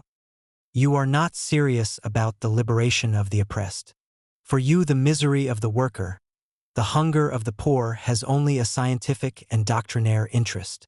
You are elevated above such miseries and merely shine down upon the parties as a learned sun god. You are not affected by what moves the heart of man. You have no belief in the cause that you pretend to represent. Yes, although every day you prune the revolution according to the pattern of accomplished facts, although you have a communist credo, you do not believe in the revolt of the working people whose rising flood is already beginning to prepare the downfall of capitalism. You do not believe in the permanence of the revolution. You do not even believe in the innate capacity for revolution. And now that we, the Revolutionary Party, have realized that we can expect nothing from any class except our own, and thus our only task is to make the revolution permanent, now you recommend to us people who are known to be weaklings and nonentities. Such was the tenor of Gottschalk's onslaught, echoing the previous views of Weitling. Marx did not reply to this attack, of which the majority of the association disapproved. Gottschalk returned to Cologne in the summer but died of cholera in September while coping with an epidemic in the poor quarters of the city. It was not only Gottschalk who considered that Marx's policies were not radical enough. Moll and Schapperer had never really approved of Marx's unilateral dissolution of the Communist League, and the branches outside Germany had continued to lead a, rather shadowy, existence. On his flight from Cologne in September, Moll had settled in London and reinvigorated the group there. It was decided to re-establish the League on a wider basis. A new central committee comprising Moll, Heinrich Bauer and Icarius was elected, and Schapperer was invited to found a group in Cologne, even without Marx's agreement. Schapperer called a meeting of selected persons to whom he suggested that, after the events of December 1848, the existence of the Communist League was once again a necessity. This meeting proved inconclusive, and shortly afterwards Moll appeared in Cologne with the specific object of winning over Marx and Engels. A meeting was held on the premises of the Neue Rheinische Zeitung, at which Marx resolutely opposed the idea. Firstly, he maintained that the relative freedom of speech and press that still obtained rendered the League superfluous. He was further opposed to its recreation, since a single, indivisible republic was proclaimed as the goal to be achieved, and this made the proposed League statutes more socialist than communist, and also since the statutes had a conspiratorial tendency. The meeting agreed to disagree and Moll continued his trip to other German towns, but with little success. Meanwhile, pressure on the Neue Rheinische Zeitung mounted. Marx's paper and Marx himself came in for attention from the military as well as the civil authorities. On March 2, 2 NCOs called on Marx in his home to ask for the name of the author of an article reporting on the conviction of an officer for the illicit sale of army material. Marx described the encounter in a subsequent letter of complaint to the Cologne commandant. I answered the gentleman, 1. That the article had nothing to do with me as it was an insertion in the non-editorial part of the paper. 2. That they could be provided with free space for a counterstatement. 3. That it was open to them to seek satisfaction in the courts. When the gentleman pointed out that the whole of the 8th Company felt itself slandered by the article, then I replied that only the signatures of the whole of the 8th Company could convince me of the correctness of this statement, which was, in any case, irrelevant. The NCOs then told me that if I did not name the man, if I did not hand him over, they could no longer hold their people back, and it would turn out badly. I answered that the gentleman's threats and intimidation would achieve absolutely nothing with me. They then left, muttering under their breath. Engels, in a much later letter, made it plain that it was not only Marx's bitter irony that made the soldiers leave so fast. Marx received them wearing a dressing gown in whose pocket he had placed an unloaded pistol with the handle showing. The sight of this was enough to make the NCOs stop asking for any further explanation. In spite of the saber bayonets with which they were armed, they lost their self-possession and departed. Engels also recounted later that many wondered how we were able to conduct our business so unhampered in a Prussian fortress of the first rank in face of a garrison of 8,000 men and right opposite the main guard post. But the 8 bayonets and the 250 sharp cartridges in the editorial room and the red Jacobin hats of the typesetters made our building also look like a fortress to the officers and one that could not be taken by any mere surprise attack. But the days of the Neue Rheinische Zeitung were evidently numbered. 1 month before the end, Marx took the most dramatic step of his year in Cologne. He broke the ties with the Democrats that he had, till then, been so eager to foster. On April 15, the Neue Rheinische Zeitung carried the brief announcement, signed by Marx, Schopper, Anneke, Becker, and Wolff. We consider that the present organization of democratic associations contains too many heterogeneous elements to allow of an activity profitable to the aims of the cause. We are rather of the opinion that a closer connection between workers' associations is preferable as their composition is homogeneous. Therefore, as from today, we are resigning from the Rhineland Committee of Democratic Associations. The reasons for Marx's decision were probably complex. The Democratic Association had debated at length the question whether it should change its title to Democratic and Republican Association, but it had rejected the proposals and had in consequence been bitterly attacked by Anneke's Neue Kölnische Zeitung. Probably also the refounding of the Communist League and criticism from within the Workers' Association of his temporizing attitude led Marx to break with the Democrats. The content of the Neue Rheinische Zeitung had been reaching towards this left turn for some time. In March, Wolff had started a series of articles on the misery of the Silesian peasantry, and on April 5 Marx began to publish the lectures that he had given 2 years before to the German Workers' Association in Brussels on wage labor and capital. The articles were prefaced with a reference to the reproach addressed to the paper from various quarters of not having presented the economic relations which constitute the material foundation of the present class struggle and national struggles. 3 days before Marx left the Democratic Association, the Cologne Workers' Association had invited all the Rhineland Workers' Associations to unite on a regional basis. On April 16, the General Assembly decided to cease cooperating with democratic associations in the Rhineland. And on April 26, the leaders of the Workers' Association summoned a Congress of the Workers' Associations of the Rhineland and Westphalia to meet in Cologne on May 6. One of the tasks of this Congress was to be to elect delegates to attend the All-German Workers' Congress in Leipzig the following month. This Congress was called by the Verbrüderung, Brotherhood, the only national workers' organization in Germany. This change of tactics further weakened the Cologne Workers' Association. A section of the members resigned and sent a letter to Gottschalk asking him to return, saying that recent policy changes only showed that the present leaders of the association were not, and are not, clear as to what they want. All this, however, happened in Marx's absence. For the past 2 months, the Neue Rheinische Zeitung had been perpetually on the verge of bankruptcy. Immediately on resigning from the Democratic Association, Marx went on a 3-week trip through northwest Germany and Westphalia to collect money for the newspaper and also, no doubt, in view of the policies just adopted, to make contacts with workers' groups. He spent a fortnight in a first-class hotel in Hamburg laying plans for further communist activity with Karl von Brunn and Konrad Schramm, both members of the Communist League. While Marx was in Hamburg, revolution broke out in Germany for the last time for many years. The Frankfurt Assembly had at length drafted a constitution, but the king was in a strong enough position to reject it and coined at this time the famous phrase, "Against Democrats the only remedy is soldiers." In early May, street fighting broke out in Dresden and lasted for a week with such colorful figures as Bakunin and the young Richard Wagner behind the barricades. There were also short-lived revolts in the Ruhr, but it was only in Baden that there was any extensive insurgency. The renewed confidence of the authorities led to the expulsion of Marx. The military authorities in Cologne had already in March applied to the police for his expulsion. The request had gone so far as Manschufel, the Minister of the Interior, but was not immediately implemented as the civil authorities in Cologne thought it would be unduly provocative to expel Marx without any particular reason. By May, however, they felt strong enough to do just that. On his return to Cologne on May 9, Marx learnt that he was to be expelled. The authorities in Hamburg had already issued him with a passport valid for Paris only. On the 16th, he received the order to leave Prussian soil within 24 hours because of his shameful violation of hospitality. All the other editors of the Neue Rheinische Zeitung were either expelled or threatened with arrest. The paper could not continue. The last number appeared on May 18th, printed in red. On the first page there appeared a poem by Freiligrath of which the first stanza ran, "No open blow in an open fight, but with quips and with quirks they arraign me.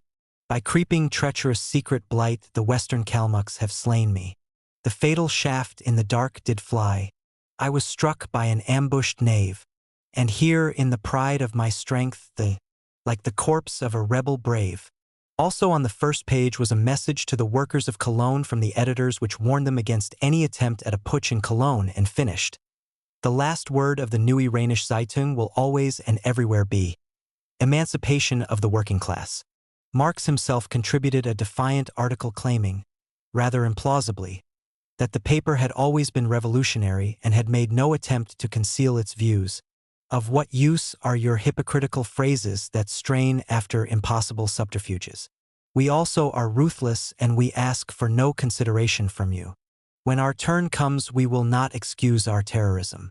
But royal terrorists by the grace of God and the law are brutal, contemptible and vulgar in their practice, cowardly, secretive and double-faced in their theory, and in both respects entirely without honor.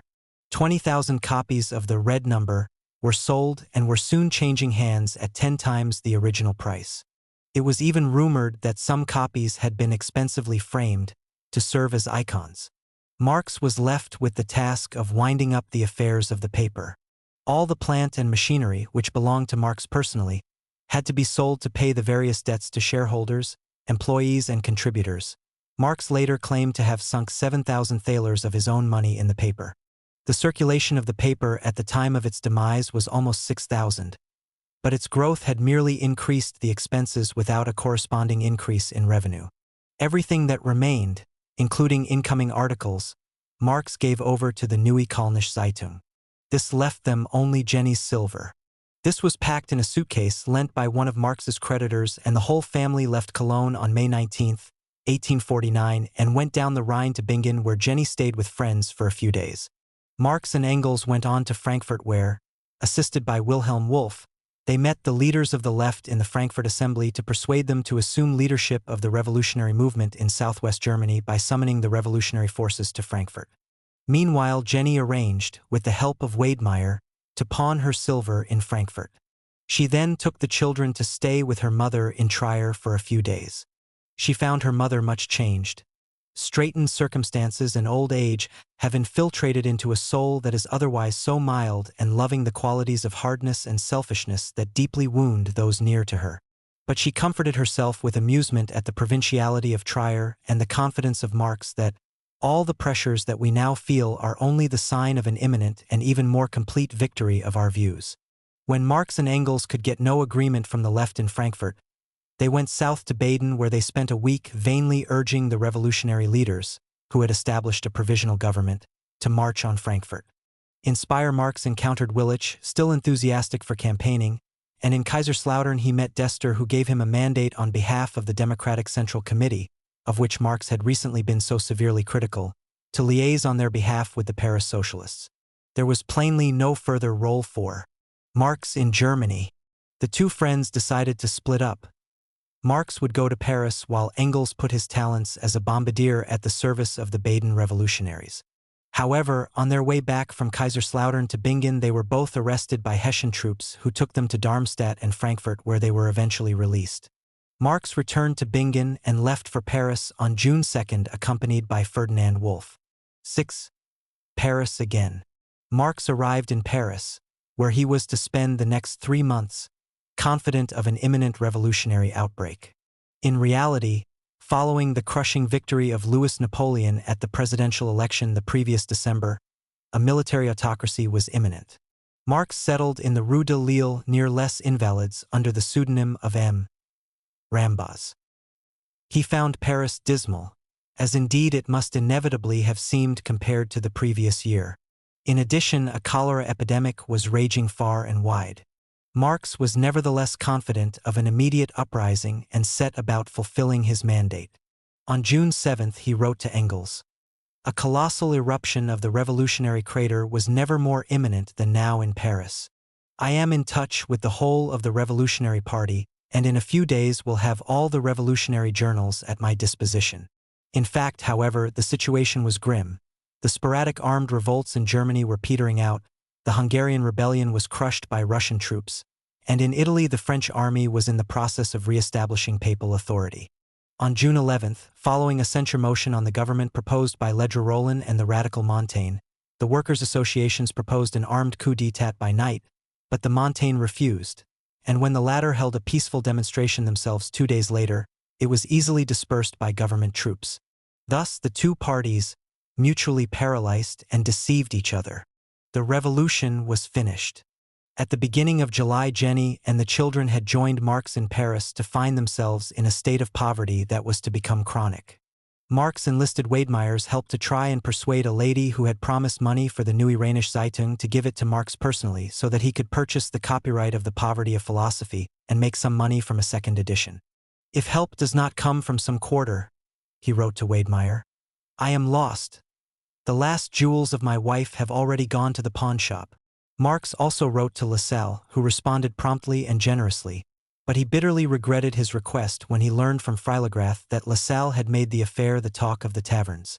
On July 19, however, as Jenny wrote, "The familiar police sergeant came again and informed us that Karl Marx and his wife had to leave Paris within 24 hours. Marx was given the alternative of moving to the Morbihan district of Brittany.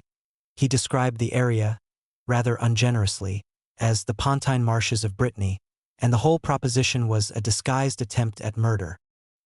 He managed at least to obtain a delay by appealing to the Ministry of the Interior and writing to the press that he had come to Paris with the general aim of adding to source material for my work on the history of political economy that I began 5 years ago." Marx still declared himself satisfied with the political situation. "Things progress well," he wrote, "and the Waterloo that the official Democratic Party has experienced is to be treated as a victory." He asked Weidmeyer to try to persuade Lesk, despite the still outstanding debt, to publish his articles on wage labor and capital. He had already put out feelers to Berlin in the hope of establishing a monthly on economics and politics. On August 17, Marx wrote to Engels that the increasingly reactionary nature of the French government gave hope for an immediate revolutionary insurrection. "We must start a literary and commercial enterprise. I await your propositions." A week later he sailed for England. London. "One comes to see increasingly that the emigration must turn everyone into a fool, an ass, and a common knave unless he contrives to get completely away from it." Engels to Marx. 1. The first year in London. Nothing, it has been said, endures like the temporary. When Marx came to England, certainly he had no idea that he would make it his permanent home. For years he shared the view of most of his fellow refugees that a new round of revolutions would soon break out on the continent. Like the early Christians awaiting the second coming, They regarded their present life as of little importance compared to the great event that was to come. This partly accounts for the ad hoc nature of much of Marx's life during what was in fact to be a long and sleepless night of exile. Leaving Jenny and the children behind in Paris, Marx crossed the Channel on August 24, 1849 in the company of the Swiss communist Seiler and Karl Blind, a young Democrat from Baden. Probably on his arrival in London, he temporarily stayed in Karl Blind's lodgings above a coffee house in Grosvenor Square. This, anyway, was the address he used for correspondence. His prospects were bleak. "I am in a really difficult position," he wrote soon after his arrival. "My wife's pregnancy is far advanced. She must leave Paris by September 15th, and I don't know where I am to rake together the necessary money for her travel and our settling here." Jenny had difficulty extending her visa even to September 15th, when the lease on their Paris house expired, and arrived in London on the 17th with her 3 small children and the birth of her 4th less than 3 weeks away. She was met by George Worth, a wholesaler trader who was one of the founder members of the Communist League and had worked on the Neue Rheinische Zeitung. He found them a furnished room in a Leicester Square boarding house which they soon left, moving to a 2-roomed flat in the fashionable area off the King's Road in Chelsea. The rent was high, about £6 a month. But their own meager resources were supplemented by money from Jenny's mother, and they managed for the time being. On November 5th, Jenny wrote in her memoirs, "While the people outside were shouting 'Guy Fawkes forever,' and small masked boys were riding the streets on cleverly made donkeys and all was in an uproar, my poor little Heinrich was born. We call him Little Fawkes in honor of the great conspirator." Thus, as Worth remarked, Marx had 4 nations in his family, each of his children having been born in a different country. The Marx family soon moved from the Chelsea flat. When they had been there scarcely more than 6 months, trouble with their landlady and a lack of ready cash caused their summary eviction. Jenny related what happened shortly afterwards in a letter to Wedemeyer. "I shall describe to you just one day of that life, exactly as it was, and you will see that few emigrants, perhaps, have gone through anything like it. As wet nurses here are too expensive, I decided to feed my child myself in spite of continual terrible pains in the breast and back. But the poor little angel drank in so much worry and hushed-up anxiety that he was always poorly and suffered horribly day and night. Since he came into the world he has not slept a single night, 2 or 3 hours at the most, and that rarely. Recently he has had violent convulsions, too, and has always been between life and death. In his pain he sucked so hard that my breast was chafed and the skin cracked and the blood often poured into his trembling little mouth. I was sitting with him like that one day when our landlady came in.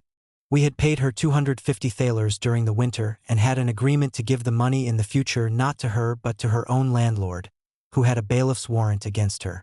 She denied the agreement and demanded £5 that we still owed her. As we did not have the money at the time, Nott's letter did not arrive until later. 2 bailiffs came and sequestrated all my few possessions: linen, beds, clothes, everything, even my poor child's cradle and the best toys of my daughters, who stood there weeping bitterly. They threatened to take everything away in 2 hours. I would then have to lie on the bare floor with my freezing children and my bad breast. Our friend Schramm hurried to town to get help for us. He got into a cab, but the horses bolted and he jumped out and was brought bleeding back to the house, where I was wailing with my poor shivering children. We had to leave the house the next day. It was cold, rainy and dull. My husband looked for accommodation for us. When he mentioned the 4 children, nobody would take us in. Finally a friend helped us, we paid our rent, and I hastily sold all my beds to pay the chemist, the baker, the butcher and the milkman who, alarmed at the sight of the sequestration, suddenly besieged me with their bills. The beds which we had sold were taken out and put on a cart. What was happening? It was well after sunset. We were contravening English law. The landlord rushed up to us with 2 constables, maintaining that there might be some of his belongings among the things, and that we wanted to make away abroad. In less than 5 minutes there were 200 or 300 persons loitering around our door, the whole Chelsea mob. The beds were brought in again. They could not be delivered to the buyer until after sunrise next day. When we had sold all our possessions we were in a position to pay what we owed to the last farthing. I went with my little darlings to the 2 small rooms we are now occupying in the German Hotel, 1 Leicester Street, Leicester Square. There, for £5 per week, we were given a humane reception. On expulsion from their house in Chelsea in April 1850, they found a permanent lodging in 2 rooms in 64 Dean Street, a house belonging to a Jewish lace dealer where Heinrich Bauer, treasurer of the Refugee Committee, also lived. Jenny described the summer there with the 4 children as miserable. Prospects in London were so bleak that Marx considered emigrating to the United States together with Engels. He prepared the ground for a continuation of his publishing projects there and went as far as to find out the price of the ticket. But this was hellishly expensive, and instead the Marx family merely moved up the street to number 28, while Engels departed to work in his father's firm in Manchester. The move was prompted by the death of Guido, born just a year previously, who died suddenly from convulsions caused by meningitis, the first of the 3 children to die in Dean Street. In spite of these difficulties, Marx was very active politically. His first few months in London were taken up by 3 interrelated activities: his work on behalf of refugees in the framework of the German Workers' Educational Association, the reorganization of the Communist League, and his efforts to start a monthly journal on the pattern of the Neue Rheinische Zeitung. He regarded all 3 as means of rebuilding the Marx Party, as it had existed in Cologne in 1848. Marx was one of the chosen members along with Blind, Bauer, Fander, and Fuster.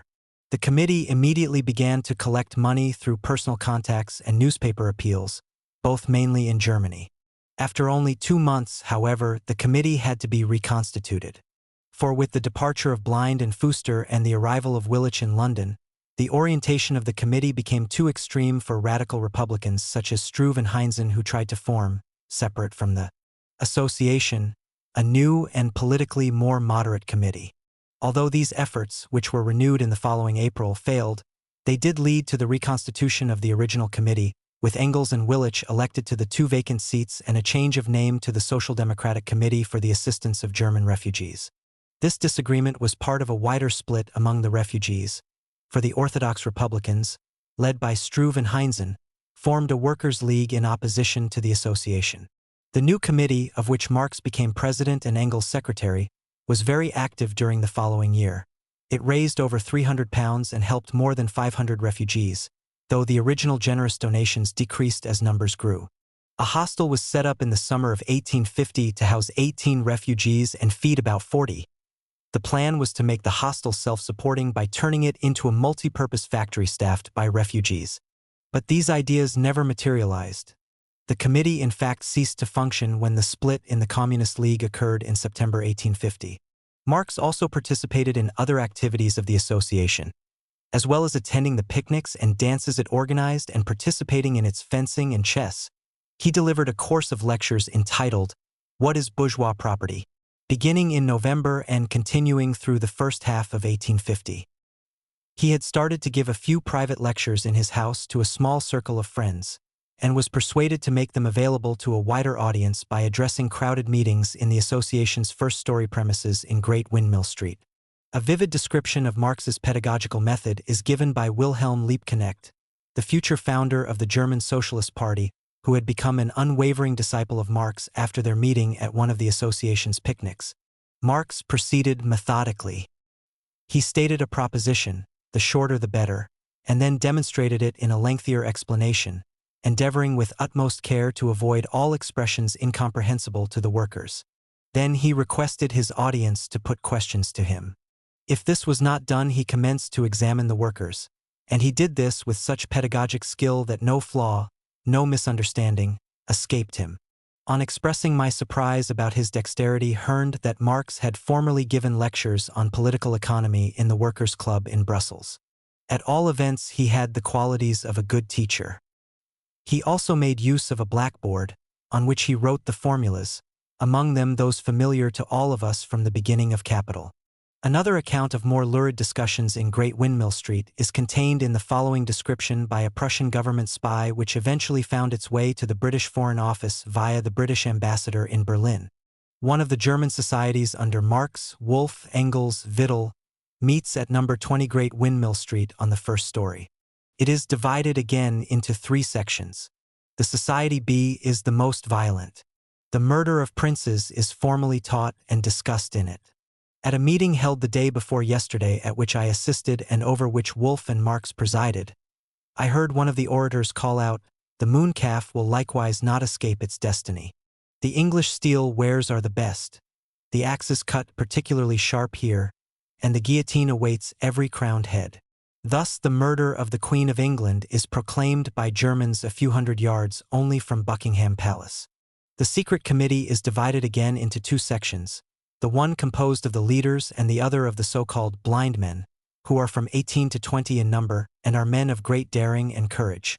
They are not to take part in disturbances, but are reserved for great occasions and principally for the murder of princes.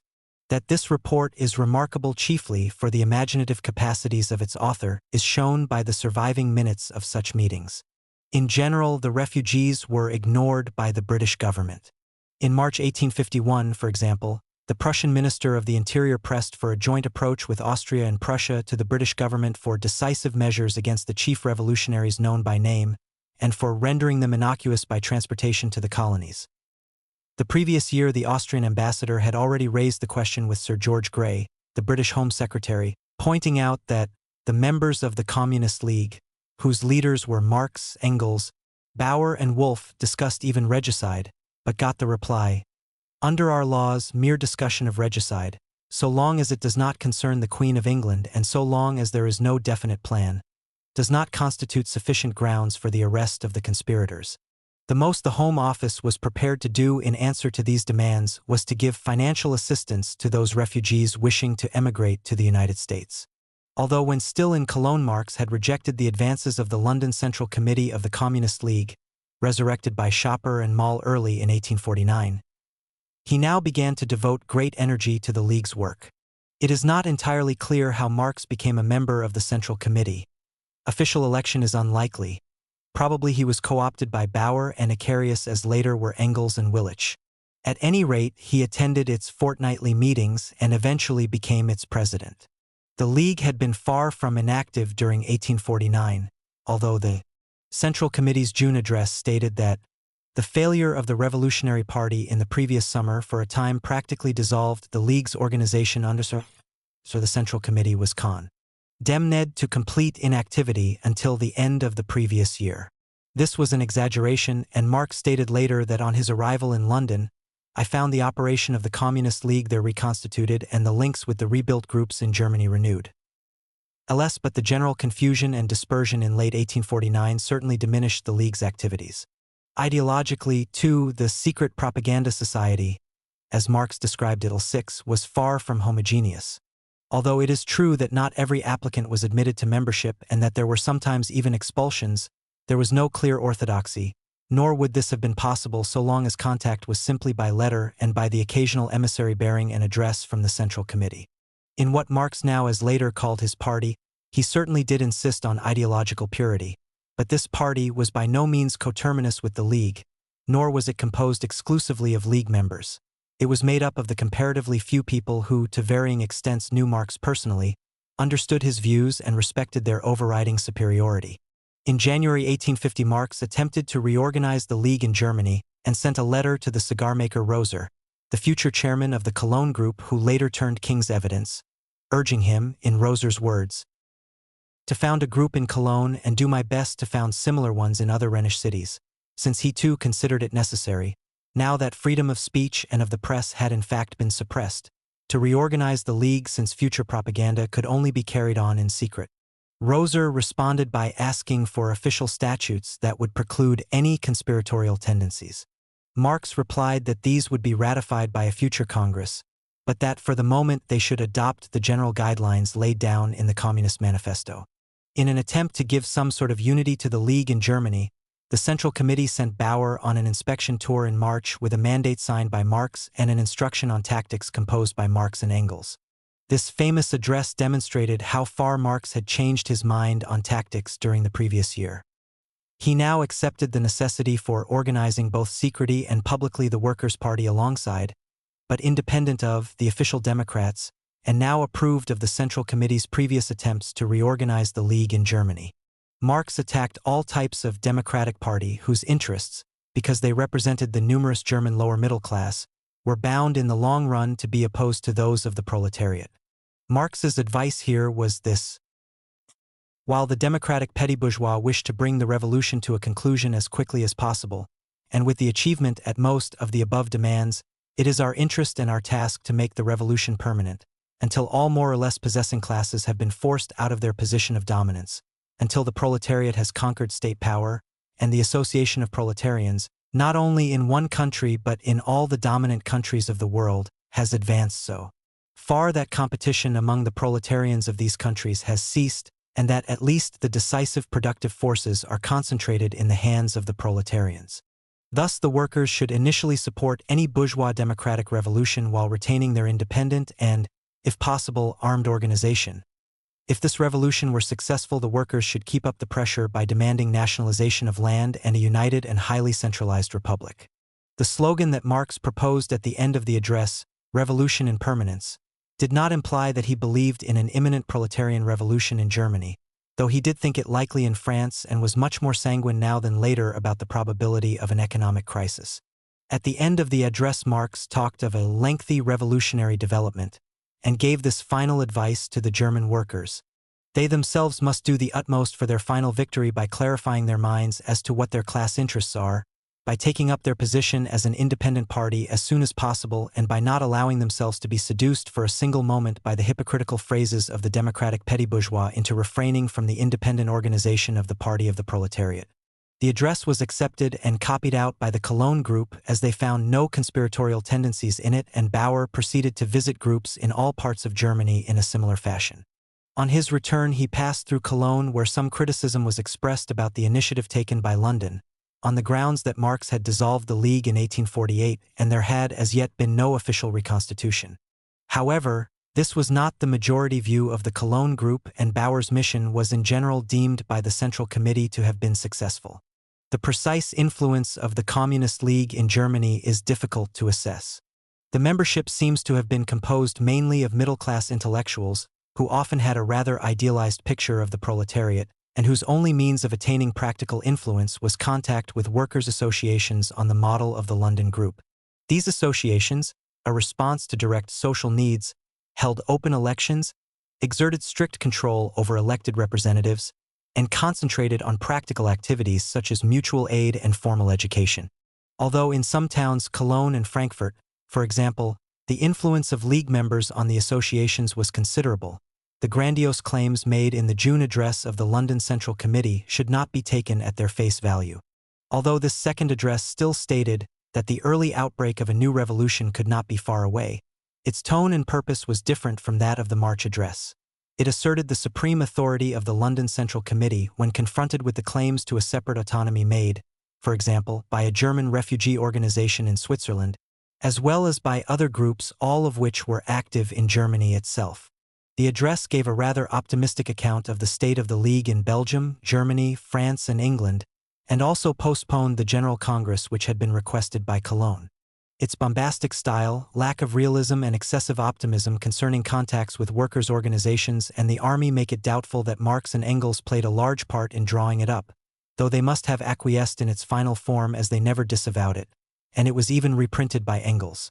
The address did not entirely achieve its purpose, for there were still disagreements between London and the Cologne group. The latter had always viewed itself as no more than a propaganda society and angrily accused Marx of unbrotherly conduct when he charged them with lack of energetic activity. A General Congress was to be held in London in September, but the split in the Central Committee in September 1850 prevented it taking place. The address also announced to the German groups the Central Committee's contacts with French and English revolutionary parties. At the end of 1849, Marx had attended a dinner organized by the left wing of the disintegrating Chartist movement, known as the Fraternal Democrats, whose leader, George Harney, Marx knew from his previous stay in London. At this dinner, Marx made the acquaintance of exiled leaders of Blanky's party, and in April 1850 the Universal Society of Communist Revolutionaries was formed.